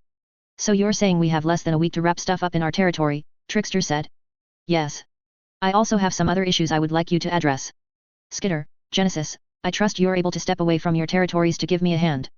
Tattletale leaned forward over the table, looking at me. I glanced at her, then turned to Coil. Yes. Sure, Genesis said. And Trickster, if you're idle while you wait for your teammates to come assist with Purity's group, I'm sure you can lend your assistance for 1 night. Trickster nodded. The mayor and several members of the city council will be traveling to Washington to discuss the state of Brockton Bay and the possibility of condemning the city. Skitter, Imp, Genesis, I would like you to visit him and ensure he argues towards our ends. Brockton Bay will stand, and it will recover. I nodded slowly. Sure. I think I can do that and still help Ballistic with Parian. I haven't asked for your help, Ballistic said. Coil's call, I responded. If Skitter feels she can spare the time, I would be glad to have the extra assurance the job will get done. Ballistic folded his arms. Didn't look happy at that. That's the last point of discussion. I will provide anything you need to see your tasks to completion. If there's no questions, that will be all. After a brief pause to check that nobody wanted to speak, we all stood from our seats. The travelers headed out the door and turned a right to go back to where Noel was sealed up. Tattletale led our group to the cells where Shatterbird and Victor were. While we waited for Regent to go and bring Vict 4 out of his cell, Tattletale stepped close, so she was right next to Gru and me. She murmured, 1 piece of good news, 2 pieces of bad news and 1 spot of catastrophic news. The good news is that Coil is impressed with you, Skitter. Okay, I said. That's what we were hoping for, right? But something tells me we've got a major snag. I'd say odds are pretty fucking good that he's on to us. I felt my heart drop. How sure are you? I asked. Not positive, but pretty damn sure. And I'd say there's a 50-50 chance one of ours informed him of our aims. A member of the Undersiders? Gru asked. That, or he's got our places bugged. But I didn't get the sense that anyone who built the place or brought our stuff in knew about any electronic bugging. Like I said, 50-50 chance. I nodded. I glanced around, looking at Bitch, Imp, and the door Regent had disappeared through. Fuck, Tattletale swore under her breath. I was trying to signal you to say no to Coil's request, but you weren't looking at the right moments and I couldn't exactly tip anyone off. I'm positive he's asking you to go on that errand with Genesis and Trickster because he's planning on eliminating you. I felt Gru's hand squeeze my shoulder. He'd gone rigid, as if he was more spooked than I was. And of course, he knows I know. So this is a loyalty test, I'm betting. If you don't go, I flunk. Colony 15.5. We fell silent as Regent stepped out of the cell with Victor in tow. How's he handle? Tattletale asked. Like a Mercedes with an invisible, sticky gear shift, Regent said. Care to explain? Victor stretched, and said, everything moves well, peak condition, but his power doesn't work so hot with him as a puppet. Can't tell what I'm borrowing or who I'm stealing from. I think I'd need his cooperation. Our captive sneered a little. And I don't think he's willing to give it, Regent said. So the question is whether we want to take the time to try to convince him or take an indirect route, Gru said. Skitter's going to have to go in a few minutes, so let's see what you can do in the here and now. Sure. Gru extended a hand and smothered Victor in darkness. A second later, he said, I'm getting something. Anyone here speak another language? Sug Pupani Til Hormama and Din. No, Tattletale said. You're getting that from Victor. Can't really use it. Now how do I change what I'm stealing? Tattletale shrugged. It could be you're only picking up the surface stuff. Here, Regent, try some martial arts forms. Like what? I don't know this stuff. Victor does. You fight using your puppet's muscle memory, right? Try moving around, see what clicks and Gru will let you know if we're accomplishing anything. There was a pause. Victor's hand briefly flashed out of the cloud of darkness as he shifted positions. Gru rolled his shoulders some. Yet. There's a martial art in there somewhere. I'm picking something up, but it's slow. Tattletale smiled. Take everything you can. We'll see what sticks. It's kind of depressing, Gru said, settling onto a stool. I always took some pride in honing my body, training, all that. This feels like cheating. Skipping the hard work. You said you never had the time or interest to dedicate yourself to investing in a martial art, Tattletale pointed out. I didn't. But that's not to say I wouldn't eventually. A few years down the line, when things are quieter, I can see myself doing that, earning belts and learning to fight. If you don't want to do this, Regent said, I could do something else with my day. Gru shook his head. No. It's fine. Doesn't feel quite right, but I'll be able to do more to help you guys if I can fight better, if I'm more versatile. And I'm getting another language, again. Latin, I think. Get him doing the forms again. Regent sighed. Tattletale frowned, he's trying to drag you off course. Using his brain to bring other stuff to the surface. Listen, I'm going to see Skitter off, and then I'll talk to Coil, see if he has anyone who could drug Victor and mess with his mental functions without incapacitating him. Drugs, like the ones Coil's using on Dinah, I thought. And this would give Tattletale and me a chance to have some words about the hit Coil had put on my head. I had to wonder why. I was arguably doing the best among his underlings. Why was it so hard for him to simply let Dinah go, maybe take countermeasures to ensure she didn't betray him, and leave things alone? I wouldn't be any threat to him if he wasn't doing something morally reprehensible. We left Regent and Gru to their task and stepped out of the wing with the cells, venturing onto the metal walkway that overlooked the lower level. I could see the travelers at the vault door that kept Noel contained, as well as the soldiers going about their business. Which struck me as odd, when I thought about it. What's with the soldiers? I asked. He's got, what, 50 or 60 here? A little under that, but some are elsewhere. Why? I get that he was using them before, fighting Empire 88, but what's he using them for now? He didn't send them against the Endbringer, he didn't use them against the Nine. I get that he maybe fought off the merchants and the Chosen when they were thriving, kept them from gaining too much steam, but it seems like a lot of money to spend on soldiers he doesn't intend to use. Well, Tattletale said, leaning on the railing. 1. Keeping them employed here means they won't be hired by someone else. Right. And I think they factor into his plan. Either as a contingency or a greater aspect of it. I nodded. I would have asked what that plan was, but I didn't want to say anything that would be too suspicious if overheard. Not while we were on Coil's turf, especially. Tattletale didn't seem to have those same concerns. She leaned closer and murmured, you've got 2 jobs back to back. That means you've got a few things to do. Number 1, if we've got a mole in our group and our communications are compromised, that means we need a mole in Coil's group. Someone that can inform us about any of Coil's movements he's wanting to keep concealed from us. Ballistic? I asked. She murmured a response. Sound him out. Be careful about it, but try to get a sense of how tight he is with the rest of the travelers. Like Cherish said, Trickster isn't tight with his team. See just how untight Ballistic is with his boss, and maybe we can make some inroads. Okay. That won't be easy, because I get the sense he doesn't like you, and he's upset you've stepped on his toes here. I frowned. The second thing? About the possible murder attempt. She asked. Just a little worried about that. He only decided it as recently as this morning, so anything he's set up is going to happen later. And you don't know how he's going to approach this, or what he'll do. She shook her head. All I know is that Coil's intending for it to happen tonight, probably related to your job with the mayor. And you're positive on this. It's one of those things where everything clicks into place perfectly if we acknowledge this one fact, he wants to kill you. For example, he has more reasons to send imp than to send trickster. How's that work? I've already filled imp in on this, but Coil's concerned about Gru's emotional state and what it means for our team as a whole. I nodded. Which means he wants to remove imp from the picture to see how Gru handles himself. So we're keeping that on the down low. I'm not sure when we'll be able to do it, but I've talked with imp and Regent, and sort of hinted on the subject with Bitch, and we might be looking at making you our team leader. At least for a little while. I snapped my head around to look at her. It makes the most sense. You have the best grip on who's in play and how to use our abilities. You think tactically, she murmured. Why not you? I asked. You have seniority, you have more experience, you can apparently keep track of imp, and you can identify our enemy's weaknesses. I'm not sure I have more experience, Tattletale admitted, or at least, my experience doesn't count for much. Robbing software companies and casinos doesn't really compare to going toe-to-toe with Mannequin. My other points stand. Just because we're putting you in charge doesn't mean I can't still handle that stuff. If you want to delegate to me at any point, that's fine. It's just a question of who we turn to when we need a spur-of-the-moment decision. I'm not good at those. I'm only good when I can plan, consider everything that's at play. I don't think you give yourself credit. I've said it before, I'll say it again, you're good at improvising. With just me, maybe. Just my own abilities. I'm not sure I can do that if I'm also worrying about the four of you. We'll have to see in the field. Unless you're really going to argue Gru's going to be able to hold his own in a high-pressure situation. I frowned behind my mask and shook my head. Of course, discussing this means nothing if you get killed. Don't. Easy as that? Don't get killed. You're going into a tricky situation with the most amoral member and the most versatile member of their group. Keep an eye on everything and try to be unpredictable so they can't get you in a trap. I just had to figure out how to do that with a job this cut and dry. Ballistic's coming, Tattletale said. I looked and saw Ballistic ascending the staircase at the far end of the walkway. It would take him a minute or three to join us. Any final tips before I'm left with him? He's angry. Coil's roped in the travelers by promising to help them with Noel, but there's two snags in that which we may be able to use. For one thing, I don't know if Coil seriously intends to offer any fix he does find. For another, Ballistic cares less about that than anyone else. Or maybe it would be better to say he almost doesn't want to help with that because Trickster wants it so badly. That sounds like it's less about team friction and more about sheer enmity. I think they were really good friends once and now they're distant. Well, it wasn't like I wasn't unfamiliar with that idea. And, she said, her voice low, I can tell you the Noel thing isn't the only crisis they're working on handling. The focus on Noel is something of a sore point with Ballistic. Vague. And I can't really say anything about that without admitting the info came from you. Yeah, she said. Then she straightened, turning toward Ballistic. That huddle looked like a conspiracy at work, he commented. He looked like he'd based his costume off of the capes of a different era, with only some concessions made to fitting in with his team's color scheme, a costume in black with red patterns on the fabric, heavy on the armor panels and padding, making a big guy look even bigger. His mask was square, with holes only for the eyes. Belts and pouches were strapped across his entire body. Conspiracy? Us. Tattletale grinned. You were whispering about something.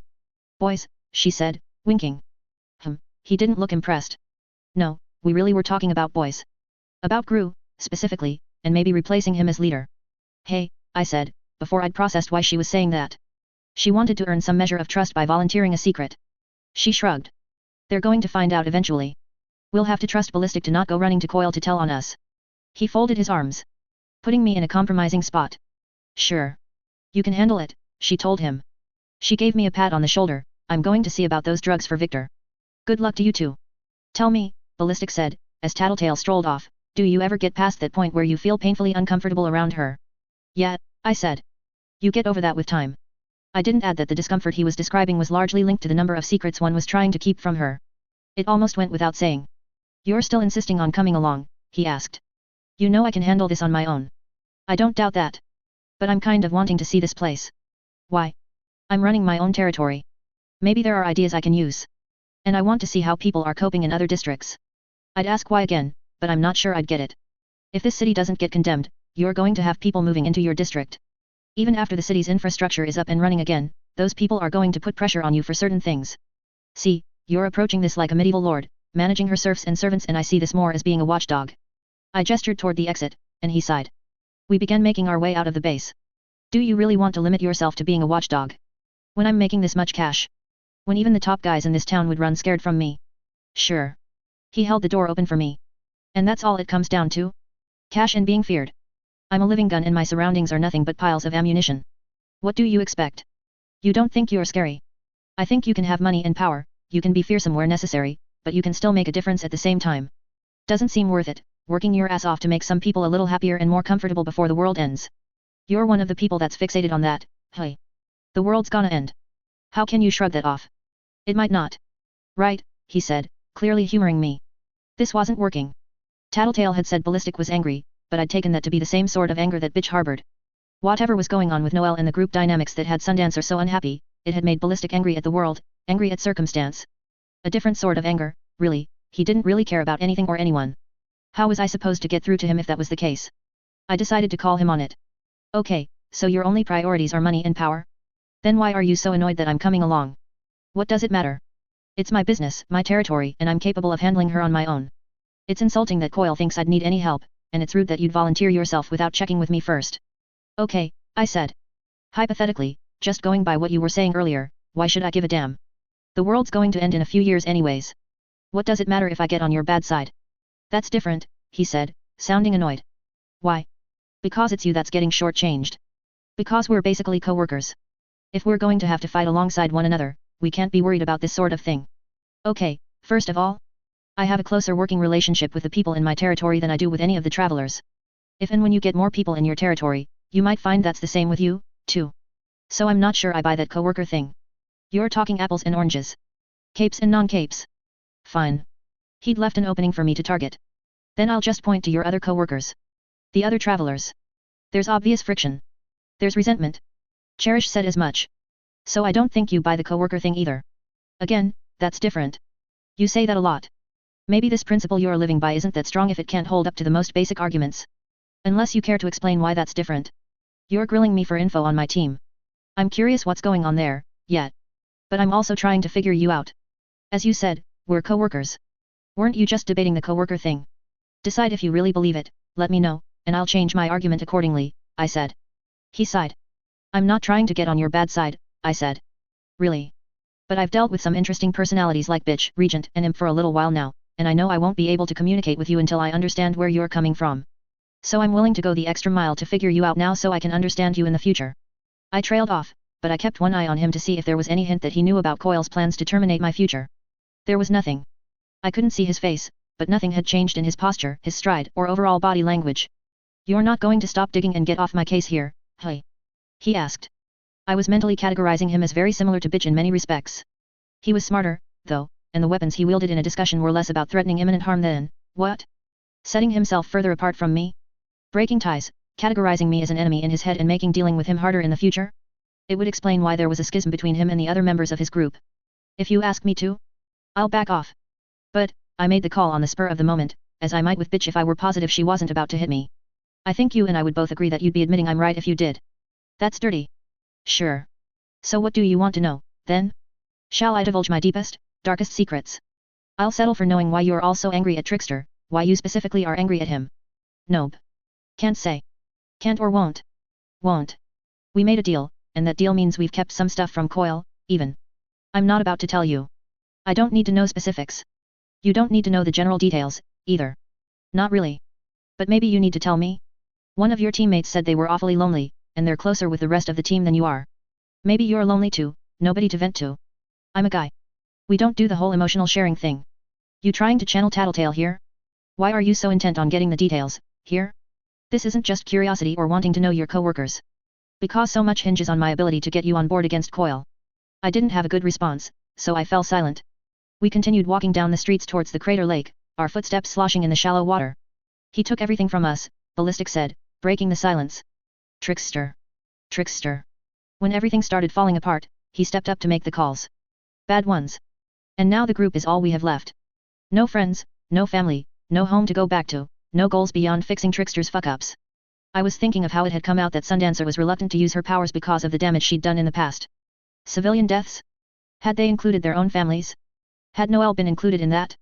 It might explain why they were so gun-shy about using their powers to their fullest potential and why they'd been so insistent on keeping Noelle locked up when we were up against the 9. He went on, the others might hate Trickster but they still respect him. Or they don't respect him but they don't hate him either. Probably more the former than the latter. But I don't have any love for the guy, I don't have any respect for him either, and I seem to be alone in that. So where do you go from there? Now we're back to square one. I already explained. Money, being feared, respect and living in comfort as a badass watchdog. All that stuff about hating him, blaming him for ruining your life, and you don't want any revenge on him. I asked, as casually as I could manage. No. I'm with the group for one reason. I stick with shit. Not going to turn on the guy. I agreed to this thing with Coil because I thought it'd be a way to get back some of what we've lost, maybe. But all I see is my teammates getting all starry-eyed with hope while Coil feeds us empty promises. Saying Tattletale will find an answer, or he'll make a request to some major scientists in para-human study. And of course there's no answers. There could be. Nah. Why would he give us what we want if it means losing our services? But I don't really care anymore. I made a deal with Coil and I'll stick that through until I have a good reason not to. Way I figure it, fuck my team, fuck Coil, but it's not worth confronting anyone over if it means I'm wasting the remaining 2 years of my life trying to get another gig this cushy. That seems kind of claustrophobic, setting those restrictions on yourself, letting things with your team drop by the wayside. Being all alone. Won't be alone. Figure I've got enough cash and respect I can get groupies.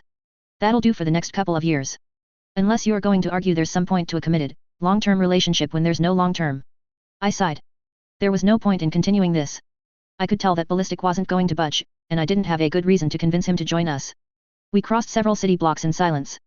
When we'd reached the lake Leviathan had created downtown, we began to walk around to the north end to Dolltown. So how are we doing this? Attack strategy. Ballistic asked. Any chance you'll let me make the first move? And take all the credit? His voice hardened. I'll let you take half the credit if I'm successful. You can take all the credit if I fail. Nope. What? I get what you're doing. You want to make us travelers look bad. Get yourself a bigger slice of the pie somewhere down the road. More respect, more power, and you're doing that by wedging yourself into everything, getting hyper-involved. Gotta be in first place. That's crazy. Right. Then explain why you're going overboard with your territory. I'm getting the job done, taking care of my people. Nah. It's more than that. There's something driving you to work that hard. You're looking to supplant us. He'd stopped walking. I paused and turned to face him. He chuckled lightly. I don't blame you for it. I mean, it's pretty scummy, when we're supposed to be working together, but I get that you want to be on top. We are working together.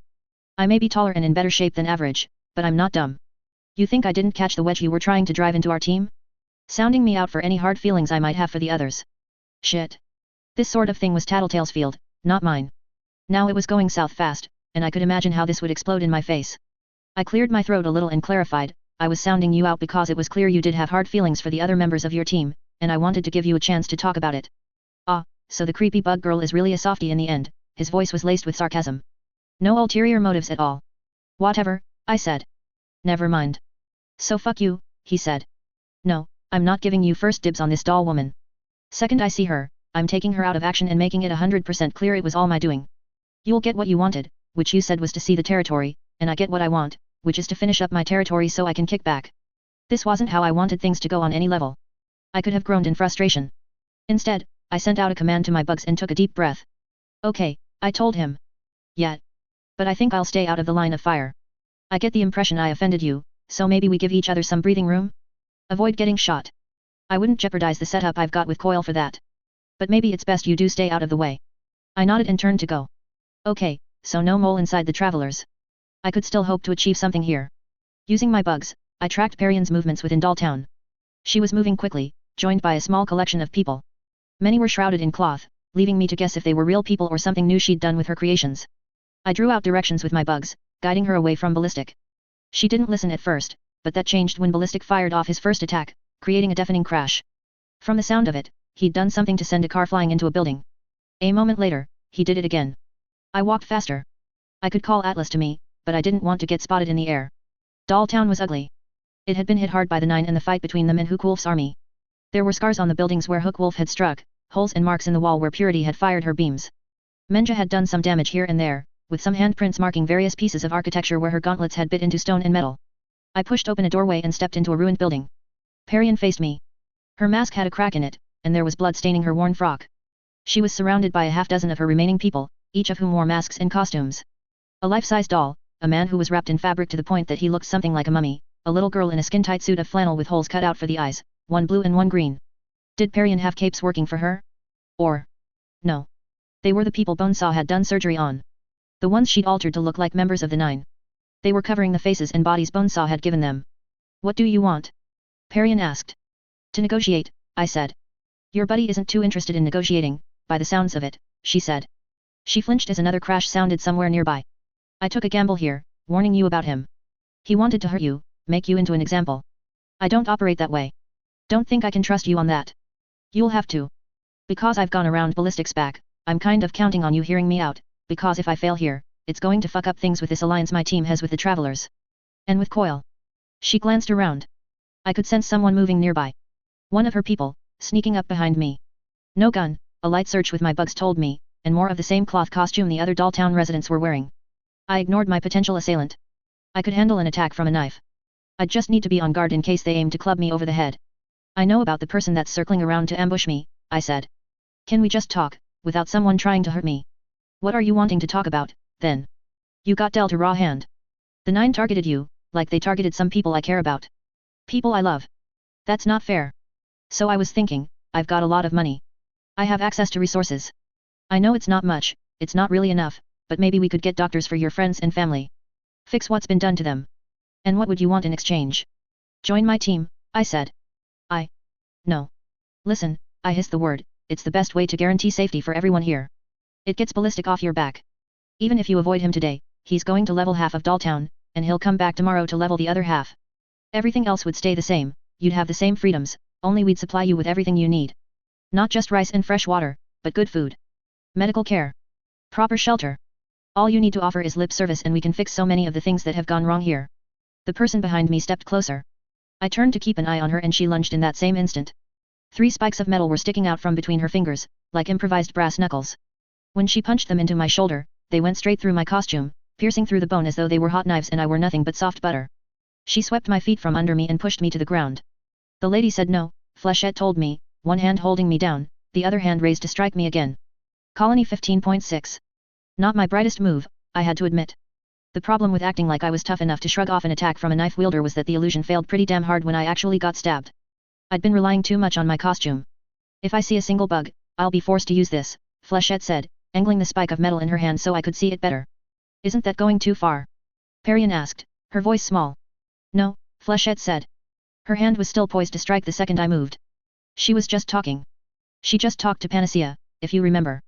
And I told you before, the last time Glory Girl was seen was in her company. I've explained what happened after that. You think she did it? Did what? I think the Thinker 7 on her team might have. Running theory is that Tattletale has a clairvoyance that lets her see weak points. Finds the points to attack in people, security systems, patrol routes, reverse engineers the results to get general information. Okay, she'd hit the key points, but sort of got it backwards. That was Jack, I said. Jack was the one who got to Amy. Occam's razor. Most likely answer is often the correct one. Or something like that, Flechette said. Is it going to be Jack, who has powers we already know? Or is it going to be Tattletale, who has set down more than enough precedent for that kind of behavior in a still unknown power? It fits what your group's trying to do, taking over the city for yourselves. And I should point out that records do seem to point to people being left devastated or ruined wherever you go. Panacea, Arms Master, the Slaughterhouse 9. You're complaining about us taking out the 9? And that wasn't all us. It wasn't even mostly us. That was everything going to hell and people with issues getting pushed past their limits. We were only involved because we've tried to help every step of the way. You think she was going to do to me what she did to Glory Girl and Panacea? Perian asked. I'd say the possibility exists, Flechette said. And that's reason enough to be very careful. Damn this. I'm not trying to fucking corrupt or psychologically traumatize Perian. Or anyone else. Yes, we're trying to take over the city. Yes, we're currently working on eliminating the competition. Flechette murmured, her expression hard. But that's not why I'm here, not exactly. It serves our goals just as well if I recruit Perian. It's one person out of the way, and it gives us a way to help people who need it. So you say. Fuck, I hate it when people do that. Everything you say is a lie, including any protests or arguments over the fact that you're a liar. There was a crash, further away than the last. Ballistic had headed in a different direction. For the moment, at least, we were out of harm's way. You're sort of well known in the community for being deceptive and underhanded. Because of what Arms Master said at the hospital. In part. Is nobody paying attention to the fact that he was seriously bent in the head? To the point that the Slaughterhouse 9 thought he was a good candidate for their group. Mannequin targeted Arms Master to mess with him. It's his MO. He goes out of his way to attack and ruin Tinkers and other individuals who could do something for society. I love how the so-called good guys get to revise events to make stuff more convenient for them. It's a perk. People tend to trust your version of events when you're doing what's right, Flechette said. The spike she gripped between 2 fingers tapped against my throat, but didn't pierce the fabric. She wasn't using her power or she could have killed me. You're implying that you guys are doing what's right that much more often than we are. That should be obvious. And you really believe that? Have to. Do you know why Arms Master was arrested? He wasn't. Unofficially arrested, then. Do you know why he was cooped up in the local PRT headquarters, with no official title or role? He was in therapy for his injury. He lost an arm. I know. I was there when Leviathan tore it out of the socket. I applied pressure to the wound to try to stop the blood loss. But that's not why they locked him up. They could have given him an administrative position if it was just an injury, and they didn't. Maybe they did. It's not like either of us were there when the decisions were made. With no job title? They didn't list one for him, and with the state of the city, they could have leveraged his reputation alone to boost morale, just by saying Arms Master was in charge of the local task forces. There's emotional stress with permanent injuries, too. Plenty of people under just as much stress, if not more, after the Endbringer hit. But I'll admit your perspective's better than mine, I said, looking up at her. You joined the wards just in time to see the aftermath of Gallant and Aegis dying. How did they handle that? If the PRT was that accommodating with Arms Master, I'm sure they arranged for therapy and time off for all the wards. Yes to therapy, she said. No to the time off. Too much to take care of. Oh. I asked. I hadn't honestly expected them to enforce and allow for therapy. It threw me off my stride. Why are you so surprised? And where is this coming from? Tattletale feed you this information. Only some of the general details, like what Arms Master was up to. The bit about the PRT dropping the ball and taking care of you guys was mainly drawn from past experience. But they didn't. Flechette, Perian spoke up, weren't you saying it was Weld who pushed for the therapy? Flechette shot her a look, as if she were thinking, whose side are you on? Wards taking care of wards, I said. Okay, I think my argument stands. No reason to suggest that Arms Master was being coddled to that degree for any emotional or mental distress he went through. What are you getting at? I'm saying he was arrested. Off the books. And there aren't really any reasonable explanations to the contrary. People are still taking his word on events, taking his word on me, but he was as fucked up as any of us. Given the choice, I'm going to take his word over yours, sorry. That's what I'm saying is screwed up. I hissed the last two words. Why? Because of the label he chose to identify by? He calls himself a hero and he gets more credit. Because he put in a good 15 years of hard work to improve the city, and because I think your perspective's warped. Everyone has a screwed up perspective. Especially here, especially now, with the way the city is. My perspective's fucked up because everyone I was supposed to rely on dropped the ball, and the only people I could count on were crooks. Panacea got warped because her parents let her down, because nobody ever sat down and talked to her about who her dad was. So she convinced herself that she was doomed to follow in his footsteps. How do you know that? I was there. We tried to help. But she's never had someone talk to her, so she didn't know how to listen to us. Which is probably a blessing in disguise, because she didn't listen to Jack or Bonesaw either. Flechette gave me a funny look. Her eyes were vague shadows behind her visor, but I could see one distort in size as she raised an eyebrow. What? I asked. Something about Panacea and Glory Girl? She'd said something earlier too. She spoke, interrupting my thoughts before I could frame them into a question. Nothing. I guess you're going to tell me you tried to help Arms Master too. No. I turned to him for help, and he tried to screw me over. I joined the Undersiders to give him the details he wanted on their powers and methods, and he not only hung me out to dry, but he tried to kill me. He did kill Kaiser and Fenja, nearly killed Kidwin by accident, and there were others there too. All for his own personal glory. Because he had some kind of crazy tunnel vision when it came to his personal ambition and successes. Flechette frowned. I took the chance to hammer my point home. He knew I was just an undercover agent, but he thought my death and the casual sacrifices of the others who had chosen to risk their lives to stop Leviathan were worth getting a personal shot at killing Leviathan one-on-one. What? Perian asked. Seriously? Doesn't that violate the deal with? Yes, Flechette cut her off. Yes it would. I shrugged, looking at Flechette, Perian, and the Dolltown residents. Probably going to get in trouble for revealing that, but I'll leave it to you to decide what to do with that information. I'm already a priority target anyways, pretty much, what with our intended takeover of the city. You seem to be missing the point that you're under arrest right now, Flechette spoke. I sighed. And nothing I say is getting through. It's exactly what I was talking about before, you're just using information Tattletale fed you to try to screw with my head, fill me with doubts and paranoia. And how would I know you'd be here? I'd have to get the information from her in advance, remember? Tattletale told you I'd be here. Okay, that's admittedly possible. So your interpretation of events is that I knew you were here, I came prepared with all this made-up information on Arms Master to mess with you, and I just let you stab me. As if mentioning it reminded my brain, I could feel the pain radiating from my shoulder. At least she'd left the spike in there. It seemed even better at preventing the bleeding than I'd guessed it would be. A snug fit? I wouldn't bleed to death in the next 10 minutes. She didn't venture a response. Flechette, if you don't believe me, you can look at the armband Dragon gave us for the fight against Leviathan. Arms Master fried it with an EMP to keep me from broadcasting Leviathan's location to anyone, and then he moved in only after he'd thought Leviathan had killed me. It's on top of a ceiling panel in the shelter on Slater Street. Women's bathroom, above the middle toilet. I couldn't keep it in case Dragon used it to track me down, but you can go grab it if she hasn't sent someone already. Get a tinker you trust to look at it. The results could be fabricated. Tell your tinker that. He'll keep it in mind, and he can tell you the likelihood of it being something I'm doing to frame Arms Master versus it being Arms Master's work. Why are you telling me this? Because I'm trying to convince you that right isn't the exclusive property of the good guys, just like wrong isn't wholly on our side of the fence. Armsmaster's sense of good was purely what was good for his own interests. I'm trying to do the right thing more often than not, believe it or not, or I'm doing the wrong things for the right reasons. And which were you doing here, trying to recruit Parian? I glanced at Parian. I don't know yet. Thinking it's more the latter. There was a rumble as Ballistic knocked over a building somewhere a distance away. We don't need your help, Flechette said. Don't you? I don't know why you are wearing that get-up, but I'm assuming those other people are because of what Bonesaw did. I could see the people in the concealing costumes shifting uncomfortably. Why I'm in this costume isn't any of your business. I'm here to help. I can help more. I can get them medical attention, start reversing what the Slaughterhouse 9 did to them. Parian spoke, her voice quiet. So you're asking me to choose between being loyal to a friend who's helped me, comforted me, and kept me sane these past few weeks, or selling my soul for the supposed greater good. Saying you'd be selling your soul is a bit overdramatic, I said. I'm an artist, I'm dramatic by nature. Then let me make an emotional appeal. Come to my territory. Let me show you what I'm doing there, and what I want to help you do for your people. You'll just take the advantage of the situation to escape, Flechette said. I don't really think you can keep me, I said, sounding calmer than I felt. We'll see, she responded.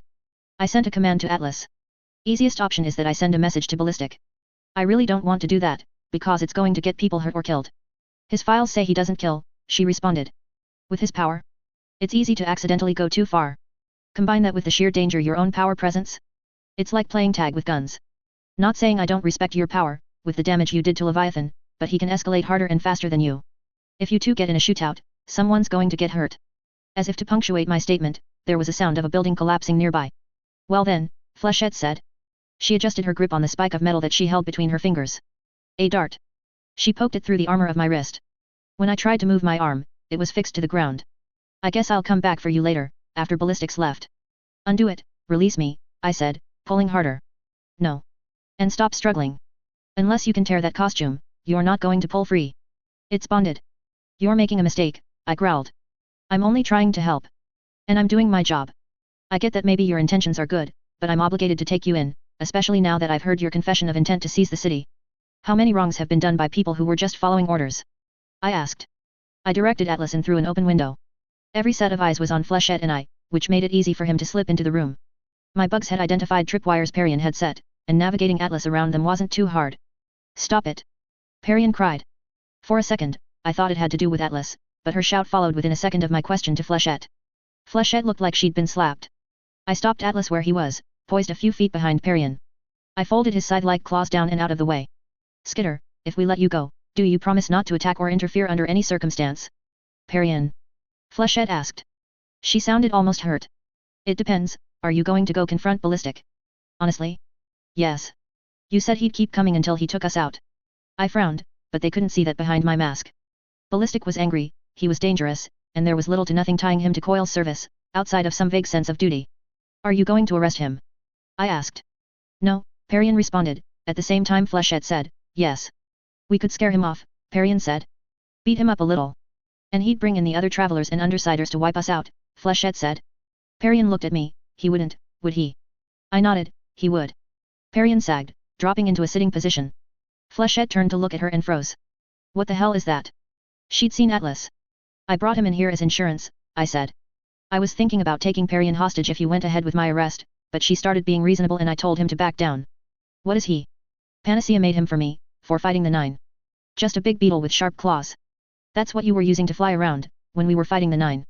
I nodded. Creepy. Look, I said, seeing a chance to regain control of the conversation. I'll extend my offer a third time. Join us, Parian. We're not as scary or as bad as we look at first glance. You'll see that if you check out my territory. I'm not threatening you or extorting this out of you. You can say no. Because I have a weapon at your throat, Flechette said. Because it's her call, I said, my voice firm. Because I really do think she'll be safer overall. From those people who aren't as scary or bad at first glance, Flechette said. From all the other capes and unpowered individuals who would prey on her and her people. I can't, Parian said. No. I have to turn down your offer. I sighed. Damn. Damn, damn, damn. Can I ask why? Flechette's done too much to help me, to help us, for me to turn around and become her enemy. Even if it's for the greater good. And maybe they won't forgive me for it, but I can't agree to short-term gains, to giving them some medical care and reconstructive surgery now, in exchange for becoming a criminal for the rest of my life. What if this was temporary? Can't reveal too much.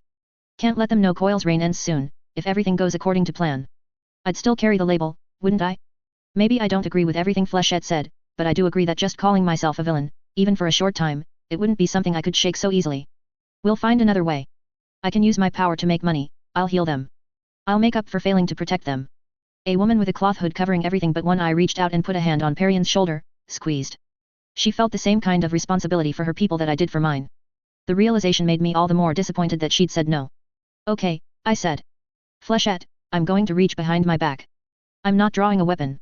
No, she said, whatever deals Perian is making, they don't change the fact that you're under arrest. I have to do my job, and with the 9 gone, your faction is a priority. Especially with your suspected involvement in the incident with Glory Girl and Panacea. I frowned. I needed another option. My armor was loaded down with bugs, and that included the compartment. I could feel what I needed. It was just a question of getting it free. Spiders drew silk around the object in question, then made their way across my shoulder and up the back of my arm, braiding the threads together as they went and hooking them against the edges of my armor to get traction in the right areas. They reached my hand and encircled one finger. I twitched that finger and tugged the thread. Another, harder pull, and it came free. My bugs muffled the sound of the object hitting ground. What was that? Flechette asked. As a mass, they carried the object into plain view. My cell phone.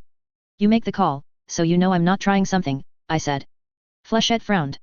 There's no reason. There's a great reason, but I don't think you'll believe me if we don't do things my way. Password to unlock the phone is 7281. She picked up the phone and threw it over her shoulder at Perian. Perian caught it. Me. I'm keeping my attention on Skitter. Don't forget to watch that beetle of hers while you're making the call. Perian nodded, too quickly. What was that number? 7281. Okay. Go to the contact list. It's all gibberish. Symbols and numbers and stuff. It's a code. First number that starts with ***. Okay. It's ringing. Should I put it on speakerphone? No, Flechette said. Tell her you're speaking on behalf of Skitter, I said. Perian nodded. Hi? I'm speaking for her Skitter. Tell her. She just said, Emerald S. Tell her Celery. Celery. Okay. Upstairs, beneath the workbench, to the bottom left of the painting, there's a panel. Tell her to remove it.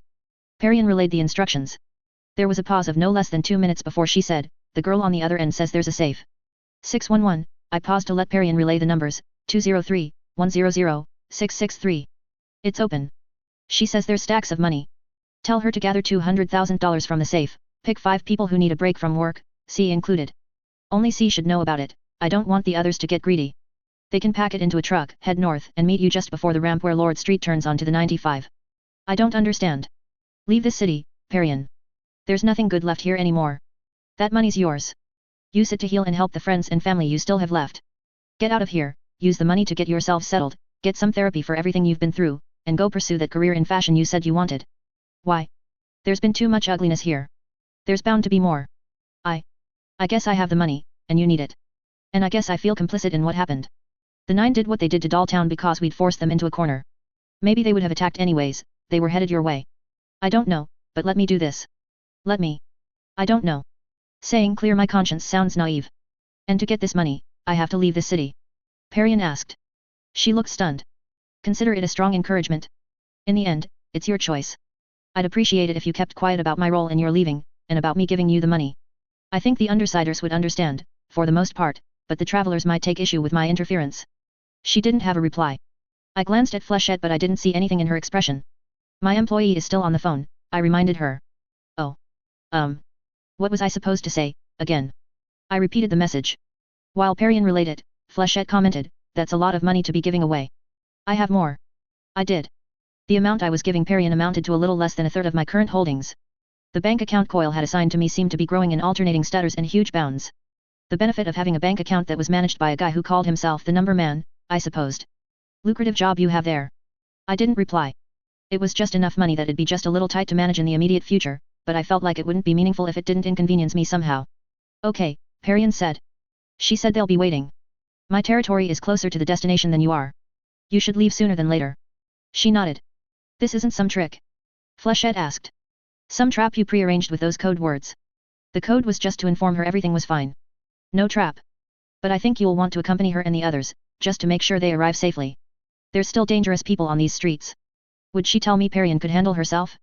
Flechette turned to look at Perian, apparently considering the same thing. You play dirty, Skitter. All things considered, I think I've been exceedingly fair. I can't guard her and keep an eye on you at the same time. That was the idea. I could nail you down to the ground. Wouldn't even be hard. You'd have to tear your costume to shreds and run back to your territory in whatever you're wearing underneath that. You could. I didn't point out that if she did do that, I wouldn't have a chance of tearing my costume. I still think you have a warped perspective on things. I don't think you're right. I told you where the armband is. Slater Street, women's toilets, on top of the ceiling panel above the second of the 3 toilets. If Dragon hasn't tracked and removed it. Right. Good luck, I told her. Whatever happens. We're on opposing sides, you know? The next time we meet, we'll be fighting. Doesn't mean I wish you badly. Right. She didn't free my armor from the floor, but she stood and joined Perian, who was already walking away. I heard her murmuring, to New York City. I'll be finished here in 2 weeks. And then they were out of earshot. There was the sound of Ballistic continuing his rampage, tearing Dolltown to the ground. Maybe it was good if this place was leveled to the ground. I wasn't superstitious, I wasn't religious, but with what the 9 had done here, even their relatively short visit to this area, it felt darker. Wrong. There was too much death and sadness that had occurred here. Was that true of the city as well? Was it better just to raze it to the ground and start anew? I reached over slowly, wincing at the coarse sensation of metal dragging against bone and the red-hot pain of my own tearing flesh. The movement in my shoulder had shifted the metal spike flesh it had embedded there, pulling sideways against the hole it had punched in my shoulder. I could see the blood welling out, running down into the fabric of my costume. Once I had my hand in position, I began unstrapping the armor panel from my wrist. Free to stand, I used my knife and some kicks to get the armor free of the floor. Rather than pull the spike free of the flooring as I might have with a nail, I wound up pulling out a roughly cone-shaped chunk of wood, the spike and everything it had contacted seeming to have bonded together.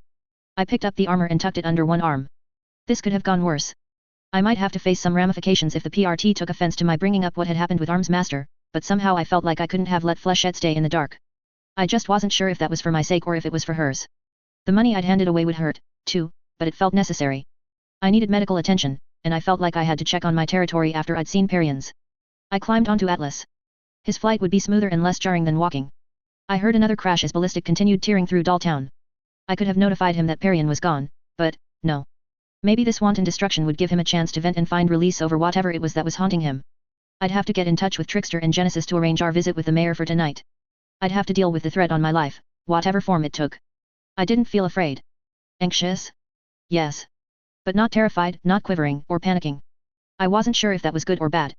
Gru had lamented my lack of survival instincts, not so long ago. Had recent events worn them down even further? I shook my head.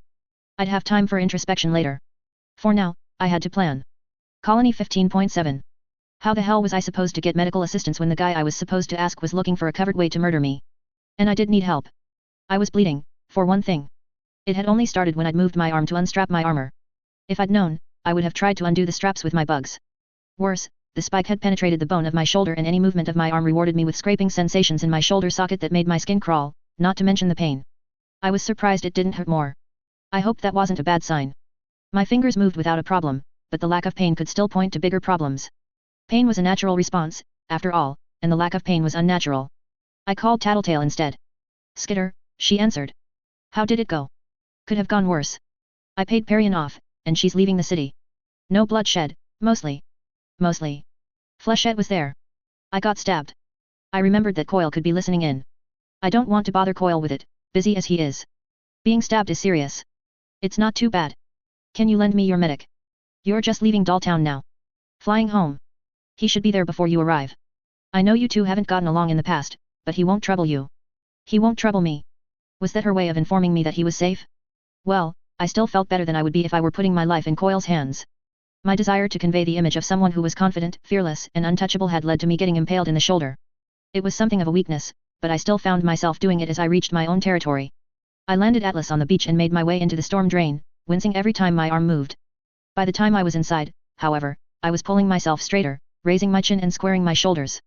I tried to focus on my power to remove my attention from my body. Checking the status of the various cleanup projects, some basic reconstruction, setting up dry and clean sleeping areas, stocking up on food and medical supplies. Sierra and her little one-handed brother Bryce were there as I stepped into my lair, along with a small cluster of older kids and Tattletale's medic, Brooks. I sat down on the stool by the kitchen counter and Brooks started examining my shoulder. You guys get the most interesting injuries, he said, in his characteristic, hard-to-place accent that seemed to put hard emphasis on syllables. Interesting. Metal bonded to the bone. You have some sticking through and into the cavity your socket sits in. I have no idea how I'm going to get to the far end, cannot pull it out, and if I try sawing it off, I am not sure the shavings and flex wouldn't do catastrophic damage over the long run. I would say you need surgery. Damn it, I said. She probably intended for something like that, and every hospital in the area is going to be looking for someone with a spike in their shoulder. I could try to handle it, but it's going to take time to get necessary tools. What tools? At the very minimum, a small rotary grinder, suction, some fine wire, blood. We have those things. He looked surprised. I looked to Sierra. We did get that delivery of stuff for Dr. Tegeler. The dentist? Yeah. But it's not unpacked. I turned to Brooks. We have rotary grinders that we've been using for the cleanup, not sure how clean they'd be. But the rest of that stuff, we've been having it delivered, so the people with medical training can start helping out. Since we already have an able-bodied dentist, we've been setting her up. It's kind of surprising how many people will start having issues with their teeth over just a month. Okay. Let me pack this wound and then I will need to go there. I'll grab what I need myself. I waited while Brooks unpackaged and pressed bandages in place around the spike. How is the pain, on a scale of 1 to 10? 10 high? Maybe a 3 until I move it, then it's more like a 7. I am surprised you are not passed out already. Do you have a high pain tolerance? I wouldn't have thought so. But maybe. Or maybe the way it bonded kept it from damaging or exposing nerve endings. Maybe. Okay. Ginger girl, show me the stuff. Ginger girl? Sierra asked, archly. Brooks smirked. Brooks, I said, treat my employees with respect or I'm going to have words with Tattletale about you. Yes. I am sorry, he said, not sounding sorry at all. Please show me where I can find the dentist's equipment. Sierra looked at me, and I gave her a nod as my go-ahead. That left me with the kids and Bryce. I studied him. His black hair was cut so short he was nearly bald, and like Brooks he was wearing dark grey cargo pants and a beige sleeveless t-shirt. He'd put on some muscle since I'd seen him last. His still bandaged stump of a wrist tapped impatiently against his leg. And the kids, they were wearing some of the clothes I'd had shipped in, but they didn't look like the typical bunch of kids one would see around a schoolyard. Before taking advantage of what I had to offer, they'd been eating the bare minimum, spending all of their time outdoors. But diet and exercise weren't entirely to blame for the lack of softness in their faces or expressions. They'd seen people they loved die. I wasn't sure what to say. Making small talk seemed like it would lower me to their level. I used my power to check on progress in the area instead. I'd had a hand in getting recovery efforts underway and ordering both tools and supplies, so I was fairly in touch with what was going on. The streets were draining or drained in the areas we'd settled, with sandbags holding back or diverting the flooding. Crews were filling more sandbags and loading them onto trucks at the beach. Still others were working to clear the storm drains of blockages where they'd verified that both sides were clear of water and that the storm drains were intact. The storm drain leading to my base had been classified unsafe for the time being, meaning I wouldn't find strangers nosing around in there.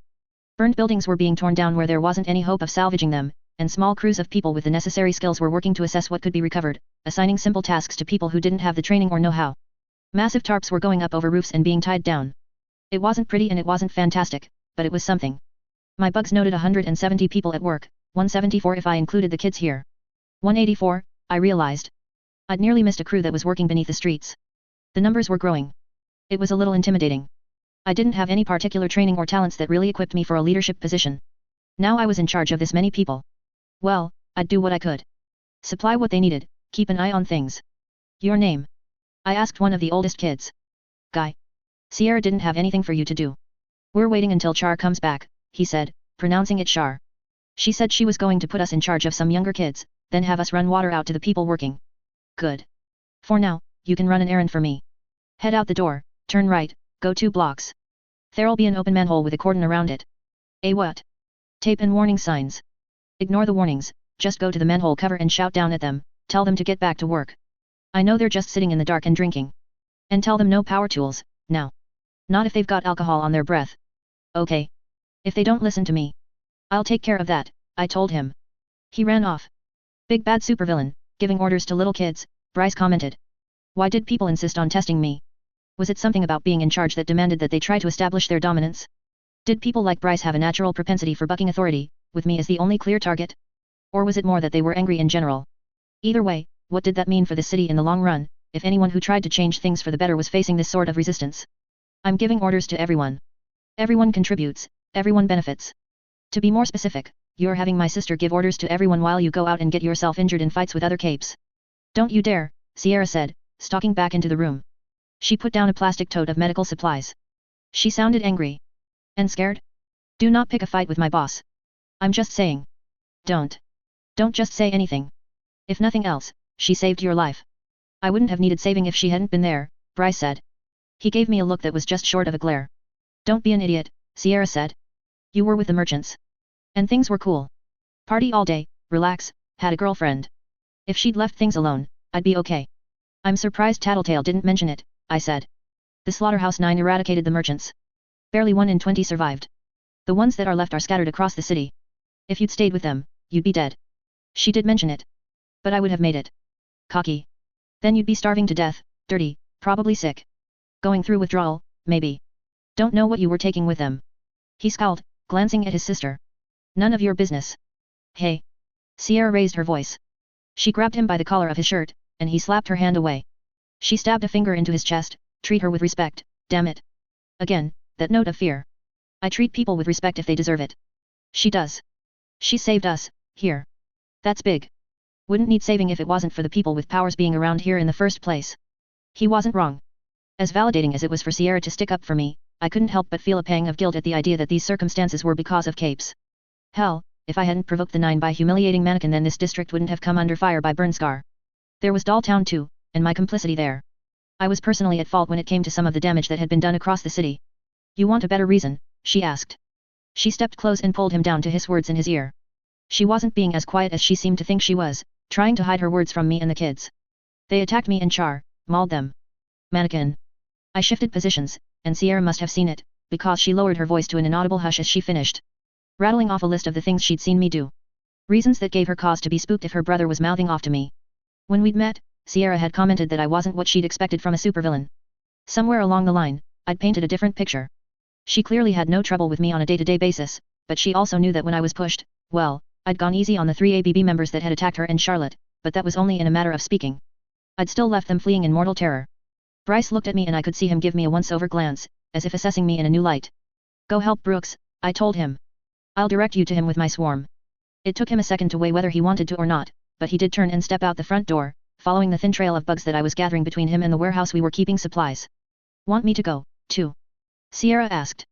Your choice. Might be better to give him space. I keep having to do that. When do we start being a family again? I'm not the person to answer that question. If you decide to leave him be, I could use a hand collecting some things so I can make effective use of my time. Okay, she said. She seemed to pull herself together a bit. What do you need? My laptop from my room, and the surveillance stuff from the cellar. There's another set of surveillance gear in the bag beneath the shelves. Sierra hurried off to gather the equipment. The ensuing minutes were a little disorganized, as Bryce and Brooks both arrived with the last of the medical equipment. Blood type. AB. He took one bag of blood out of the box and placed it on the counter. Want to do this in your room? I have an armchair on the second floor I could sit in. Need you reclining? I have somewhere to be tonight, I told him. Though this would be something of an excuse to avoid the kill. Don't put me under. This is going to hurt. I had another reason for not wanting to be put under. I wanted to keep an eye on him. My conversation with Tattletale had suggested he wasn't a threat, but I'd feel a heck of a lot better if I could verify that for myself. Do you have local anesthetic? I asked. Yes. He tapped one finger on a tiny bottle. Lidocaine. I recognized the name. But will not prevent all pain. I do not want to use too much. We'll try that, then. We headed up to the second level and I settled into my chair. For additional lighting, I had my switch beetle flick the concealed switch that was contained in his terrarium. They lit up as I settled in. Brooks hooked up the blood bag but left the tube hanging, unconnected. Other supplies were arranged on the table he'd had Bryce bring up. He seemed very particular about the order and what was being kept. For a field medic you seem pretty well versed in this stuff. Worked in many hospitals, he replied. Many places. Often with less than this. Sometimes with more. Okay. We will have to dislocate your shoulder to access the inside of shoulder socket. Okay. You will take muscle relaxant to minimize damage from dislocation. You will need to exercise arm to prevent more dislocations. I didn't like the sound of that, the possibility that it was actually poison, but the muscle relaxant came from the bottle, and they had the brand logo etched into them. One potential danger averted. No way he'd arranged it this quickly. I can do that. I took the pills with a swig from the offered bottle of water. Sierra arrived with the laptop in a large bag. She handed me the laptop and then plugged it in beneath one of the lower shelves. I balanced it on my armrest, turning sideways so I was sitting with my bad shoulder facing out front, my legs curled around me for as much stability as I could hope for. Sierra began arranging towels and plastic cloth around the chair. This would be easier if you just lay down, Bryce said. I saw Sierra scowl at him. It is fine, Brooks said. He lifted my arm and let it flop back down. I tried not to react to the pain that elicited. Only one that suffers is her. Ever a charmer, Brooks, I commented, but my attention was on the laptop. I used the switch beetle to open all of the terrariums, and withdrew collections of spiders, dragonflies, large moths, and roaches. They should not touch chair, Brooks said. Or anything on table. Must keep everything as sterile as we can. I know, I said. I gathered the components from the bag, using my bugs to draw them out and airlift the miniature cameras, microphones, and transmitters into the air. One by one, I turned them on and used the laptop to connect to them. I used my free hand to click through each camera in turn, making their feeds the focus of the main window. Using my bugs, I drew forms around each, vaguely humanoid. It wasn't as intuitive as I was forced to use my own eyes to assess the accuracy. Still, I managed to rearrange each until they vaguely resembled me. I marched them down the stairs. Outside end first, Brooks said, starting up the rotary saw. Not my favorite sound. And the sensation of it sawing at the metal, it brought back even more unpleasant memories. Being on my back, bone saw trying to cut a hole through my skull. I shivered. Don't move, Brooks said. I focused on my swarm clones, staying totally still while he worked on removing the metal end of the dart. They were largely composed of flying bugs, but I was bulking each of the forms out as more bugs arrived, giving them a more solid mass. I used my free hand to pop my earbuds in. I felt bad about leaving my territory as often as I had been. People were spooked, scared, and insecure. Having a leadership figure that was never around wasn't helping matters. This would, I hoped, establish a kind of presence that had been lacking. Sierra had been coordinating everyone, trying to put people with experience in charge of people who were lacking it. It was interesting, trying to hold multiple conversations at once with the various project leaders. Difficult, too. For one thing, my speech with my swarms was somewhat lacking, missing consonants, but I could still make myself more or less understood. For another, my ears could only process one thing at a time. I managed by talking with one or more swarm clone while listening with one at a time. After too many misfires and moments of confusion, I scaled down my efforts to a single conversation at once, simply standing silently by with my other selves. I made a mental note to try to practice with that. Exercising the range of my power hadn't done anything for me, and there didn't seem to be any upper limits to how many bugs I could control at once, but there had to be other ways I could train my abilities. Multitasking was one I hadn't tried yet. Trying to interpret the senses of my bugs was another, though I feared it would take a more concerted effort to effect any sort of change. When Charlotte returned, I was in the middle of helping a foreman with the layout of a building, using spiders to draw out a loose web in the general shape of the planned shelter, lifting bits of wood to make the lines more visible from a distance. I adjusted the threads as required to meet his needs. Charlotte climbed out of a truck with 5 more of my people and made a beeline to my swarm clone. 190 people working for me. Word was apparently getting out about this being a safe haven. My conversation with her was delayed as Brooks enlisted Bryce in twisting and pulling on my arm while Brooks held my neck and torso. Bryce drove his elbow against my shoulder while it was being twisted to its absolute limits, effectively knocking my arm out of its socket. I managed to avoid making any noise beyond a guttural grunt, then took a few seconds to try to avoid blacking out from the pain. As heavily as I was breathing, back in my lair, my swarm people didn't show any sign. I focused the whole of my attention on them, as if I could remove my consciousness from my real body. Any problems? I asked Charlotte, once I'd recovered enough to pay attention. Glancing at my shoulder, I could see Brooks making an incision in the skin of my shoulder. He'd managed to open the tear in my costume. I hadn't been paying attention to how. I deliberately looked away as Brooks tried to forge a path to the inside of my shoulder socket. Not sure, Charlotte said. Have a look. It was Perian. I'd been so focused on my shoulder, the three-dimensional web blueprint in my swarm selves, that I hadn't noticed her getting out of the truck. You didn't leave, I said, when she'd joined Charlotte and my swarm clone. I didn't think the money would be real, she responded. Of course it was. It was a lot of money. Very generous. But we were talking about it, and split between us, it's not enough to give everyone all the care they need. I told them to go ahead, that I didn't need a share. Sorry. I was worried it wouldn't be enough, I said. Are you saying you want more money? I might have to say no. There's a limit to what I can spare. No. No. She hugged her arms to her body, looking around at the people who were working. I thought maybe I should hear you out. Okay, I responded. Except it's not really you. My clone shook her head. Can I talk with the real you? I'm in my lair, and I'm preoccupied. You'll understand if I don't reveal the location, given who your friends are. Yeah, she said. She was still looking around, watching as a group moved by, pushing wheelbarrows of burned wood. I was telling myself that there was no point to taking your offer, that I could use my power and make more money legitimately. But that's not true at all, is it? Walk with me? I asked. She nodded. I led the way through my territory with my clone as I talked. Crime does pay.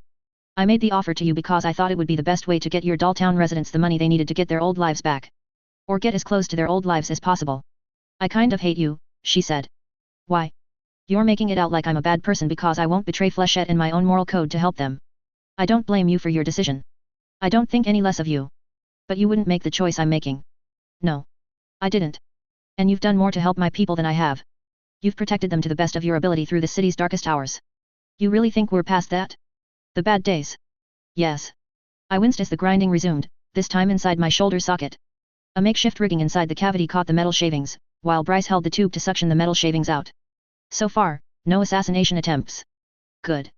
I don't know what to do, Perian admitted. Seeing it makes me wish I'd done something like it. I'm not going to push you towards one choice or another. I know.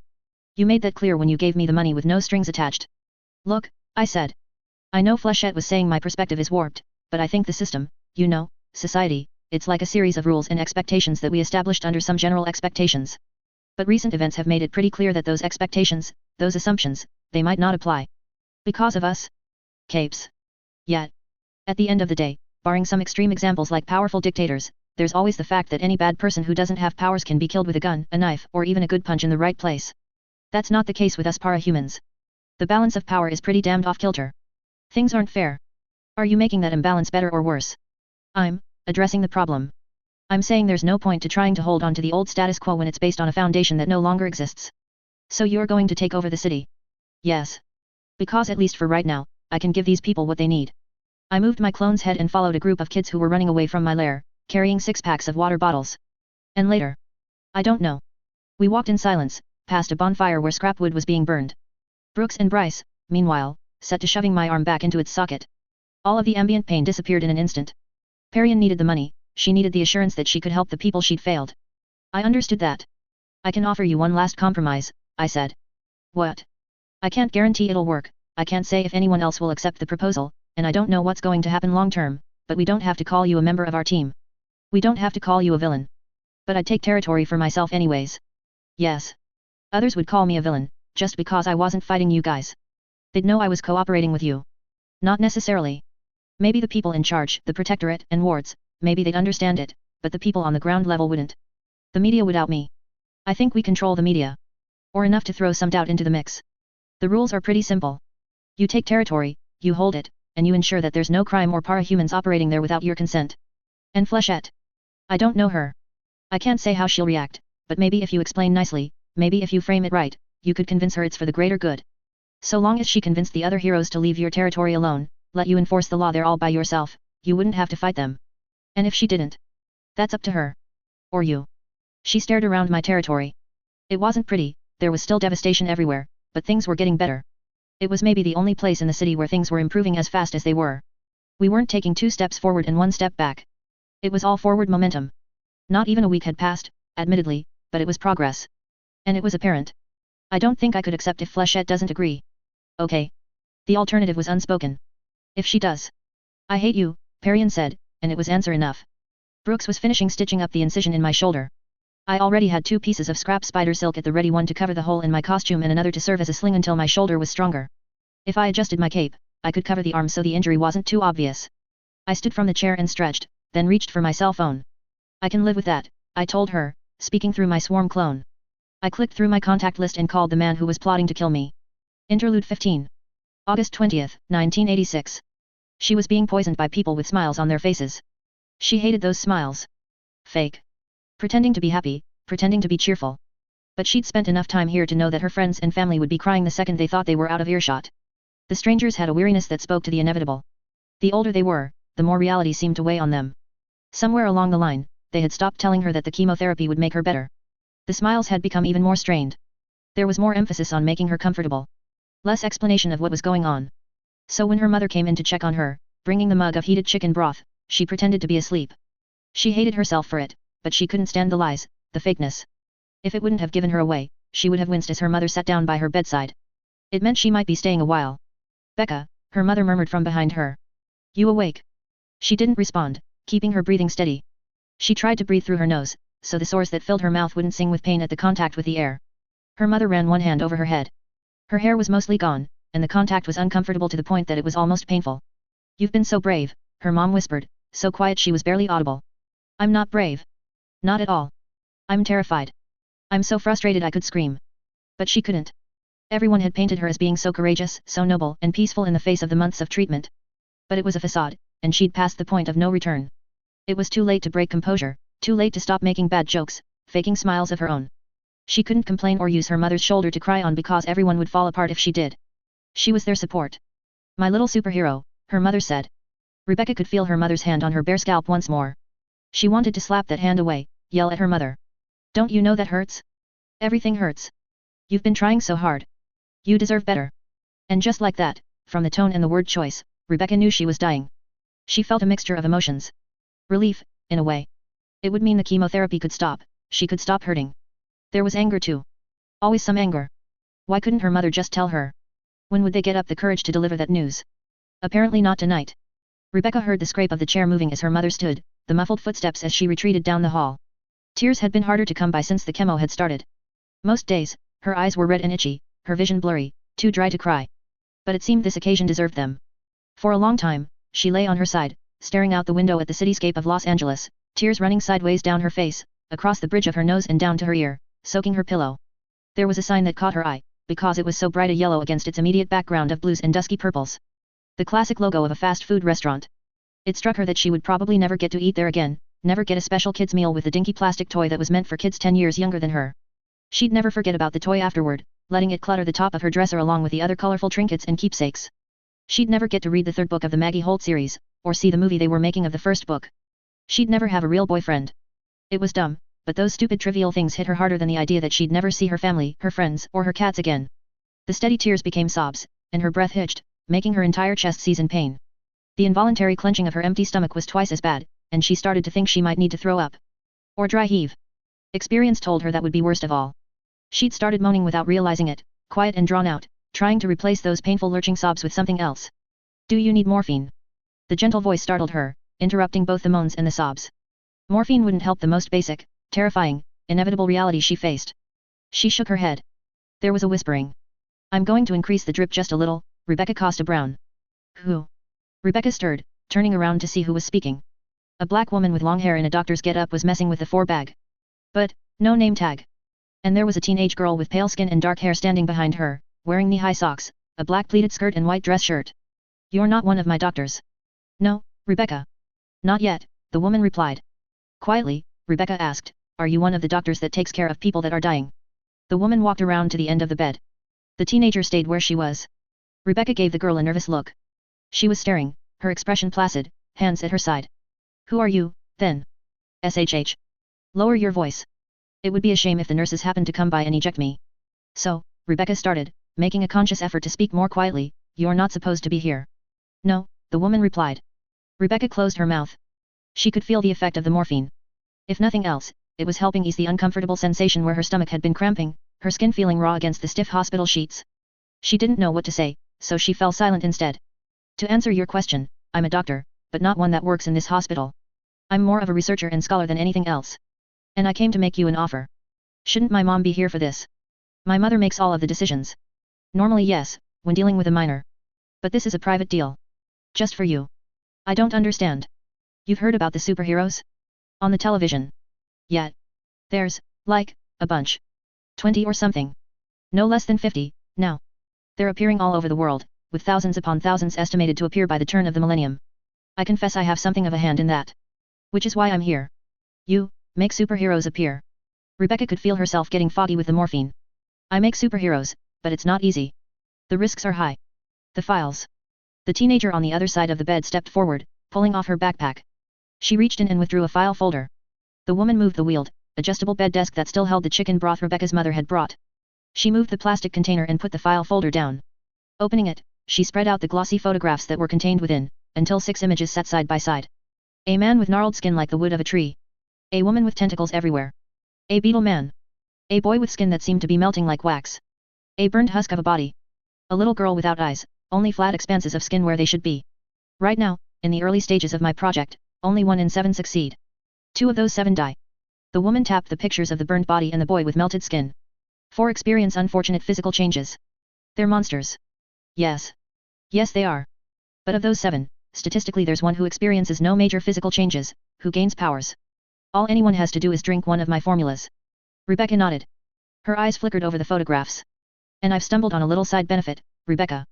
I mix those potions a certain way, and it not only helps reduce the severity of any physical changes, but it also has a restorative effect.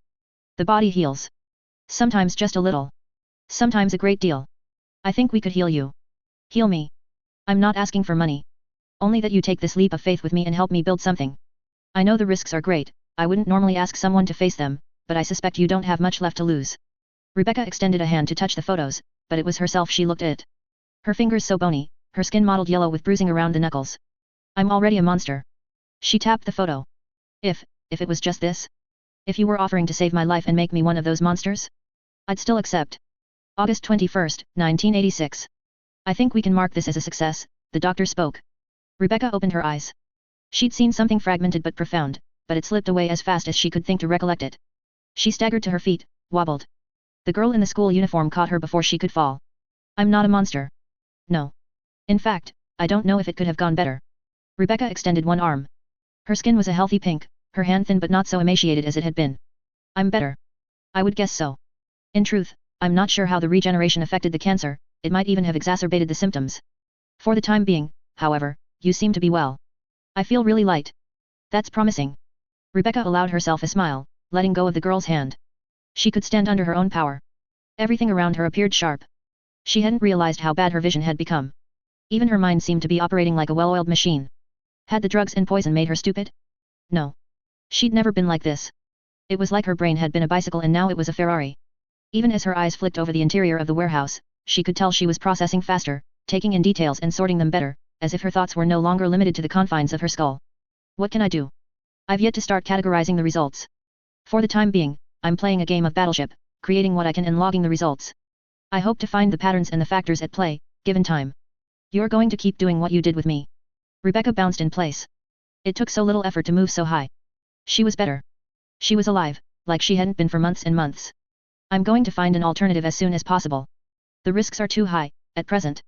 You can understand that what I have is valuable, and every time I approach a potential patient, I face the possibility that I'm going to be exposed. They'll stop you. They'll try. I have her to guard me, the doctor nodded in the direction of the dark-haired girl. But I'd rather work without interference. So what do we do now? What do I do? I have ideas. Would you object to accompanying me for some time? I could use another bodyguard. I don't even know what I do. Nor do I. But I think it would be a bad idea for you to return home. Rebecca stared down at her hands, clenched and unclenched them. What would her parents say? What would the doctors and nurses say? She walked across the empty building. By the time she reached the other end, she was floating, her feet not even touching the ground. She set her hands on the wall, dragged her fingertips through the concrete, then crushed it in her hands. It should have ruined her skin, left scrapes or torn her fingernails, short as they were, but it hadn't. I used to be a shadow of a person, barely there. Now I'm something more in every way. When she turned around, the girl in the school uniform was whispering in the doctor's ear. The doctor spoke, 2 years, then you decide if you want to stay. Rebecca looked down at the concrete dust that had settled in the lines and folds of her hands, met the doctor's eyes and nodded. May 1, 1988. Alexandria, the doctor called. Alexandria waited patiently as Contessa adjusted her cape, then strode through the door. The doctor was there, of course. Professor Manton, too. The boy with the math powers was there, standing next to a boy who was staring off into space. She's young, Legend said, sizing her up. She's also one of my best yet, the doctor said. I've heard of her, Hero said. Los Angeles. Alexandria nodded. You took down Strongarm and Mongler. It was impressive, he said. Thank you. The doctor spoke, she's as strong as any para-human we've recorded. Flies at speeds that match your own, Legend. Near perfect memory retention, accelerated processing and learning. Legend gave her another serious look. She wore a black costume with a skirt, knee-high boots and elbow-length gloves. A heavy cape flowed behind her back. Her black hair was held back out of her face by the metal visor that covered the upper half of her face. It's more typical for heroes to wear brighter colors, he said. It conveys a more positive image. His own costume was a testament to that philosophy, blue with flames and lightning stencils in white. Black's more utilitarian, the doctor said. Harder to see in the dark. And it's easier to get the blood out, Alexandria added. Legend frowned. Do you get a lot of blood on your costume? I hit really hard, she said, deadpan. He didn't seem to appreciate the humor. It didn't matter. Okay, Hero said, folding his arms. Well, it's nice to meet you, Alexandria. But I'm not sure I see the point of this, Doctor. You each committed to assisting my enterprise, in exchange for the powers I could grant. Yeah, Hero said. Now I have 2 things I'd like you to consider. The first is, well, you could consider it a new arrangement. All right. I can keep an open ear, Legend said. Eidolon and Hero nodded in agreement. What's your proposal? It's not my proposal. Alexandria. Alexandria felt her heart skip a beat as the 3 heroes turned their attention to her, but she kept her emotions from her face. This room, I would argue, contains the most powerful para-humans in the world, Scion accepted. The good you accomplish is undeniable. Even if villains outnumber the heroes, powers have come to benefit the world in the long run. A golden age, if you will. Legend nodded. But we know that trigger events tend to produce damaged, disturbed, and unbalanced individuals. Any traumatic event will do that, and a trauma punctuated by the acquisition of superpowers is going to leave a lasting impression. Trigger events produce more villains. We know this. The doctor cut in, and I'm producing more heroes than villains. For now, the proportion favors us, and you've been able to keep the criminal element in line. For the most part. But even as I expand my operations, I have come to the realization that I can only produce so much. And the rate of para-human growth is expanding. The next 20 years are projected to produce a total number of 650,000 people with powers, worldwide. Alexandria spoke, I've looked at the numbers, at the growth, the trends, checked and double-checked them. Even if the rate decreases, we're going to get outpaced and we're going to get outpaced hard. The people with trigger events will outnumber the doctor's clients, and we'll wind up with 3 to 10 villains for every hero that steps forward. Legend, Eidolon, and Hero were paying attention. The doctor spoke, Alexandria and I have discussed this at length. A recurring worry is that as much as I've been able to gift you 3, you 4 with exemplary abilities, we could see other threats of comparable power. Is there any evidence of this? Hero asked. You haven't explained how you create the powers, but what you've said leads me to believe you are producing something purer than what everyone else gets. Purer? Perhaps. But the purer something is, the more fragile it becomes. The process seems to be influenced heavily by psychological strain and stress. Almost an inverse of the trigger event phenomenon. You know there's a possibility that the formula can become tainted, giving inhuman characteristics to the unfortunate subjects. This is despite the most sterile conditions. I'm improving the results over time, with Professor Manton's help, but there are no guarantees. The point we're getting around to, Alexandria spoke, is that even if the doctor can get better results with time and effort, the explosion in the natural para-human population is inevitably going to produce an individual with powers that outstrip our own. So we lose in the long run. Eidolon asked. We're doomed. No. Because I'd like to propose a solution. A way to assert control. I want to band together. Form a team. Legend leaned against the wall. There are teams forming already. Yes, we'd be powerful, influential, but I don't see how that addresses the problems. Simple. We do what the government's been pushing for. We regulate. We bend to the government's yoke, all 4 of us together. We follow their stipulations and regulations. That sounds like a horrendously bad idea, Eidolon spoke. Why? Because if it was us 4, together, we could afford to push back if they pushed too hard, and they'd know that. And just by being there, we could make the project attractive enough to bring others in. Legend turned, and how does this benefit you, Doctor? It doesn't. Not directly. That's why this is Alexandria's proposal. But, Manton spoke, his voice gravelly for his relatively young age, we could send some of our clients to you. Happier clients are better for business. Legend folded his arms. And you'd want to be in charge, Alexandria. No. I think you or Hero would be a better choice, to portray a kind face and a positive image. You 2 wear the colorful costumes. Not Eidolon. Hero asked. He's too powerful. Not saying either of you aren't, but we wouldn't be able to convey the impression that it's the government in control of the heroes if it was Eidolon front and center. Legend nodded. You've given this a lot of consideration. More than a little, Alexandria admitted. I have an 8-stage plan to incorporate para-humans into society. I've also researched and developed plans for marketing and monetizing capes. America is the most powerful country in the world, and it's a capitalist nation, first and foremost. We'll use that. Seems to be getting away from the idea of doing good deeds for the sake of doing good deeds, Eidolon said. It is, but that's inevitable. The post-baby boomer generation is growing up. Couple that with the explosion in para-human numbers, and this situation threatens to get well out of control. We need structure and organization if we're going to keep things intact. There's no guarantee your plan will survive contact with government, Legend said. There's one guarantee. What's that? I'm estimating that it will take at least 5 years to establish this plan nationwide. In that span, we'll start with only a few groups in the largest cities. We'll gradually and gratefully accept involvement and oversight from government and law enforcement. We'll also create a subgroup for minors with powers, so we can strictly structure their environment and development. Those are the key points. That gives me time to address your doubts. Again, how? I expect we'll be able to employ the remainder of the plan, the 8-stage integration of para-humans with the public, because I will be in a position of power in the government. I, my civilian self, can be in charge of the government-sponsored superhero teams within 8 years. There's too many holes in that plan.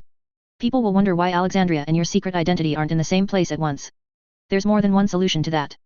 For one thing, I can work faster and better than my unpowered peers. For another, the doctor thinks she can find a suitable body double with similar powers before the deadline. I designed this costume to be elegant without being attention-getting. No color, as you pointed out. And I don't seek leadership of the team. Instead, I will content myself with working to guide legislation to where we need it. It seems so manipulative. Everything people feared we'd be doing, Hero said. I have booklets of paperwork you can look over. All of the math, all of the projected issues for the future, and all of my proposals and plans. You don't have to give me an answer right away. Just consider it. Okay, Hero said. And, the doctor said, I think it goes without saying that everything said in this room stays in this room. There were nods all around. Good. Thank you. There's one more thing I would like to show you. If you'll accompany me. She turned to the girl in the suit and the young man with the 1,000-yard stare. You know where to take us. The girl in the suit placed her hands on his shoulders, tapping one twice. In response, the boy raised his hands, bidding the back wall of the room to fold out into an area that shouldn't have been there. Bright sunlight streamed down around them, a salt-scented wind blowing in their faces. My God, Legend said. He gained a very valuable set of powers, but there was an unfortunate effect on his perceptions. He sees too much at once. He's effectively blind and deaf. He agreed to work for me in exchange for care and comfort.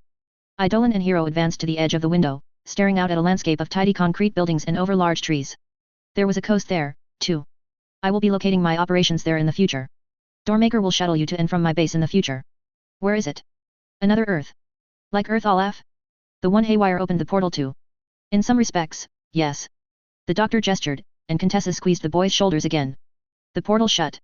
My assistant will hand you the booklets Alexandria prepared for her project. Doormaker will then take each of you home in turn. Thank you. One by one, the others departed. Legend was first through the doorway Doormaker created, taken to New York. Both Eidolon and Hero made their way to Chicago. Professor Manton and the others left. Only Alexandria and the doctor remained. You didn't tell them about our long-term goals, Alexandria spoke. No. There's issues that have to be addressed first.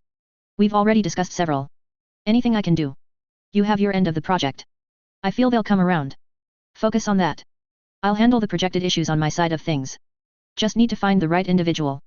Someone I can groom, perhaps. Between you and I, one of us is bound to succeed. Alexandria nodded. Your 2 years are up in 3 months. Will you be returning to your family? I nearly forgot. I've been so busy. Alexandria frowned. It might do you good to see them. Maybe. Why did she have her doubts? Why didn't she want to go home? Good. I do expect you'll return. Of course. Maybe, she realized, it was because every memory of her family was tinged with the feelings of despair, of loss. With the doctor, she had hope. December 13, 1992. Big. The clawed hand speared toward the sky, followed by an arm the size of an oak tree. When it turned to slam against the ground, bracing for leverage, she could feel the impact rippling through the air. The dry ground shifted, bulged, and cracked as he shouldered his way up and out from underground. Really big. 45 feet tall at the very least, he climbed forth from underground. His skin was crusted with black stone that might have been obsidian, layers of what might have been cooled magma sloughing off of him as he planted his feet on the ground and stood straight. Straight might have been too generous. He was built like a caricature of a bodybuilder, or a bear-human hybrid. He rippled with muscle, his skin grey, thick, and leathery like the hide of a rhinoceros or elephant. His black obsidian horns were so heavy his head hung down. They weren't rooted in his forehead, but in the middle of his face, a half-dozen curved shafts of black crystal twisting their way out of his face and back over the top of his head, some 10 feet long. A single red eye glowed from between the gap in 2 horns, positioned too low. His mouth was a jagged gap in his lower face, twisting up to a point near his temple, lined by jagged horn-like growths that were too irregular to be called teeth. His claws were the same, not hands in the conventional sense, but mangled growths of the same material that made up his horns, many of the growths as large as Alexandria herself. He could flex them, move them, but they were clearly weapons and nothing else. The rest of the Protectorate was present, and the local heroes, the mythics. Ristam, Jamshid, Kaveh, Arash. It somehow didn't feel like enough. They'd come anticipating earthquake relief. Not this. The creature roared, and as invulnerable as she was, it almost hurt. A whirlwind blast of sand ripped past them. Kaveh stumbled back, collapsed, blood pouring from his ears, one of his eyeballs obliterated. The fight hadn't even started, and they'd lost someone. Hero, Legend spoke with the smallest tremor in his voice, call for help, as much as you can get. The creature, the behemoth, stepped closer, raising one claw and pointed at Kaveh. Kaveh the smith, the builder, the forger. The man ignited from the inside out, flame and smoke pouring from every orifice as he was turned into a burned-out husk in a matter of seconds. His skeleton disintegrated into fine dust and ash as it crashed to the ground. He can bypass the Manton effect. She thought, stunned. She flew forward, trying to draw his attention, interjecting herself between the behemoth and the others. He pointed his claw once more, and she braced herself, gritting her teeth. Time to see how invincible I am. But it wasn't fire. A lightning bolt flashed from the tip of Behemoth's claw, arcing around her and striking one of her subordinates in a single heartbeat, before leaving only the smell of ozone. She flew in close, slamming her hands into his face, driving him back, throwing him off balance. He struck her and drove her into the ground. His flame burned through her, the sand was turning to glass around her, burning her costume, but it didn't burn her. But she couldn't breathe. She flew back and out of the way until she had air again. She stared at the scene that was unfolding, the heroes beating a hasty retreat as that thing advanced, slow and implacable. Shit, Hero's voice came over the communications channel. What? She responded. Legend was pelting the thing with lasers that could have burned buildings to the ground, and he was barely leaving a mark. Eidolon was manipulating the sand, creating barriers while simultaneously drawing sand out from beneath their enemy, while pelting it with laser blasts that he spat from his mouth. At least he's too slow to dodge or get out of the way of trouble. Guys back home say we're close to some major oil fields. She shook herself free of glass and dirt and threw herself back into the fray. A bad situation was suddenly critical. The creature roared again, and the force of the noise threw her flight off course. Eidolon's makeshift walls collapsed and more heroes fell, bleeding from heavy internal damage. They'd been right after all. Dumb luck had created a para-human as dangerous as what the doctor could create by design. Fire, sonic, lightning. And he hit me harder than he should have, even being as big as he is. Kinetic energy, too. Her eyes widened. Not individual powers. Those were all the same power. She pressed one hand to her ear, opening communications to the rest of her team. He's a dynakinetic. He manipulates energy. No mountain limitation. How do we even fight something like that? But she knew they didn't have a choice. She threw herself back into the thick of the fight. January 18, 1993. I, Alexandria, do solemnly affirm that I will support and defend the Constitution of the United States against all enemies, foreign and domestic, that I will bear true faith and allegiance to the same, and that I will obey the orders of the President of the United States and the orders of the director appointed over me, according to the regulations of the PRTCJ. Applause swelled around her. As far as the eye could see, there were crowds and flashing cameras. President Griffin extended a hand and she shook it. He leaned close. You do us proud. Thank you, James. I'll give my all. He squeezed her hand and moved on. I, Eidolon, do solemnly affirm. She gazed over the crowd, saw her mother standing there with eyes glistening. The lesser members of the Protectorate were in the front row as well, her subordinates among them. Turning further right, she saw Hero looking at her, almost accusatory. She turned and faced the crowd. Regal, unflinching, dressed in an updated costume. Ladies and gentlemen, the Vice President spoke into the microphone, let me introduce the founding members of the Protectorate of the United States of America. Invincible as she might be, she thought her heart might burst as it swelled with pride, the crowd cheering with such force that the stage shook. September 15, 2000. Alexandria and Hero were last to arrive on the scene, entering through the window. Legend pressed one finger to his lips. We've got her cornered. Hero whispered. Think so, Legend replied, his voice as quiet. We've got teams covering the drainage and plumbing below the building, and the entire place is surrounded. She hasn't tried to leave. Hero asked. Why not? Legend couldn't maintain eye contact. She has a victim. Alexandria spoke, stabbing one finger in Legend's direction. You had better be fucking kidding me, or I swear. Stop, Alexandria. It was the only way to guarantee she'd stay put. If we moved too soon, she'd run, and it would be a matter of time before she racked up a body count elsewhere. I'm in this to save lives. Sacrificing someone for the sake of the plan? She knew it made sense, that it was even necessary, but it left her shaken, a sick feeling in the pit of her stomach. Then let's move, she responded, the sooner the better. We're trying an experimental measure, Legend spoke, it's meant to contain, not kill. Drive her towards Main Street. We have more trucks over there. They operated with a practiced ease. Legend blasted down the door and Alexandria was the first through. Siberian was there, kneeling on the bed, her body marked with stripes of jet black and alabaster white, her arms slick with blood up to the elbows. The man who lay on the bed there would be no saving him, even if Eidolon manifested healing abilities. She looks familiar, Alexandria thought, even as she soared across the room. They'd underestimated their opponent. Alexandria's fists collided with Siberian and didn't budge a hair. She flew out of the way before Siberian could claw at her with long fingernails. Legend fired beam after beam at Siberian, but the striped woman didn't even flinch. She was invincible on a level that surpassed even Alexandria. Eidolon cast out a cluster of crystal that exploded into a formation around Siberian on impact, encasing her. Siberian shrugged it off like it was nothing, lunged forward, going after Hero. Alexandria dove to intervene, to guard her teammate, but Siberian was faster. She reached Hero first, her hands plunging through his chest cavity. When she pulled her arms free, she nearly bisected him. Eidolon screamed, flying close to scoop up the two pieces of Hero, carrying them outside. Siberian leaped after them, missed only because Legend shot his comrades with a laser to alter their trajectory. Their enemy plunged to the street, landing on both feet as though she were light as a feather. The ensuing moments were frantic, filled with screamed orders and raw terror. Alexandria chased Siberian to try to scoop bystanders out of the way, to catch the PRT vehicles that Siberian flung like wiffle balls. And they were losing. Eidolon was trying to heal Hero, to teleport people out of danger when Alexandria and Legend proved unable, and changing up his abilities every few seconds to throw something new at Siberian in the hopes that something would affect her. She waded through zones of altered time, through lightning storms and force fields, tore through barricades of living wood and slapped aside a projectile so hyperdense that its gravitational field pulled cars behind it. Alexandria moved in close, hoping to stop Siberian, to catch her and slow her down, saw Siberian swing, pulled back out of the way. Her visor fell free, clattering to the ground. Then she felt the blood. Saw, in her one remaining good eye, the chunks of her own face that were falling to the ground around her, bouncing off her right breast, the spray of blood. It had been so long since she'd felt pain. Legend called out the order and buried her in containment foam, hiding her from sight. September 16, 2000. Alexandria sat in the hospital. Eidolon's healing had only been able to do so much. She held a glass eye in one hand, the remains of her other eye in the other. She looked up at the doctor. William Manton. The doctor nodded. How? Why? I don't know what predicated it. His daughter's in our custody. One of our failures. He gave his daughter the formula?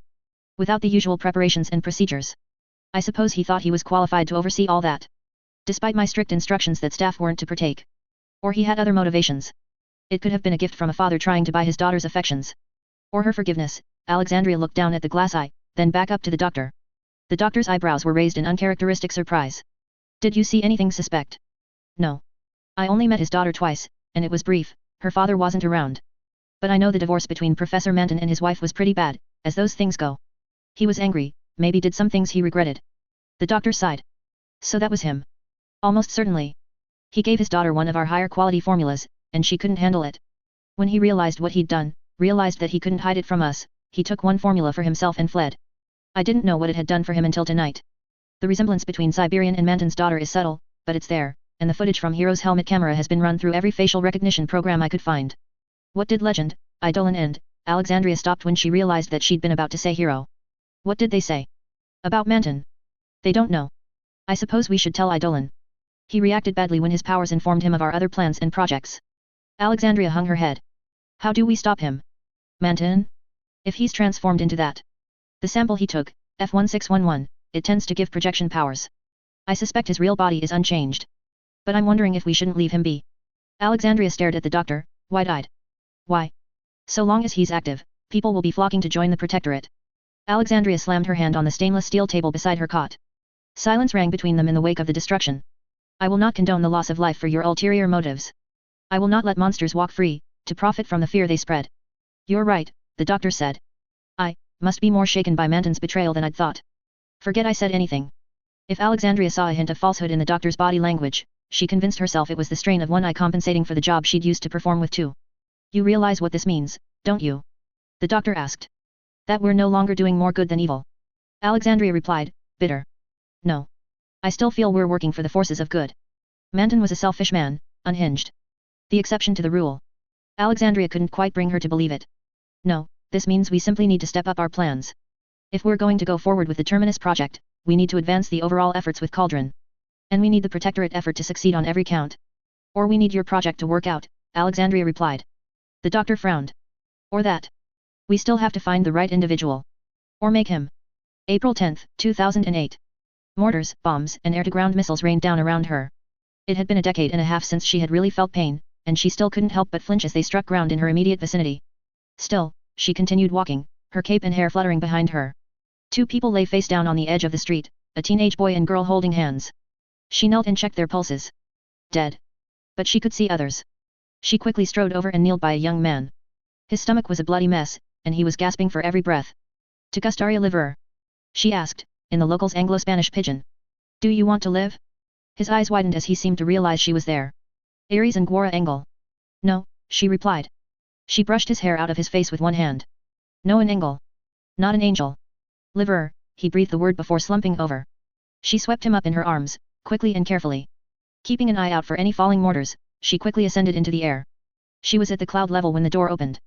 She stepped into the brightly lit corridors of Cauldron's testing laboratory and strode down to the cells. 30 cells, filled with subjects. 31 now. The cells didn't appear to have doors, but the individuals within were all too aware of the dangers of stepping beyond the perimeters of their cells, or of trying to harass Alexandria as she strode by. Only 2/3 of them were monstrous, affected by the formulas. Others would go free with alterations to their memories. Some would have fatal weaknesses inserted into their psyches, reason to hesitate at a crucial moment against a certain foe. But they would be alive. That was the most important thing. They had been destined to die, in places where the wars never stopped, or where plague was rampant, rescued from the brink of death. Entering one cell, she brushed the hair from the young man's face once more, then propped him up while she administered the sample the doctor had left for her. She stepped back while he convulsed, his wounds filling in, his breathing growing steady enough for him to scream. His eyes opened, and he stared at her, wide-eyed, still screaming as sensations returned to him and pain overwhelmed every sense. Ares okay, she said, in his language. Ares Livo. It's okay. You're alive. She forced herself to smile as reassuringly as she could. So long as they lived, they could have hope. Living was the most important thing. And here I am, administering poison with a smile on my face. She turned and walked away. June 18, 2011. I guess we have another unanswered question on our hands, Eidolon said. Legend sighed, more than one. William Manton and his link to Siberian, the tattoo on his right hand, our end-of-the-world scenario and the role Jack plays as the catalyst. Too many to count. None of this has to be addressed today, Alexandria said. Why don't you go home? We'll consider the situation and come up with a plan and some likely explanations. Legend nodded. A small smile touched his lips. The doctor turned to Eidolon. You want another booster shot? Probably another Endbringer attack coming up. It's best if I'm in top form. A month or two, either Cymurk or Behemoth if they stick to pattern, Alexandria said. She watched as Legend strode out of the room. Eidolon paused, then gave the hand signal. No bugs, and Legend wasn't listening in. The doctor already had the booster shot ready. Eidolon extended one arm, clutching his bicep to help make the vein more pronounced. The doctor injected. The boosters aren't cutting it anymore, Eidolon said. I'm getting weaker. Powers are taking longer to reach their peak, and their maximum strength isn't what it used to be. If this keeps up, then I won't be able to offer anything during this end-of-the-world scenario. We'll find a solution, the doctor said. You were too calm, Eidolon spoke. I was worried you'd miss my warning. Very clever, burning the words into the paper in front of me. Thank you. Was I convincing? You managed to feign skepticism over this apocalypse scenario, Alexandria spoke. Well, that's the most important thing, the doctor spoke. He's suspicious. He knows or suspects we've been lying to him, Alexandria said. Unfortunate. Will he expose us? Alexandria shook her head. No. I don't think he will. But he may distance himself from us to lower the number of opportunities we have to see his doubt for what it is. We'll manage, the doctor replied. In the worst-case scenario, we'll explain the circumstances, explain our plan. He won't like it, Eidolon spoke. But he'll understand, the doctor said. If the Terminus project is a success, the end of the world isn't a concern. And I believe we will succeed. Provided we come up with a solution to the bigger, more basic problems we're facing, Eidolon said. Or we'll simply find ourselves in the same circumstances after we've gone to all this trouble. Alexandria nodded. The Protectorate is proving to be a failure on that front. Recent events haven't given me much hope in that regard. So that leaves only my end of things, the doctor said. Coil, Eidolon said. And if he fails? Ever the pessimist, Alexandria said. This revelation about the possible end of the world has decimated our projected timeline. We don't have time to prepare or pursue anything further, the doctor said. If we assist him. No, the doctor spoke. If we assist him, there's no point. In short. Alexandria leaned forward, resting her elbows on the table. He doesn't even know it, but everything rests on his shoulders. Colony 15.8. The benefit of using my swarm clone to communicate with Parian was that I had relative privacy to talk to Coil. He picked up on the fourth ring. Not quite so prompt as Tattletale tended to be. Skitter. I know you wanted me to use Ms. Cranston instead of calling you, but this is sort of important. I'm listening. I've talked with Parian, and we've come to a tentative agreement. She'll need to talk to other people before making a decision, but I think she'd join our alliance. I see. There was a long pause. I was getting ready to speak and ask if he was still there when he spoke once again. What are her terms? She holds territory, she'll defend it against all comers, but she's not going to do jobs or do anything criminal. As far as anyone else is concerned, she's not a part of our takeover. The implication being that we're too weak to deal with her. That wasn't exactly what I had in mind. It's the conclusion others will come to. I felt a swell of frustration and anger, powerful enough that I might have snapped at him if I could have come up with what to say any faster. I had to remind myself that I was anxious over the hit Coil had put on my head, and I felt betrayed. I recognized that it was stupid to feel betrayed by Coil when I was actively planning to fight him if he didn't cooperate on the Dyna front, but I also knew I didn't tend to handle it well when someone I'd trusted stabbed me in the back. Not that I'd ever trusted Coil, but... Okay, I wasn't sure what I was thinking on that front. I forced myself to calm down before saying, I'm sure there's a compromise. Will you talk to her? I will not risk revealing my identity, no, Coil said. Damn him. But, he continued, I will speak to her through Eliason. Thank you. Though this could have been done more smoothly, I do appreciate your hard work. This from my would-be murderer. It's not a problem. Ballistic might be upset if he realizes I went behind his back on this, so maybe if anyone asks, she got spooked and came to you. Perhaps. I'll be discreet, in any event. It wouldn't do to have friction between your two groups. Right. Speaking of intergroup relations, I believe Trickster is preparing to leave for the mission this evening. You'll want to contact him to arrange something. I'd been hoping to put this off. It still felt like yesterday that I was watching my back every moment, waiting for an attack from any corner. I wasn't eager to return to that state. Okay, I said. He hung up without another word. Parian first. I've raised the subject with others. They'll be in touch. You should talk to Flechette and decide where you stand before then. A lot of pressure. I don't think you understand real pressure, I thought. But I didn't say it out loud. Yet, my swarm said. The drones and buzzes that made up the syllables helped mask the lack of real sympathy. I began working to use silk strands and flying bugs to lift a cell phone into the air.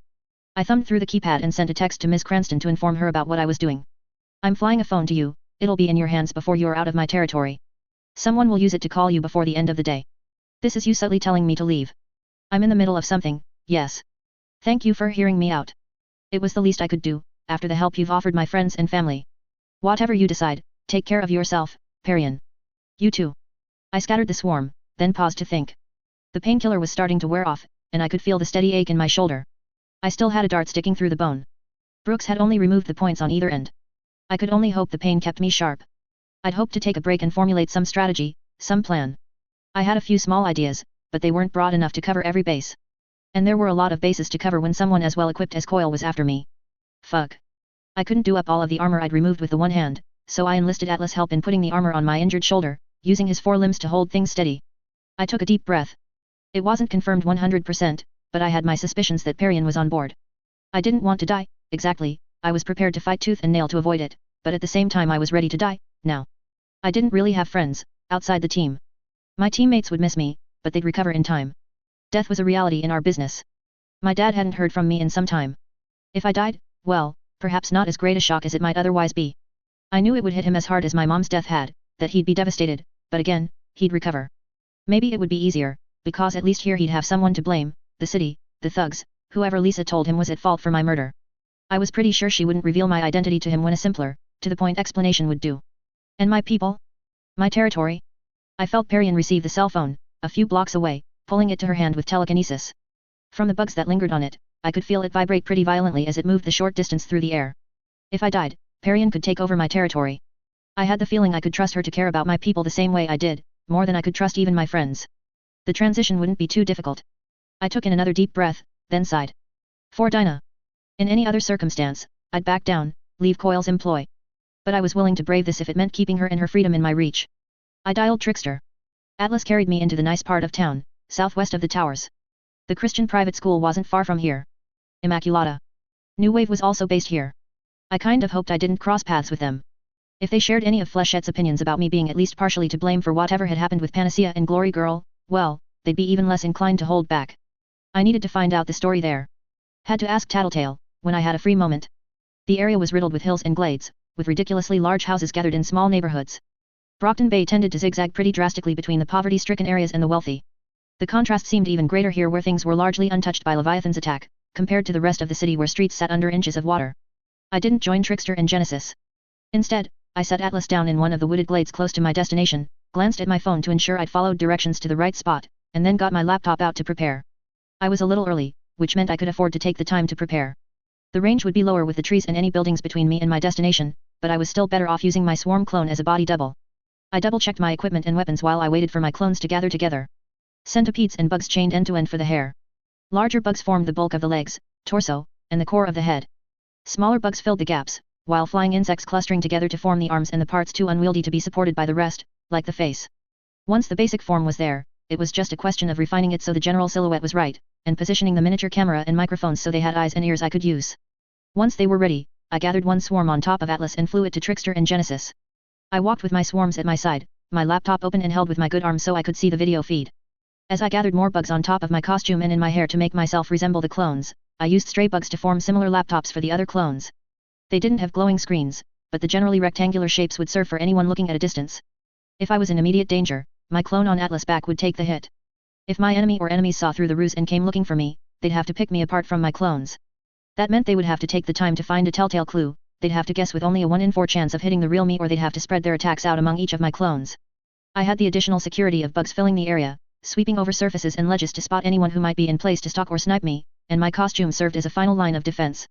Redundancies. It didn't feel like enough. Trickster and Genesis were waiting as Atlas descended. They were crouched with their backs to a stone wall that bordered one property at the edge of a hill. Trickster was holding binoculars, gazing down at the neighborhood below us. Genesis was in the form of a ghostly woman wreathed with chains. Her white hair was smoky, wispy, and covered her face, and her fingers were talons. She had no lower body extending from the tattered poncho-style cloak she wore, and simply floated as though she were as light as air. How had she done that? Some basic flight mechanism? A gas balloon in her stomach? So powerful. Welcome. Have a look, Trickster said. He extended one hand with the binoculars. Binoculars I couldn't use with my camera. Don't need them. Which property? He pointed. It took me a second to relate the direction his arm was pointing with the camera angle and relate that to my own position relative to my clone. I could have figured it out in an instant if I'd put a bug on his hand, but I didn't want to clue him in if I didn't have to. The grounds of the building he was pointing to was nearly as large as the city block where I'd grown up and lived until a couple of months ago. There was a fence, but it seemed to be directed at keeping the family's dogs in rather than keeping intruders out. Chain link, no barbed wire. I knew he had dogs from the flies that were clustered on the feces in the backyard that hadn't been picked up, and the larval young that festooned each clump. Not too many bugs inside the house. There were some in the walls, but the home seemed relatively new, and the insulation was packed tightly enough that nothing was really living in the walls. It took me a minute, but I did manage to start a head count. There's guards. There's a police presence in this area. I think they're expecting trouble, Trickster said. Anyways, the reason we're here at this time and place is that the mayor always eats dinner with his family. Tattletale says he's only missed 3 meals in 20 years, and that was only because he was out of town for work. His planned trip to Washington is going to be his 4th time away from home, so this is the one place we can be absolutely sure we'll cross paths with him. I found the dining room and started counting the number of shoes under the table. 4 adults. I think 2 male, 2 female, judging by the footwear. 2 younger girls. Going by their size, I'd guess between 8 and 12. He has a son and 2 twin daughters, Trickster said. I arranged bugs on the ground by Trickster to sketch out a rough floor plan of the house and show the pair where the family was relative to us. How do you want to do this? Genesis asked. We scare the wits out of them, then we'll introduce ourselves to the mayor, Trickster said. You guys start us off. I'll keep an eye out for trouble and handle things if any cops show up or if anyone flees. We're attacking with their family there. I asked. Sure. Bigger impact if we threaten them too. Not sure I like that. When I was talking to Coil about what Tattletale said about the schedule, he suggested it. Unless you want to go against him. He was talking to Coil. I made a mental note of that. Did I need to watch out for an attack from Trickster? It would be as simple as swapping the positions of an active grenade with a stone near me. It was possible. He was ruthless, he didn't seem to have many compunctions about killing and he was in the best position to do it. I couldn't sense any people who might be Coil's soldiers. There was the possibility that I was walking into a trap, that everyone in the house we were about to attack was a threat. I could handle that much. Too many potential avenues of attack. Too many potential threats. And with the possibility of long-range weapons, Trickster, or even a surprise attack by Genesis, it could come at any instant. Skitter. Genesis asked. Right.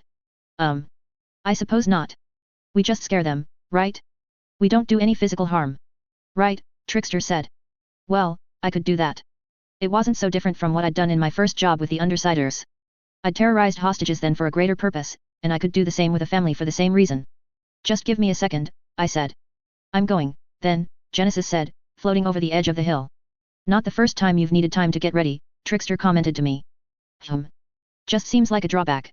Is he threatening me? Letting me know he's onto one of my weaknesses? I'm a general, and it takes time to mobilize my army. Better to hit hard with all my forces at once. Not always. You could have built up to a crescendo there. And give them a chance to scatter? I'd have to divide the swarm to cut each group of people off, which would mean less bugs for each, smaller effect overall. He shook his head. What? Nothing. You seem just a little more hostile than before, I said. Do I? My bugs had gathered around the handful of entry points I'd been able to find. Windows were open, but each window had been set up with either plywood or screens to compensate for the glass Shatterbird had destroyed.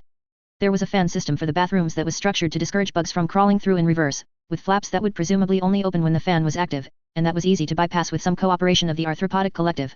Yet. Any reason for it? Not a huge fan of you stepping on Ballistic's toes. He's sort of a friend. Not the way he tells it. I didn't intend any offense. More bugs were entering through one of the doors at the side of the house, which was ajar. I presumed it was to let the warm late spring/early summer air flow through the house. The challenge there was keeping the bugs from being spotted before I was ready. When I realized what Genesis was planning, I shifted my bugs to follow. She headed straight for the kitchen window and crashed through the plywood there. She was followed shortly after by my swarm, spilling into the room to spread over windows, ceiling, and floor, only a small few darting around the people. They turned to run, naturally, running for the door that led to the kitchen and to the hallway. They were met by the remainder of my swarm, a thick cloud of flies, dragonflies, moths, roaches, and beetles. I could feel them backing away, 4 adults, 2 children. Police are on their way. Gonna swap them with us the second they get to the house. Warning you in advance so we can look confident. Damn. Appreciate that line of thinking, but there's one small problem, I said. He looked at me, then frowned. I can't get a grip on you. You're doing what you did when you were talking to Legend and Miss Militia. A little more refined than that, but yet. Fuck, he said. Then he groaned. And now I've lost sight of the cops. I can deal with them, if you want. Just find them and I'll handle that. Where's your real body? I hesitated. Then I had my clone turn and point to another clone. Just in case he decided to go on the attack. I see you. Right. And the cops. Over there, but don't teleport me, I said. I've got something else in mind, and the visual effect will be stronger. If I don't teleport you, I have to fight whichever cop I'm not teleporting, he noted. Cope, I thought. I deigned not to respond, and dismantled the clone that was standing next to him. I did draw an arrow pointing him to where the two officers had circled one corner of the property. Rather than visit the house myself, I gathered some of the bugs I'd sent to the room and began forming a clone there. From what I'd seen of the process, it was sort of spooky in its own right. A person materializing from vermin. I carried the small camera and microphone towards the swarm, using the video feed to remotely see the clone from a short distance so I could match the finer features and body shape. When I was done, I added the remaining bugs to the swarm, the camera and microphone hidden in their midst, and shifted the camera into place. I recognized our mayor. Never someone I'd paid a whole lot of attention to, given how I wasn't exactly a voter, but I recognized him in a general way. His face tended to pop up in advertisements and media. If the city wasn't in the state it was in right now, it would be on every TV channel, well into the swing of things for the imminent mayoral elections. He was 50 or 60, with horseshoe-pattern baldness on a round head and large ears that sort of stuck out. The woman next to him would be his wife. She had the look of someone who had purchased their good looks, with stylish clothes, an expensive haircut and top-notch makeup and skincare. She was clutching her husband, who was holding his two twin daughters. There were two young adults there too. Older teenagers or young 20-somethings. The guy looked seriously well-built, the girl statuesque. I got the vibe of an athlete and his cheerleader girlfriend more than I got the impression of a brother and sister with good genetics. The guy stood a little in front of his parents and girlfriend, as if he wanted to protect them. Genesis and I stood on the other side of the dining room table. "What do you want?" he asked. "A conversation," Trickster spoke. He had hopped up to the ledge of the ground floor window and was now hopping down, one hand on his hat. He adjusted it. "Hello, Mr. Mayor." The mayor looked at each of us in turn. Well, at Trickster and the fake selves that Genesis and I were producing. To what do I owe this questionable pleasure? "We hear you're going to Washington tomorrow." I saw the son turn to look over his shoulder at his dad. I also noted that he was discreetly drawing a phone from his pocket, concealed by the way he'd turned his body. If I couldn't sense movements through my bugs, I would have missed it. I could have said something, but I stayed quiet. Instead, I drew Atlas to a point near the window and began uncoiling and stretching out the lines of pre-prepared silk I'd already drawn out for emergency use. "I am. Well, I think it would only be fair if you heard from all of your constituents," Trickster remarked. "Before you come to a decision. You pay taxes?" The son asked, shifting his position again so his right hand was hidden behind his girlfriend. I could feel him adjusting his grip on the phone. As far as I could tell, he hadn't actually done anything to it. I waited for him to stop moving his hand, and then threaded a series of flying bugs between his fingers and the device, winding the thread around it. "Rory," the mayor spoke, his tone a warning. He turned his attention to Trickster. "And? Which outcome are you hoping for?" "I think it would be excellent if the city kept on going. Things are getting better. And you're putting yourselves in charge," the mayor noted. "We're just keeping the peace," Trickster said. "Doing a better job than your local heroes. If you have a liberal interpretation of peace, maybe," the mayor said. Rory moved his fingers, tapping the screen, and I had Atlas fly away from the window. The phone was torn from his hand and bounced off of the window pane before landing outside. Atlas reeled it in further while Rory looked around in confusion and alarm. "No phone calls," I spoke, buzzing through my swarm. "Give that back," he said. "Is your phone really a priority?" Trickster asked. "Yeah," Rory said. "Yeah it is." "Then you should have known better than to use it here," Trickster said, shrugging. "Give it back," Rory turned to glare at me. "At my swarm double." Trickster chuckled, never really got that smartphone craze. People go gaga over the things. No, I thought. Something's off. What I wouldn't give for Tattletale's power. Or even to have her present. How would she pull the pieces together, fill in the blanks? She could have looked at the big picture here and known exactly what was going on, while I was left to guess. The obsession over the phone? I couldn't draw any conclusions. What else? The family dinner with the son bringing his girlfriend over? Nothing too strange. They weren't scared. The little girls were glaring at us as they clutched their dad. Rory was too focused on his phone when his family was in imminent danger, and Rory's girlfriend was staying very still. Topping it off, the mayor was too casual in how he was addressing us. I think it would be in everyone's best interests if Brockton Bay kept going. Not quite fair to judge the fate of the city at its lowest point, Trickster said. Are you being ironic on purpose? The mayor asked. You're making a very strong case for why the city shouldn't continue down the path it's been going down, just by being here. Again, that confidence. One didn't trade banter with someone who was implicitly threatening them and their family with bodily harm. Not if they didn't have some measure of security their would-be assailants weren't aware of. I considered the various possibilities. Not too hard to narrow down the options, with the process of elimination. I drew the words against the wall, above and behind the gathered family. Trickster didn't seem to notice. I'm surprised you aren't showing us more respect. You'd think we'd almost be equal on a level, current guy in charge of the city talking to the aspiring rulers. I earned my position through hard work, dedication, and by convincing the people that it was in their best interests to vote for me. Which it was. You three? You're criminals. Thugs. You didn't earn anything. Thugs? Do thugs take on the Slaughterhouse 9 and walk away? All you have going for you is violence and intimidation. You can't accomplish anything but destruction that way. I made the words on the wall bigger. Trickster didn't see them, or he didn't care. Trickster, I started, speaking through my swarm. I need to have a word with you. Well, Trickster said, cutting me off, if you insist, who am I to argue? In an instant, one of the two twin girls was replaced by one of the dining room chairs on our side of the table, and vice versa. Trickster grabbed her hair and pulled her close, drawing a gun and pressing it to her head. Trickster, Genesis said, in the same second I moved forward to stop him. Was she trying to stop him as well, or had she seen the words? She settled one talon on his shoulder. I wasn't sure what signal she gave, but Trickster paused. Whatever it was, he must have looked up at the words I'd written, because Rory noticed. He whipped his head around to see, and I couldn't disperse the bugs fast enough. Triumph written on the wall with bugs with a triangle beneath, pointing at his head. Above his girlfriend were the words Prism or Ursa. The mayor's son was the civilian identity of Triumph. Enhanced physical prowess and a concussive shout that could punch holes through concrete. He whipped his head around and stared at Trickster. Before the teleporter could pull the trigger or do anything else, Triumph shouted. His sister was untouched, but Trickster was sent flying into the wall hard enough that he was half buried in the dry wall. Duck, Kyla. The little girl threw herself to the ground as Triumph lunged forward, kicking the dining room table. It slid halfway across the room, over Kyla and into the wall. The side slammed into Trickster's midsection, and the table's contents flew into the villain and the wall around him. Trickster went limp, his upper body flopping over the table. I mobilized the swarm, but Triumph was already shouting again, slamming Genesis into a wall, much as he'd done with Trickster. A third bellow annihilated my swarm clone, and he turned to start eradicating my spread-out bugs while his family ran for the hallway, led by the superheroine. Couldn't get a serious number of bugs together in one place to mount a serious attack without Triumph obliterating them, and he was either too angry or too stubborn to surrender to the stings and bites I was managing to inflict. The superheroine had her phone out and I wasn't able to tug it from her hand like I had with Triumph's. They would be getting reinforcements shortly.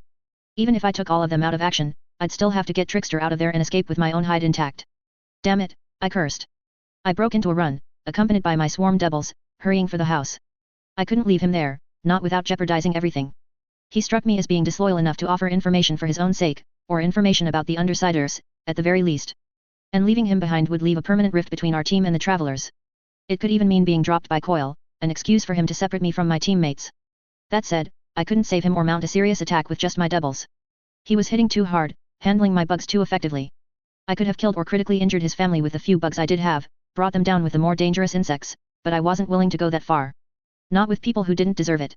Atlas wouldn't be strong or versatile enough to carry an unconscious body to safety. If I was going to haul Trickster out of there, it would have to be with my own two hands. I could only pray I wasn't exposing myself to whatever assassination ploy Coil had in mind. Or worse, that I wasn't doing exactly what he wanted me to do. Colony 15.9. I had two different heroes to deal with, one of whom I couldn't identify yet. That posed something of a problem. Each likely possibility for the heroine's identity made for a very different scenario in how this fight could play out. Process of elimination had told me that Rory would be one of the local heroes, because there weren't any prominent male villains who I couldn't identify with their masks off. Coil had outed Empire 88, which had split into the Chosen and the Pure, and everyone else had been eliminated or driven out of the city. I'd identified him as Triumph from his build. Assault and Cash weren't as muscular, the wards were younger and smaller, and the remainder of local heroes were women. That had been easy enough once I'd pegged him as a cape. His girlfriend was harder to pin down, both as a cape and in terms of her costumed identity. I'd read her confidence and judged that she wasn't terrified enough to be ignorant about Rory's secret. She probably wasn't a civilian in the know, either, because she hadn't been cowering behind Rory. Going by her appearance, I didn't think she could be Miss Militia or Battery.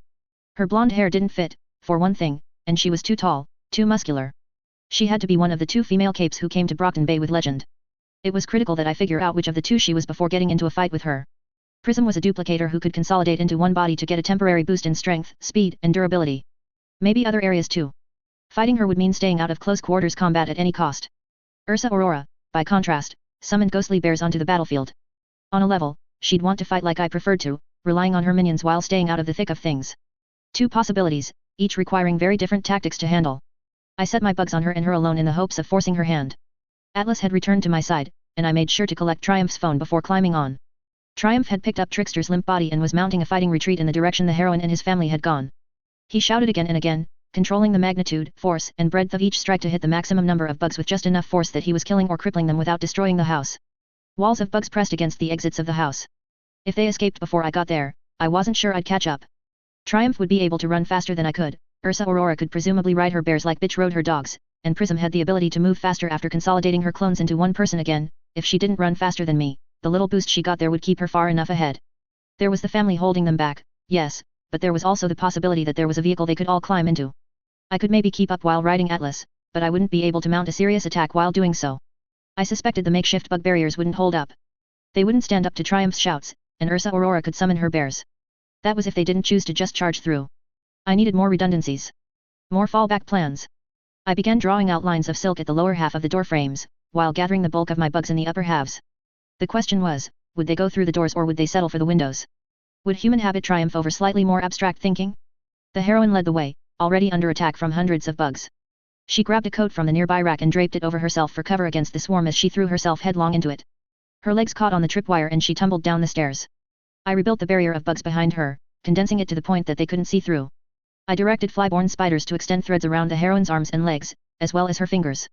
After a moment's consideration, I started packing them in her pockets, sending bugs crawling beneath her clothes. Right. A gun at her ankle. I set spiders to the task of binding that up too. Maybe she's a PRT officer? Gun, no apparent powers? None of the rest of the family seemed willing to try exiting by the same door after she'd disappeared into the cloud of bugs and promptly shrieked. Okay. That meant I'd separated the family from the woman. Triumph would catch up to them in a moment, so I had to make the most of this advantage if I was going to slow them down further. I began moving the bugs from the door towards the family, simultaneously bringing more bugs in behind them. They quickly realized they were cornered and backed into the nearby closet, closing it behind them. I could sense them throwing coats and boots down at the gap between the bottom end of the closet door and the ground, trying to block my bugs from getting in. Not quite good enough to stop the bugs, but I could leave them where they were. As I was arriving on the property, the heroine was partially disabled and Triumph was en route. Genesis would be pulling herself back together in another body, I supposed, but that wasn't so reassuring. The heroine had made a call to the PRT and there would be reinforcements on the way. Okay. How was I supposed to do this? I had to deal with Triumph, but he was shutting down my swarm. I'd probably lose in a straight-up fight as well. Whatever damage my bugs were doing with bites and stings, it wasn't enough to bring him down. He'd kicked a long oak table that had to weigh 600 pounds at a bare minimum, sent it skidding across the room. There was no doubt he had some superhuman physique. That same advantage might be giving him the ability to hold out against what my bugs were doing. I was forced to scale up, to start injecting more than the trace amounts of venom, and I was all too aware of how easy it was to go too far or go over the top. Life would be so much easier if I didn't give a damn about other people's well-being. But I wouldn't be able to step up my attack without getting more bugs on him, and I wouldn't be able to do that without a different tactic. I began pulling my bugs out of the house and gathering them. By the time Triumph found his way to the hallway where his family was hiding in the closet, the bugs were almost entirely gone. There were too few bugs there for me to catch it, but someone in the closet must have made a noise, because Triumph made a beeline right for them. He stopped when he saw the heroine outside the door, lying on the ground under a carpet of bugs. He said something to his family that was probably along the lines of stay there and headed for the door. He could see the human-shaped figures I'd molded out of bugs and positioned around the lawn and proceeded to gun them down one by one. His shouts were short, on target and devastatingly effective. The heroine was starting to get free. 2 additional versions of herself had appeared next to her, quickly searching out and cutting the silk cords that bound her. At least I knew who I was up against, now. Damn it. Unlike Oni Lee, Prism didn't materialize her duplicates along with whatever additional baggage her original self had. None of the restraints and none of the bugs hampered her copies. Not to mention that her guns were probably free as well. I quickly directed Atlas to the roof and took cover in case she spotted me and decided to open fire. Sam. Triumph shouted. One of the duplicates turned to look at him, her eyes widening. She shouted, careful. Tripwire. He jumped at the last second, hopping over the tripwire. Perfect. He landed on the stairs and stumbled. The entirety of his focus was on the tripwire, on the stairs beneath his feet and on his attempt to keep from falling down the stairs with his unconscious burden. During the Slaughterhouse 9 fiasco, it had come up that our species was pretty bad at looking up. I'd pulled bugs out of the hallway and from around the backyard and gathered them above the door, with airborne bugs helping by ferrying the slower moving ones up to a higher vantage point. I gave the command at the same time that Prism shouted her warning, and the bugs dropped down onto Triumph's head. Bugs tended to be very durable when it came to falling from high places. It had something to do with the amount of air resistance when compared to their surface area or mass. Something like that. Either way, it barely did any damage to my swarm when they fell to the ground. For Triumph, on the other hand, he was dealing with the sudden appearance of enough bugs that I could have formed 3 or 4 densely packed swarm clones from their number, on top of the fact that he was carrying Trickster, who had to weigh 130 or 140 pounds. It probably didn't help that he was standing on a staircase and was already somewhat off balance. The timing proved to be lucky for me. As strong as Triumph was, a strike at the right moment could still knock him off balance. I'd seen Alexandria do something like that to Leviathan, knocking something as big and horribly strong as the Endbringer to the ground. Blind and struck at an opportune moment, Triumph fell. I swept the bugs over him. There was no room for holding back or playing nice. I sent bugs into his nose and mouth, into his ear canals and biting at folds and crevices below the belt. I could have been squeamish about that, but that would require thinking in too much depth about what I was doing. I attacked his more sensitive areas, including the insides of his mouth, the sensitive edges of his nostrils and the insides of his ears. Others stung and bit at his eyelids. Some of my capsaicin-laced bugs flew from my cover at the roof's edge to Triumph and Prism. I directed them to the vulnerable mucous membranes of the eye, the nose, the mouth, and again, beneath the belt, the urinary tract and anus. The most important thing was to keep him from getting his bearings and dealing with the bugs. I wasn't sure I'd be able to catch him by surprise a second time. There was a secondary goal, too. We'd come here for a reason. If it came down to it, the mayor might change his tune once he'd seen his superhero son brought low. This was leverage. Prism was back on her feet, alongside her 2 copies. I was forced to split my bugs among them. What rules did she follow in terms of consolidating? How did she pull back together, and what happened to injuries? I knew she could survive if one copy was taken out of action. If she had a knife wound on one body of the 3 she had active, did it stay? Or did the damage get divided to only a third of what it should be? Whatever abuse my swarm was inflicting on her, she wasn't activating or deactivating her power like I might if I had her abilities at my disposal. In her shoes I'd be splitting, spreading out, then consolidating into the body furthest from the bulk of the swarm. My secondary goals would be getting to a vantage point where I could shoot down my assailant. If I assumed she'd use the same basic tactic against me, I began gathering bugs around myself for additional cover and for a potential counterattack. I swept some bugs over the surrounding landscape while I waited for her to either decide on a plan of attack or succumb to the bugs. No threat of imminent attack by Coil. It was spooky, having that hanging over my head. I almost wished he'd attack already and get it over with. I couldn't be sure how she spotted me, but Prism turned my way. Maybe it was the size of the cloud of bugs I had around me. It was almost a good thing that I had her attention. I had to take her out of action as soon as superhumanly possible if I wanted to get Trickster out of here before the reinforcements arrived. She backed up, spreading out across the lawn. One copy swatted at the bugs that crawled on her, another was gagging and coughing from the capsaicin, but they seemed to be holding out remarkably well. One by one, they started towards me, running across the lawn. I did what I could to obstruct and hamper them, but the rightmost copy slipped past the line of my bugs and bent down, the other copy snapping back into her body. She flashed with light as she leaped with incredible strength. She arced through the air until she was higher than the rooftop, set to land in front of me. I sent the swarm forward to meet her, lines of silk stretched between them. If I could disrupt her landing or even push her back enough that she missed the roof. She split into 3 copies in midair. The swarm caught the central one and tangled it. It landed hard on the roof and rolled, falling a solid 20 feet to the ground, while the other 2 landed and skidded for a grip on the shallow slope of the building. An instant later, she split off a replacement third, surrounding me. Okay. This wasn't as bad as it looked. I had Atlas. Yes, she could shoot him and me out of the air, but I had an escape route and this terrain suited me fairly well. The shingled roof had a shallow slope leading to gargoyles and gutters at the edges, but I stood at the roof's peak, giving me the steadiest footing. She was pacing, each of her copies slowly moving clockwise around me as they searched for a glimpse of me or some weakness. I was doing much the same, trying to think of an approach that would work here. What did I know about her? Prism was one of Legend's people, which meant it was very likely she was being groomed to manage her own team somewhere. Or she was considered effective enough to warrant fighting at Legend's side. She would be good, if nothing else. In a way, that was useful to me. Any points where I'd had the advantage would be pretty indicative of her limits and weaknesses, since I wouldn't necessarily have to account for mistakes, accidents, and idiocy on her part. She hadn't immediately opened with her duplicates. Why? Did she have a reserve of power she drew on? Some restriction on when or where she could duplicate herself. I'd seen her fight alongside Battery when they'd been tackling Mannequin. They'd paced the fight so each of them took turns. It made me think that maybe she needed to charge before she made her duplicates. It would explain why she hadn't made them the second I'd outed them as superheroes. That, or she'd had another reason and she needed time to recharge after using her power. One of her copies rubbed at her eye, then disappeared. She replaced it with a version of herself that wasn't suffering. That's one question answered, sort of. It was all too easy to see how she'd gotten this far. I couldn't keep all 3 versions of her in sight at the same time, and taking her out of action necessitated taking all 3 versions of her down before her power recharged. Couple that with how hard and fast she could hit. She could be a nightmare. Could be a nightmare. Emphasis on the could. I countered her powers, in large part. If my suspicions were right, I had some kind of enhanced multitasking as a side benefit of my powers. I wasn't limited to seeing with just my eyes, so her circling me wasn't such a drawback, either. And I could easily attack all 3 at once. The trick would be doing it without giving her an avenue for attack. She seemed reluctant to charge blindly into the swarm, but I was equally reluctant to use those same bugs to attack when I needed them for cover. If I waited, her reinforcements would arrive, which put the pressure on me to end this. I let out one deep breath, then carried out my plan of attack. I unwound the silk cords I'd gathered and climbed off Atlas, sending him out with one, taking hold of another. Crouching to make myself a smaller target, I sent my bugs out to carry the string. She moved to try to find a point where the swarm was thinner, while avoiding the clusters of bugs. It wasn't quite fast enough. I'd used my silk to grab Triumph's cell phone and yank it from his hand. I did much the same thing here. One silk cord wound around the throat of Prism A, masked by the presence of bugs. Another wound around the leg of Prism B. In the same moment I pulled on the cord leading to Prism B's leg, Atlas pulled back on the cord leading to Prism A's throat, and my swarm bull rushed Prism C, aiming to drive her off the roof through sheer force of numbers, surprise, and the pull of silk cords. A and B fell from the roof, then promptly disappeared, consolidating into C. She flashed with a light I could see through the dense cloud of my swarm and charged forward. In a heartbeat, she was out of my swarm and capable of seeing me. Prism reached down to her ankle and grabbed for her gun. It didn't come free of the holster. She could come with baggage she wasn't aware of. She had some control. Maybe she had to go out of her way to exclude certain matter or material from her duplicates. She formed 2 new duplicates, and I caught a glimpse of them pulling their guns free before I was back in the cover of my swarm. At my bidding, Atlas flew low, close to the building where he was out of sight of the rooftop. He circled around until he was behind me. I formed a crude swarm clone and then stepped back onto Atlas. I didn't sit, but relied instead on control of his flight and the angles he moved to help match my own balance. We swiftly descended to the ground as the part of my swarm that wasn't dedicated to forming my double moved forward to attack once more.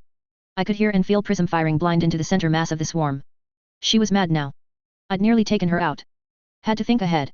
She would use the same tactic as before, consolidating to barrel through. She'd see my decoy and attack it, then come looking for me. I reused the cord that I'd had around her foot, winding it around one gargoyle. The trick was figuring out which copy I'd target. This wouldn't work if she unmade the copy to supercharge one of the other ones. I'd have to bait her. My bugs tied the silk around one of her wrists, letting the rest sit slack against the rooftop. As I'd expected, the 3 of her appeared at the edge of the roof, looking down to the ground to find me. I was already heading for triumph, putting myself roughly between them and him. It would serve 2 purposes, the primary purpose being that it would give them reason to think twice before shooting. They leaped, then consolidated with a flash of light before they hit ground, to absorb the impact with superior strength and durability. Only the silk thread connected the gargoyle to the prism duplicate closest to me. She didn't make it all the way to the ground. In the blink of an eye, she was whipped sideways, one arm hyperextended. She dangled for a second or 2 before the silk gave way and she fell to the ground. The power boost was temporary enough that she wasn't invincible as she made her awkward landing. I hurried to where Triumph and Trickster were. Triumph had managed to move a short distance away before collapsing again, and remained buried beneath a pile of my bugs. He wasn't doing well. It was very much what I'd been concerned about at the outset, going a little too far. On their own, the choking bugs, the inflammation from the capsaicin and the stings weren't too bad, but together? I eased up on him just a bit. A quick survey of the area told me that there weren't any imminent threats in the vicinity. Prism wasn't standing back up. There was a kernel of something where Genesis was rebuilding a body. The policeman Trickster had swapped with was making his way back here, and other cops were en route as well. I still had a minute or 2. The mayor, I noted, had left the closet, heading for a room lined with bookcases and cabinets. My swarm sense allowed me to feel him opening one cabinet, unlocking and opening a drawer beneath. He retrieved a shotgun from the cabinet above and a box of ammunition from the drawer. I could have taken him out right there, hit him hard with my bugs. I didn't. I'd have to leave after that, and I could almost believe that he'd be angry, that he'd argue for the city to be condemned with even more fervor than he might have otherwise. This could backfire if we simply left him wounded. Instead, I focused on building up several swarm decoys before he could make his way to the back door. I lifted Trickster up and draped him across Atlas' back, binding him in place with silk thread. The mayor had loaded the gun by the time he was in the door frame. He must have overheard Prism shouting about the tripwire, because he moved fairly gingerly through the threshold. His eyes roved over my masked decoys, his gun drifting from side to side as if he was getting ready to shoot at any instant. Mayor, I spoke to him through one decoy, buzzing and droning the words. He turned and fired, blowing a hole through its chest. Your son is another spoke, while the first reformed. He fired again, blasting the head off the second decoy. Dying the first finished. He was in the midst of reloading the shotgun when he stopped. What? Suffocating, I spoke through a third decoy. No. He.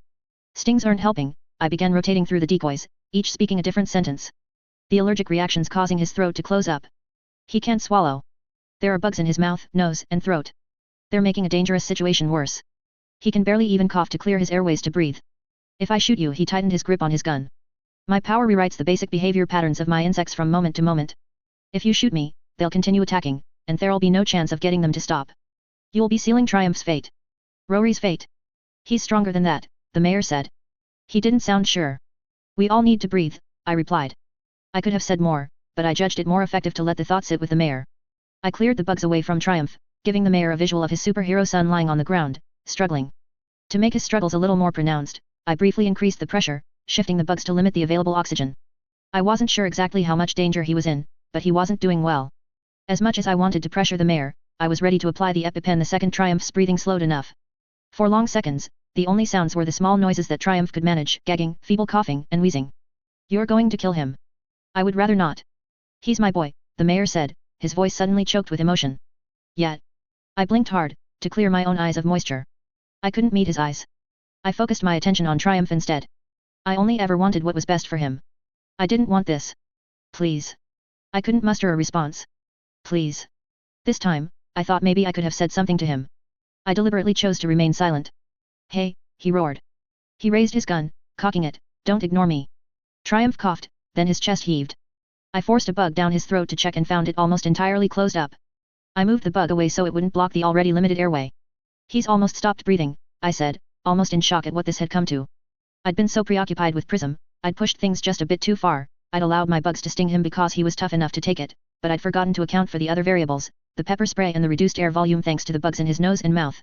I looked at the mayor and found his gun pointing at me. I spoke with my own voice. With a calmness that caught me off guard, I said, "It's not too late." The voice of the 60-ish man who could address whole crowds with conviction and charisma sounded painfully feeble as he spoke. CPR. Yes. But primarily this. I drew an EpiPen from my utility compartment and held it up.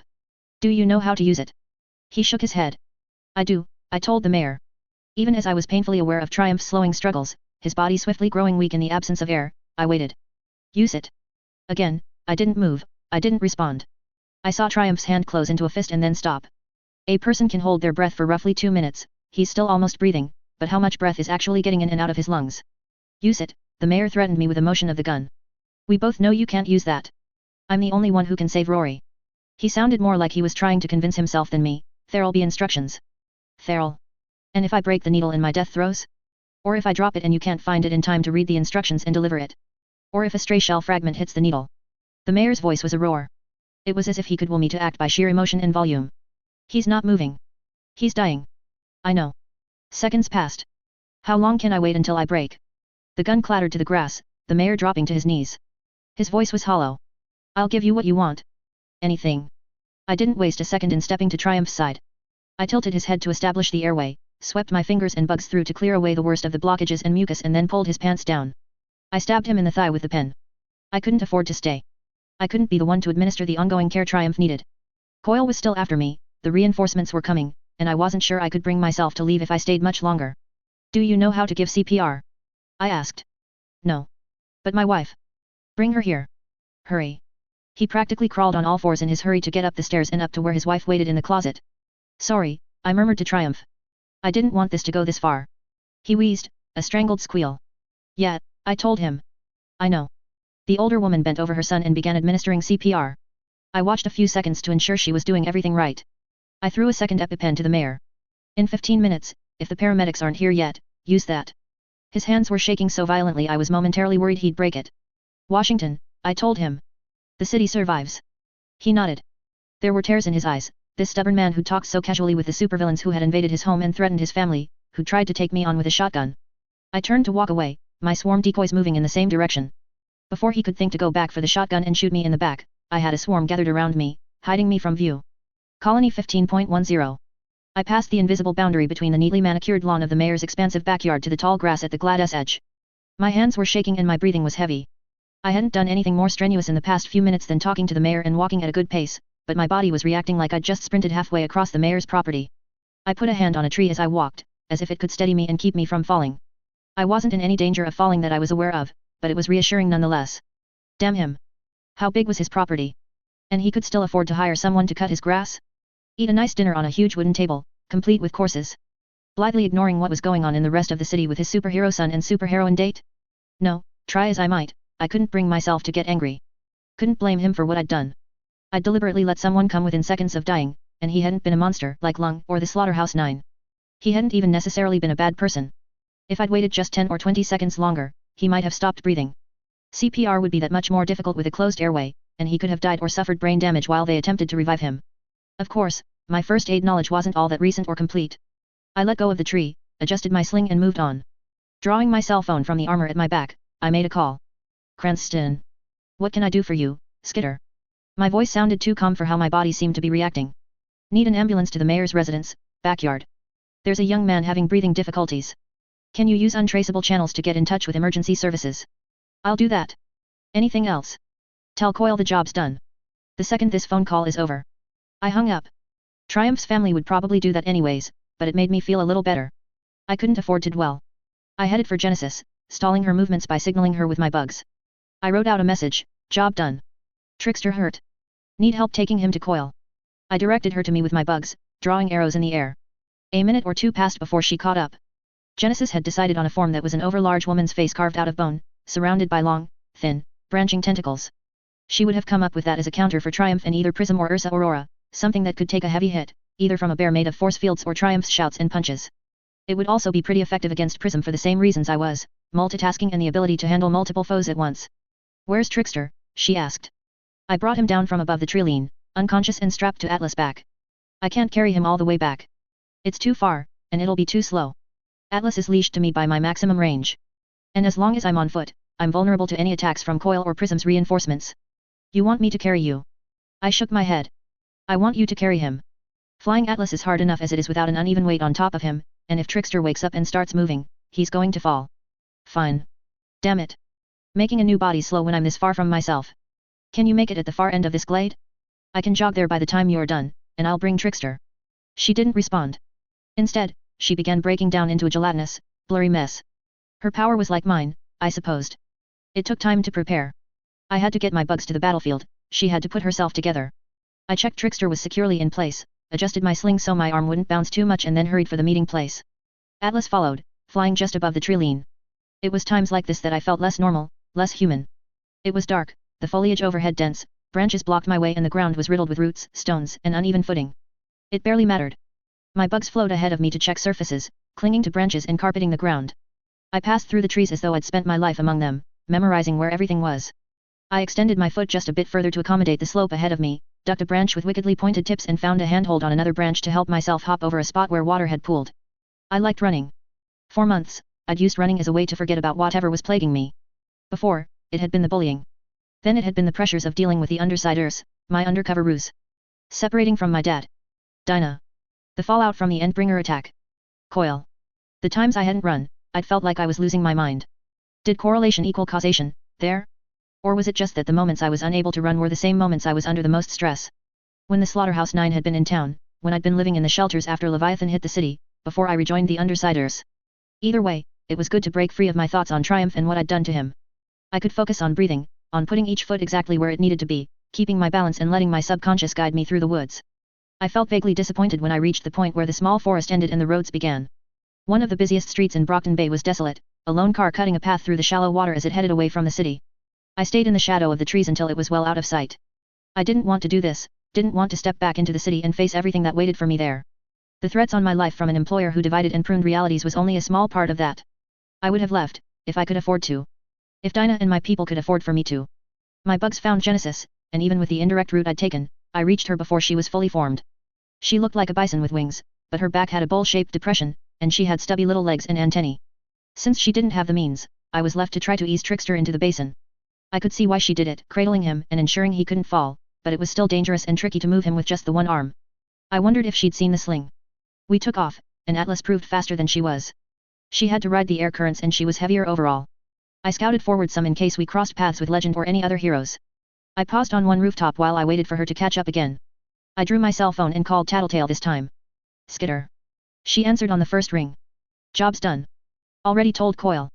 Triumph was there, along with Prism. They hurt Trickster, took Genesis out of action. I stopped them and finished the job, got the mayor to agree to the terms we wanted. Are you still there? At the mayor's place? No. Just left. There was a pause. That doesn't make sense, she told me. What doesn't? We're clear to talk, no bugs, I'm 99% sure. So listen, if Coil wanted to assassinate you, that'd be his chance. Once you leave the mayor's property, that's it. He doesn't know where you're going. Trickster got hurt, I told her. Maybe he was supposed to do it. Maybe, she admitted, but that still feels wrong. Why wouldn't Coil have a backup plan? Or maybe Dinah's power is working, and he's got some bigger plan in mind. I'm at his base right now. It doesn't fit with his movements. He's not really visiting her. I shivered. Visiting her, dosing her with drugs, interrogating her for answers about his grand plan. I hated the images that popped into my mind when I thought about Dinah in captivity. Listen, she said, I'm going to try to find out more. I'll call you back. I don't like that you're there without backup. You said he might want to get rid of you too. I'll know if he does. Like you knew he'd try to kill me. Another pause. I'll call you later, she said. The line went dead. I reluctantly put my phone away. I had a hollow feeling in the center of my chest. A huge part of me wanted to call Gru, but I couldn't convince myself that it was really what I was aching for. I might have anyways, but I wasn't sure what I would have said. Would I have asked for a hug, another cuddle? For advice, tactical suggestions? For reassurances? I wouldn't have said the thought had ever explicitly crossed my mind, but somehow I'd always assumed that I'd know what to do when I got into a relationship. I didn't want this thing to be designated the nice memory that we avoided mentioning until things had returned to the old status quo. But I wasn't sure he was the person I wanted to reach out to. The people in my territory? Was I seeking some validation there, some cheers, smiles, hugs and other assurances that I was really on the right track, doing the right things? I couldn't be sure. I met with Genesis in the air, flying just beneath her so our heads were as close to one another as possible. Is he okay? He was awake a second, then went under again, she said, might be a good thing. He's hurting. Probably. Why? Why did he pick a fight like that? It's how he operates. I'm not saying this is usual, or that this wasn't an extreme case, but, it's always how he dealt with things, big or small. The worse things get, the more stubborn and cocky he gets in going up against them. It worked when we were just messing around together, just playing around. But we were never suited to be. I dunno, a family. A family. We've spent 2 years together, with just each other. I don't know what you could call us, if not that. Why don't you quit? Split up? Is it Noelle? She's only half of it, Genesis said. She didn't volunteer anything more. We flew in silence for a few long seconds. Don't blame him, okay? He has his way of handling stuff, but those methods don't scale up so well when we're dealing with stuff this screwed up. Things are getting better. The 9 are gone, we're cleaning up the city, our enemies are getting driven out of Brockton Bay. Better for you, maybe, but those are your priorities. I didn't respond, wasn't sure how to. Just, don't blame him. I'm sorry things got so bad tonight. Okay, I said. I hadn't meant to get caught up in a conversation. I saw a chance to say what I wanted to. Are you good with going to Coil's on your own? She looked surprised. It was too dangerous to meet with Coil right now. I wasn't thinking straight, and I wasn't willing to walk into the lion's den. Another day, under different circumstances, with backup? Maybe. But not now. I'm going to head back to my territory, I lied. Yet. Sure. Okay. Good luck. Coil can call me if he needs anything. Alright. I veered off to head north, leaving Genesis to continue in the direction of Coil's headquarters. As Tattletale had suggested, the window of opportunity had passed. If I returned to my territory, would I be walking into a trap? The same could be true if I went to any familiar place. Coil had enough soldiers to have one lying in wait in any given area. On the other hand, if I broke pattern and stayed somewhere off his radar, I'd be letting him know I was suspicious. That might be all he needed to decide to step up his plans and go all out. I came to a decision, all my disparate thoughts and concerns snapping together into one simple, inelegant solution. Too dangerous to go to my territory. I set Atlas down on top of the tallest building in the area, climbed off and sent my bugs into my territory instead. They flowed into my lair as a mass. I left some in the appropriate terrariums to restock my supply of some of the rarer spiders and larger beetles. The rest passed through the upper floors of my lair and retrieved the necessities. They returned, surrounding Atlas as a cloud. Once Atlas had landed beside me, I began getting everything in order. Atlas held my rain boots in his front claws and carried my backpack and some of the clothes I'd had him pack on his back. Using my hand, I swatted other items through the backpack's opening as my bugs brought them into position: underwear, socks, wallet. I ran one hand over Atlas' rough exterior. What am I going to do with you? Atlas didn't have the instincts to operate on his own. He was an entirely unique creation, designed from scratch with no real blueprint or model for behavior. He couldn't move, couldn't eat, and couldn't defend himself if I wasn't in range to control him. I'd have to figure something out. Some place I could stick him so I could keep him close. I picked out what I wanted to wear, checked there wasn't anyone nearby and changed on the rooftop. I had to take off the sling to free my arm, which maybe wasn't the best idea, but I was gentle with my shoulder as I worked my way into a tank top. When I was changed, I fixed my sling, I packed my stuff in my bag and bound my costume loosely in silk to keep it compact and tied that package loosely to Atlas' back. I wouldn't be going anywhere without him, and wherever I was, he could probably bring my costume to me faster than I could access whatever hiding place I'd chosen. I double-checked there wasn't anyone watching, stepped up onto Atlas' back and stayed standing as he lowered us to the street. I skipped down with a bit of a splash, slung the backpack over my good shoulder and started walking. Things were getting better. The flooding was more under control, and less streets were sitting beneath inches of water. The work my people had done in our district had helped, here. We were downhill, and the efforts in clearing out the storm drains and dismantling the trash and rubble that was trapping water in certain areas had freed the water to flow down towards the beaches.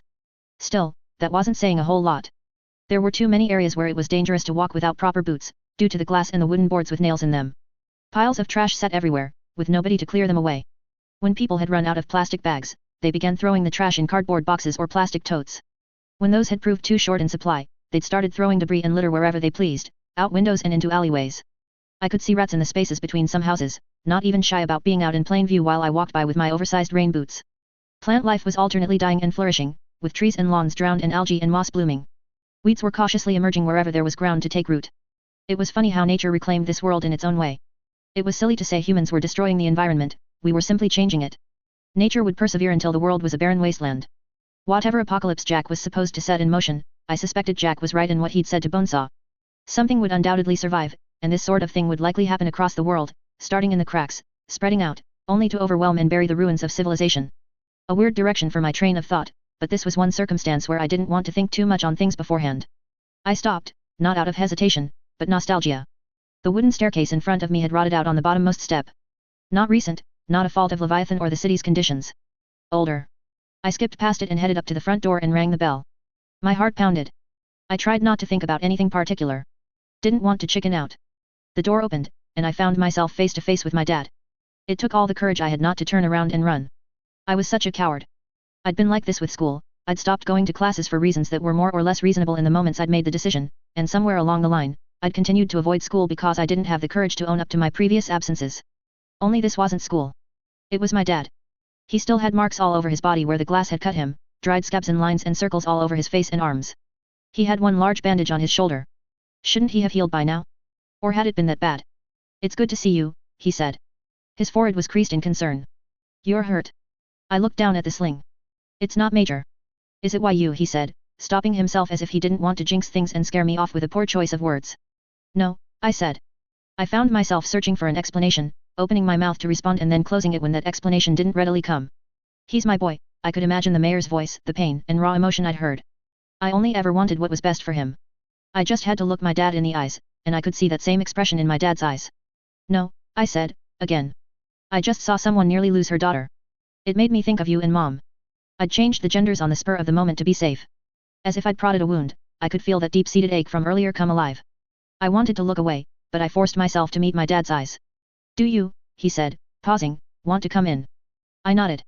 He stepped out of the doorway and I stepped into the house for the first time since Shatterbird had attacked. That had been the start of June, or thereabouts. I hadn't exactly had time to look around, nor had I really been in a stable state of mind. The last time I'd really been able to look around the house had been the start of May. Nearly 2 months ago. I looked at the mantelpiece above the fireplace. Things had been rearranged. There was a small clock with a broken face, a family picture of Dad, Mom, and me that had survived Shatterbird's attack and a little statue/candlestick featuring a woman with a flowing dress. I touched the statuette. There were memories there. Too many things in the house had them. The statuette was part of a pair. My mom had bought them at the market. The overly tall, skinny, exaggerated figures had seemed to match my mom and dad, in a way. Where's the husband statue? Were you robbed? I looked at him, and he looked embarrassed. I traded it away. More than a few things. Why? For what? Selling and bartering for food, he answered. But there's supplies. Did you not get enough, or? I trailed off. Why was I attacking him? Accusing him? Was it guilt, failing to look after my dad and make sure he got the supplies he needed? The explosion with the glass. I suffered some minor kidney damage. The doctor advised me to up my iron and protein intake while we wait to see if it'll scar. Not nutrients you find in good supply in supply kits. Kidney damage. Is that the worst injury? You're otherwise okay. I'm mostly okay. Better than most, thanks to the warning you gave me about the Slaughterhouse 9 being in town. Some of my co-workers owe you thanks as well. I nodded. I was glad people were okay, but the fact that word was spreading, it put me in a dangerous spot. But I should be the one asking how you're doing. What happened to your arm? Foreign body got trapped in there at some point, I said, needed minor surgery. I could see the alarm crossing over his face. Had he heard something? Flechette passing on a message that people with injured shoulders. Surgery, he asked. It was only local anesthetic. Really? Not that big a deal. I looked over the bookshelves. One of the better pictures of Mom and me had been destroyed by the explosion of glass, ripped to shreds. He had to have picked up that frame and stood it up on its own, sometime after Shatterbird's attack. I prodded at the picture, as if I could push the tattered remains back together. You're so different, he said. You're standing straighter, dressing like you aren't trying to hide in your clothes, moving with more purpose. I think you've grown, too. So many people, they seem like they've been burdened by what's going on, they've given up a little, lost important things. That just makes the contrast between you and them that much stronger. I turned around. Was I? I don't feel that much stronger. I spent 15 years raising you. 2.5 of those years I spent raising you alone. I can see a difference. I'm not saying there isn't a change. There probably is. I don't know if I'm better because of it. Oh. A silence stretched out. Neither of us were adept conversationalists, and any familiarity we'd had was gone. Do you want to sit? He asked. I nodded and seated myself. There were papers on the coffee table. 2 loose stacks, headed with the title Know Where You Are. They looked as though they had been printed using a 15-year-old photocopier. I picked one up. Know Where You Are. The area extending east of Captain's Hill is believed to be under claim by the supervillains Gru and Imp. Both are members of a group known as the Undersiders, who have joined with the Travelers in an unnamed alliance. These villains will not attack civilians unless provoked, and cleanup is tentatively progressing throughout the area with no objections from either villain. Gru has the ability to create clouds of darkness. Should you find yourself in one of these clouds, retreat to the nearest cover you remember seeing and assume there is immediate and present danger from vehicles, gunfire, moving pedestrians, and fighting between capes. I put it down. There was more, noting a lack of information about Imp as well as the gangs and possible rivals that Gru and Imp might be fighting with, but it was over a week out of date. The second paper. Know where you are. The area extending west of the ferry station north, including the factories and the remains of the boardwalk, is believed to be under claim by the supervillain Skitter. Skitter is a member of the Undersiders, who are allied with the Travelers in an as of yet unnamed alliance. Skitter is an unpredictable young woman tending towards acts of apparent kindness to those she deems her subjects and bursts of sudden and extreme violence towards those she sees as her enemies. The city is not funding work in her territory, as Skitter is handling matters there. Skitter controls insects and senses what they do. Anyone with allergies to stings or insect bites would be advised to leave this area. She offers food, shelter, and care to anyone who agrees to work under her, but the Dock Workers Association cannot suggest that anyone accept her offers, as her ulterior motives are unknown. This area is not currently the site of any ongoing disputes between capes. There is limited power in this area. There is limited cell service in this area. There is not water service in this area. Again, a little out of date. Our water was running. Still, it was startling to see this here. From the beginning, I'd wanted to keep that part of my life and this part of my life separate. It had been a fierce enough desire that I'd avoided taking revenge on the bullies because of it, at least a little, and it might have had something to do with my running away from home. Your DAU has been putting these up. Yes. Making sure people are informed. Too many stories of people taking the wrong path through the city and getting cornered by a mutant dog the size of a small tank. Right. You said you were staying outside the city, with Lisa's family? At the north end? How did you get here? I walked across the market, down to the boardwalk and crossed through Skitter's territory. I was pretty sure I wasn't acting strange as I said the name. They didn't give you any trouble.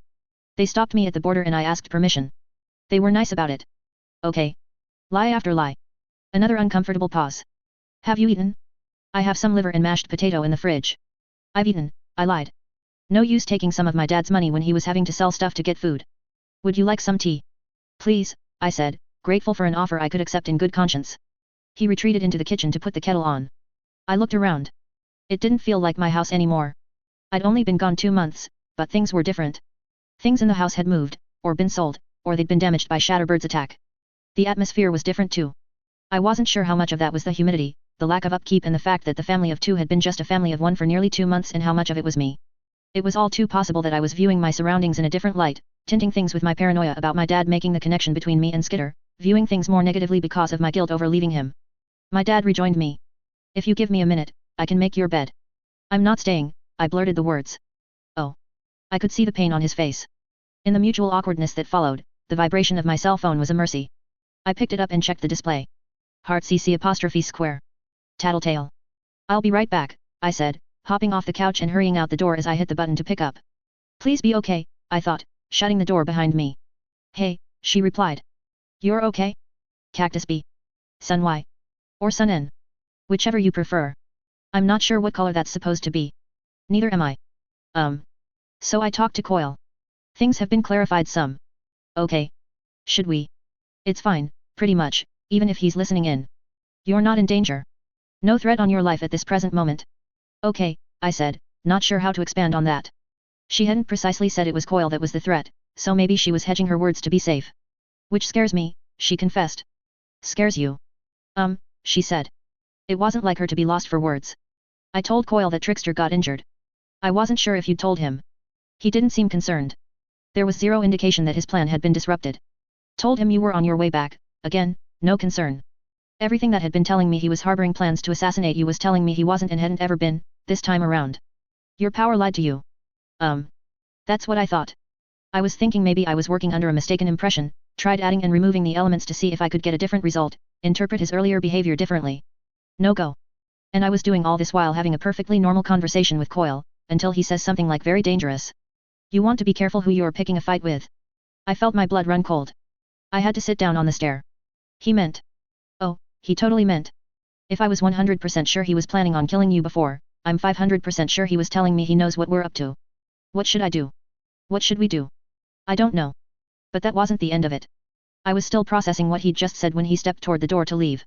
He put one hand on my shoulder, leaned close, and he spoke in this very quiet voice. He said, "Be careful, Tattletale. I value your service, but you should know your power isn't as reliable as you like to think." Sounding civil and caring while expressing a very clear threat. So the fact that it lied before.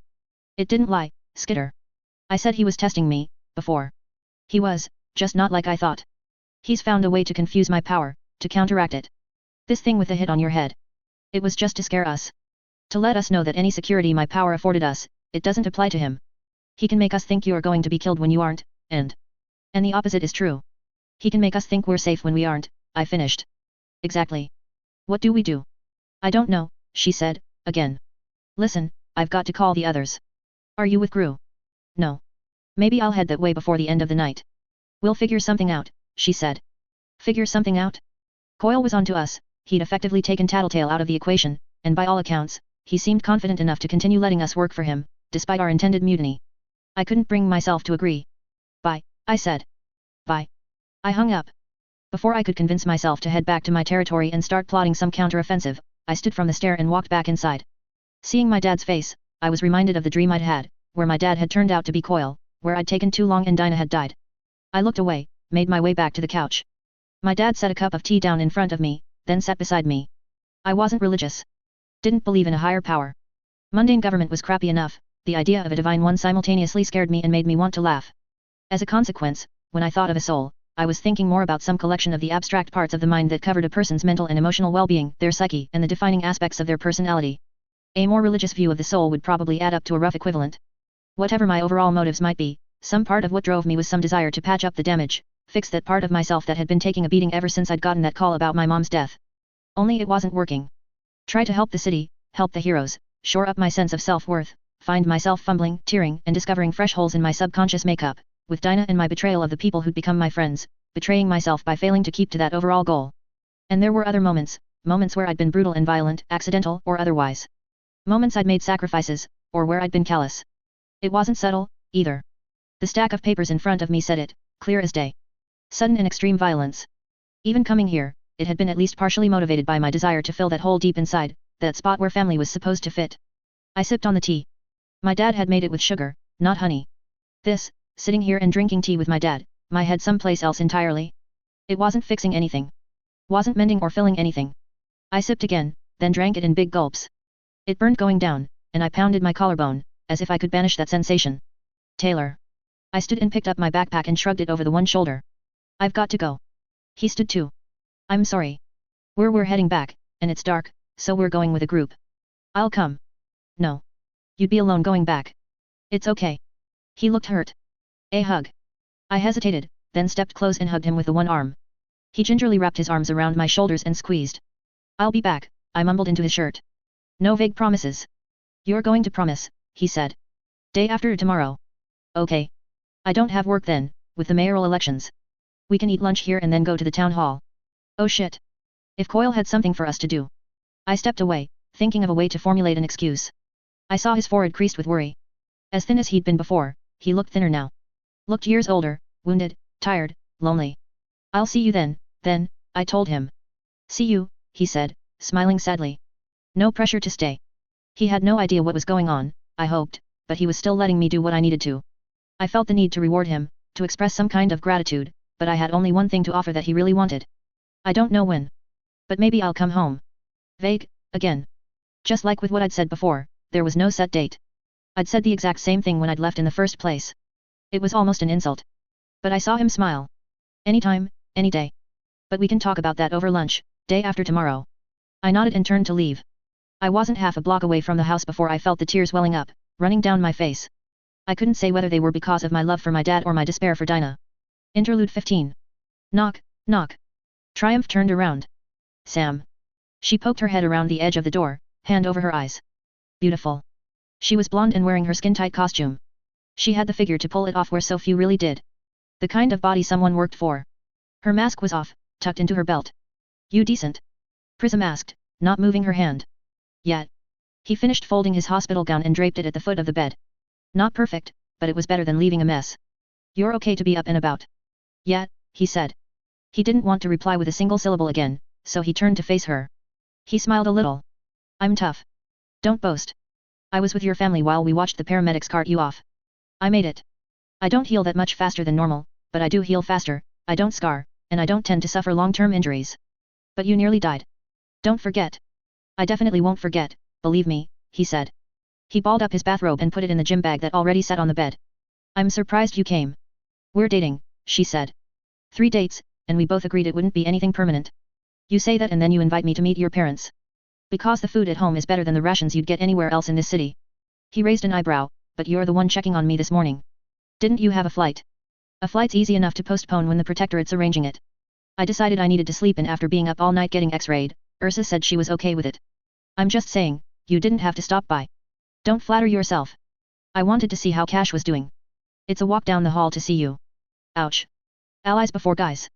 There's got to be a better way of saying that. Probably. How's he? Burned badly, but he's healing. We'll see how bad the long-term damage is. And how are you? Bruised, bit of a limp. Pretty okay overall. Good, he smiled. Want to go get some coffee? I've been running on so much caffeine lately that I think I'll pass out if I don't get my morning dose. I'll lend you my shoulders so you don't have to put too much weight on that leg. Coffee's good. But are there any places that are open? There's a place in the building. Prism made a face. Not institution coffee. An actual coffee bar as part of the cafeteria. He slung his bag over one shoulder and offered her an arm. Don't you need a wheelchair? I thought it was hospital policy to wheel you to the door. It's fine. Benefit of having a small hospital as part of the PRT building. Pretty common for us to go straight from here to our offices, and there were apparently issues with photographers taking pictures of heroes in wheelchairs as they left the hospital. Director Piggott arranged things this way for exactly this reason. Damn. Need to push for something like that in NYC. Our hospital's off-site. She put a hand on his shoulder and they began making their way down the hall. Ursa Aurora turned the corner and spotted them.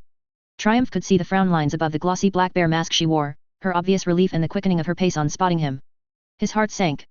Something's happened. Or it's happening. Guys. What's wrong? He asked. There's an issue. Division in the ranks. Looking ugly. The enemy. She shook her head. Our guys. And it's about you. That caught him off guard. He shook his head a little, no time to get into the particulars. He'd deal with the situation himself. Lead the way. Despite the apparent urgency of the situation, they couldn't run.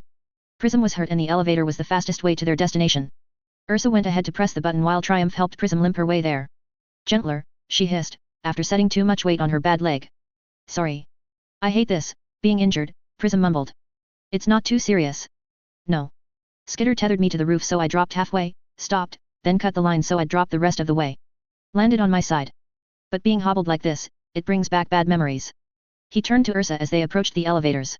Press both buttons at the same time, 3 times in a row for the emergency use. Ursa did as he'd suggested, and the button began alternately flashing yellow and red. The doors opened almost immediately afterward and they gathered inside. Ursa hit the button for the basement floor, the ward's headquarters. He glanced at her teammate. It struck him that it was inappropriate to ask, but it also felt like Prism was inviting the question. Would it be bad form for me to ask? About the bad memories. Prism shook her head. Ursa knows, and I've been working on getting over it. I already mentioned my history in gymnastics.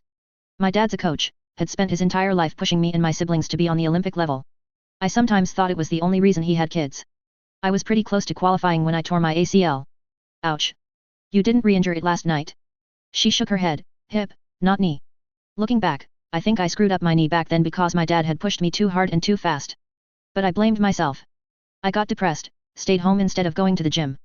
Once Dad and the Sibs realized I wasn't going to come along anymore, I started to get left out of family events, left behind when they went out to eat after training. It doesn't sound like that huge a deal, but gymnastics had become a core part of my life, and it was gone. Everything fell apart. I'm sorry. I know better than to say that's not significant. Believe me. I've been there. She shrugged. I guess I became my own family. Found another pillar to build my life around. But even if I have a high pain tolerance, having an injury like this reminds me of those days. Puts me in a bad mood for a while. So I'm sorry if I'm irritable. I can deal. They'd gone out as friends, first, because they both had similar backgrounds, and segued into a casual relationship. They had both been athletes, once upon a time. She was an ex-gymnast, he had been a baseball player. She'd triggered because of the aftermath of a career-ending injury. He'd acquired his powers because he'd been perpetually second place, doomed to miss his chance, a mere hair from a career in the major league. He knew how devastating that stuff could be when you'd made the sacrifices, given up most of your adolescence to succeed at something, only to fall short. He'd turned to his dad for help, and his dad had delivered a small vial that was supposedly designed to force a state equivalent to a trigger event, without the necessary trauma. Irony had reared her ugly head when the major leagues had mandated MRI scans to check for powers and maintain the integrity of the game, mere months after he'd gained athletic ability that would let him compete. In a way, he was glad. Not that he had been back then. He'd been spoiled, a brat, entitled. He was relieved he hadn't continued down that road, that he'd found a career where he was on something of an even playing field with his peers. Not that things were perfect. He could hear the arguing the second the elevator doors parted.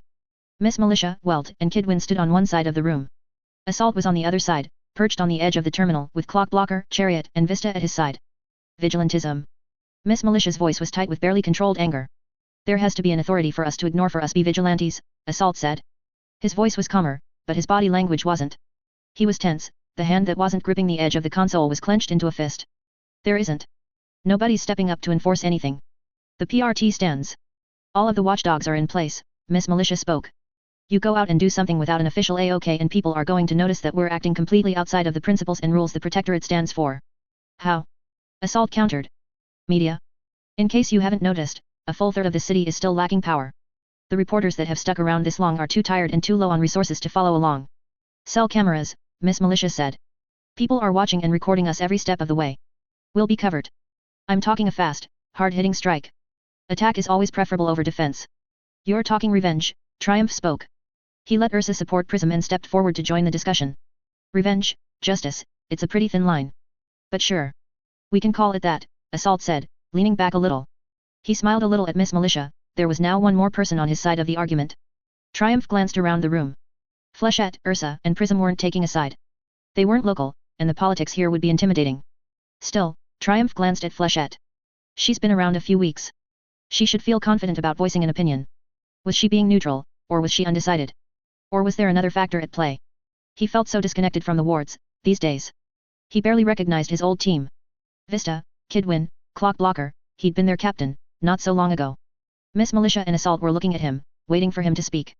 From Assault's confidence, there was no doubt he expected Triumph to take his side. Instead, he commented, just going by what I've heard, Assault's arguing we should take the fight to the enemy? Without Pickett's consent. Pickett has told us to stand down, Miss Militia spoke. So we'd be going against her directive. They attacked one of our own. Again, Assault said. And they broke a cardinal rule. They attacked family. You don't unmask a cape, and if you happen to discover their secret identity, you don't go after their family. The family's testimony suggests that wasn't deliberate. Skitter informed Trickster partway through, Weld said. Clockblocker cut in, but we can assume she found out beforehand. Unless you're going to suggest she figured it out on her own. No, Weld replied. It makes sense. I suspect Tattletale could find out something like that. I'd even believe she's found out all of our identities by now. But I'm saying Trickster wasn't in the know, and he's the person who made the conscious decision to attack Triumph's sister. They've broken other unspoken rules, Assault said, looking at Triumph and Miss Militia rather than the junior members. Shatterbird? Are we really going to let that one slide? Anything goes when fighting the 9, Miss Militia said. The 9 are gone. He's still breaking the rules. He kidnapped and took control of Shadow Stalker. He's affected civilians. Criminals, admittedly, but still civilians. And the people in charge know that, Miss Militia said. If they decide that it's crossing the line, we can act decisively. People in suits, Assault said. They sit in offices with padded chairs, viewing everything through the filter of clinical, tidy paperwork. They don't know what it is to be in the field, to face the risk of death or fates worse than death in the service of this city. If Miss Militia had been getting ready for a response, she hesitated when Assault said fates worse than death, his voice revealing a tremor of emotion. Triumph could imagine the scene as he'd glimpsed it, Battery on her deathbed, wasting away from a poison designed to be cruel rather than efficient. But as slow as it had worked, it had proved incurable. Assault went on, and there was no hint of the earlier emotion in his voice. Rather, he sounded dangerously like a leader. If we don't act on this, if we don't move on the undersiders and the travelers, then we're saying that's all right. We're saying it's okay to do those same things to us. You'd be violating your probationary status on the team, Miss Militia said, quiet. Going against orders. My joining the Protectorate was conditional on being on the same team as Battery, Assault replied. He met Miss Militia's eyes with a level stare, as if challenging her to press the issue. There was no doubt what was at the root of Assault's anger. Miss Militia, by contrast, was the leader of the Protectorate because of her unwavering loyalty and willingness to not only abide by the rules but to fight for them. Triumph could understand why they'd taken the positions they had. He glanced at the others. Weld was a company man, so to speak, and the PRT was his family, after a fashion. It made sense that he'd stand by the rules imposed by the PRT, the Protectorate, and the wards. Clockblocker had always chafed under the yoke of the institution, and Chariot could easily be the same. Most wards went through a phase like that, feeling the pressures, the strict rules, realizing that the wards existed in part to keep them out of the worst of things, while aching to go out and be a hero. Clockblocker had never entirely grown out of it. It could be that Chariot's stance here was what Coil wanted. Triumph couldn't forget that Chariot was an undercover operative, planted by the supervillain to gather information. No, none of those calls surprised him. The outliers, the ones that caught him off guard. Vista, I didn't think you'd be wanting to break the rules like this, he commented. Before she could reply, he said, and Kidwin. I took you for more of a rebel. I'm tired of losing people, Vista said. We lost Gallant. Aegis 2, and Velocity, Dauntless, Battery. Yet. And Shadow Stalker, Triumph offered. She left, Clock Blocker said. I'd still consider her a casualty, Triumph said. We might not have liked her, but she was one of us, and the enemy basically took her from us. I don't want to forget Glory Girl and Panacea, Clock Blocker said. She and her sister did me a life-changing favor.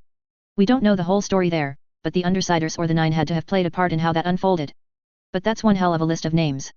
There's less of us than there are them, and we're losing. Not just fights, but we're losing this war. Don't you see that? I see it, Miss Militia said, her voice particularly quiet compared to her raised volume earlier. But that's exactly why I'm telling you not to do this. The second we make this into an actual war, we change it from a losing fight to an outright defeat. At best everyone involved would lose out, our enemies included. I don't want that. You're making it sound more complicated than it is, Assault said. I'm talking a quick, hard-hitting strike against one of their territories.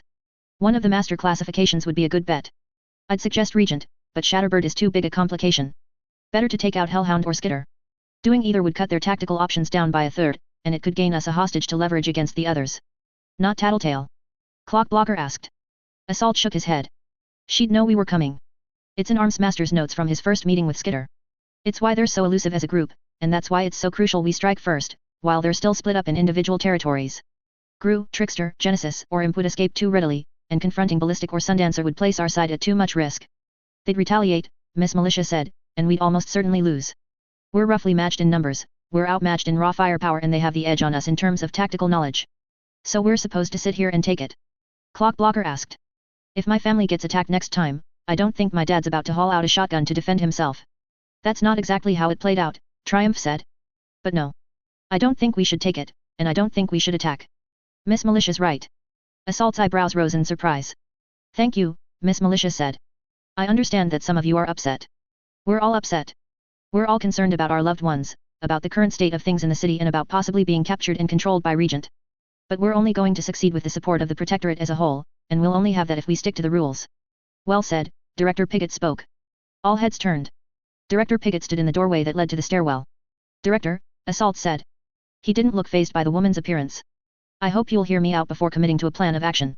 Of course. Assault leaned back, folding his arms. Then let me introduce our visitors. Piggott stepped to one side, shifting her prodigious weight out of the way of the door. There were two of them, each covered head to toe in power armor that was similar in theme, if not in design. It was heavy-duty stuff, and even without tinker abilities, Triumph could admire it as something exceptionally well made. They were the same height, a man and a woman. The man held a spear that was no less than 15 feet long, with a two-pronged tip on the end.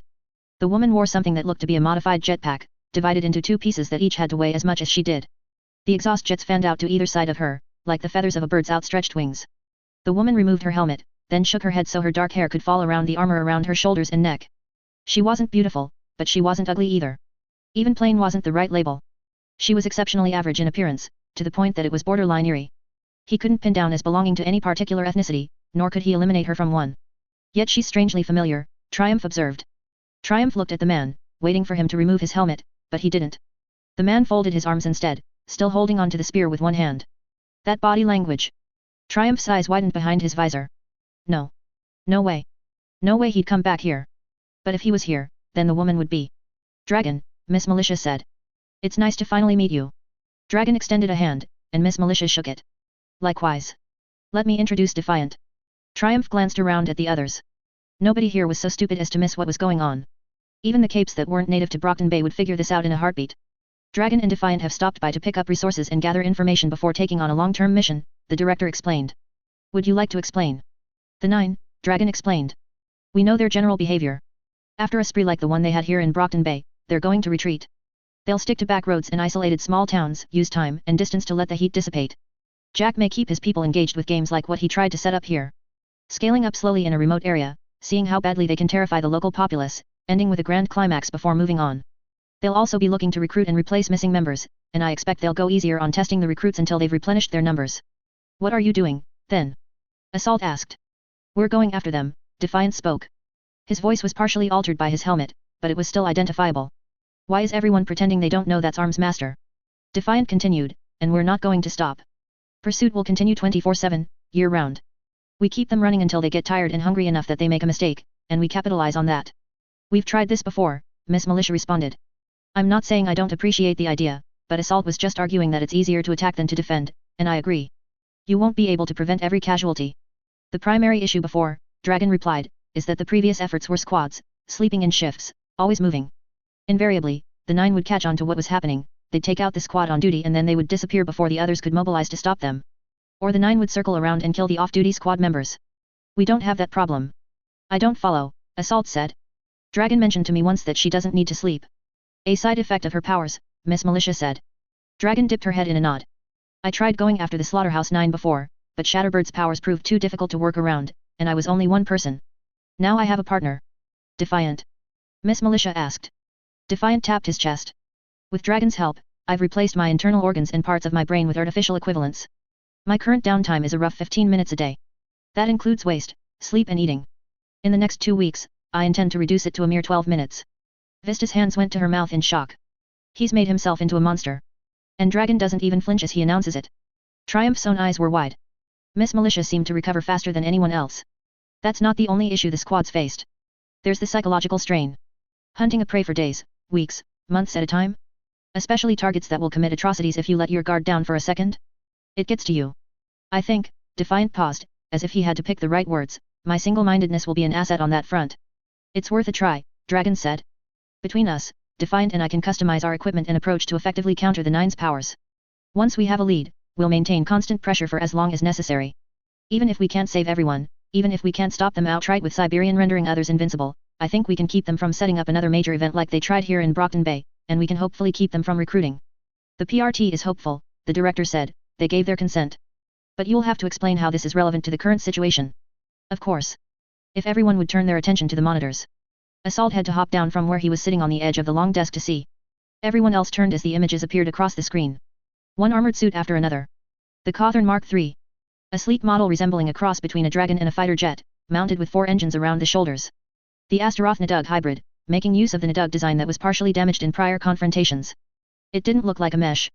It looked like a cohesive design, a massive gun barrel with teeth at the end, outfitted not with a handle, but 3 afterburners at the rear and 3 at the midsection. The landing gear looked spindly.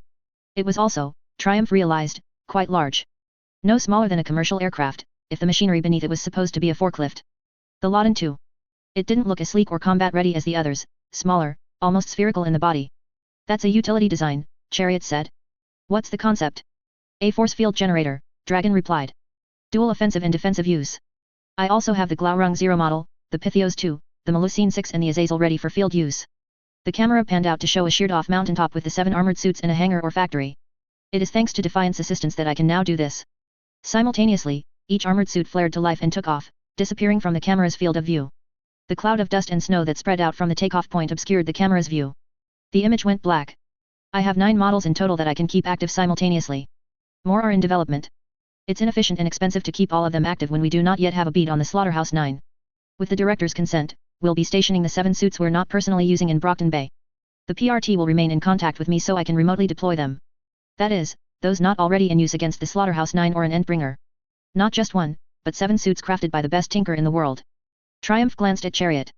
The boy seemed pensive, but that could have been one tinker admiring the work of another.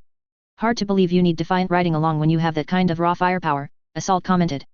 2 sets of eyes are better than 1, and we can keep each other sane. Defiant will pilot the Uther when he isn't on the ground. Well, Defiant, your hard work is appreciated. I wish you the best of luck. You too, Dragon, Miss Militia said. They can't possibly be buying this. Nobody's going to say it. Triumph asked, before he could censor himself. Every set of eyes turned to him. He could only go forward. You, don't really believe this? This Defiant thing? He's not even trying to hide it. The tension in the room was so thick he could have choked on it. If you have a valid concern about Defiant, Director Piggott spoke, I think it would benefit us all to hear it. He opened his mouth to speak, but she'd already raised her hand to stop him. Rest assured, Triumph, if you were to allege criminal activity, we would arrest and detain him until a case could be made. We'd pull him off this wholly voluntary task, and if your charges were serious enough, send him to the birdcage. I suppose we'd have to adjust Dragon's battle plan against the 9, she would likely be forced to rethink her idea of having the suits stationed in Brockton Bay, so she was better able to defend herself. I get what you're saying. I'm not saying anything, Triumph, only that you're entirely free to speak. He glanced around the room at the others. Clockblocker looked at the monitors, Assault was adjusting his glove, Vista staring hard at the ground. Nobody met his eyes. Except Director Piggott. It would have been easier to stare down a Bengal tiger than to meet her steel-grey eyes. There's a difference between serving the system and enabling it. Just wanted to say that the guy's got cojones, Triumph said, with no emotion or inflection.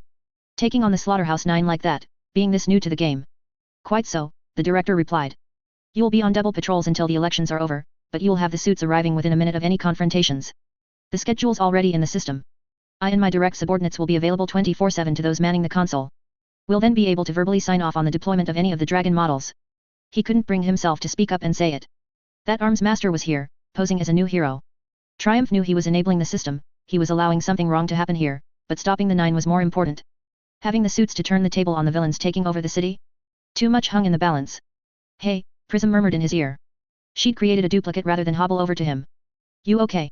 He shook his head. Still want to get that coffee? No. No thanks. He had trouble looking at her. She hadn't said anything, hadn't tried to say anything. Yes, it was the better choice in the long run, putting Arms Master to work against the 9. That didn't mean it wasn't wrong. He was still relatively new to this. 3 years of duty, most of which had been spent among the wards. Was he the only one who was just old enough to speak out, not yet so old and jaded that he acceded to authority over anything else? Or was it the opposite? Was he of the age where he had the ignorance of youth coupled with the arrogance of adulthood? As much as he'd thought she was the ideal girl before, as much as he'd shared her background with a failed sports career of his own, he could barely recognize her. I gotta go. Need to take a walk. My flight is. Right. Of course. Have a nice flight. Maybe I'll see you at a future date. Disappointment crossed her face. Maybe. He stepped into the elevator and pressed the button. The doors whisked shut. His mind was a dull buzz as he walked. He'd looked up to Arms Master, once. He'd understood the man. His own experiences of being second best in baseball ran parallel to the feelings Arms Master had hinted at but never outright stated. The Protectorate captain had been resentful of Dauntless' meteoric rise, the inevitable moment that Dauntless would effortlessly supplant him as leader of the team. As much as he hated to admit it, Triumph could understand where Arms Master was coming from. He could imagine the selfish joy the man must have experienced when Dauntless fell. It would have been horrifying, too, no doubt, but that horror would be tempered by pragmatism. Death was a natural consequence of an Endbringer attack. It was reality. So maybe Arms Master had told himself it was okay to feel relieved that a rival had fallen. He could see why Arms Master had taken the route he had in the actual battle. Taking on Leviathan one-on-one had been the only way the combat prediction program would work, and he'd had an effective weapon. If villains happened to die in the process, well, he only had to call on that pragmatism again.